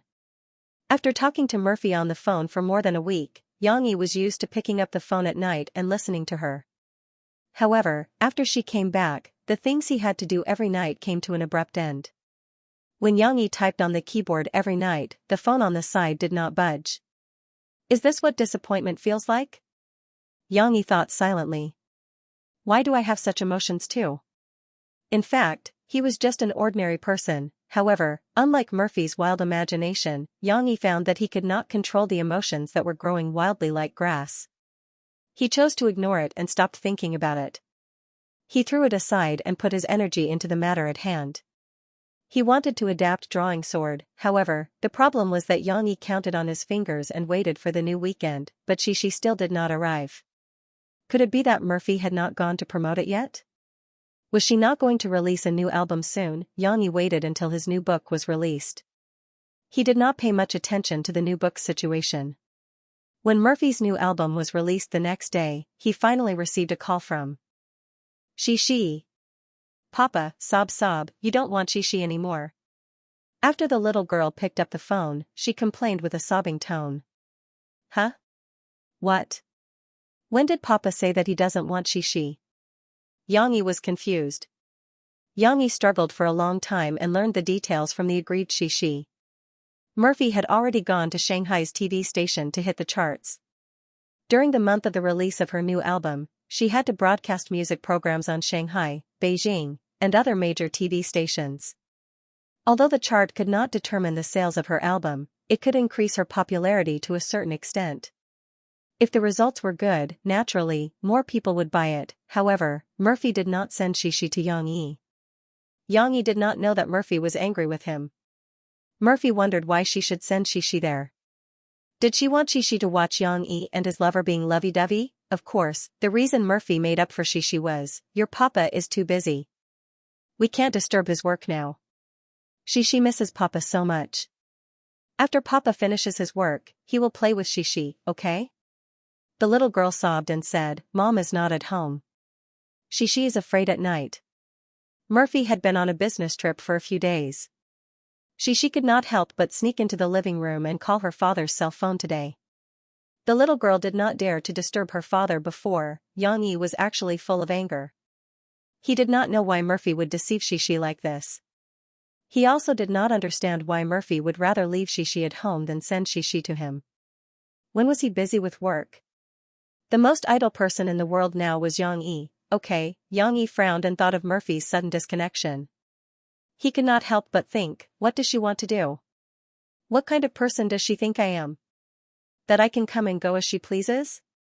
Some of the inappropriate perceptions of his predecessor now emerged and began to affect his judgment. Did Murphy still think of him as a substitute doll when her daughter needed her father's company? In any case, Xianxia was very angry. Why didn't she let him take care of her daughter? Obviously, even if Xianxia had no experience, he would take care of her better than Murphy, who was busy all day and did not have time to accompany her daughter.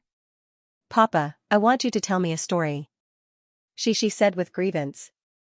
Xi, don't be afraid. Dad will come to pick you up."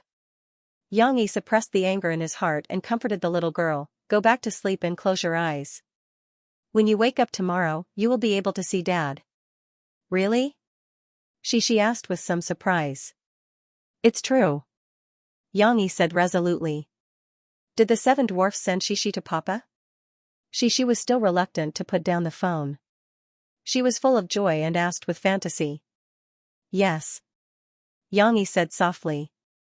After putting down the phone, Xianxia was silent for a while. He glanced at Murphy's phone number in the call log, but after thinking about it, he still did not call her. Ask for help? Xianxia could not do it. Moreover, he was more inclined to use his own way to solve the problem. What was Xianxia's way? In the deep darkness of the night, Xianxia's tyrant gradually revealed its figure from the dim street lights. Then, it silently turned into a secluded alley. It's here, there's no mistake. Xianxia turned on the car's light and looked at the map.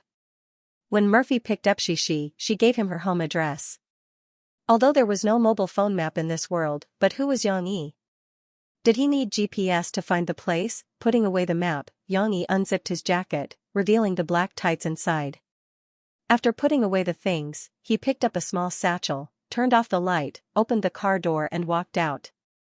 Murphy lived in a high-end neighborhood with tight security. Naturally, there was also electronic access control. The security was easy to deal with. Xianxia flipped over the wall at the end of the alley like a hawk. With his skill, the broken glass could not even touch his hair. However, the electronic access control was a bit troublesome. He did not have that much time and did not want to create more trouble and make the situation worse.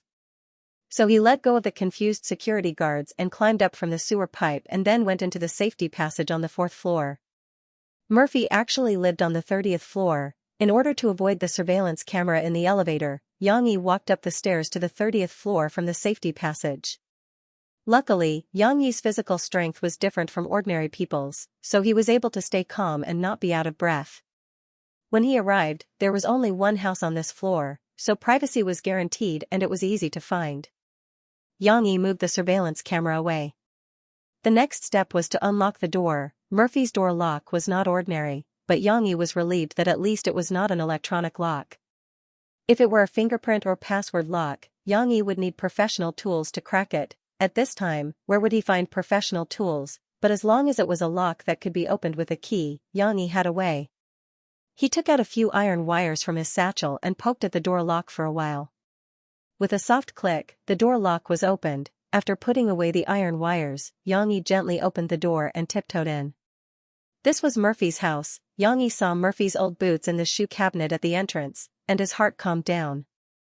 If Murphy had given him the wrong address, he would have been caught in the dark. However, there was one more person that he had to deal with, and that was Murphy's housekeeper. Obviously, she should be sleeping in the housekeeper's room, but Xianxia could not be careless. He sneaked into the housekeeper's room. The door was not closed, so he walked in and gently tapped the housekeeper's sleep acupuncture point. This way, he could ensure that she could sleep peacefully until the next morning. After coming out of the housekeeper's room, Xianxia finally had the time to look around Murphy's house. There was only one word to describe it: rich. Although it was only 100 square meters, Murphy's house was located in the coastal area, where every inch of land was worth its weight in gold. Moreover, the decoration was also very luxurious. Not to mention the furniture, the walls and floor were decorated with top-grade ceramic tiles, Persian carpets, and special wooden lamps. For Xianxia, Murphy even removed the ceramic tiles in every corner of the house and replaced them with golden soft covers, which were similar to those found in clubs, but the materials used were more delicate. Similarly, all the furniture in the house didn't have sharp right angles. Even if there were, they were polished and wrapped with matching soft cushions. It could be said that there was no blind spot for Xianxia. From these details, Xianxia seemed to feel Murphy's deep concern for her daughter. It was a love without any impurities. Xianxia found Xianxia's room, and this feeling was even clearer. The little girl's room was simply made into a fantasy castle by Murphy. The wallpaper on all four sides, the cartoon-shaped cabinets, and the corners full of toys and dolls. This was probably the fairy tale world that every child dreamed of, right? Xianxia was wearing cartoon pajamas and sleeping sweetly on the bed. Xianxia sat down beside his daughter and saw the smile on her face. He didn't know if she was so happy because she saw her father in her dream. However, when he was ready to take Xianxia away, Xianxia was a little hesitant. If Murphy heard the housekeeper say that her daughter was missing tomorrow, what kind of blow would it be? Although Xianxia was very unhappy with Murphy's unpredictable mood, he didn't deny Murphy's love for Xianxia. Obviously, she had sacrificed a lot more than Xianxia. However, would such love be good without companionship? Moreover, Xianxia had promised Xianxia that she would see her father when she woke up tomorrow. Xianxia's gaze became resolute. He gently lifted Xianxia up.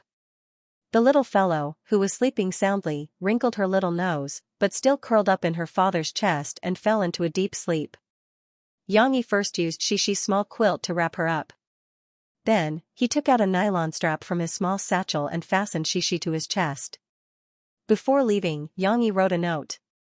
I'm Xianxia's father. Tell Murphy that I've brought Xianxia back.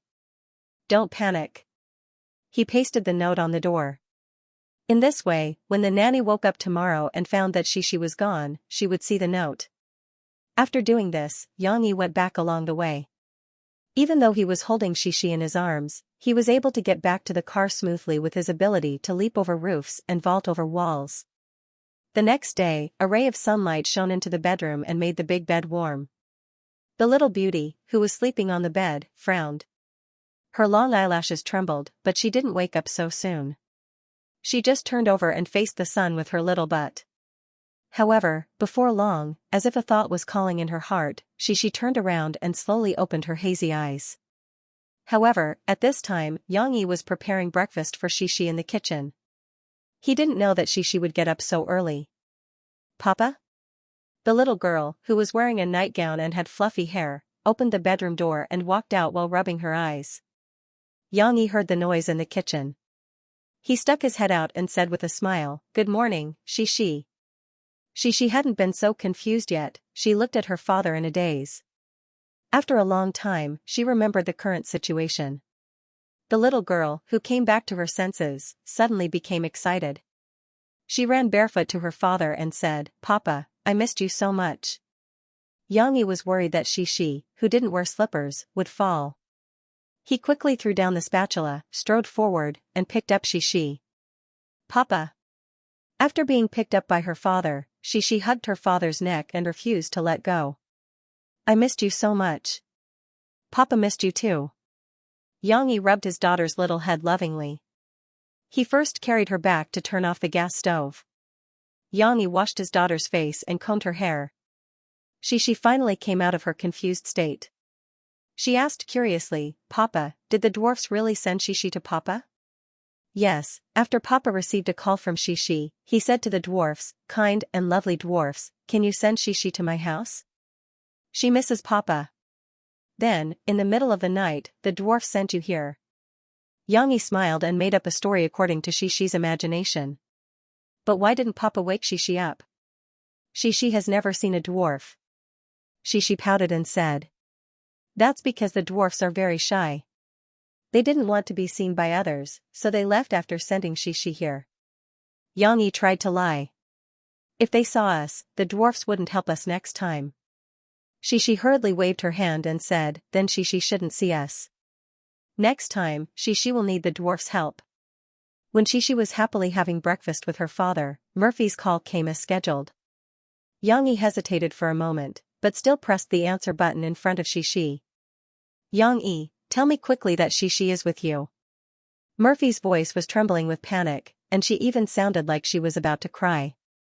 She didn't know where her usual calmness had gone. "Don't get excited. I did bring Xianxia back." Xianxia sighed in his heart and said calmly. "I don't believe it. Let Xianxia talk to me." Murphy was almost choked with sobs. Xianxia had to hand the phone to Xianxia. After the little girl took the phone and heard her mom's voice, she said happily, "Mom, I'm having breakfast with Papa. It's the dwarf who sent Xianxia to Papa." Xianxia is so happy. "Mom, what's wrong with you?" "Don't worry about Xianxia. Papa is here." After a while, the phone returned to Xianxia's hand. Murphy gnashed her teeth and said, "Xianxia, what kind of bastard things have you done?" This time, Murphy really couldn't bear it.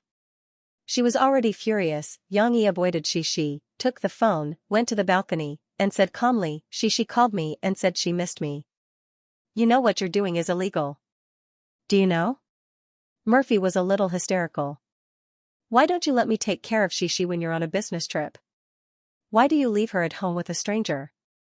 Xianxia asked. Because. Murphy couldn't go on. Her self-esteem didn't allow her to make a scene with a jealous woman. Anyway, Shishi can't be with you. Am I not good enough for Shishi? Xianxia asked, why do you care so much about Shishi being with me? Murphy didn't want to go on. When she thought of Xianxia being with another woman, her heart was full of sadness. I still have something to do. Tomorrow, no, I'll come back right away. With that, Murphy hung up the phone. Xianxia was left standing there in confusion. It seemed that the storm had subsided for the time being. Murphy's situation wasn't very good. Yesterday, when her new album was released, she participated in the recording of a music chart program at Shanghai TV station and a live broadcast recording at Shanghai radio station. She was busy until late at night. However, sometimes hard work doesn't bring the rewards you want.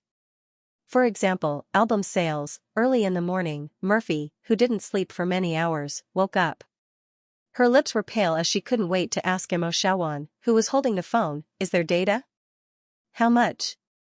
Mo Xiaowan hesitated for a moment, but still told Murphy the situation, 26,000. This was the latest data obtained by the company through the Copyright Association.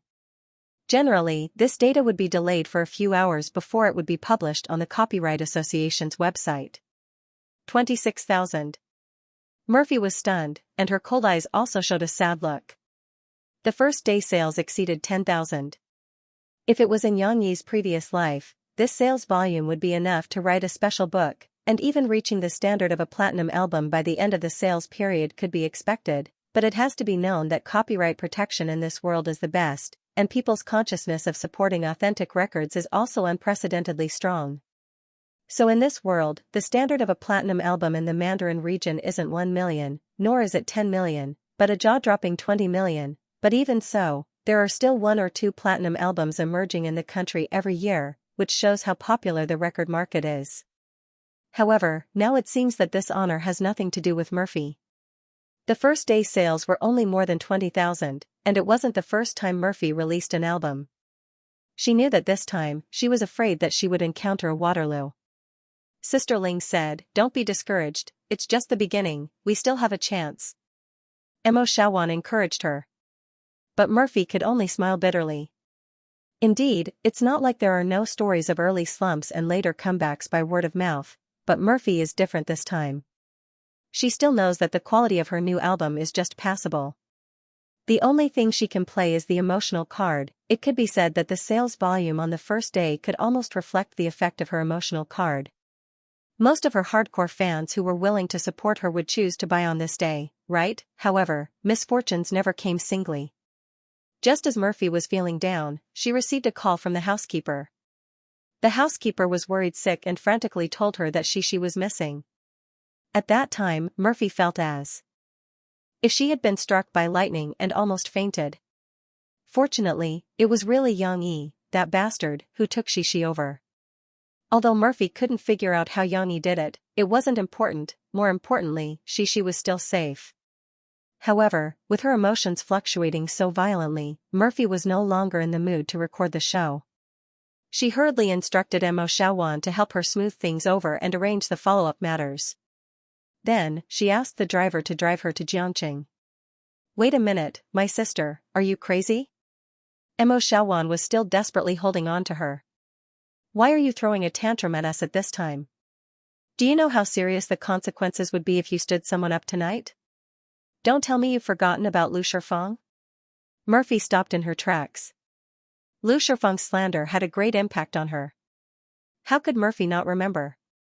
Wasn't the reason why she agreed to the company's arrangement of so many schedules to eliminate the influence of the one-sided public opinion? However, if Murphy gave in, she wouldn't be the same Murphy who chose to leave the entertainment industry for her child. Help me apologize to the television station and the director. See if they can be reconciled until tomorrow, Murphy said in a low voice. Tomorrow? You still have a schedule at Beijing TV station tomorrow. Mo Xiaowan said anxiously. Then think of a way to help me explain. Murphy looked tired. All she could think about now was Xi. If she didn't see Xi with her own eyes, she might not be able to feel at ease. The car left, leaving Mo Xiaowan in a mess in the exhaust. She wanted to cry but had no tears. How did I get such a bad sister? The first day sales of Murphy's new album were terrible. Yang Yi had no way of knowing about this situation. However, what he could know was that the new book he released the day before, Drawing Sword, was very popular from the beginning. There was no slow burn. The first chapter was a hearty battle. The protagonist, Li Yunlong, used his farmer-like cunning to wipe out the Yamazaki brigade, which was defending the position and causing huge casualties to China's troops. However, a big victory was just a high point. What made the readers intoxicated was the process. Not long after the release, Mu Yuqing, who claimed to be a hardcore fan of Yang Yi, couldn't wait to comment on his book. Yang Yi is still Yang Yi, but the protagonist is more interesting. The title was in front, and the text was at the back. The website has never announced Yang Da's identity, but one thing is without doubt. Yang Da must be from a rural background and has been a soldier. In his works, we can see the simplicity of China's farmers, such as Su Sanduo in Soldier's Assault. We can also see their unique cunning, such as Li Yunlong in Drawing Sword. Li Yunlong was a regiment commander, but he didn't look like a general. Instead, he looked like the vulgar and uncultured little farmers we usually know. Looking at his conversation with the cook, Old Wang, he glared and said, "Dream on. You can use the knife, but what can I use? Go, go, go. Kitchen knife, spoon. If you can't use it, use the shoulder pull and think of a way yourself." Later, after Li Yunlong won a big victory, he was not complacent. Instead, he was angry that the soldiers beat Captain Yamazaki into a sieve and that he couldn't duel with the other party. Which son of AB*TCH killed Yamazaki? Stand up for me. Just like that, an illiterate farmer became our main character. Yet, just like Su Sanduo, it wasn't surprising at all. In fact, I admired his personality. We all know that in the first half of the last century, our country fell into enemy hands, domestic warlords divided, and there were external and internal problems. At this time, it was a group of farmers and students who came from humble backgrounds who stood up and twisted the power of the country into a rope. That was how we defeated the enemy and led our current life. Yang Yi's book is as exquisite as ever, and the story is as fascinating as ever. I'm really curious how this vulgar Li Yunlong will lead his troops to deal with the Japanese invaders in the future, and how he will bring endless trouble to the enemy. The first chapter made me fall in love with this book, but unfortunately, there's no more. Yang Yi, UB***starred, hurry up and update it. Like Mu Yuqing, there were many fans who could not wait to finish the first chapter of Drawing Sword and express their joy. The newly opened book review section suddenly became very lively. Needless to say, Drawing Sword was on fire, according to the editor, Xianxia, who could not wait to report the good news. The number of subscriptions on the first day Yang Yi's new book was released exceeded 1 million. The unit price of subscriptions in this world was very low, so don't be too surprised, and daily sales also exceeded 10,000. Although this was not a record-breaking figure, it was still far from breaking records due to the limitations of the subject matter. However, this was still the best military literature column in recent years. What's more, Yang Yi's books had never won by sales. According to Xianxia's statistics, the amount of rewards on the day of release had exceeded 1 million. According to their agreement, Yang Yi could get at least 700,000, however, Yang Yi did not care at all. He was not ecstatic, nor did he celebrate. It was as if this was just a small scene. For now, Yang Yi had the same idea as Murphy. Putting everything else aside, the most important thing was to take care of Xi. Murphy had set off early in the morning. It only took her a few hours to get back to Jiangqing. She sent away the nanny van and put on her sunglasses, mask, and hat before taking a taxi to Jiangqing Media University. However, she only appeared outside Yang Yi's coffee shop when it was almost 3 o'clock in the afternoon. There weren't any customers. Murphy stood at the door. She hesitated for a moment and didn't push the door open. Through the glass, she saw Yang Yi playing with Xi inside. Yang Yi seemed to be juggling. He held a few small balls and tossed them one by one. Then, he caught them and tossed them again. The small balls formed a circle in the air. She was so excited that she giggled. Of course, the soundproofing effect of the glass was good. Murphy couldn't hear Shishi's laughter. However, how could Murphy not know how happy she was when she saw the little girl dancing with joy? Will Cece be happier when she's with her father? A thought suddenly appeared in Murphy's mind. She was originally very aggressive and wanted to denounce Shen Liangchuan, but she suddenly felt depressed. She didn't know why, but she retracted her hand from the door handle and wanted to turn around and leave. Of course, she wasn't giving up on her daughter. However, Murphy understood that she couldn't be too selfish. She couldn't let Shishi be with her father just because of a little jealousy. Moreover, she couldn't accompany her daughter at this time. Although she was a little sad, Murphy still made a choice. However, just as Murphy was about to turn around and leave, Yang Yi seemed to sense something. He looked up and happened to meet Murphy's eyes. Alright, this time, Murphy couldn't leave. You rushed back from Imodu? Yang Yi went over personally, opened the door, and called Murphy in. He was a little surprised. I told you not to worry. She is with me. She's very safe. Murphy's face was cold. She ignored Yang Yi. Mom. She misses you too. The little girl hugged her mother's leg happily and said happily. She wouldn't think about why her mother would suddenly appear. Anyway, she was so happy to have her mother and father by her side at this time. Seeing her daughter, a smile appeared on Murphy's face. She picked up Shishi and kissed the little girl's smooth little face. Then she complained in a low voice, you came to your papa's side and scared Mom to death. Mom, don't be angry. It was the dwarf who sent Shishi here. Shishi saw Papa after sleeping. Shishi tried to explain. Mom, don't blame the dwarf. And what dwarfs? Mo-Fei glared at Yang Yi grumpily. How could she not know? It was definitely Yang Yi's trick. He even tricked Shishi. Yang Yi was a little nervous. He was originally confident, but in front of Murphy, he felt a sense of guilt. It was even deeper than the guilt brought to him by the 2 million yuan. After a while, Shishi twisted in Murphy's arms. She couldn't sit still. Murphy and Yang Yi looked at each other across the bar. No one knew what to say. The atmosphere was very awkward. Yang Yi wiped the table carelessly. Finally, he thought of something. I'll make coffee for you. These days, I finally bought authentic Blue Mountain coffee beans. Murphy put Shishi down and let her play by herself. She opened her red lips and said, I don't drink coffee. Yang Yi had to stop what he was doing. He didn't know what to do. Murphy didn't know why, but she felt a little wronged in her heart. She pursed her lips and said in a weak voice, I'm hungry. She was indeed hungry. She came back in a hurry. She hadn't eaten breakfast or lunch. Yang Yi suddenly understood. He quickly said, then let's go up. I'll make you something to eat. Hearing this, she ran to the front happily and shouted, I want to eat too. I want to eat too. Yang Yi took off the apron and folded it neatly. Then, he took the key and walked out. But when he looked back, he saw that Murphy was still sitting there in a daze. Let's go. Yang Yi said softly. He was a little soft-hearted. Murphy curled her lips and stood up bashfully. But she arranged her face and looked indifferent. She followed behind Yang Yi and said lightly, who knows if your cooking is good or not? I'm a little worried. Maybe it's better to find a restaurant outside. No, Papa's cooking is delicious. She ran back and touched her little belly to Mom. She said innocently, Shishi's belly is big now. Murphy's mouth twitched. She was actually amused by the little girl, but she had to maintain her cold attitude in front of Yang Yi. So, she didn't forgive him.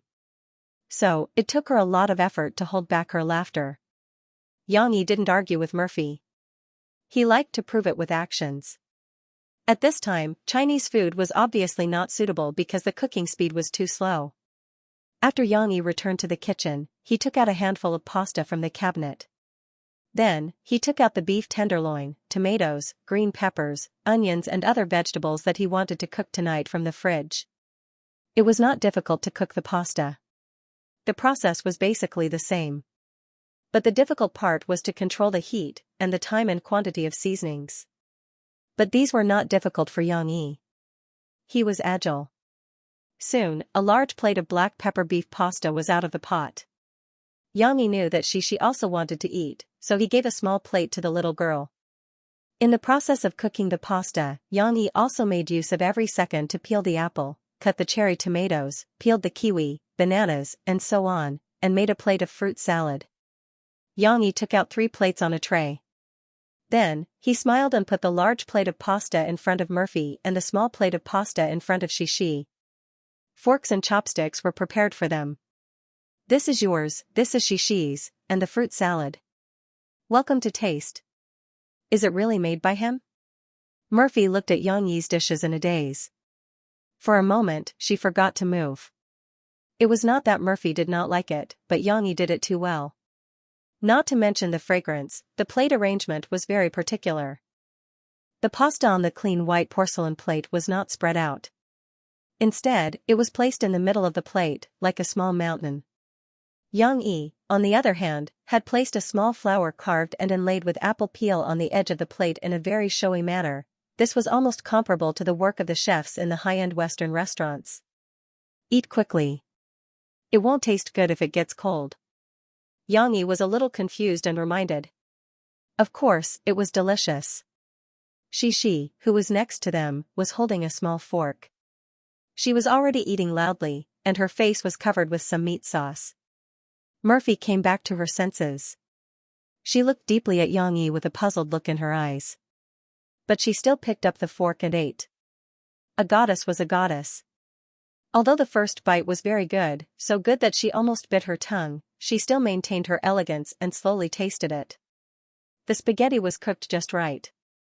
It was neither soft nor hard, but it was chewy. The gravy of the black pepper beef fillet also soaked every noodle. With just one bite, the aroma of the meat overflowed and the taste buds exploded. Delicious. These words were shouted out by Xianxia.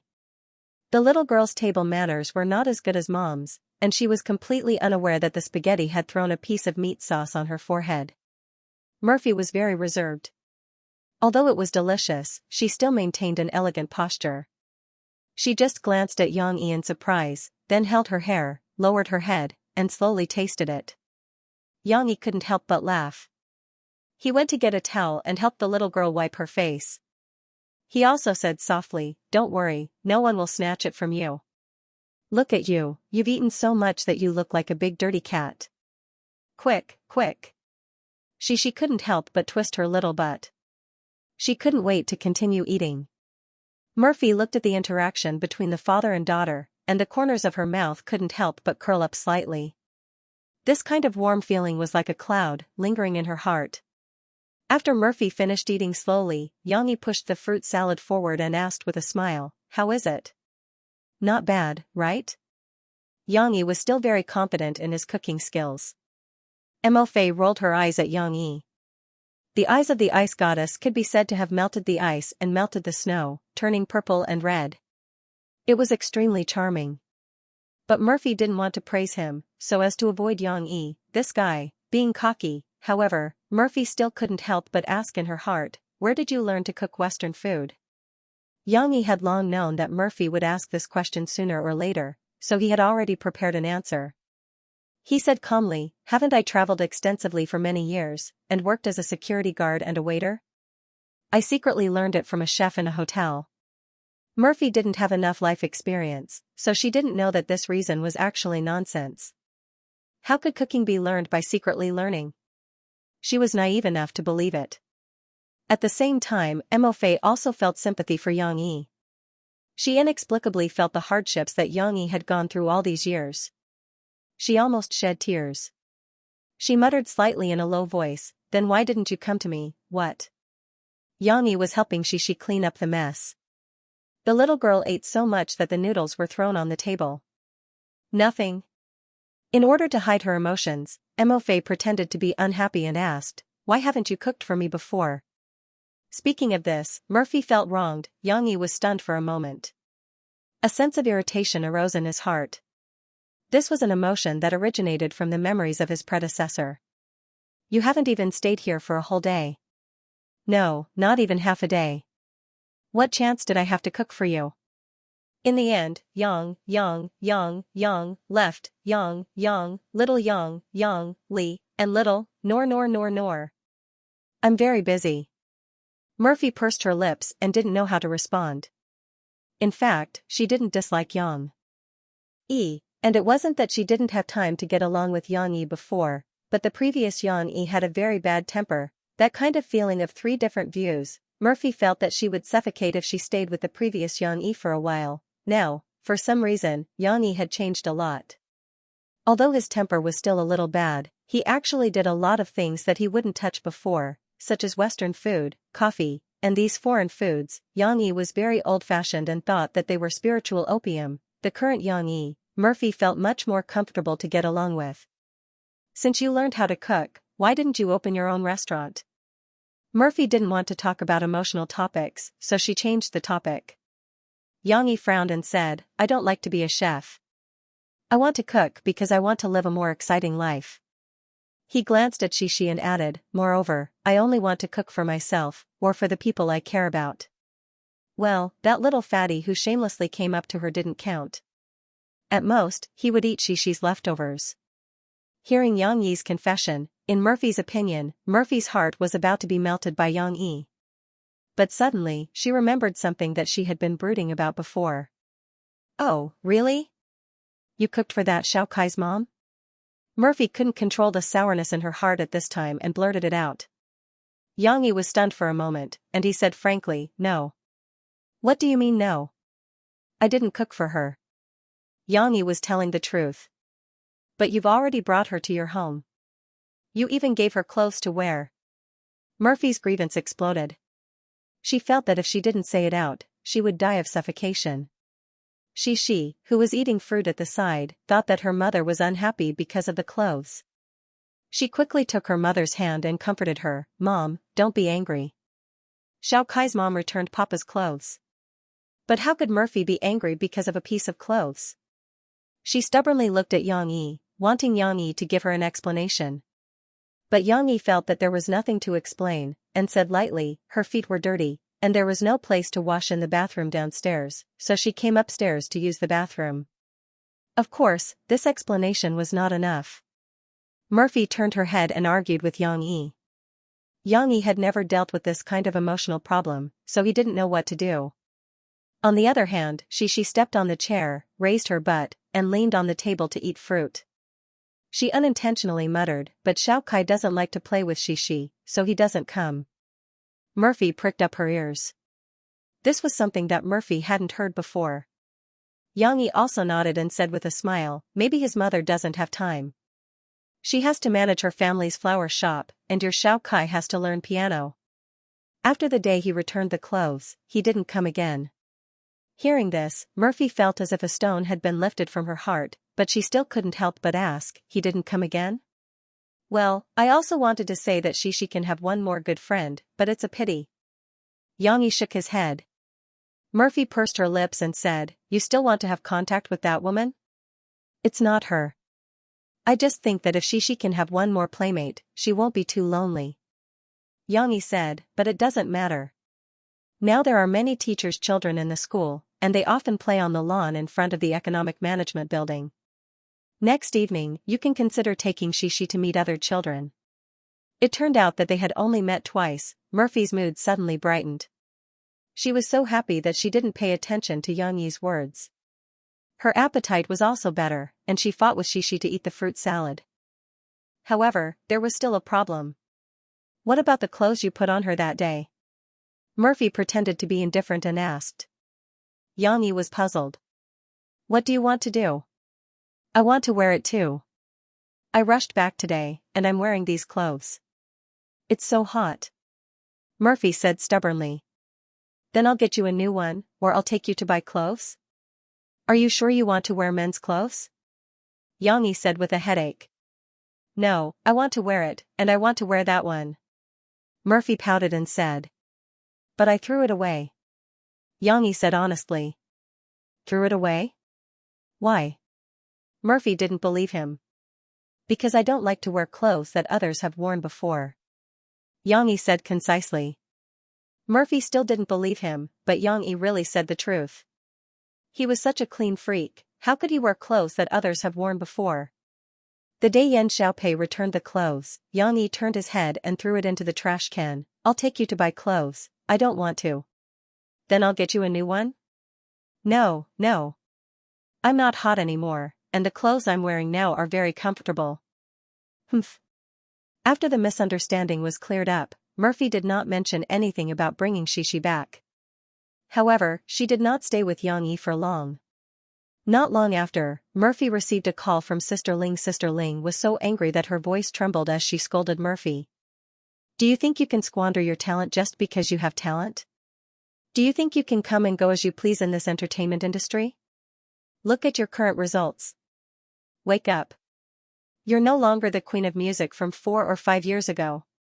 If you don't work hard, you'll really be suppressed by those newcomers. You'll never be able to make a comeback. Do you know who you've offended by quitting this program? Just Lu Shifang alone can make you so miserable. What's more, this time it's Shanghai TV station. After offending Shanghai TV station, do you still want to stay in the entertainment industry in the future? I don't care what happened to you, Murphy. I don't care where you are now. Hurry up and go back to record the program. I've already told Mo Xiaowan not to tell the TV station. Hurry up and go back now. Otherwise, Murphy, don't come to see me. Sister Ling was really angry this time. Murphy was scolded to the point that she did not have a chance to explain. Her mood, which had just cleared up, was now clouded over again. Xianxia heard the commotion and roughly understood the situation. He frowned and asked, "You left your job and came back?" Murphy nodded her head in grievance and did not say a word. Xianxia didn't really care if he worked or not. It was just like opening a shop. He could choose to keep it open all day, or he could close the door at will and accompany his daughter or go out for a stroll. However, this job seemed to be very important to Murphy. After Xianxia learned to think for others, he understood this point. Murphy cared so much about her records. If she lost her job, there might be a big problem. Does it affect you a lot?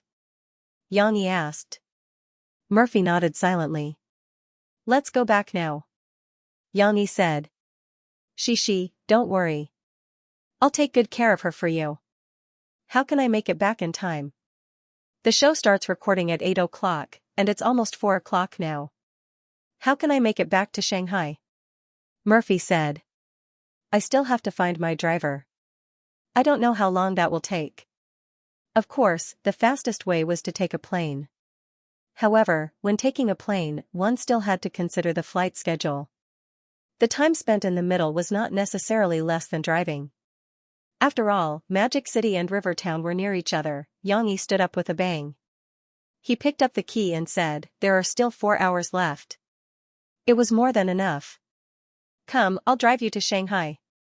I want to go too. She wants to go too. The little girl was playing with her toys, and her ears were like automatic alarms. When she heard the keywords, she jumped up happily and ran over. Of course, she is going too. Xianxia smiled and rubbed the little girl's head. Daddy doesn't dare to leave you alone at home. We can't make it back in time. Murphy was very doubtful. However, Xianxia took her hand, pulled her downstairs, and stuffed her into the car. Although the process was very short, Murphy's ears were red. This seemed to be the first time they held hands, right? This time, Xianxia placed Xishi and Murphy in the back seat. For this arrangement, he also removed the safety seat and reinstalled it in the back. Then, he firmly fastened Xishi with the seat belt. I want to sit in the front and enjoy the scenery, the little girl said with a pout. However, Xianxia did not pay attention to her. After he finished all this, he did not forget to remind Murphy, fasten the seat belt. The back seat also needs to be fastened? Murphy did not understand, but she still obeyed. Soon, Murphy understood why Xianxia said so. This guy was already very familiar with the roads in Jiangqing. After a few turns, he directly went on the Ring Highway. He was ready to bypass the bustling city area and take the Jianghu Expressway to Shanghai. After getting on the highway, Xianxia began to speed up. 100, 120.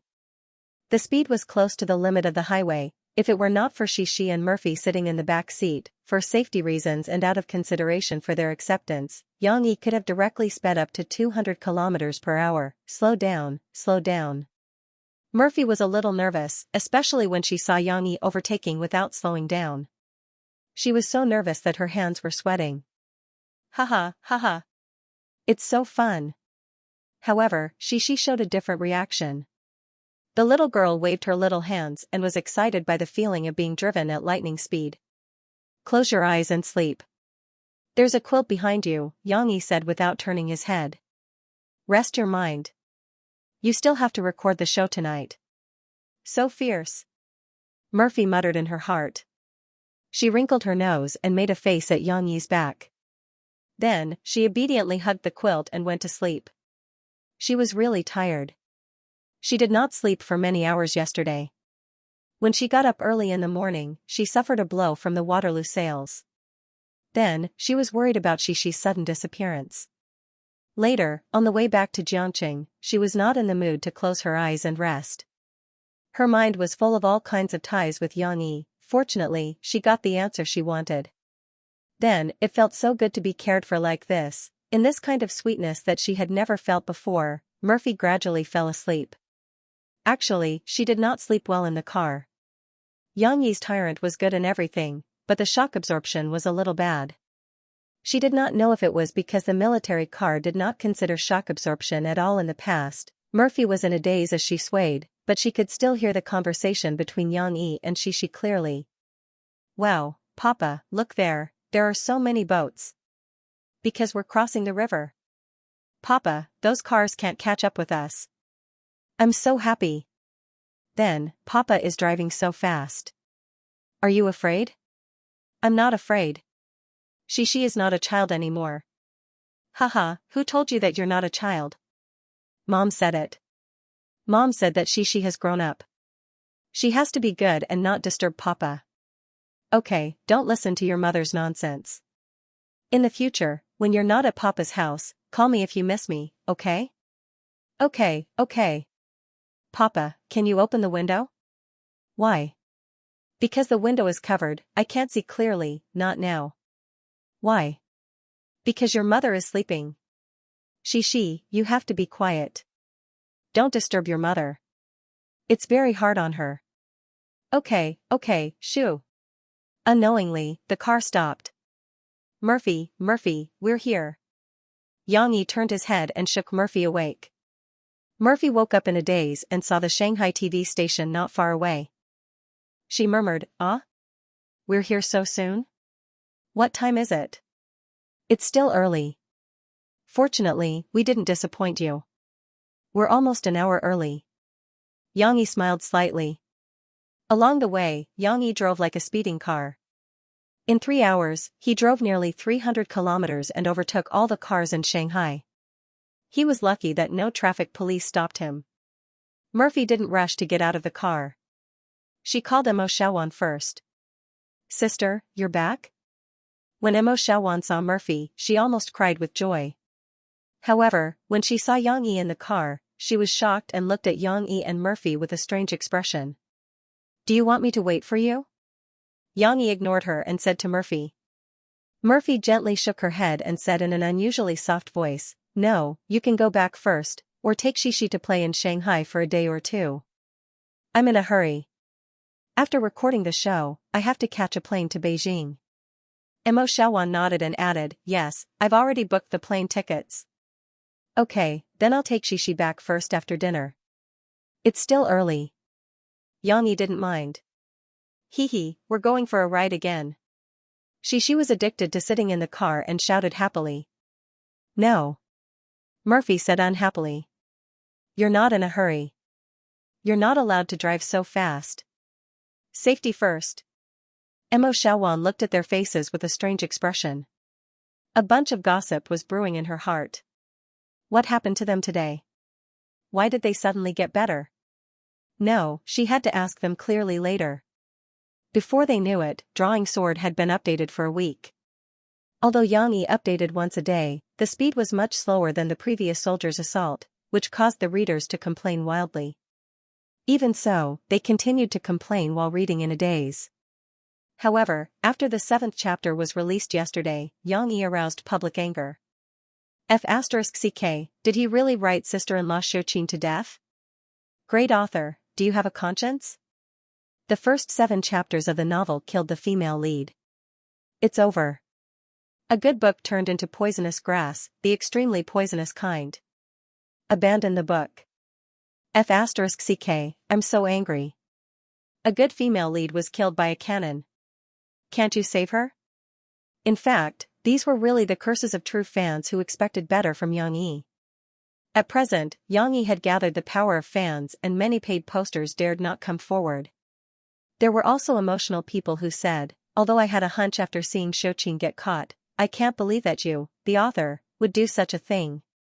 It took me a whole day to get this chapter out.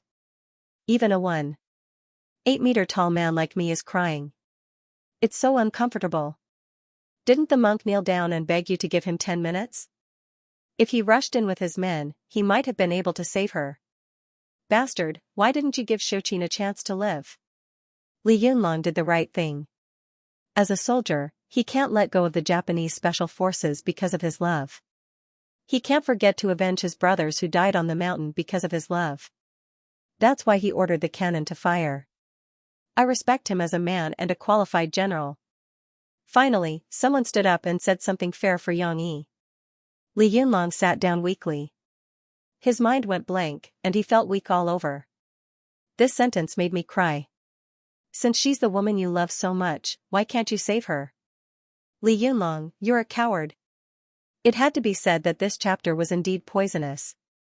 More than 90% of the readers found it hard to accept this fact, especially the original readers of the Chinese website.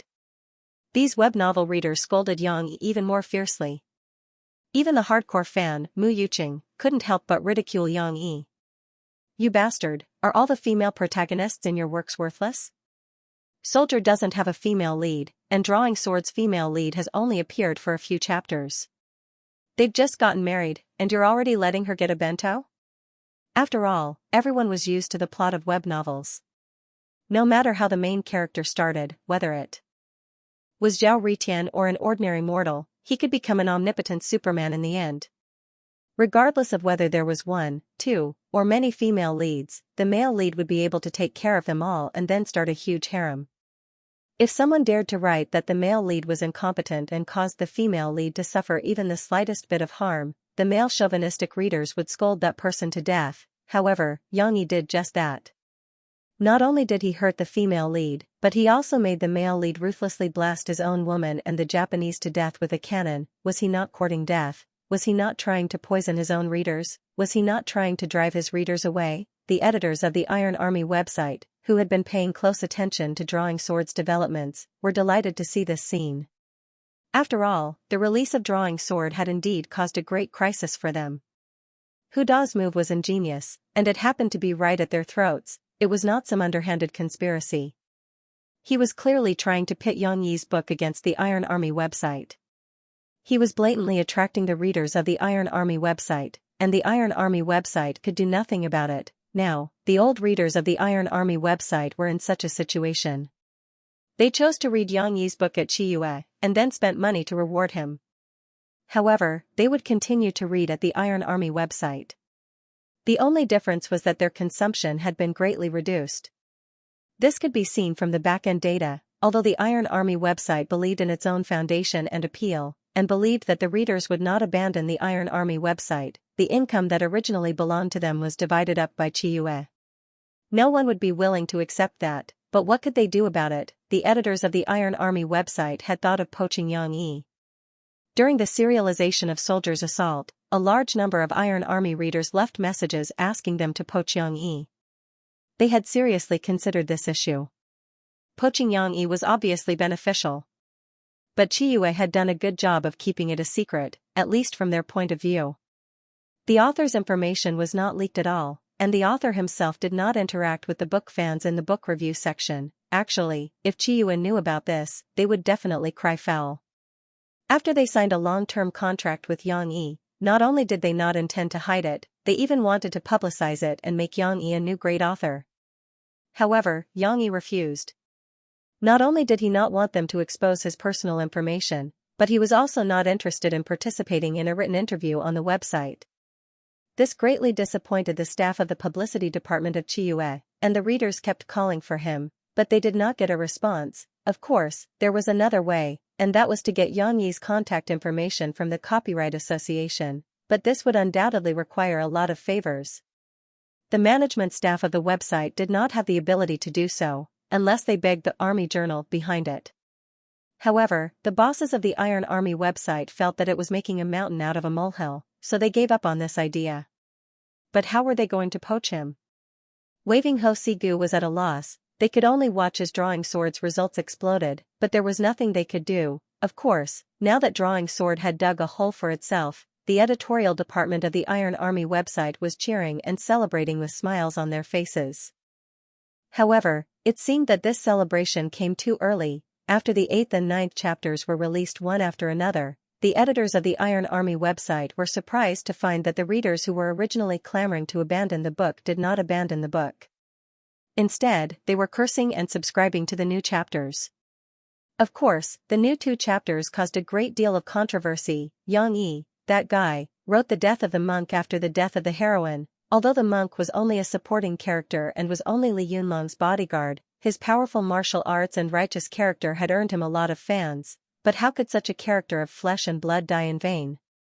Moreover, he did not die at the hands of the ferocious Japanese, but at the hands of bandits, Chinese. The hearts of the readers were bleeding. They did not blame Li Yunlong. Li Yunlong had done well enough. Not only did he disregard discipline and lead his men to eliminate the bandits to avenge the monk, but he also committed the highly controversial killing of prisoners. The readers still loved Li Yunlong to the core, but they also hated Yang Yi to the core. How could he write the monk's death? Although the book review section was filled with criticism, what made the editors of Iron Military uncomfortable was that the results of Drawing Sword were increasing instead of decreasing. The more it was criticized, the more popular its sales were. "Boss, did Chiyu do something to it?" a new editor said indignantly.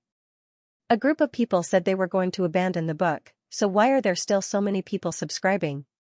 This doesn't make sense. The deputy editor of Iron Military, Ling Yunjuijin, was indeed a balding middle-aged man. He pushed his gold-rimmed glasses up and did not say a word. However, the chief editor next to him was already speaking up for him. "Fishball, what nonsense are you talking about? How can Chiyu tamper with this kind of big data? Don't tell me they're directly giving money to fill the number of subscriptions?" Of course, that was impossible. The fiercer the criticism, the more you can see the reader's fondness for Drawing Sword. Ling Yunjuijin sighed and said, "It's just like those tragic dramas. The more people cry, the more the market." He took the mouse and clicked on the reward section. He pointed to the projection and said to his subordinates, "Look, he wrote the supporting characters to death, but there are still many people who are willing to support him. They're even willing to spend a lot of money to get him to revise the previous chapters." The most extravagant was the Golden Alliance of Drawing Sword. "A reader with the ID military number urges me to report spent a huge reward of 50 million book coins, equivalent to 500,000 yuan, just to leave a message in red. There's still 50 million left. Yang Yi, if you change Shouqin and the monk back, it's yours. If you don't change it, I'll send 100 teddy bears to your house one day." P.S. The joke about sending teddy bears came from the book review section. A book friend said that if Little Frost gets this book, he'll send Tyree Tion to Little Frost. Doryman is scared. The editors of Iron Military were no strangers to this idea. They knew that this person's true identity was a real estate owner who used to be a soldier. After retiring, he started from scratch and was a big boss who was worth hundreds of millions. In the past, he spent no less than 5 million on Iron Military. He was a big fish that even Iron Military had to take care of carefully. However, now that he had gone to another platform and was still tipping the authors of the other platform, the editors of the Iron Army network were heartbroken. "I think it's better if we poach Yang Yi over at all costs." The meeting room was silent for a while. Then, one of the chief editors said, "What kind of conditions did Chiyu offer him?" "We'll give him something better and give him a signing fee." But the problem is, we don't even know where they are. How are we going to poach them? Another chief editor retorted. If we could, we would have done so long ago. Ling Yun, why don't we discuss this with the military's literature department? That's right. With the help of the Army's literature and arts department, wouldn't everything be fine by now? Ling Yun frowned as he listened to the commotion in the conference room. He laughed bitterly in his heart. Too naive. Was it so easy to order those people in the army? Moreover, the relationship between the Iron Military and the Army's literature and arts department had been strained recently. Due to the decline of traditional media, the Army's literature and arts department had been declining year by year. On the other hand, the Iron Military had shown great potential for growth. This made Ling Yun a little unhappy. Every time the leaders of both sides met for a meeting, there would be a smell of gunpowder. Ahem, I think we don't have to go through the Army's literature and arts department. A weak voice entered Ling Yun's ears. Ling Yun's eyes lit up. He pointed at the guy and said, "Fishball, what good idea do you have? Hurry up and tell me." That's right, it was the brash new editor. When he saw that the deputy chief editor had called him out, he mustered up his courage and stood up. He said loudly, "We can ask a good publisher to talk to Chiyu about the physical publication of Soldier's Assault. For such an important matter, Chiyu would definitely give us the author's information, right? As long as we can get in touch with the author, our chance will come." That's right, Ling Yun patted his bald head and laughed. Fishball, that's a good idea. Very good, very good.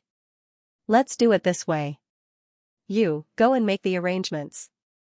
Yang Yi had no idea what the editors of the Iron Military were up to. Yang Yi had been informed by the editor, Chong Zi, about his new book, but he did not look at the reviews and comments section. He also had no intention of changing the manuscript. Yes, a reward of $500,000 was not enough to change the plot of the original novel. Why? Yang Yi's reward for a mission in his previous life was a few $1,000,000. How could a mere $500,000 be enough to make him go away? Furthermore, no amount of money would work. Yang Yi was a man of principles, but, what was he doing? Today, Yang Yi did not open his shop. Instead, he brought Shishi to the bank. Of course, Yang Yi did not have the attributes of Detective Conan. He was just there to withdraw money. The bank was peaceful. There were no bank robberies or kidnappings. As they had made an appointment beforehand, the VIP manager brought Yang Yi and Shishi to a separate VIP room. She was very considerate and gave Shishi a plate of candies and biscuits. Thank you, Auntie. Shishi said sweetly as she snuggled into her father's arms. You have to call me sister. Calling me Auntie is too old. The VIP manager, who was wearing a suit and a skirt, was actually only a few years younger than Yang Yi. However, it was a woman's nature to dislike being called Auntie. Back to the topic, the VIP manager confirmed with Yang Yi, Mr. Yang Yi, are you going to withdraw $1 million in cash? That's right. Yang Yi nodded. But it's not convenient to carry $1 million in cash around. It's also not safe. Sure enough, Xianxia Bank was just as evil. She tried her best to persuade him to stay. Why don't you deposit your money in the bank? We have a very convenient wealth management product here. Your money can be withdrawn as soon as you deposit it. The interest rate is higher than a current account and the income is calculated daily. Yang Yi was very firm. He waited for the VIP manager to catch her breath and expressed his attitude. No, I want to withdraw cash. The VIP manager tried her best, but Yang Yi still wanted to withdraw the money. In the end, she could only ask the security guard to send the money up. Yang Yi prepared his own luggage to withdraw the money. Seeing Yang Yi put the stacks of money into the bag, the VIP manager's heart was bleeding. She could not help but say, Mr. Yang, it's not safe to carry so much money on the road. Yang Yi smiled faintly. He looked at her calmly and said, Is it? Thank you for your reminder. Let's go, Shishi. The little girl reluctantly looked at the untouched candy on the plate, but she still obediently jumped down from the chair and ran over to her father's empty left hand. Goodbye, Auntie, Shishi said obediently. The VIP manager's mouth twitched when she heard that. She could only force a smile. Just like how he didn't care when he bought a car with $2 million, Xianxia carried the bag of money and calmly walked out with Xixi. It was as if they were a father and daughter traveling with their luggage. No one would look at him. Xianxia was still looking forward to it, but there were no blind robbers rushing out. So he threw the money into the back seat of Tyrannical Wolf and left with Xixi. Modified version: when he got home, Xianxia waited for Xixi to go to bed before he took the money in the 2 luggage bags to the study. The money that Xianxia had withdrawn from the bank that day was in the gray luggage bag. It was his income from the book Soldier's Assault last month. The other dark green duffel bag contained the reward he received for reporting the corrupt official. Of course, it was no longer 2 million. Xianxia had bought the car, renovated the coffee shop, and other expenses. He had spent more than 800,000, close to 900,000, that was quite a lot. Luckily, Xianxia easily got it back. He opened the dark green luggage bag and took out the scattered money. Then, he took out the money from the gray luggage bag and placed it neatly into the dark green luggage bag. He counted until the money in the dark green luggage bag reached 2 million. There was still 122,700 left in the gray luggage bag. Xianxia took it out and placed it neatly in the drawer in his study for his daily use. Xianxia liked to keep a large amount of cash at home. On one hand, it was because the concept of mobile payment didn't exist in this world. On the other hand, it was because of his habit from his previous life. He could take the money and run away anytime. Even though he didn't need to do that now, Xianxia still lacked a sense of security. Speaking of which, after Xianxia tidied up the dark green luggage bag, he finally let out a sigh of relief. Back then, when he took the 2 million from the corrupt official Luo Jinrong's vault, Xianxia thought that he could take it with a clear conscience, just like in his previous life, and leave with his reward. However, under Mo Fei's interrogation, Xianxia found that although he had deceived her by making up a lie, there was a heavy shackle on his heart. It turned out that there were so many restrictions in the world of ordinary people. Xianxia gradually distinguished the conflict between his previous life and his current life. Take the reward for example. Xianxia might have thought of it as a reward for his efforts, but to ordinary people, the money was ill-gotten wealth. How could the corrupt officials take the wealth of the people and use it for themselves, carrying out justice on behalf of the heavens, and you still want to steal while you're at it? Then what right do you have to say that you're walking on the path of justice? If he had even deceived his own daughter's mother, how could he use this money with a clear conscience? Since he had decided to completely integrate into the world of ordinary people, Xianxia was also slowly changing his mindset.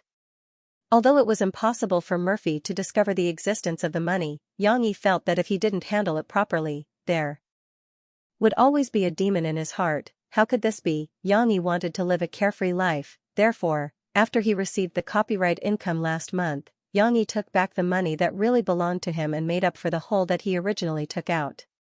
The only thing left was how to deal with the 2 million. Fortunately, Xianxia already had a plan.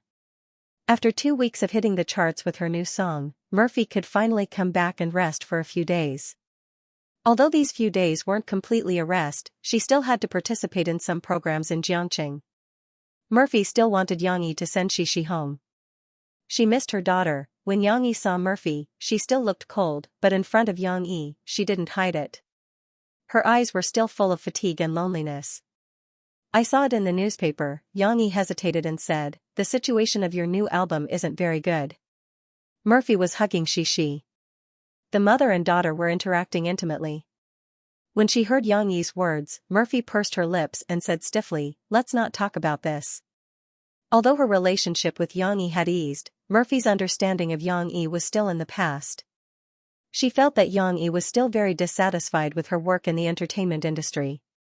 Therefore, if she could avoid talking about this with Xianxia, she didn't want to talk about it. What's more, Murphy had been beaten black and blue by the poor sales of her album in the past 2 weeks. Home seemed to be her only safe haven. Why would she involve those troubles? Murphy's tone was still very uncomfortable, but Xianxia was still not angry. He still felt that Murphy's situation was very bad, but the problem wasn't with Murphy herself. It was just that the songs in her new album were too bad. If he were to write songs for Murphy, with Murphy's ability, it wouldn't be impossible for her to return to the top. What's more, he could sell songs to an unfamiliar singer like Xianxia. How could he just stand by and watch Murphy be depressed? She is Xixi's mother. Yang Yi muttered to himself for a moment and said, I think that I might be able to help you. Murphy was a little unhappy. She interrupted Yang Yi and said irritably, no need. You stay at home and take care of Xi. Let me deal with the problems in my career, okay?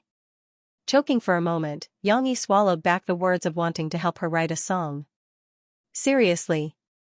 A dog biting Lu Dongbin, she doesn't know how to appreciate kindness. Yang Yi was also a guy with strong self-esteem. He didn't want to shamelessly stick to other people's cold buttocks. Murphy looked at Yang Yi and didn't say anything. She was actually a little flustered in her heart. Of course, Murphy didn't know what she missed out on, but she didn't know why, but she inexplicably cared about Yang Yi's feelings. Would he be angry? Sigh, did I lose my temper again just now? Fei started to blame herself.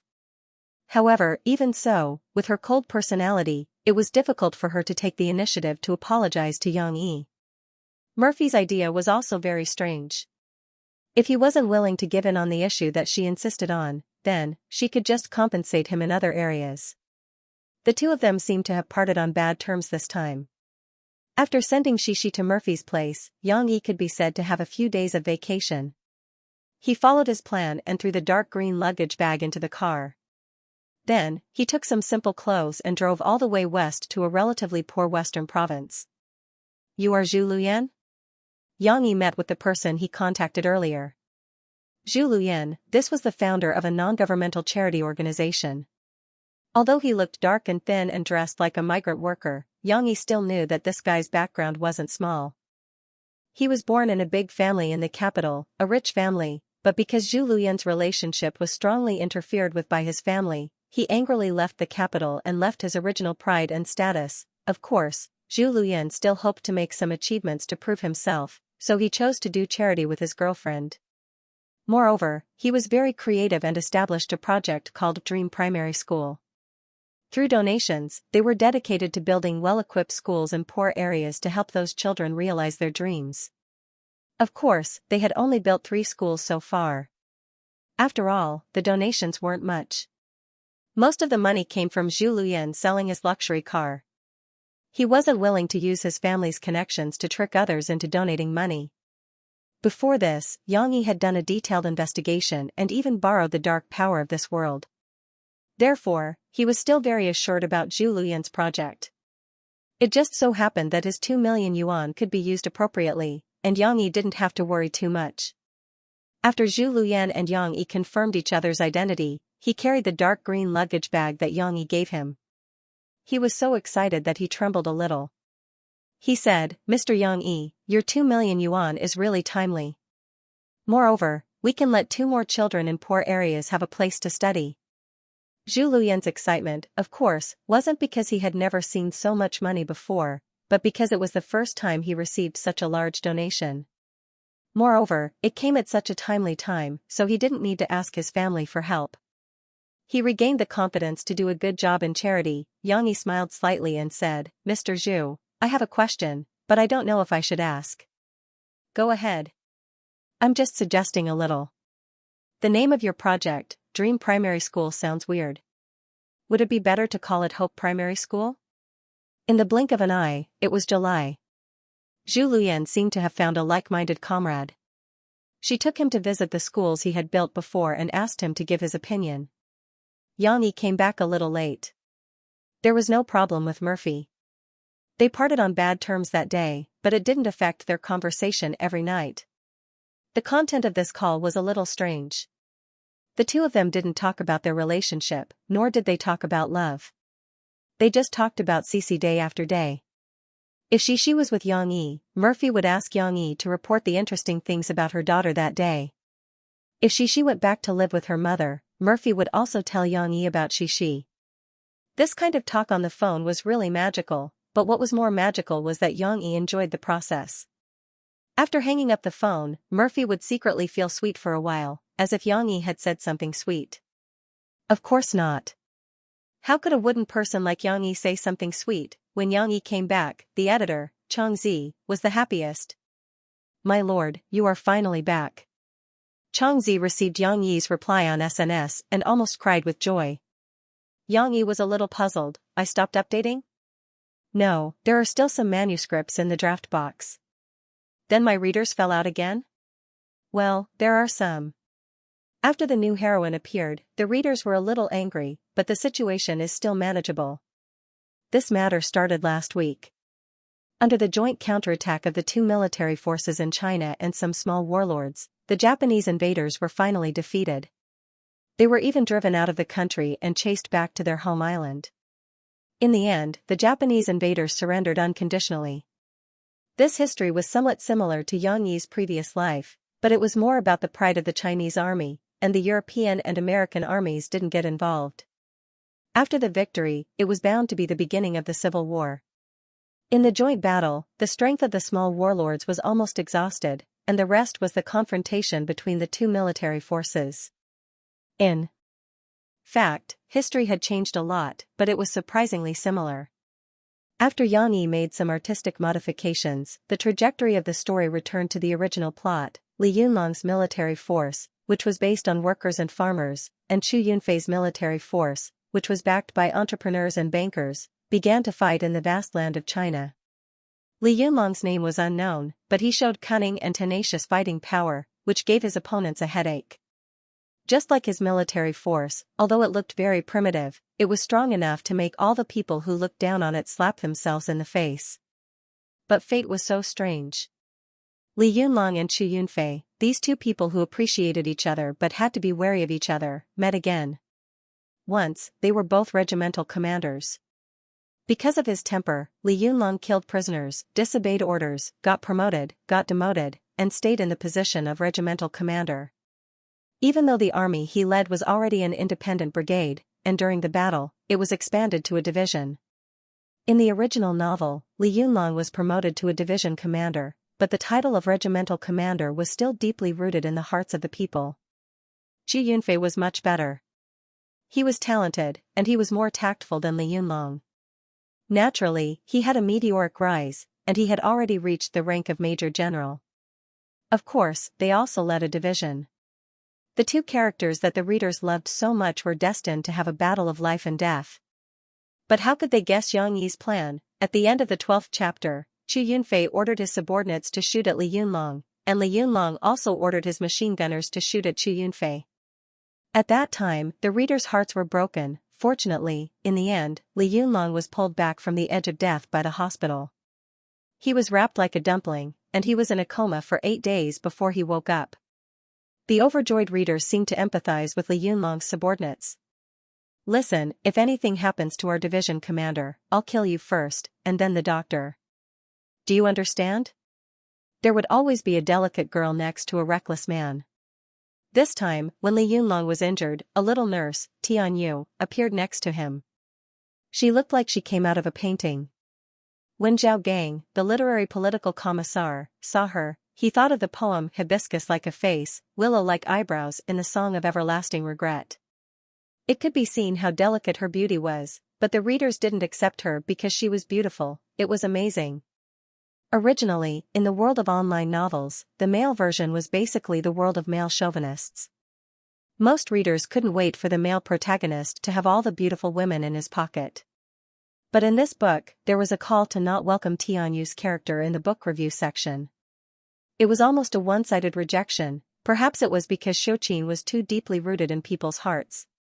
Shouldn't the strong woman who was still stubborn and willing to sacrifice for her man be the perfect match for a man like Li Yunlong?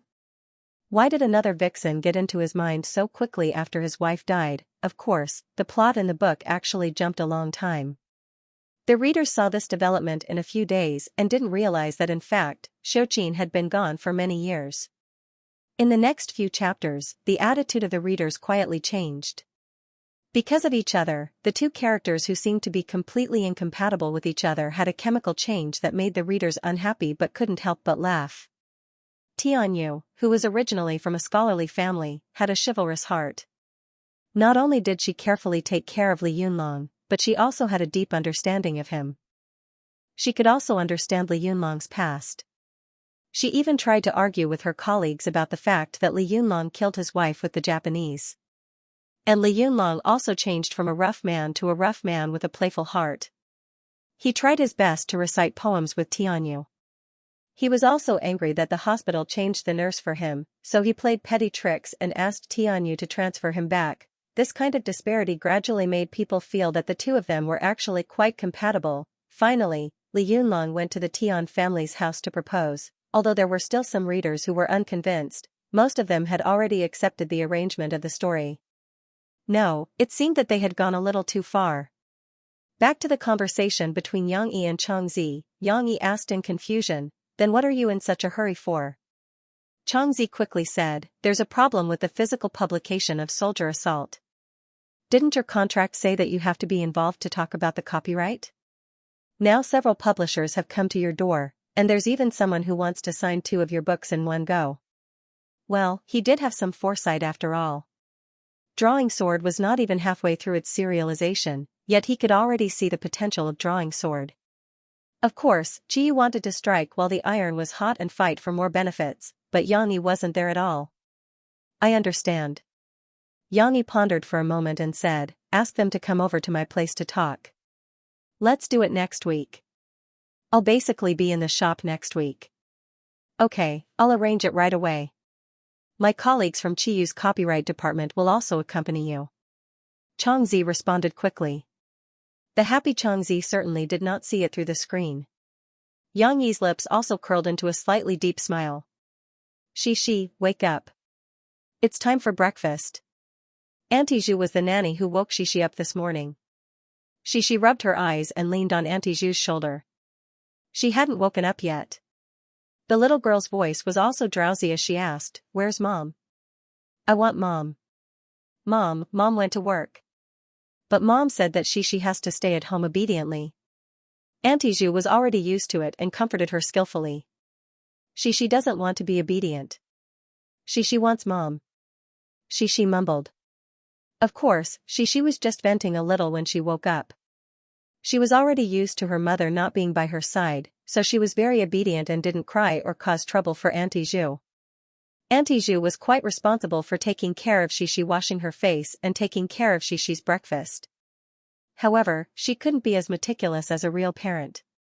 When she was feeding Shi porridge, she still turned on the TV and focused on it. "I want to eat sandwiches and drink juice." Shi grabbed her little feet and protested. The little girl was unbridled when Murphy wasn't by her side. Usually, Shi was focused on cultivating Murphy into a little lady. She wouldn't allow Shi to play with her feet with her hands. Dad seemed to allow it, but Yang Yi would definitely ask Shi to wash her hands. "Auntie will buy you sandwiches tomorrow. There's juice in the fridge. Drink it after you finish the porridge." Auntie Zhu stuffed another spoonful of porridge into her mouth. Shi's mouth was stuffed with porridge. She swallowed it uncomfortably before she had the chance to continue speaking. "No, I want to eat the delicious sandwiches that Dad makes and drink juice made from oranges." "You still have to eat well." Auntie Zhu didn't care. She continued watching the TV and said, "You have to eat well to eat a lot of delicious food." What kind of logic was this? She couldn't understand. When she was at her father's place, sandwiches were rice. Moreover, when they were eating together, her father would make a lot of delicious food.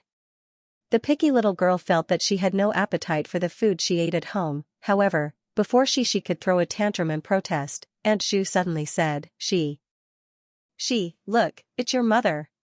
Shi's attention was immediately attracted. She widened her eyes and focused on the television because her mother really did appear on the television. Last month, the former pop queen Murphy came back and released her new album, 9 Years of Murphy. However, the current market performance is relatively low. Some experts have analyzed that the reason for Murphy's predicament is that the quality of her works has greatly decreased after her comeback, which is really disappointing. The video shown on TV was a clip of Mofei's participation in a music program. However, this news was still connected to the so-called expert and music critic. That person said, "A month ago, I had already expected that the results of Mofei's new album would not be much better." Why? First, her new album was too rushed. From the news of her comeback to the announcement of her new album, only a few months have passed. Any outstanding album needs the singer to carefully polish it. If the album is not made with effort, how can it sell well? Here, I have to mention Li Man. Now, Lee Man-man's status in the music industry is not lower than Murphy's before she retired. However, Lee Man-man still spent a long time perfecting her music. I believe that the new album that she promised to release in January next year will definitely sell well. As I said earlier, this is only one of the reasons. There is another reason. It's just that I don't think Mo Fei's character is good. Previously, teacher Lu Shifeng openly criticized her on the show. Later, many musicians in the industry also expressed a lot of opinions. Of course, they didn't make it public. The reason why I know is that I'm familiar with them. Her character is not good, and she has offended many people. Murphy wants to easily return to the peak after her comeback. How is this possible? If she can still become popular, wouldn't it be unfair to other hardworking children, such as Lee Man-man? This guy said a lot, but he always had a feeling that he was stepping on Murphy and flattering Lee Man-man. In fact, he received money from Lee Man-man. Only a small TV station that Aunt Zhu liked to watch every day would invite such a person to spout nonsense. Aunt Zhu, of course, still stood on Murphy's side. She said angrily, "This person is talking nonsense. When did your mother not work hard? I feel distressed. She is such a good daughter. She practices singing every day and works hard. How can you say that she is not hardworking?" She was actually confused when she heard that person's words. As a child, how could she understand so many words? At most, she felt that this person was not saying anything good. But after listening to Aunt Zhu, the little girl said angrily, "My mom is not hardworking. Mom is very powerful." She seemed to equate hardworking with being powerful. Sigh. Aunt Zhu sighed, "But your mother is in a bad situation now. The news said that she released a new album, but the results are very bad. Mom won't." She was stunned. She felt a little wronged. She rubbed her eyes and refuted. Aunt Zhu didn't pay attention. She was still watching the TV. She casually said, "It is very bad. The album sold very little. Some people said that they don't want it even if they give it to others for free." "That's not it." She's big eyes were full of tears. She choked and said. She couldn't accept the fact that her most admired mom was not good. "Aya, my little ancestor, why are you crying?" Aunt Zhu noticed at this moment. She quickly put down the bowl and hugged Shi. She coaxed, "Do you want to drink juice? Aunt will get it for you now." "Oh." She shook her head and sobbed, "I don't want juice. I want Mom." "Aya, where can you find your mother at this time? Your mother is working hard. Otherwise, how can she have the money to buy Shi nice clothes?" Aunt Zhu said. Then she doesn't want nice clothes. She wants Mom. The little girl thought for a moment and added, "Papa has money. I'll ask Papa to give Mom money." This seemed like a good idea. Your father's money is your father's money. Why would your mother want your father's money? Aunt Zhu's attitude was actually similar to Mo Xiaochuan's. She felt sorry for Murphy and was a little disgusted with Yang Yi. She snorted and said. However, she didn't listen. She felt that she seemed to have found a very good idea. "I'll find a chance to tell Papa and ask him to help Mama." She was happy. She missed her father a little. What Mo Fei didn't know was that her daughter's amazing way of thinking had actually helped her a lot. Of course, this was all in the future. Right now, Murphy had unknowingly been set up by someone to cause trouble. P.S. Everyone is still wondering if the protagonist will write a song for Murphy and when. Don't worry, he will definitely write it, but it won't be the first album, nor will it be these chapters. After all, Murphy's new album is still on the charts. Even if he starts preparing for the new album, he still needs a buffer. Little Han likes to write different routines from other novels. Even if it's writing songs, or the upcoming scandal, the development of the story will definitely be different from what you think. If it's like other novels with all kinds of routines and all kinds of dazzling light, then what's the point? So calm down and watch the development of the story. Anyway, little Han won't write a tragedy. Everything is for a better future. Sister Murphy, please wait a moment.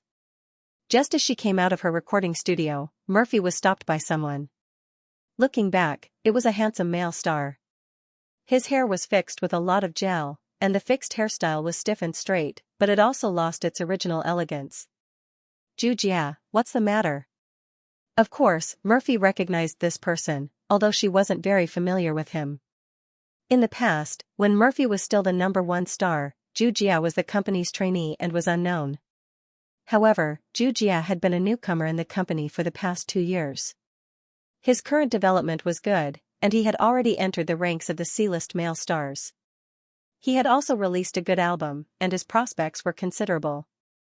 Murphy had a deeper impression of last month's company meeting, when Sister Ling asked Murphy to take care of Xianxia. However, Murphy wasn't the kind of star who was good at dealing with people. Her connections were shallow, and she was currently in a difficult situation, so when it came to supporting the younger generation, she was powerless. When she saw Xianxia, Murphy still felt apologetic, and it was rare that she didn't put on a cold look. "It's like this, Sister Murphy, you are my senior and have participated in many activities, so you have a lot of experience. Right now, the company is sending me to attend an award ceremony hosted by Southern Media. I would like to ask you about some things that I should pay attention to." Xianxia's eyes flashed with an inexplicable light as he deliberately got closer. Murphy furrowed her brow slightly. She wasn't used to this kind of intimacy, but because she felt apologetic, she didn't want to appear too distant. So, she held back her discomfort and said, "You need a date for the award ceremony." Xianxia seemed to be listening obediently, but in reality, he was paying attention to the other side from the corner of his eye. When he saw a hand gesture, the corners of his mouth curled up. "Sister Murphy, I know you're busy. Why don't we talk while we walk? I'll help you carry your bag." Xianxia eagerly extended his hand, seemingly a little flustered, and just happened to place it on Murphy's slender hand. Murphy reflexively retracted her hand with her brows knitted. However, she still held back her anger and did not flare up. "It's fine, Xianxia." Xianxia brilliantly retracted his hand. He was also thick-skinned as he chuckled, "I'm sorry, Sister Murphy. I was too eager to show off, so. Please forgive me for my rudeness." Since the other party had already apologized, how could Murphy still put on airs? She forced a smile that was so fake that even she felt uncomfortable. "It's fine. Where were we?" Murphy really did have something on, so the two of them switched to walking and talking. Murphy wasn't used to Xianxia's cologne, so she wrinkled her nose and took a few steps forward. But Murphy didn't notice that when she was trying her best to impart her experience to the other party, Xianxia wasn't listening seriously. He pretended to walk steadily, but his right arm was raised and placed behind Murphy's back. "It's roughly like this. Do you remember it all?" Murphy still said a lot seriously before turning her head to look at Xianxia. Xianxia had already pulled his hand back as if nothing had happened. He scratched his head to cover it up and smiled flatteringly. "I remember, Sister Murphy. You're really amazing. Thank you for your help. Why don't I treat you to a meal tonight?" Murphy of course shook her head. She felt uncomfortable being so close to this Xianxia. She didn't know why, but there was a strong sense of repulsion in her heart. "It's fine. I still have something on tonight," Murphy said coldly. This was Murphy's style of euphemism. Xianxia smiled brightly. He didn't continue to pester her. Anyway, today's harvest was enough. Murphy actually didn't have anything to do in the evening. She just had to send Xianxia to her father's place. Starting tomorrow, she would fly all over the world again. In the last week of the new album promotion period, the company arranged a lot of itineraries for her.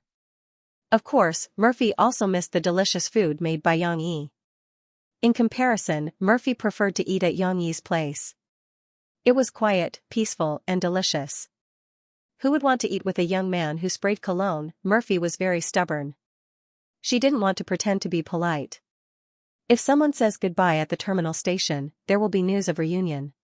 If at the terminal station, I think you will meet again one day. Xianxia crossed his hands and sat at his bar with his eyes closed. He quietly listened to the popular old song The Terminal. It was indeed an old song. It had the charm of the slow-paced songs of the 1970s in his previous life. He needed to close his eyes and enjoy it carefully. It was also played with this kind of surround high-fidelity sound equipment, which always made people feel peaceful. However, a series of ringtones broke the peace. Xianxia frowned. However, when he saw that it was Murphy's call, he quickly stopped the music and answered the phone. Papa. Xixi's crisp voice came out. Xianxia couldn't help but smile. Well, Papa is here. Xixi is coming to Papa's place. Papa, are you very happy? The little girl giggled. She began to take the initiative and asked about her father. Of course I am happy. And Mama? Xixi giggled. Mom said she wants to eat Papa's cooking. She wants to eat with Xixi and Papa. Xianxia also heard that Murphy seemed to have been exposed. She shouted angrily, Xianxia. That's no problem. Papa will prepare delicious food for you. Xianxia said softly. Okay. Xixi cheered happily. The little girl chatted with her father for a while before Murphy grabbed the phone. She was a little embarrassed and pretended to be indifferent. Don't listen to Xixi's nonsense. I'll bring her here now. You don't need to pick her up. Xiaowan happens to be free. Please take care of Xixi. I have to go on a business trip tomorrow. Well, as for dinner, if you still have food in the fridge, I can eat some. If it's not convenient, I'll treat you to dinner outside at a hotel. Murphy pretended to be casual and said, It's a meal for you. We don't owe each other anything. Xianxia was actually a little unhappy with Murphy's attitude. If it was someone else, he wouldn't be interested. But after all, it was Murphy. Xianxia didn't care. He also pretended to be casual and said, Why go to a hotel? Can those chefs cook better than me? Anyway, I'm used to cooking for one more person. Since you're here, I won't waste it. Let's see who is more casual and who doesn't care more. Murphy gritted her teeth and said snappily, That's not enough. Xiaowan is also here. Mo Xiaowan was driving. When she heard this, she quickly said, No, sister. I have something to do later. There's a dinner party. I don't need to go. Of course, she was lying. In fact, she was unwilling. Last time in Shanghai, Mo Xiaowan could see that the relationship between these two guys had eased. Instead of going up and watching the two of them being lovey-dovey and being abused, she might as well go for a ride. Maybe she could meet a handsome guy on campus. Since Murphy was coming, Xianxia was not in the mood to open the restaurant. Anyway, there were only a few customers a day. Therefore, he took off the sign early, closed the door, and went upstairs. Xianxia knew that Murphy had been so busy these 2 months that she did not eat regularly, so her appetite was not very good. Therefore, he did not intend to prepare a few dishes casually. When Murphy and Xixi arrived home, Xianxia was wearing an apron and carrying a spatula in the kitchen. Where's Xiaowan? Xianxia asked in surprise.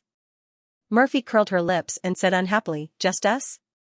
Do you think that everyone is willing to appreciate your cooking? Xiaowan has an appointment. I don't know which handsome guy stole her heart. This woman, when facing Xianxia, seemed to gradually put down the defenses in her heart. Her every frown and smile was full of charm, and she was no longer like before when she had an ice-cold expression on her face every day. Papa, it smells so good. Xixi could not wait to take off her small leather boots and walk in front of him in slippers. She went to the second floor and sniffed like a puppy. Her eyes were shining as she said, Is it time for dinner? Xianxia took Murphy's bag and walked at the back. He smiled and said, Not yet. We have to wait. The delicious food needs to wait for a while more. However, a few minutes after Xianxia went into the kitchen, he came out again, holding a plate of strawberries with frost. Murphy and Xixi were very hungry when they saw the bright red strawberries. However, the middle of the strawberries was hollowed out. They did not know what white thing was inside, so they were very curious. What is this?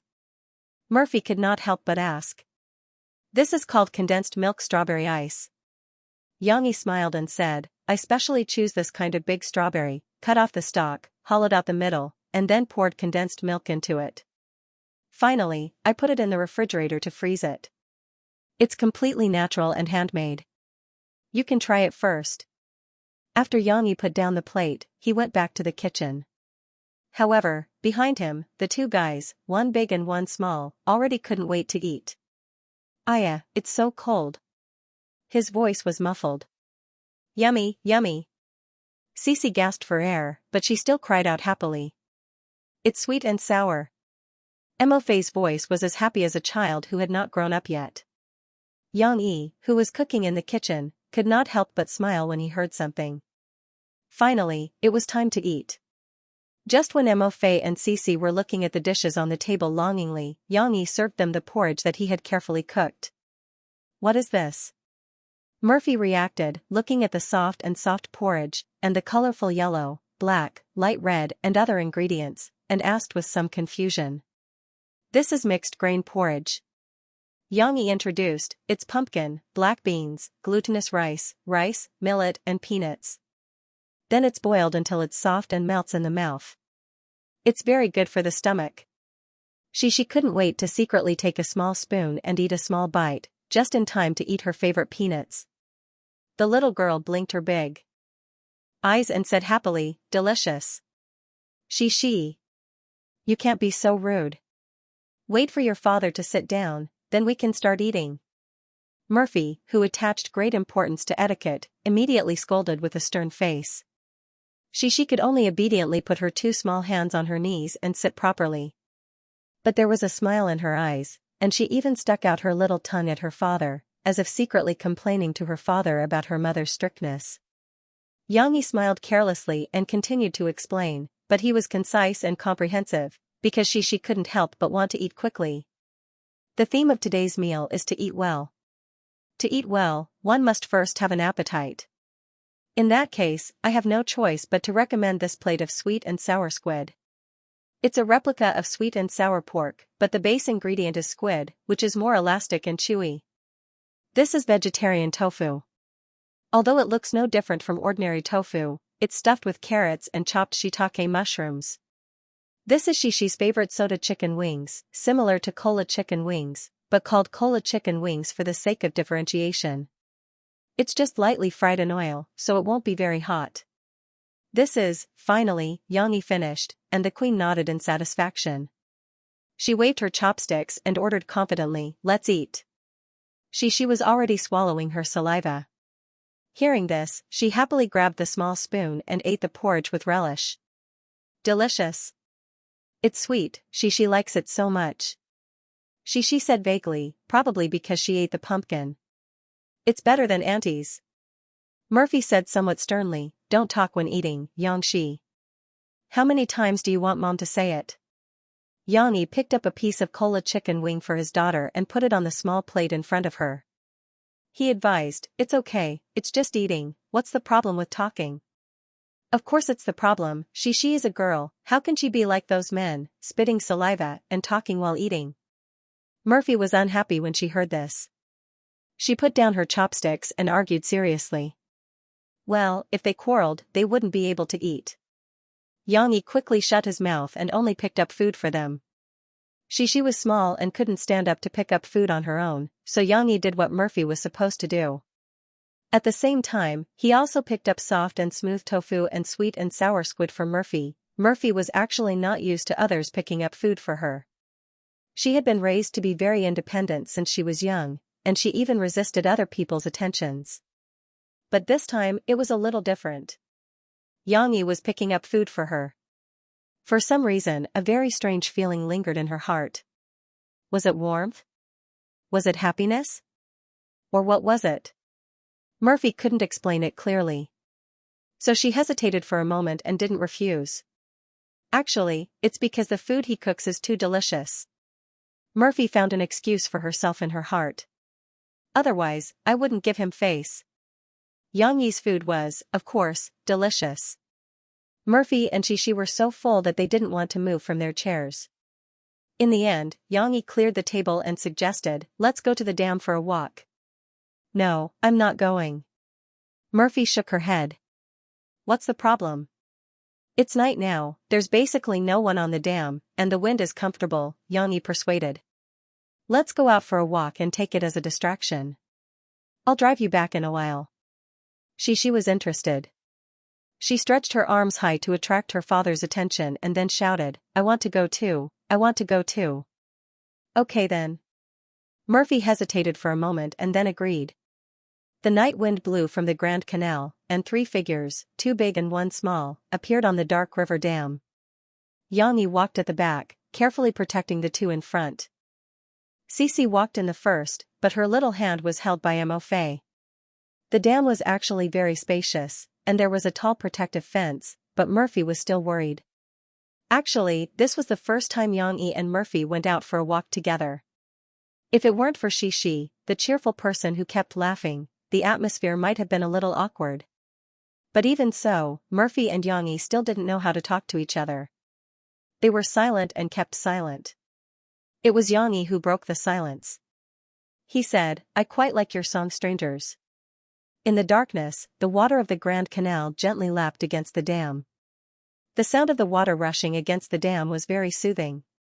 Murphy turned her head and saw Xiaoyi's bright eyes in the darkness. As if they had a telepathic connection, Mo Fei said softly, "How about I sing it for you now?" "But there's no accompaniment," Xiaoyi said with some regret. "The inky cold night rain can't wet my heart, just like this old road, can't wait for the person to come, forever unable to rush, that deep mark of love." Murphy's ethereal voice, with its own melody, was already softly singing. Xianxia closed his mouth and listened quietly. Xi, who liked her mother's singing the most, was no longer naughty. She obediently followed her mother's steps, as if she was also following her mother's rhythm. "You said that this road is a little dark, but you're not willing to accompany me. The so-called care is only left with indifference. I can only bear the sadness alone." Murphy's singing was sad and tired, like an intoxicating red wine. Xianxia was a little intoxicated listening to it. Xianxia looked at Murphy's beautiful figure in the darkness. This quiet and beautiful woman was like an orchid in an empty valley, and actually made people feel pity for her. He couldn't help but have some fanciful thoughts. Strangers. Then, what road were the 2 of them walking on now? After sending off Murphy, Xianxia welcomed a new customer the next day. The deputy manager of the copyright department and the managers of several publishing houses accompanied by him came to Xianxi's coffee shop. This time, Xianxia didn't treat them to the best coffee. He put away his treasured Blue Mountain and mandolin. Instead, he made a simple mocha with milk and sugar cubes, which was praised by everyone. Obviously, there was a lot of flattery involved. Xianxia smiled but did not say anything. He secretly rejoiced in his heart. When it came to negotiations, Xianxia was not an expert. His best helper was Guozi. Although the little fatty had already finished his college entrance examination, he gave Xianxia a call with a smile and went on a graduation trip with his classmates. Naturally, he could not be counted on. However, although Xianxia did not know how to negotiate, he had brought a magical skill from his previous life, acting. Moreover, he acted like he had a card up his sleeve. When the negotiations started, he acted like he had a card up his sleeve. He asked the publishing houses to use the method of bidding and show him the conditions they had drafted. "I hope that everyone can be honest. I will choose the final publishing house according to your conditions. After that, we will discuss in detail. This is to avoid wasting everyone's time," Xianxia said with a smile. The managers of the publishing houses looked at each other. This was the first time they had met an author like this. "Manager Huang, isn't this a little problematic?" One of the managers could not help but ask the person in charge of the copyright department. "I don't think so." Another manager agreed. Deputy Manager Huang of the copyright department smiled bitterly and shook his head. He said, "I think it's okay. Cough cough, it's like this. Because we have discussed with Mr. Xianxia before, he will have the final say in the transaction of the physical publishing rights. Therefore, we will discuss according to Mr. Xianxi's request. You can think about it. If you don't want to participate in this bid, it doesn't matter. Even if we don't have a deal, our friendship is still there." Xianxia also looked unyielding.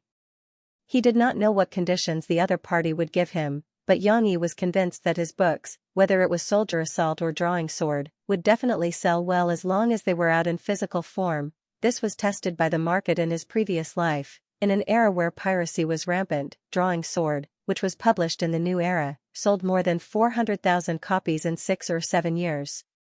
It was obvious how valuable it was. In this world where copyright awareness was strong, Yang Yi could already foresee the prospects of his two so-called web novels and physical book sales leaps and bounds. Therefore, he was confident that he was not afraid of negotiations. Sure enough, after the managers of several publishing houses looked at each other, the manager who shouted the loudest was the first to pick up a pen and paper. The others also swarmed over and almost fought over it. The selection process of the hidden bid was needless to say. In the end, Yang Yi picked up an envelope and said loudly like a broker at the stock exchange, "Mr. Liu from Sahara Publishing, congratulations. We can discuss further in detail now." A thin man with messy hair stood up in surprise. He raised his hand and said, I'm Mr. Liu." However, Yang Yi's choice caused an uproar in the room. Even Deputy Manager Huang was surprised. "Are you kidding me?" The manager who shouted the loudest just now jumped out again. He shouted angrily, "What kind of conditions did Sahara Publishing offer you? I don't believe that a small publishing house like them can offer better conditions than our big publishing houses." "Well, I'm sorry. It's not convenient for me to disclose it to you." Yang Yi smiled and refused. Deputy Manager Huang couldn't help but stand up. He said, "Mr. Yang Yi, although it's not suitable for me to interrupt at this time, shouldn't you consider it again? In terms of scale, Sahara Publishing is indeed smaller than the other three. Even if the conditions given to you are better now, in the long run, it's difficult for them to give you the benefits from sales to be comparable to the other three." "That's right. You're too short-sighted." The other three managers echoed one after another. The thin Mr. Liu actually didn't have much hope when he saw the other three competitors, but now that he was chosen, he was as happy as if he had won a prize. But now that Deputy Manager Huang and the others said so, he became nervous again. He was afraid that the duck that was in his mouth would fly away again. He quickly said, "Although our publishing house is not big, we are very sincere. Mr. Yang, we can still discuss the conditions that you just wrote." Yang Yi raised his hand to quiet them down. He said faintly, "Actually, the reason why I chose Sahara Publishing was not only because the conditions they offered were very sincere, but also because they have an advantage that the other three don't have." This time everyone was stunned. Didn't Sahara Publishing say that it was smaller than the other three? What? The one who shouted the loudest couldn't help but ask. "Sahara Publishing has an additional channel to sell physical books online compared to you all," Yang Yi said faintly. In fact, Yang Yi wasn't calm. The online shopping model in this world had only shown a small sign, and it wasn't as big as Taobao in his previous life. Yang Yi was surprised by Sahara Publishing's foresight. Their boss set up an online website to sell physical books. Readers could pay for books through registered mail or bank transfer, and then send the books to the readers through the library. This model was very similar to the earliest Zhua, 99, and Dang Dang in Yang Yi's previous life. It could be said that this was the prototype of an online bookstore. What's the difference between this and online novels? Hee, with this kind of online sales, they won't be able to sell more than a few books a month, and the readers still have to pay for the books by mail. It's not even as good as us. Our company has connections with Far East and Zhonghua bookstores. There were always people who were still stuck in the old mindset, and they mocked Yang Yi's choice. However, Yang Yi's choice didn't change, and he calmly apologized to the other party. In the end, only Yang Yi and Mr. Liu were left in the coffee shop.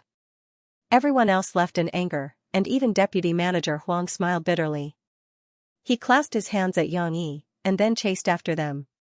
Deputy Manager Huang felt that the profits from physical sales of Yang Yi's books weren't a big deal, but he still had to establish good relations with these publishers. After all, online literature was still the weak side, and publishing houses had a lot of resources, and there were still many things that needed to be done with them. Then, Mr. Liu, whose hair was messy, said nervously.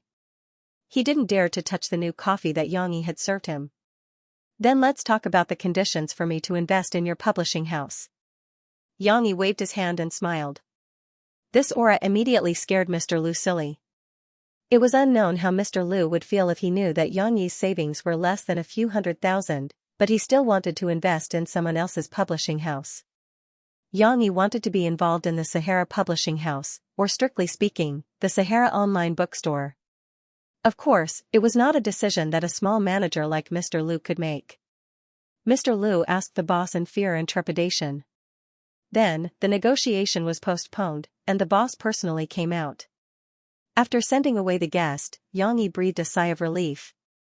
At this time, Xianxia, who was hiding on the sofa and peeping at them, ran over and acted like a spoiled child, asking her father to hug her. Yang Yi doted on the little girl a little. After all, she was the closest person to him in terms of blood and affection. He picked up Xianxia and let her sit on his strong arms. "Papa, do you have a lot of money?" Xianxia's voice was soft, and her small hands were also soft. She grabbed the flesh on her father's cheek and played with it while asking. Yang Yi's whole body was full of muscles, but when his daughter grabbed him like this, even steel would turn into molten iron.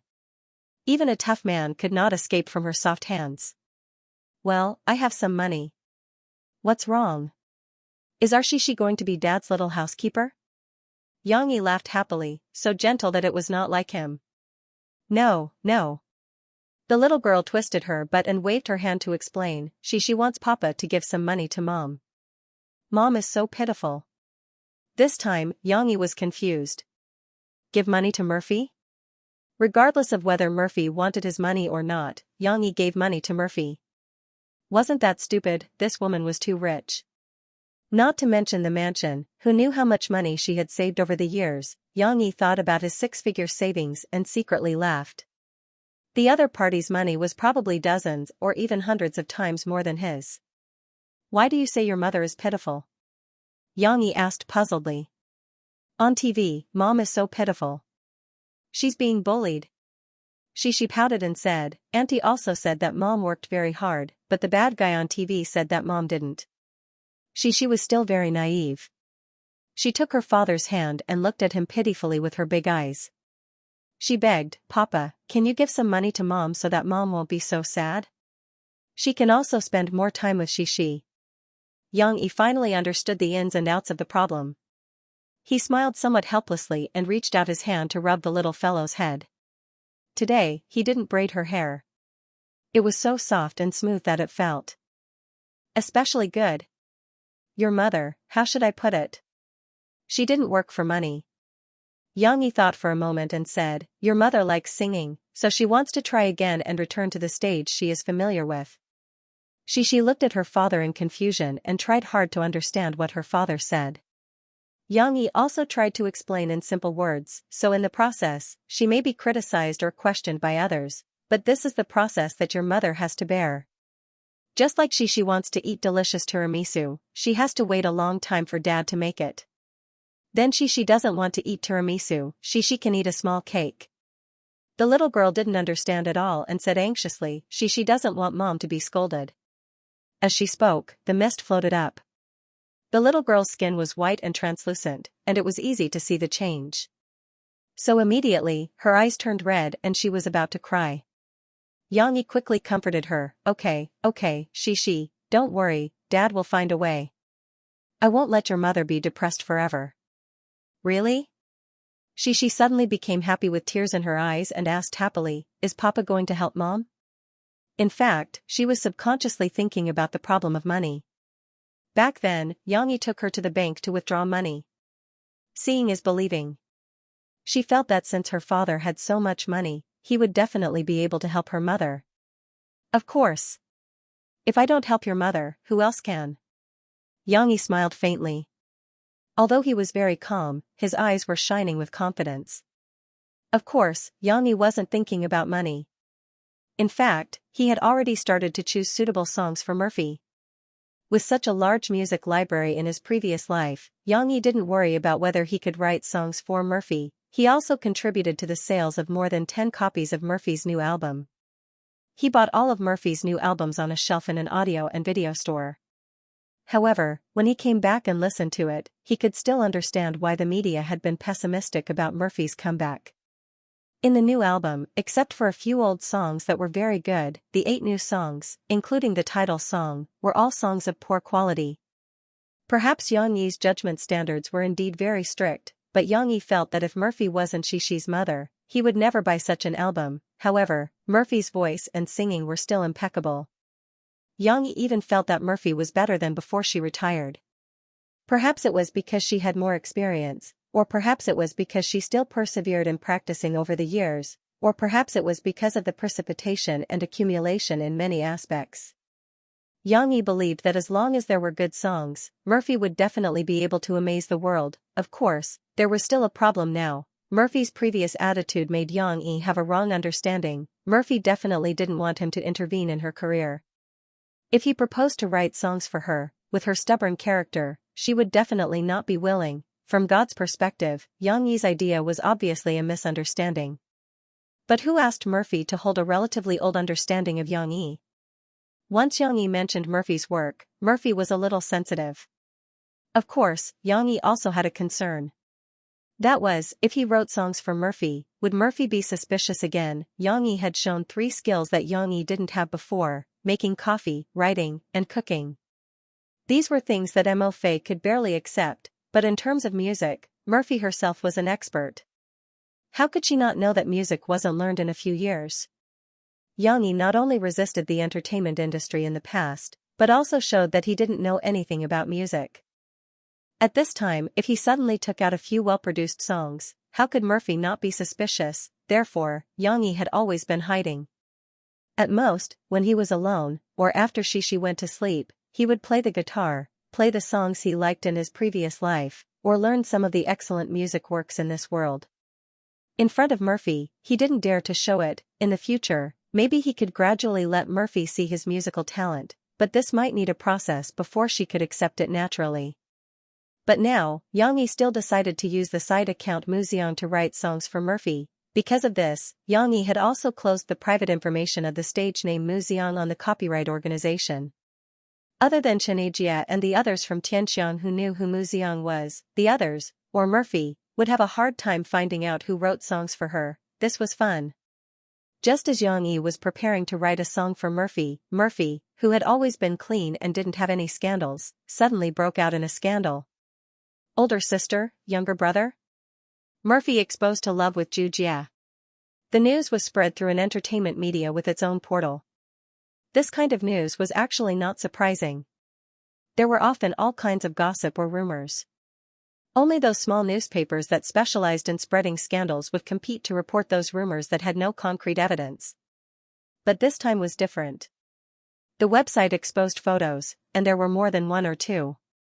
Although they were secretly taken, it could clearly be seen that Zhu Jia and Murphy were talking intimately. What's more, in the last photo, it could be seen that Zhu Jia was hugging Murphy. What if this wasn't concrete evidence? Then what was? Immediately, all the major media and tabloids reprinted it. The media was still okay, but the tabloids had no integrity at all. Shocking. Jade female songstress actually did such a thing with underage man. This was the title of a tabloid in Guangdong province. It was quite similar to the style of the UC shocking department in Xianxia's previous life. It was said that after it was printed, the sales increased greatly. Frustrated in the music world, successful in love, Murphy fell into the trap of love?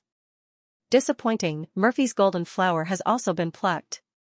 Murphy, who had been silent for a long time because of the album, once again appeared on the headlines of major media. This news was really too hot. Whether or not they were Murphy's fans, people who had once understood Murphy's brilliance were all talking about it. The sudden surge in popularity also added fuel to the sales of Murphy's new album, but Murphy wasn't happy to see this scene. After she learned the news from Mo Shaowan, she angrily rushed back to Jiangqing and directly rushed to Sister Ling's office. Why did you do this? Murphy gritted her teeth and asked angrily. What do you mean? Sister Ling pretended to be innocent. But Murphy didn't buy it. She tightly gripped the back of the chair and said, Sister Ling, we've worked together for 7 or 8 years. Do you think I don't know what you're best at? But we've always agreed that I won't touch these things. Why are you still using me? Use you? At this moment, Niao Meiling did not pretend anymore. Ignoring Murphy's frown, she lit a thin and long cigarette, took a puff, and then leisurely said, Murphy, how old are you? How can you still not distinguish between good and bad? Should I use you or help you? Without waiting for Murphy to respond, she threw out a document and said to Murphy, look at the sales of your album. It's all thanks to the hype over the past 2 days. Otherwise, where would you get more than 200,000 yuan? In the last week, except for a few relatively BT albums, normal album sales will enter a period of weakness. Murphy's album is the same. Before the sales increase, there are only 5 or 6,000 copies left. To suddenly increase to more than 100,000 a day, this is obviously more surprising. But I don't need it. Murphy said coldly, I don't need such results. Even if I lose, I want to lose fair and square. Murphy's personality is very straightforward, or it can be said that she is a clear stream in the entertainment industry. She wants real results and can't tolerate a little sand in her eyes. Murphy, you have to understand. Niall Miling shouted and said, now you are no longer the top star from before. You can't even enter the A-list. The company still gives you so many resources, but your results can't be compared to others. Song Yun, Han Fei their last album's results are better than yours, right? Why are you still so arrogant? You don't listen to the company's arrangements? Murphy was stunned. She looked at the other party in a daze and suddenly felt that this sister Ling, who used to like and understand her, was a little strange. Niall Miling also realized that her tone was a little harsh and accidentally shouted out the fire in her heart.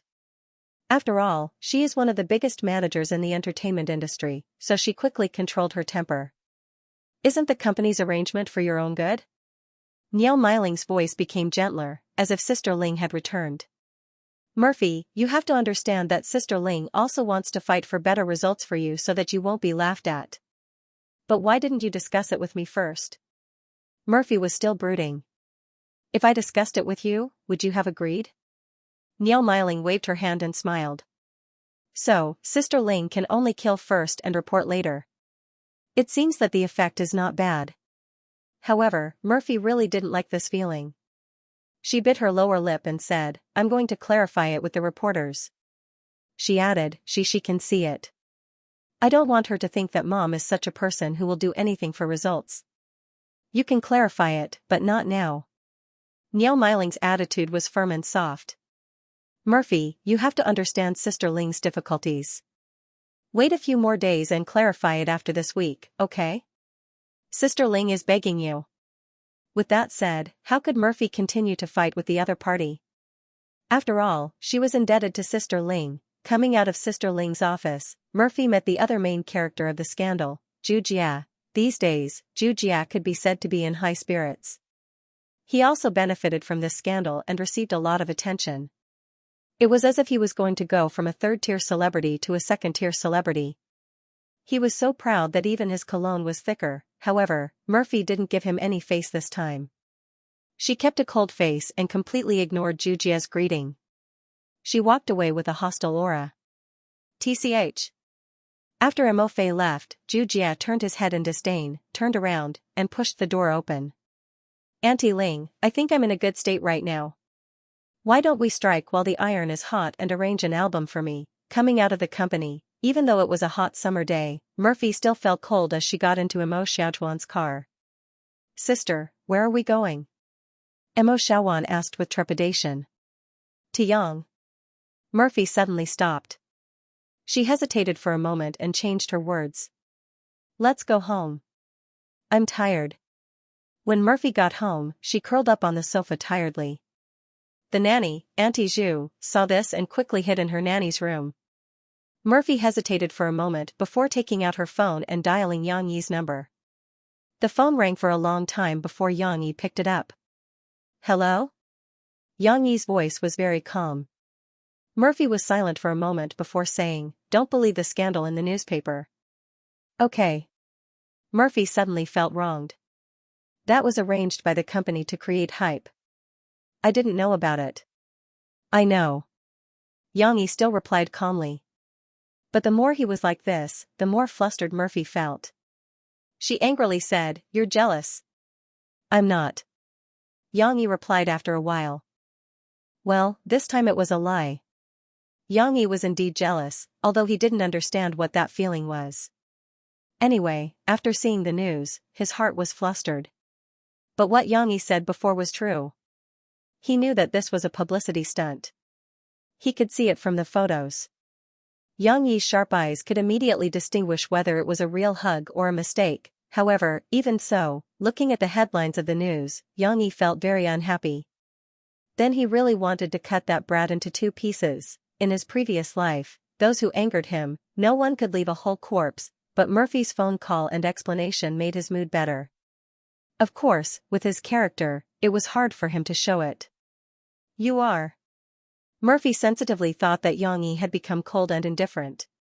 She felt so wrong that she wanted to die. She even sounded like she was about to cry. It was obviously not her fault.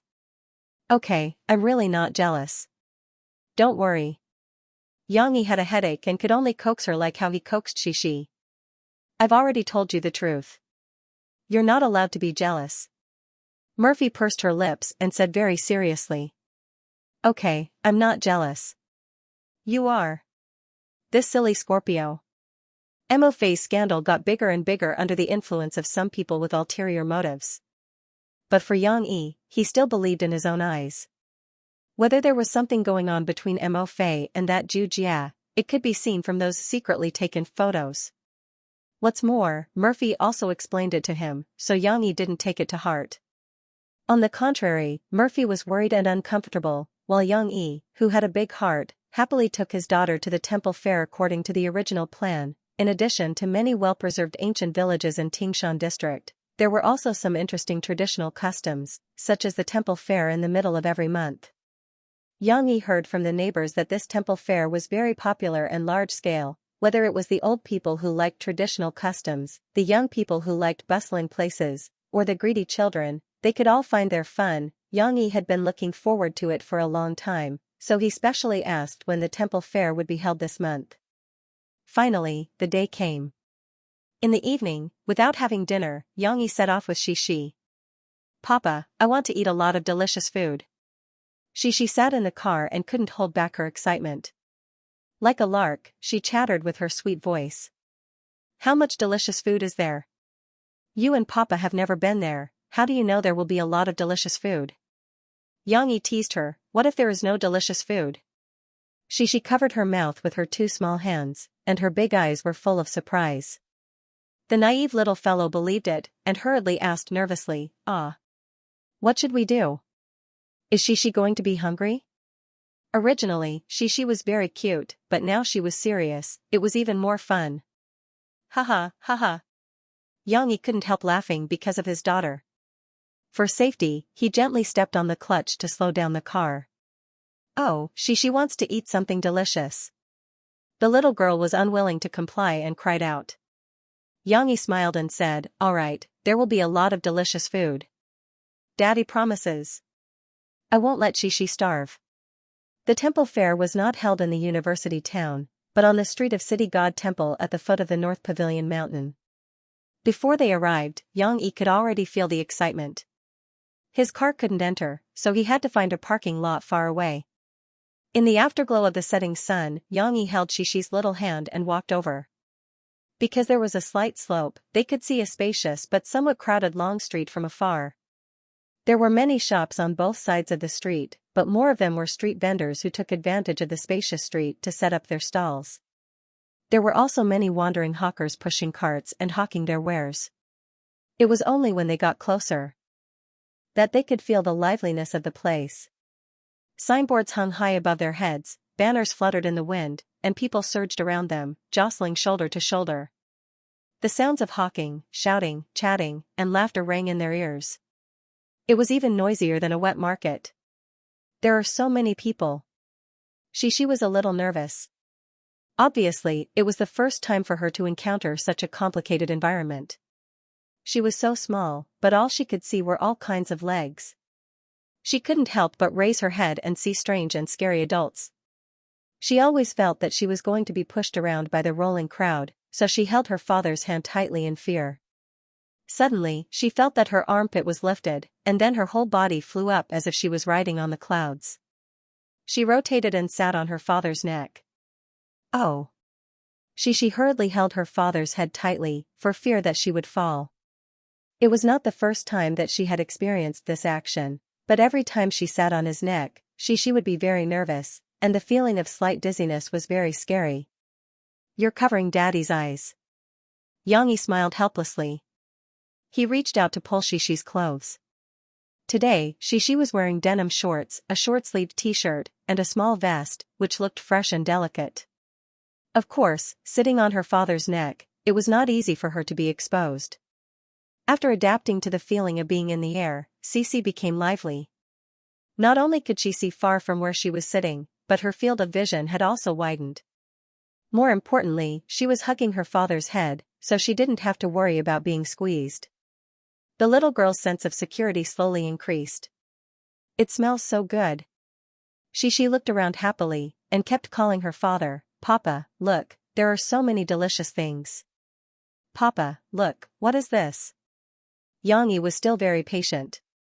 Although sometimes he was interrupted by his daughter when he saw the calligraphy and painting stall that he was interested in, Xianxia still patiently followed his daughter's instructions. This is a sugar figurine. The boss's skill is good. Xianxia was also interested. He did not expect that this old business still existed in this world. Perhaps even if there were differences in history, some livelihood developed from material needs would still appear. Hey, this little brother has good eyesight. The old man, whose business was very good and busy, looked up at Xianxia and Xixi, and said with a smile, my skill of drawing sugar figurines was learned in Sichuan province. Birds, beasts, trees, flowers, fruits, as long as you name it, there is nothing that I can't draw. Look, Xixi also wants it. The little girl said enviously when she saw the grandfather stick a painted sugar figurine on the bamboo chopsticks, gently scoop it up, and hand it to a young man next to him. Then I'll have to trouble you to draw a dragon for my daughter. Xianxia smiled and said, she is a dragon. You have to draw those cute little dragons. Xixi added. The little girl was talking about the cartoon dragon that her father used to draw for her, a cartoon version. She preferred that kind of little dragon. It was very cute and looked better than the big dragon that was baring its fangs and brandishing its claws. Xianxia smiled. He put Xixi down and said to the old man, the dragon she wants is not as fierce as the ones in our usual New Year's pictures. It is shorter, has a bigger head, and looks more cute. It was a pity that there were no strokes. Otherwise, Xianxia could draw it for the other party as a reference. It doesn't matter. Grandpa will draw one for you. What do you think? What do you think? The old man said to Xixi with a smile. Xixi nodded shyly. The old man first boiled the sugar. As he boiled, he introduced, the real skill of drawing a sugar figurine is not only in the drawing, but also in boiling the sugar. If the sugar is too thick and thin, don't even think about drawing a good sugar figurine. After all, the old man had been a craftsman for most of his life. He was very confident in his skills. After boiling the sugar, he calmed down and scooped up the syrup with a spoon. Using the spoon as a pen, he drew on the copper plate. He was not inferior to a calligrapher who wrote big characters. The old man moved his wrist and the spoon. Sometimes he lifted it, sometimes he shook it, sometimes he paused, and sometimes he deepened it. The embryonic form of a small dragon had already appeared. Xixi also stood on tiptoe and looked curiously. However, she did not dare to breathe loudly.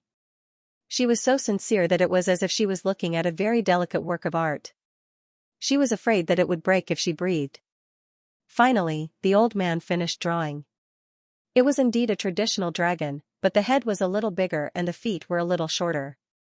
It looked very funny, however, it had to be said that the old man's skills were very good. The lines on the dragon's body were clear, and the beard and hair at the corners of the dragon's mouth were also drawn. When gently scooped up, the thin beard and hair were still firmly stuck to the dragon's body. The old man stuck the sugar figurine with a bamboo stick and shook it in front of Xixi. He asked with a smile, little girl, do you think Grandpa's drawing is good? It's good. Xixi was stunned. She hugged her father's leg and said obediently. Then do you want it? The old man asked with a smile. Xixi looked at her father embarrassedly, but the desire in her eyes was revealed. Xianxia smiled and took out the money. How could he not want it? He even gave her an extra 100 yuan as his respect and support for his rival's skills. However, Xixi held this little sugar dragon in her hand and was unwilling to eat it the entire night. Like a cloud that just came out of the mountains. I only thought that he was frivolous, but it turned out that his bones were not vulgar. Demure like a flower shining on the water, moving like a willow in the wind. Delicate eyebrows and corners of eyes, gentle voice and smile. Clearly an outsider in front of me, but in the bottom of my heart, I feel like an old friend. Although there was a lot of food at the temple fair, there were also many things to play and watch. Along the way, Xianxia took his daughter to enjoy the performances of many Jianghu artists, such as juggling, playing with monkeys, and small fights. A traveling circus performed Xiaoxing opera in the open air, which attracted many old people to watch. P.S. When it comes to Xiaoxing opera, you may not have any idea what it is. At the beginning of the chapter, the famous section of Xiaoxing opera, Sister Lin Fell from the Sky, was selected from the Xiaoxing opera, Dream of the Red Chamber. Many people should have heard of it. Of course, in this world, Dream of the Red Chamber does not exist, so Xiaohan deleted the opening Sister Lin Fell from the Sky. Xianxia, who was listening to Xiaoxing opera for the first time, also watched with great interest for a while until she was a little impatient, and then he walked away. After all, it was difficult for a child to come into contact with traditional opera without special talent or the influence of her grandparents. However, there were still many things to play at the temple fair. Instead of staying in the same place for too long, it was better to walk around and see more new things. Along the way, they ate a lot of food, such as beef offal, fried dough twist, bowl cake, and so on. It seemed that there were all kinds of delicious food from all over the world. Xixi's little belly was already bulging, but she still wanted more. Papa, I want this. Xixi seemed to see something. She excitedly shook her little butt, raised her hand and shouted. Xianxia was afraid that Xixi would fall. So he quickly raised his hand and supported her little butt from behind. Then he smiled and said, "You still want to eat? Think about how much you ate tonight. You'll be full later and your stomach will hurt." Xixi moved her little feet and said, "It's not food. Papa, look, that big bear baby is very cute. I want a big bear baby." At this moment, Xianxia looked in the direction Xixi was pointing at. It turned out that it was not a food stall, but a balloon stall set up by several young people in the village. Customers could use money to exchange for small darts. 10 yuan for 5, 20 yuan for 12. And the attractive dolls on the side were their prizes. However, what Xixi said was wrong. The big bear cub that she seemed to like very much wasn't a bear. How could Xianxia not recognize the black and white color and the dark circles under its eyes that seemed to be covered in eyeshadow? "This is a giant panda plushie." Seeing Xianxia coming over, especially seeing Xixi's shining eyes, a young man knew that there was a chance. He hurriedly came up and said, "If you can break the balloon with 3 of your 5 darts, you can get a third prize from us. If you can break the balloon with 4 darts, you can get a second prize from us." What kind of result does the giant panda need? Hit all 5 darts? Xianxia asked with a smile. Xianxia was not interested in those small prizes, and she was only interested in the giant panda plushie. Now that the little girl saw her father talking to someone else, she did not dare to shout loudly. She leaned over to her father's ear and whispered, "Yes, I want this big bear baby. This is our special prize this time." The young man puffed out his chest and said proudly, "You have to spend 20 yuan to participate in the ultimate challenge. This time the challenge is 12 darts. As long as you hit 10 balloons, you can get our giant panda plushie." Obviously, this requirement was a bit high. There was an endless stream of people coming in, and a lot of small gifts were given out, but this obviously expensive giant panda plushie was still not one. "Give me 20 yuan. Xianxia put Xixi down and smiled as he took out the money. "Okay." The young man took it and eagerly prepared the darts for Xianxia. Seeing that someone was playing the ultimate challenge, several guests who were throwing darts stopped one after another. Many tourists who were watching also came over to watch excitedly. Seeing so many people, Xixi was actually a little nervous, so she grabbed her father's pants. However, she proudly puffed out her chest, clenched her small fist, and whispered, "Papa, you can do it." The onlookers were all amused by Xixi's cute appearance. "This child is so beautiful. So cute. She will be amazing when she grows up. She will definitely be a beauty. Uncle, you can do it. You can do it." Everyone was talking at once. Although it did not affect Xianxia, He still nodded at everyone and smiled as he patted Xixi's little head. If this was in the past, Xianxia would have ignored other people's voices. Now that he was influenced by the environment, or maybe it was because he became a father, his personality gradually became more easygoing.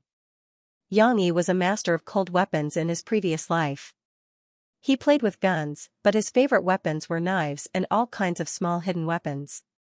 How could these small darts stump him? Xianxia held the dart, raised his hand, and threw it casually. Pfft, this was not the sound of a balloon exploding. The dart was stuck on the foam board next to the balloon. Xianxi's expression suddenly became awkward.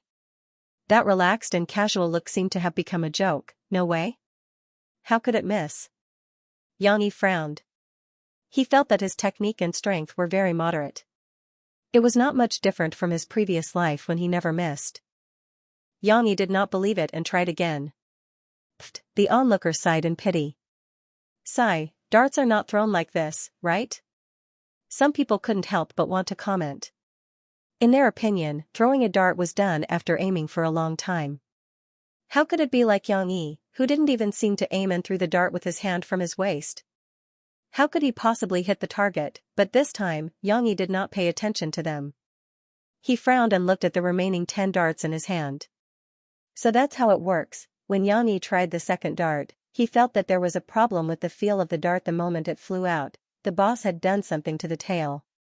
When the dart flew out, it was difficult to maintain a relatively straight line due to air resistance. Although it was a parabola, it could be close to a straight line if the speed was fast enough. Therefore, the more accurate the aim, the more likely it was to miss. Xianxia found the problem and threw the next dart. Of the remaining 10 darts, Xianxia threw 8 of them and missed 2. Although Xianxia had grasped the trajectory of the darts, there were always a few that had been tampered with, but the deflection angle was different. Congratulations to this gentleman for winning the first prize. The young man saw so many onlookers and raised his voice. He was ready to take the first prize and take the opportunity to call on everyone to challenge him. No need, I will try again. Please collect the darts I used just now. I still want to challenge with them. Xianxia rejected his first prize and handed him another 20 yuan. When she saw that her father didn't win the prize, Xixi's discomfort was written all over her face. Although the first prize dog plushie sent by the young vendor was a bit interesting, in the eyes of Xiixi, who wanted a big bear cub, nothing could compare to her big bear cub. Xianxia understood his daughter's thoughts, so he didn't hesitate and directly asked for the next round of challenges. The onlookers, on the other hand, were kind-hearted and tried to persuade him. The first prize is not bad. Why are you so stubborn? It's very difficult to hit 10 darts. 10 yuan each time, 10 yuan each time. After a few times, it's enough to buy one. This scammer, if he really hit 10 darts, I don't think the boss would be willing to give it to him. When the young man heard this, he was really unwilling. He straightened his neck and said to the onlookers, why wouldn't he be willing to give it to him? If this boss hits 10 darts, of course, we will give him the special prize with both hands. Don't think that our first prize is cheap. This boss took our first prize for 10 yuan. We lost a lot. The young man said with some grievance. Of course, this was also an act. Although Xianxia lost a little by winning the first prize, he still made a profit overall. After all, most people threw darts like Hanzo's arrows. Whether they hit or not depended on fate. Moreover, even though Xianxia had won the first prize, they had gained a lot of popularity. There were still quite a few people who were itching to join in the fun. Some of them could not wait to pay up and line up to play in person. These were all future benefits. However, the discussion of the onlookers worried Xiixi. The little girl pulled on her father's trouser leg. When her father squatted down and asked why, she pouted and whispered, I want a big bear cub. The little girl looked so wrong that Xianxi's heart was about to melt. He smiled and patted Xixi's little shoulder and said, don't worry, watch Dad. Xianxia took the 12 darts from the young man. He picked up one first, weighed it gently, and touched the tail. Pfft, it's quite decent. Someone next to them laughed out loud. Don't be noisy, I'm so nervous. The person just now was slapped on the head by his companion. His companion looked nervously at Xianxia, as if it wasn't Xianxia throwing, but him. Of course, Xianxia was not affected by the discussions around him. He calmed down and felt the weight of the dart. Then, he suddenly shook his wrist and threw the dart out. This time, his movement was not big, but he was good at using his strength. Bang! What a pleasant explosion, the dart pierced the balloon and stuck on the foam board. Wow! The onlookers cried out in surprise, and the cheers were endless. Cece was actually a little afraid of the sound of balloons exploding. She covered her ears with her two little hands, but when she saw this scene, the little girl's eyes turned into two sweet crescent moons. Yang Yi's expression was very calm, as if he was wearing earplugs. He was unmoved. He picked up the second dart, felt the weight of the dart just like before, and then lowered his shoulder and shook his wrist. Pung! Another balloon exploded. 6, 5, 4, 3, 2. It was unknown when it started, but the audience had already started counting down loudly for Yang Yi. This accuracy was like shooting a willow leaf from 100 paces away, making them all Yang Yi's fans. There were more and more curious onlookers, and the young people at the stall didn't have time to worry about whether Yang Yi would take away their big prize. They even started to introduce some customers who wanted to play, and asked them to line up for money. They couldn't stop smiling. When Yang Yi threw the third last dart, and there were still two more in his hand, the onlookers finally saw the result they wanted to see. Yeah! They all cheered, as if it wasn't Yang Yi who had won the special prize, but them. Special prize, special prize, special prize. Nobody knew who took the lead, but they all shouted in unison. It was so lively and happy. She was the same. Her little face was red, and she was so excited that she waved her little fists. She was so affected by the atmosphere that she forgot that she was a little lady. The young man at the stall didn't have any reluctance at this time. He also wanted to strike while the iron was hot, so he proudly held the special prize, a panda doll that was half the height of a person. Then, like a referee in a boxing ring, he raised one of Yang Yi's hands. Let us congratulate this challenger. He has won our special, first prize. The young man shouted one more cheers and more onlookers. Yang Yi didn't care. He still looked calm and collected. On the other hand, Xi looked at the big bear cub eagerly and couldn't help but jump in joy. The young man also took the opportunity to promote his game. Here, 5 yuan. Don't worry about losing the special prize.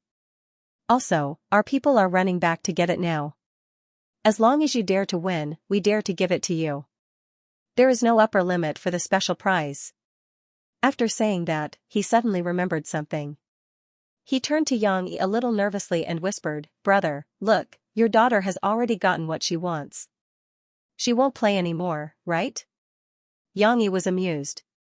He raised his right hand, and there were 2 remaining darts between his fingers.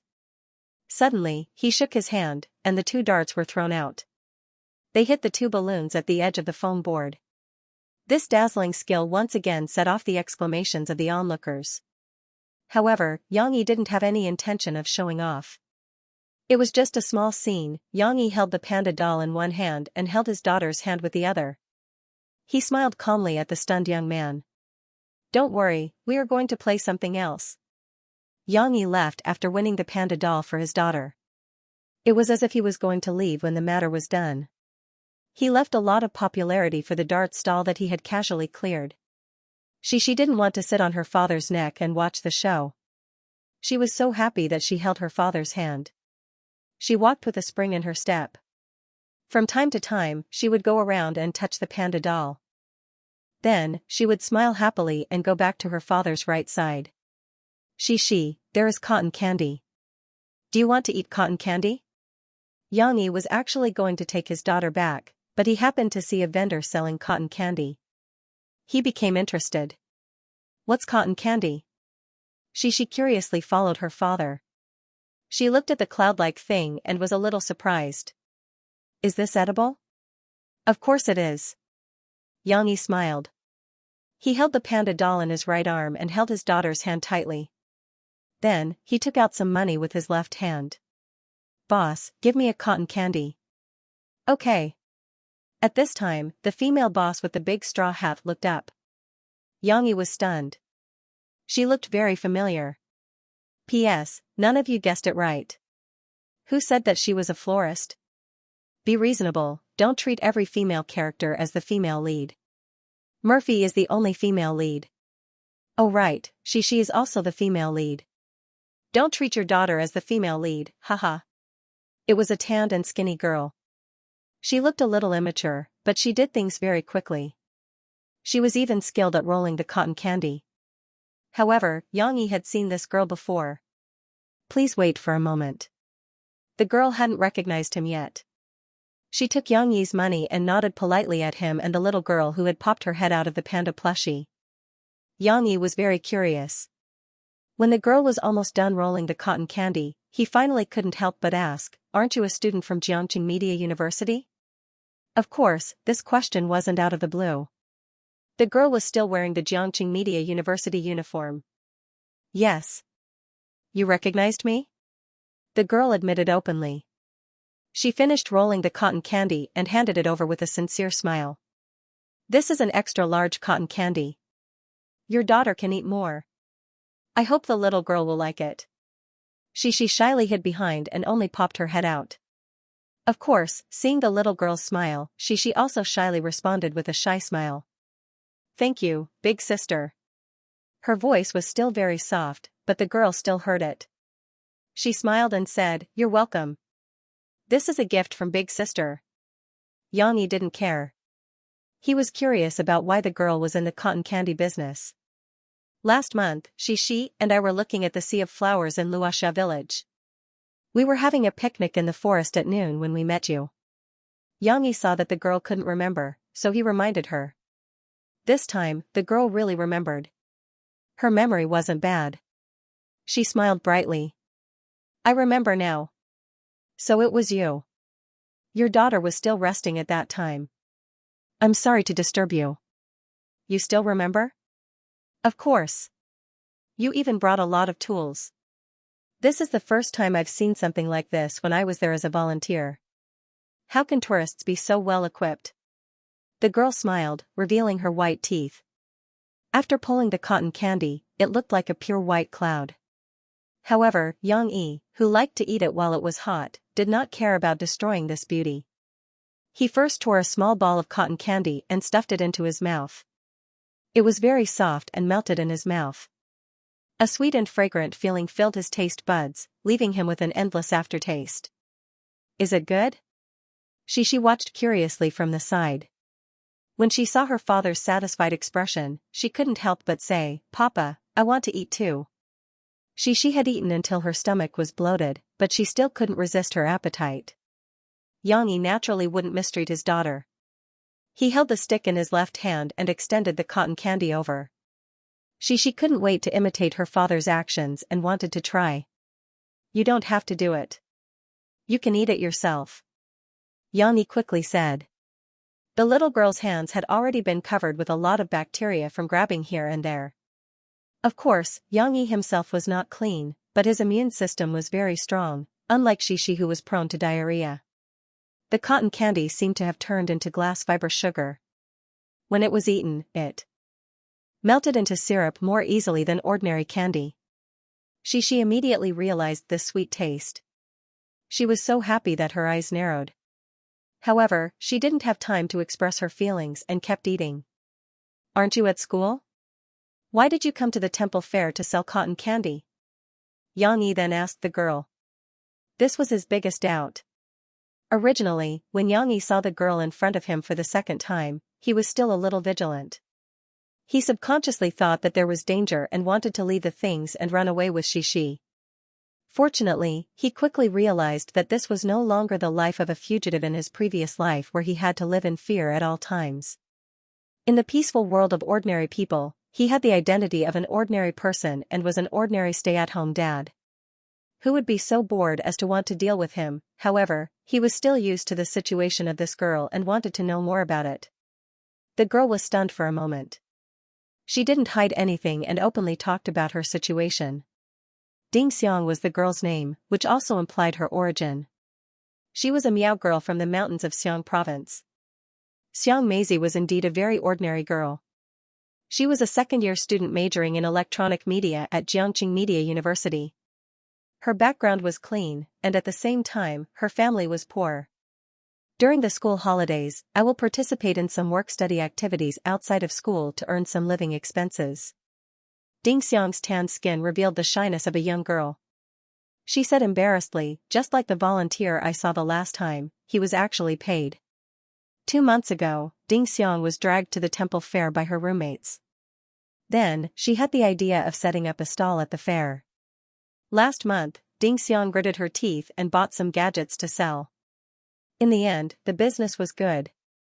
The temple fair was indeed very popular and helped her earn half a month's living expenses. This time, Ding Xiang happened to find out from a lady who used to set up a stall that an old granny couldn't set up a stall because of her poor health.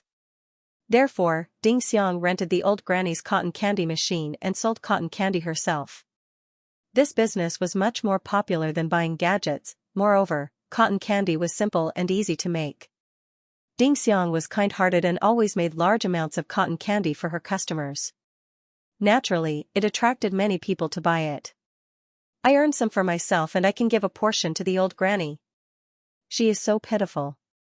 The children at home don't take care of her and she can only rely on her own small business to make a living. Ding Xiang smiled. Her white teeth were in sharp contrast to her dark skin. Yang Yi nodded silently. He couldn't understand Ding Xiang's poverty and difficulties. After all, Yang Yi felt that all difficulties needed to be broken by oneself. All wealth and happiness needed to be fought for by oneself.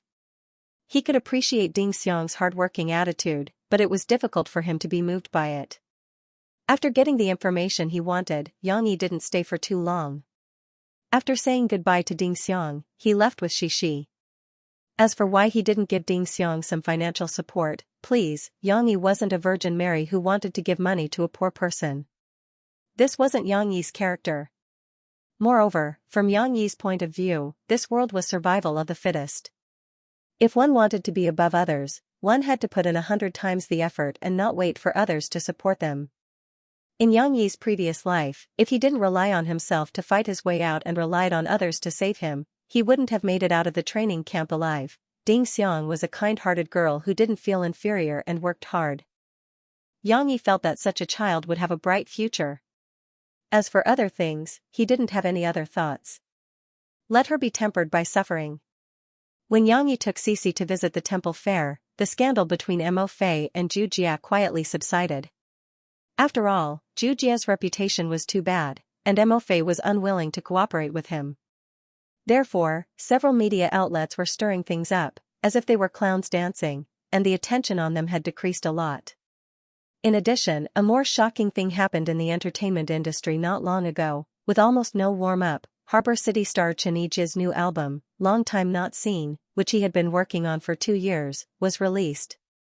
However, under such circumstances, the sales of Long Time Not Seen in the first 2 days were jaw-dropping, breaking the number of 1 million. One must know that the market for Cantonese songs itself was limited, and it didn't have a huge audience like Mandarin.